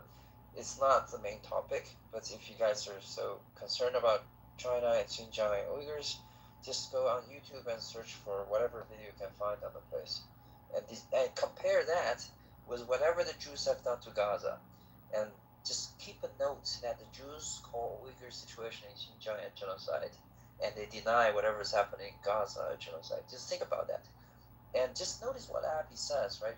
When it comes to, the Gaza situation, when people are pressing her about, how we should reconcile with the fact that a lot of civilian buildings are being leveled, a lot of babies are being killed, her answer is that there are many areas that have not been leveled in Gaza. Just think about that for a moment.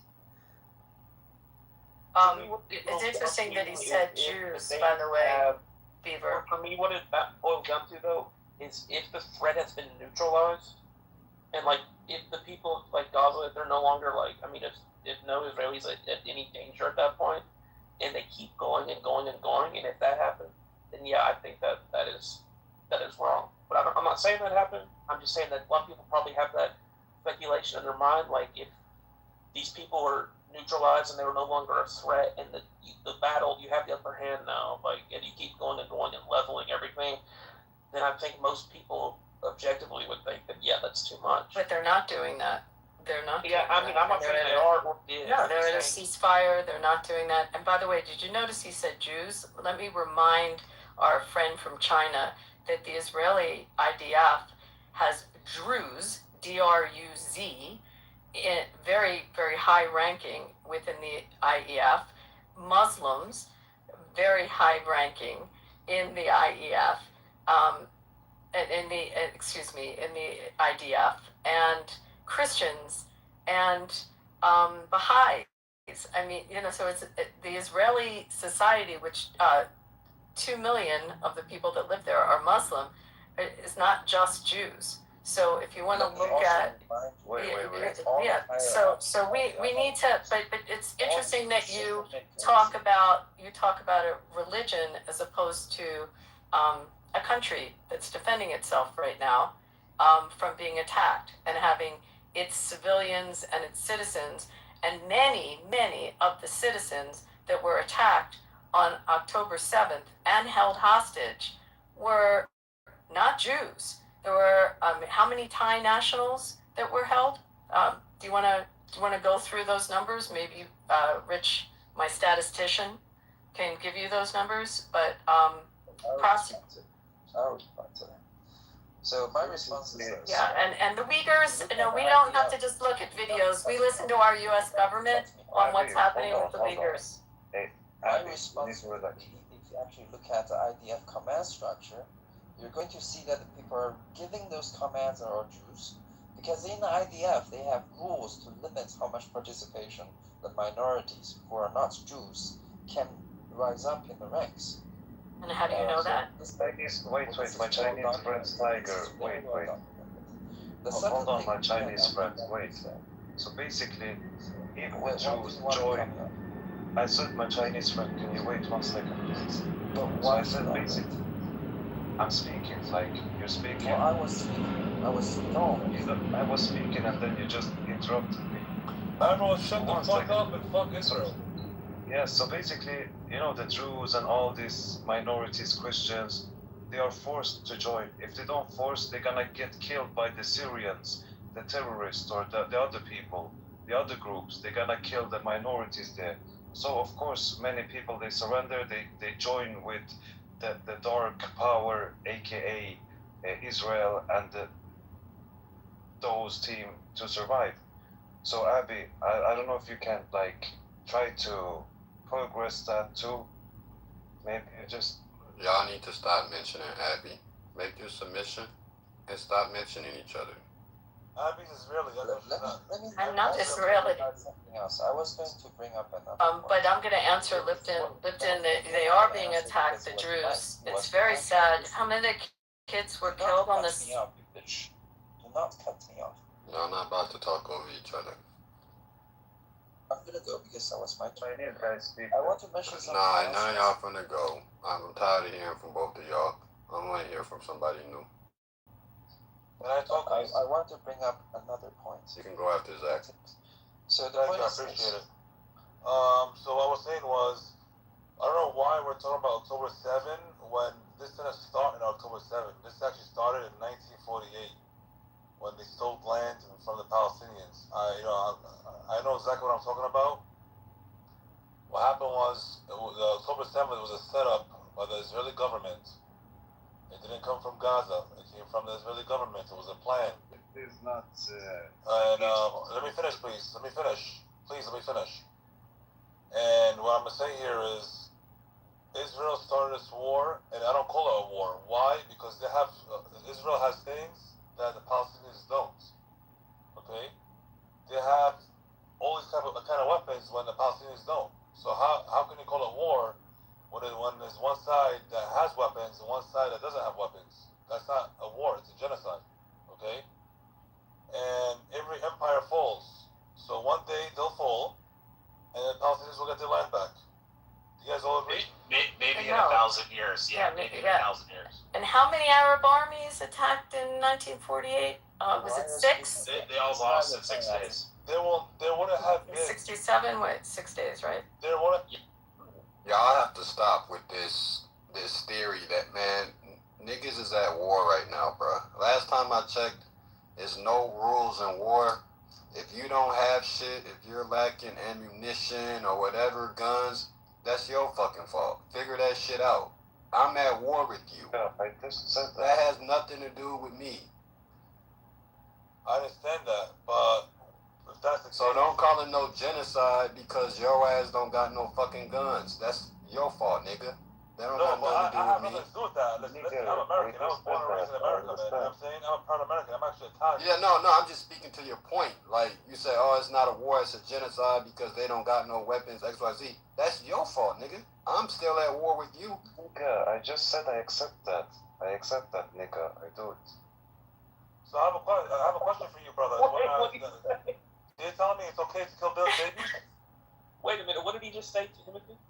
He said something. called him that. I let it slide because I just let it slide, bro. But to answer that question, Free Israel, nigga. Free do I Israel. think it's okay to kill babies? Absolutely not. But at the same time, I stand on what I stand on. If I'm going at war with you, I believe there's no rules in war, man. Just like if we're in the streets and we fighting, or you fighting Israel, me, nigga. there's no rules in fighting, bro. I can't tell you, hey, you can't pick up a stick or you can't pick up a rock. Like, bro, it's no rules, bro. So take that same thought and put it into war, bro. Like, it's sad that motherfuckers go after kids, they go after people's family and shit. But, bro, there's no rules in war, gang. That's what you sign up for. Okay, but I'm gonna say one thing though. The same people. I like how Zach said they don't have weapons, yet they shoot rockets in Israel every day. How big was the Egyptian Air Force in 67? Oh, it's huge. They decimated. Yeah, they What were you saying, Zach? I was saying was the same people that the Palestinians are in war with are the same people that don't like nobody because we're all goyams. If you're not Jewish, you're a goyam. You know what that means? No, Nation. It means a nation. No, goyam means that It if means you're not nation. Jewish, that means you're like, basically an animal. You're a nobody to them. Okay? And they believe Goy that. means nation. Goyim means nation. Stop cutting them off, Rich. Thank you, sir. I appreciate He that. asked the question. No. Anyways, let me continue. So, if you're not Jewish, that means they consider you a goyim, and they believe that you're not God's people. Cattle. I don't believe with that because the same God that created you is the same God that created me, regardless of what religion you are. You know what I'm saying? Nigga, free Israel, nigga. At the same time, fuck Israel. You know what I'm saying? I don't think that they think we're cattle. I'm sorry. I'm Goy, I guess, right? But I don't I love you, Bieber. I don't think you're You're fucking goy. Don't deserve to live in this world, man. You little brother, you are goyim. You know what I'm saying? So listen, I have Jewish friends, and they're not Zionists though. This is why some of y'all don't need to be in a fighting, or some of y'all don't need to go to war, because you'll be on one side trying to tell the nigga that's going at war with you what they can and can't do. Like, they gonna give a fuck, bro. Some of y'all just need to sit in the house, be on some simp shit, because that's what y'all sound like, some fucking simps and bitches. Man, nigga, amen.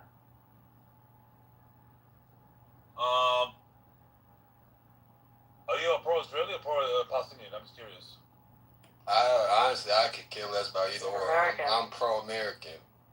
We're all pro-American here. I'm actually a pro-American myself because I was born and raised in it. I love America. But I'm actually one thing. I go by what's wrong and right. I have Jewish friends. I have friends from different kind of religions. But my Jewish friends, they're actually against their own people in Israel because they know they're doing bad stuff to other people. You know what I'm saying? Yeah, I have a Jewish boss, so don't. Yeah, I get what you're saying, but like I said, bro, war is war, bro. You can't tell me how I'm gonna go at it in war, bro. Like, that's just, you're not gonna do that. Okay. Do you respect the laws in the U.S. that you live here? Do you respect the laws in the U.S.? Of course. Yeah. So you respect the U.S. code? 100% federal do. laws? My parents are Okay. Italian, and I mean, I was born here, so I'm American Italian, or Italian American, whatever you want to call it. How do you feel about Little Italy being ignored by your mayor? Corrupting, Abby. I mean, whatever's going on, that's only temporary. But anyways, let me finish. I have a question for you, Himothy. If I was to come to your house and I tell you to get the F out of your house, this is my house, would you accept that? Absolutely not. That's exactly what the Israelis are doing to the Palestinians, man. Trust me, That's I'll not tell you. I mean, and like Riz said, you're supposed to fight back, nigga. Shit.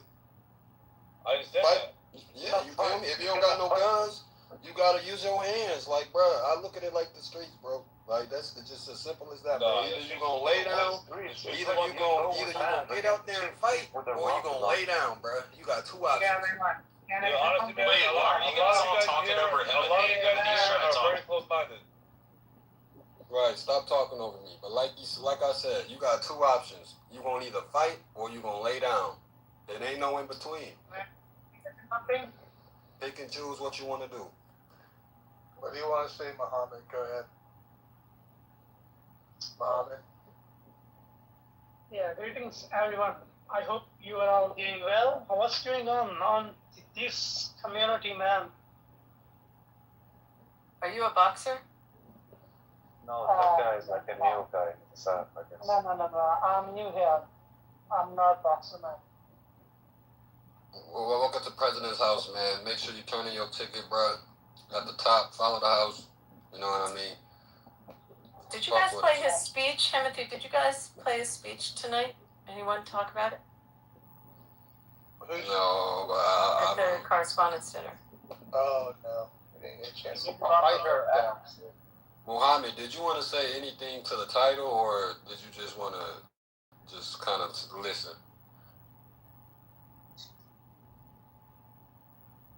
Come on, guys, don't. I guess he just wants to listen. All right, bet he just wants to listen, man. So. Himothy, where you from exactly? Where in America are you from?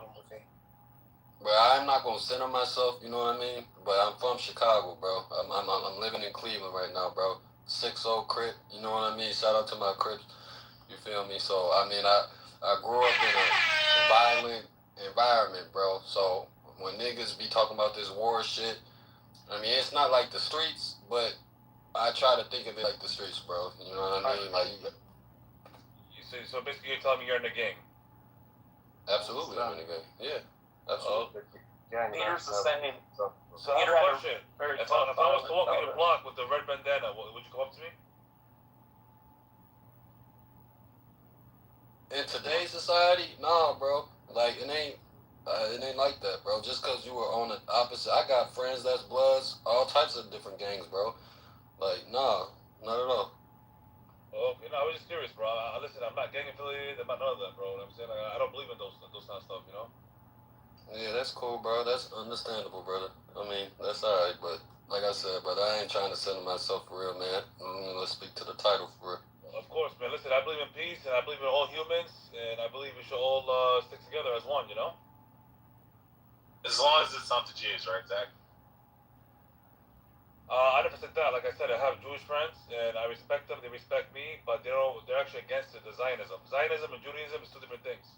What's Zionism, you? They don't know. They don't. Zionism is basically poison. Zionism is an entity, and it's a political movement. Yeah, but what does it mean when you hear the word Zionist? Richie is stupid, Rich. He doesn't know. Basically, what you hear is I like know a monster. He doesn't know that it means the right of the people to exist in their indigenous homeland. That's it. That's not true. Yeah, that's what Zionism means. Connor, you don't get to define it, bro. Like So we can define it for ourselves. Wait, you said that we think people are cattle. You just said before that we think everyone's cattle. Like you said a very disparaging thing. You that was pretty bad what you said, don't you think? And by the way, you're Italian. How do you feel about Mandani like ignoring Little Italy? Think that was cool? Zionism. They believe a Listen, piece of land I believe, and doesn't matter. Listen, every mayor, ancestral land must belong to them. every mayor that's out there is controlled by people we don't even know that they exist. Okay. So, Timothy, I got a That's why it's question called for you. television. So, Zach, I have a clarifying question. Y'all talking over each other. Take a deep breath. Soreen, you said you had a question, sir? Yeah. Do you know Jonathan Pollard, Timothy? I don't care, brother. Who wants to pick up the mic and talk on the No, topic? because it's important. I don't care about that shit. But that guy was a traitor. Why are we gonna let? Listen, I want to answer the question that the lady asked me. I forgot her name. No disrespect, though. But go ahead. Okay, so I'm gonna answer the question about. She asked me about Mamdani. Okay, and I'm gonna repeat what I just said. So basically, every mayor that was out and existed in life, they're all controlled and they're all told what to say and what to be said. So I don't believe in no mayor. I don't believe in anything because they're told by people that we don't know that exist. Basically, the only puppets. Does the same thing apply for presidents? The same thing with presidents. So Zach, I have a clarifying question, Zach. So if every Jew on earth describes himself as a Zionist and they give the definition that it means the right of the people to exist in their indigenous homeland, and it's defining a group of people, which the definition matters, and if the people who it's describing are the ones who coined the word, would that not mean that that's what Zionism means, and would you accept that? Like I said before, I have plenty of Jewish friends, and each one of them told me the same meaning, and that those meanings were a different meaning than what you're telling me. So, by it being said by a Jewish person, I would rather believe it from a Jewish person than a person like you. You know what I'm saying? Yeah, I'm Jewish. Well, he's Jewish too. Okay, but the difference is that I'm Jewish. Abby's Jewish. I understand that, but I understand that, but you're a Zionism. You're a Zionist. You're not Zionist. Dr. Jordan's Jewish. I understand that, but you're a Zionist. You don't get to define. You don't get to define to us what we are. You don't. We can define it for ourselves. And you know what? Guess what? We've done a pretty good job of it. We can handle that ourselves. No, let me guess, Abby. Hey, He's talking about. How you doing, Abby? He's talking about. He probably. Shut up, Rich. No, he probably has a lefty Jewish friend in wherever he live. Where do you live at? New York? No, I don't live in New York. When you say plenty of Jewish friends that you have, how many Jewish friends exactly do you have? I have about, I would say 17 of them. 17 of them, okay. So we're talking about 15 million Jews. And you're telling us 17 friends that you have define the fucking word Zionism to you, and you're taking their words, but you're not taking every other Jew on the planet telling Earth. me 50 million, but there's only 50 million on this app right now. You know what I'm saying? There's not. I'm just saying. Does the majority of Jewish people support their nation? Yes or no? A lot of them don't. A lot of them. Oh my God, bro! Vast majority of Jews. Do they support it? Yes or no? To answer your question, Ocean, These people are stupid. Yes, why do you sound like a Jew, Ocean? He said he asked a yes or no question. I don't know why you guys keep trying to put your soliloquy. It's a yes or no. Like it's just that simple. Did y'all go to school? I know some of y'all went to school. No, they didn't. That's what I'm saying, bro. He's not asking for he not asking for a thesis. He's not asking for an essay. He's asking for a yes or no. 90% Ocean. No, Rich, here's the thing, bro. I don't know how some of these people live life. I swear to everything in my motherfucking life. I don't know how you guys are alive. Some of you are so stupid. I don't know how you guys are alive. Right. Like this life is hard. This life is tough. So how are you guys gonna survive it with this fucking capacity of the fucking brain that you have? Ocean, you mind if I ask you a question? Or can I talk to you, Ocean? So. Last time I looked it up, it's between 85 and 90% of Jews globally identify as Zionists. That sounds like a majority to me. Yeah, and the definition that we all know is the right of our people to exist in our indigenous homeland. That's it. Theodore Herzl has his definition. Well, let's go with the founder of the Soren, I want you to exist in Iran. I understand that Theodore Herzl, the founder of the Zionism, found a different definition. He said it wasn't the founder of Zionism. Okay, Zionism existed for way before Theodore Herzl was born. You talk a lot, Abby. The political Zionism, which was we talking about today, was actually founded by Theodor Herzl. And I want the people in this room to look it up in the internet. What is Theodor Herzl? First thing first, who is Theodor Herzl? Look him up and let's find out what's the definition you come up with. It's a settlement colonial project. That's what it is. It's got nothing to do with this new definition of Zionism you guys come up with to fit your narrative. It's a settlement colonial project. Was the U.S. a settler colonial project? Was the U.S. a settler colonial project? Yes. Hang on. It was the settlement colonial project defined by the Theodor Herzl. So if you have any that, bring it to Theodor Herzl. Interrupting that. So is the U.S. a settler colonial project to you, Soren? Erupting with other people. Abby, I've got a question for you. You said. Oh, I got Tiger and Soren in the same room, guys. What do you think, Ocean? What do you think of this? You said America first, right? To respond, no, I have to. All right, I see y'all. There's some new faces in the room, so let me go ahead and give y'all a room reset. You're in the President Trump room. You know what I mean? I see some pink tickets. I see a bunch of pink tickets. Y'all go to the top, cash those pink tickets in. Hello. My name is Hip, and I'm the sniper. So if y'all want to, you keep interrupting each other, you know, I'm gonna snipe you to the audience. I'll gladly bring you back up after that person is done speaking. So I'm not giving no warnings. So we trying to have a good conversation. If you want to speak to the title, go at it. But when I'm not letting y'all, you know, 3 people talk at one time. That's just slow. Timothy, so again, this is book. I'd like to be put in the queue. Like this nigga right here. You see the book nigga? He in the group. He's showing him an example right now. That was just an example. So just everybody please be on your best behavior, man. You know what I mean? I don't want to be on no bully shit, but I have a duty to make sure this room runs smoothly. So respect the mods and speak to the title, man. You want to take your personal shots, do it after you speak. Can I say one thing before I go? Okay, I got a question for Soren. Hang on, actually. Soren, I got a question for you. Hold on. Abby, you know most of the people that voted for Mamdani were Jews. Hold on, just chill out. Hold on. Soren, I got a question. So, Jews and Muslims have coexisted for a long time, no? No. Yes, hold on. Yes, correct. Yes. Correct. He's right. So, can they be Zionists and still be together like that, or no?